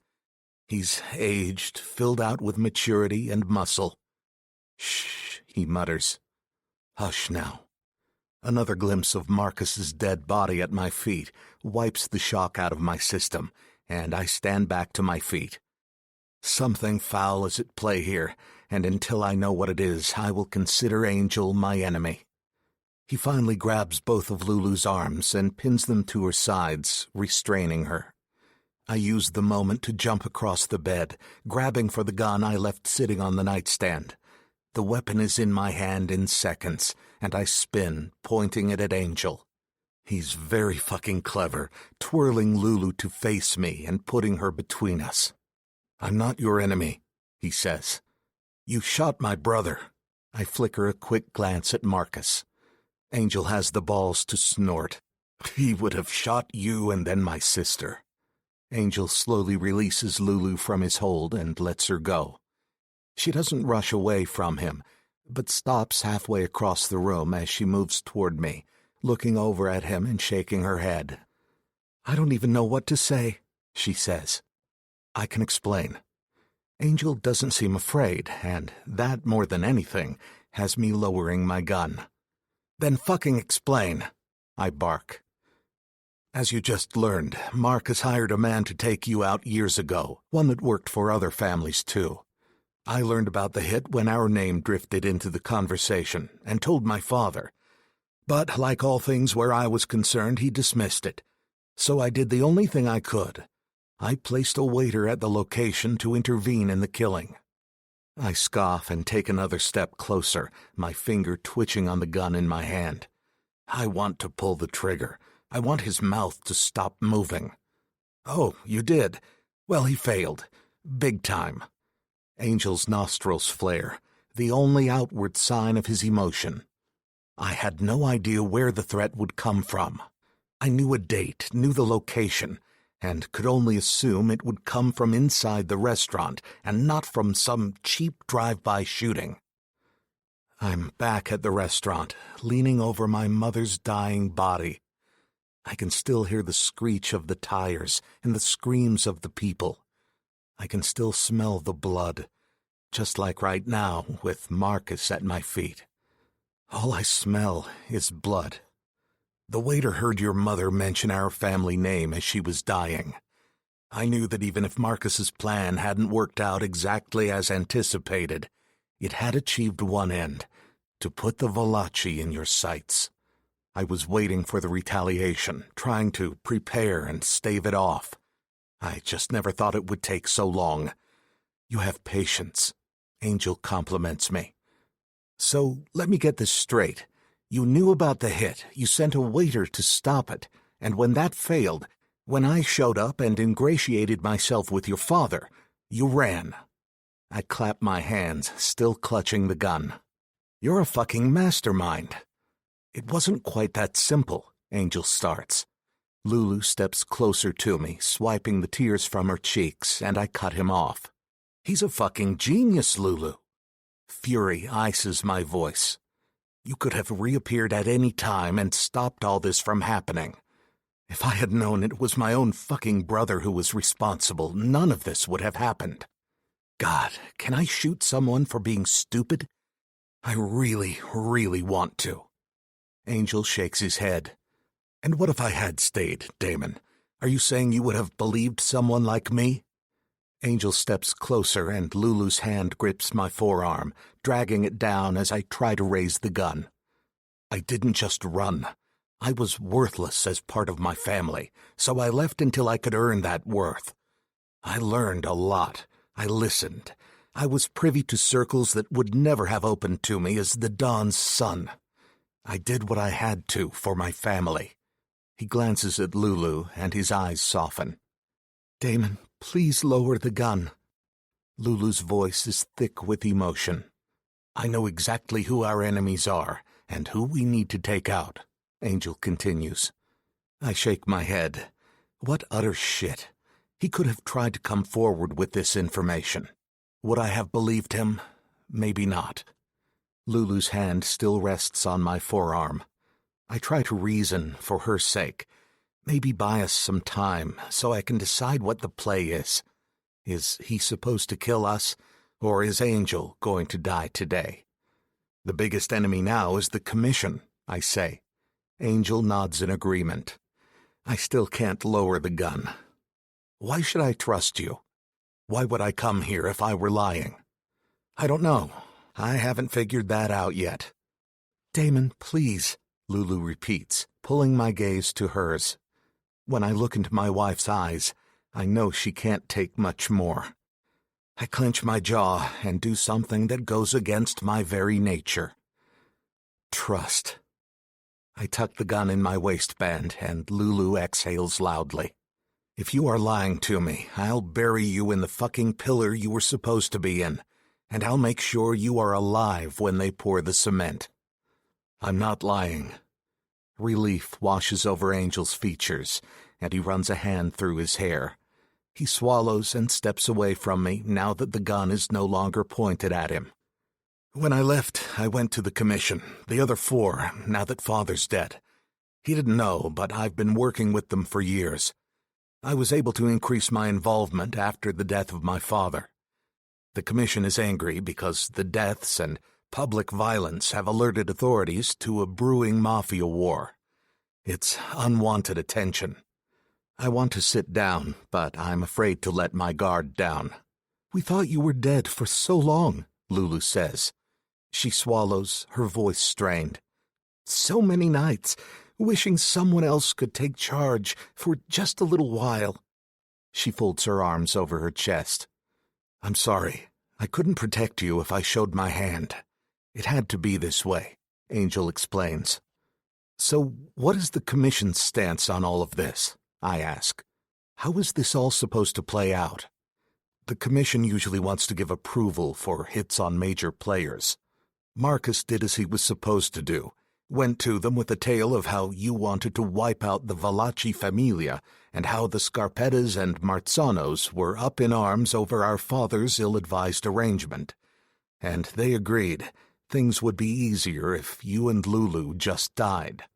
A laugh bubbles up from my lips. Is that fucking so? They agreed? So was it the commission trying to kill Lulu and Vivi, or my brother, or someone else? Lulu lowers herself to the bed. This is never going to end. She covers her face with her hands. Yes, but they didn't give Marcus permission to do it. I take a step toward Lulu. They sent you. That's why Angel is here. He's supposed to do the commission's dirty work. Angel tips his chin up in confirmation. Over my dead body. So, you are going to kill us. I say the words. Angel nods. I pull the gun from my waistband. By faking it, Damon. I'm not going to actually kill you, or I would have allowed your brother that pleasure. You can't walk out of this room alive, that much is certain. So, we fake your deaths. Lulu gets up, and before she can go to Angel, I grab her wrist. Just like that, you let us live. Angel smiles for the first time. Honestly, I wasn't going to let you live, just Lulu. However, I see you love my sister, and she loves you. And for that reason alone, you are still standing here. Angel looks to Lulu. You always said you didn't want this life. This is your chance, sister. Lulu pulls free of my grip, and I let her go. I let her go because his confession to wanting to kill me is honest and relaxes my distrust. Something settles in my soul, an understanding of what our future has the potential to be. I'm finally ready to give in and give it all up. A new beginning with Lulu beckons, and I'd be a fool if I let it slip through my fingers. How do we do this? I ask. Chapter 31. Lulu. It's an end to everything. An end to death. An end to fear. An end to the corruption that's defined my world since birth. An end and a beginning. That's what Angel wants to give us. I sit on the lip of the bathtub in the ensuite, listening to the quiet hum of conversation between Angel and my husband in the next room, hardly daring to breathe for fear it's all a dream. We are dead right now. Outside the window, the sky is still black with night. No one stirs, save for those who live and work in the concealing darkness of the pre-dawn hours. By the time the world awakens, we'll be ash, incinerated by the choking flames of familia secrecy. For all intents and purposes, my brother wielded the assassin's blade this night. Cut us down, severed the pulses that bind us to this place, to these people. I'm not sure how I feel about that. Heaving a shaky breath, I drop my chin and stare at the black and white tiled floor of my bathroom, the memory of how it all unfolded flooding in. At Damon's question, So, how do we do this? Angel asked Damon and me to lie on the floor, near Marcus's body and the pool of blood that surrounded it. I could feel it seeping through the t-shirt I'd thrown on minutes ago and forced bile down at the sensation. When we were in position, Angel fired his gun 2 times in quick succession, the report deafening, but the bullets spending themselves harmlessly in the thick mattress of my bed. Stay still, he whispered, and then he opened the door, giving those who lingered in the hall a brief flash of our lifeless bodies. It is done, he told them. Thank you for giving me a final moment with my sister. Go home, get some sleep. I'll wait for the cleanup crew. The men needed no coaxing to leave, and moments later he was back. We don't have a lot of time, he told us, watching as Damon helped me to my feet. Get dressed and gather anything precious that you'd rather not leave behind. What about... Damon started, but Angel held up a hand, stopping him. I've already planned for identification and funds. If there's anything you need after you're settled, you have only to let me know. I had moved to the bathroom to don some clothing unstained by Marcus's blood and clean myself up, only to find myself sitting slumped on the edge of the tub, terrified and exhausted and exhilarated all at once. This was it. I was getting out of this life I'd always hated. But at what cost? Damon opens the door and sticks his head in. It's time to go, love, he says in a quiet voice. I nod but don't move. 1 minute more." After a second's hesitation, Damon tips his chin and retreats. Vivi will believe I died tonight. She's halfway around the world, alone, and she'll be told her sister is dead. I swipe at a bitter tear. I've cried too many of those tonight. There's no other option. The simple fact of my existence is what continues to put her at risk. As much as I love her, as much as I detest hurting her, my death is a sacrifice I have to make. Because I love her. Because she's my baby sister, and someone should have sacrificed for her long before now. The door opens again, this time to reveal Angel. He snaps his fingers at me, none of Damon's patience on his face. "Now, Lulu, we cannot wait any longer." Swallowing, I stand and follow him into the bedroom, carefully averting my gaze from Marcus's body, the pool of blood around him beginning to coagulate. Damon is waiting, a leather duffel in his grip. He shrugs a little when our eyes meet, his blue eyes strangely mirthful, alive. "Ready for this?" he asks. I muster a smile and walk to his side, where I slip my hand into his. As long as we're together, I'm ready for anything. With Angel leading the way, we make our way from the house via a back staircase reserved for the staff, leaving Marcus behind for Angel to deal with later. He gives Damon a slim leather case when we reach the car. "Everything you need is in there. Passports, money, programmed cell phones. Go directly to the airfield programmed into the GPS. Do not pass go. Do not collect $200. The pilot has your itinerary, so all you need to do is get there. Any questions?" "No," Damon says. "We're good." He grips Angel's hand tightly for a moment, then walks around the vehicle and climbs behind the wheel, leaving me to my farewells. Angel grips the spot where my shoulder meets my neck in a firm, albeit tender, grip. "Lulu." I see the apology on his lips before he speaks the words and shake my head, placing a hand over his lips. "No," I say, my voice thick with emotion. "I'm good. We're good. I understand, and I thank you, mi fratello. I love you more than you know, even though what you did pisses me off. And Vivi, she'll be so upset. Please make sure she knows how much I love her." My voice breaks, and I stop. Angel lowers his chin to his chest, silenced. There have been so many lies and half-truths, so many secrets and betrayals. As happy as I am to see Angel, to know he lives, and as grateful as I am to him now, I can't help the tiny sense of betrayal I feel. I mourned this man, grieved his absence and later his supposed death. I cried so many tears for him. And now, I'm doing the same thing to Vivi that he did to me. It's an impossible choice. Either way, I lose. Angel, though. Angel was made for this life and its sacrifices. He was made to lie and connive and survive. I have no doubt that he'll go on with his work for the Commission, probably rising to great heights, whether he takes his rightful place as the Valachi Don or not. I'm thankful he's here. It's not for me.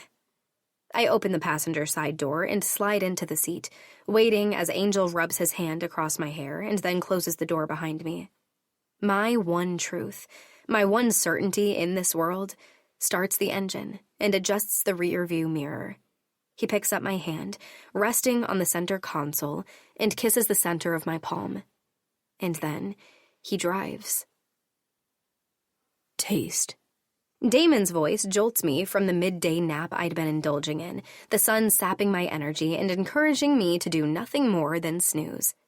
This place was made for midday naps. The sprawling farmhouse built of concrete, stone, and wood, with its Spanish-style ceramic tile roof and plaster-walled, shady rooms, has become home in every sense of the word.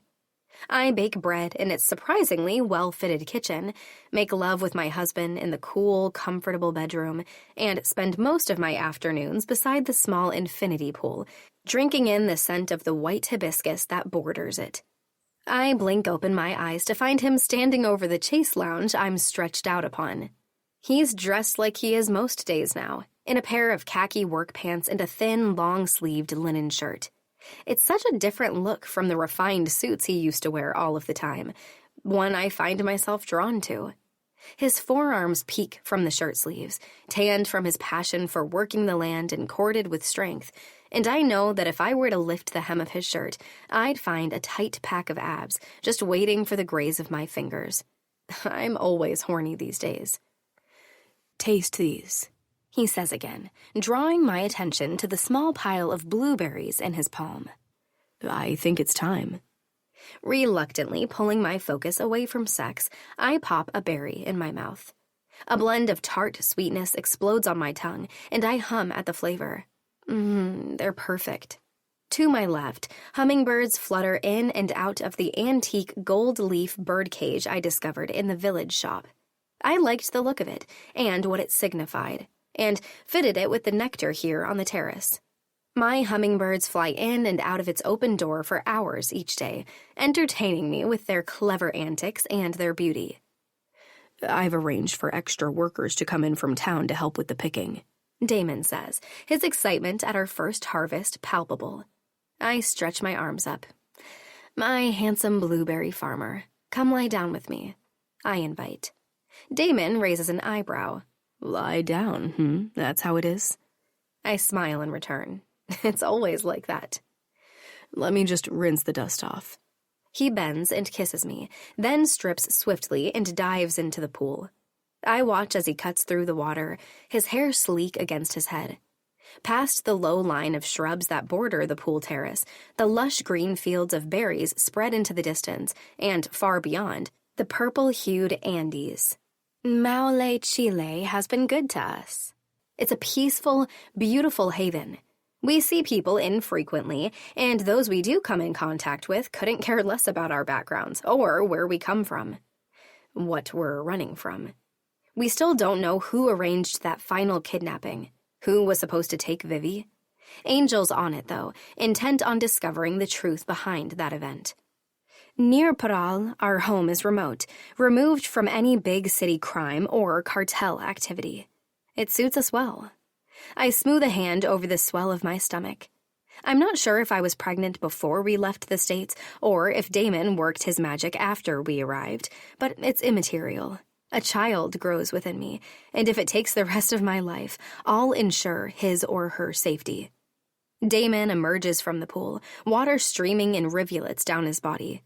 Drying his hair with one of the towels on the table, he comes to lie beside me on the double lounger and leans over to kiss me, his fingers trailing over my stomach and up to lightly cup my jaw. How is my queen today? He asks. I smile. Your queen is perfect. Horny, as I think I indicated. Horny, He trails his fingers down, past my belly, to cup my pussy through the bikini I'm wearing. You're always horny these days. I sigh. Yes, well, it's all your fault. I hear it's a thing.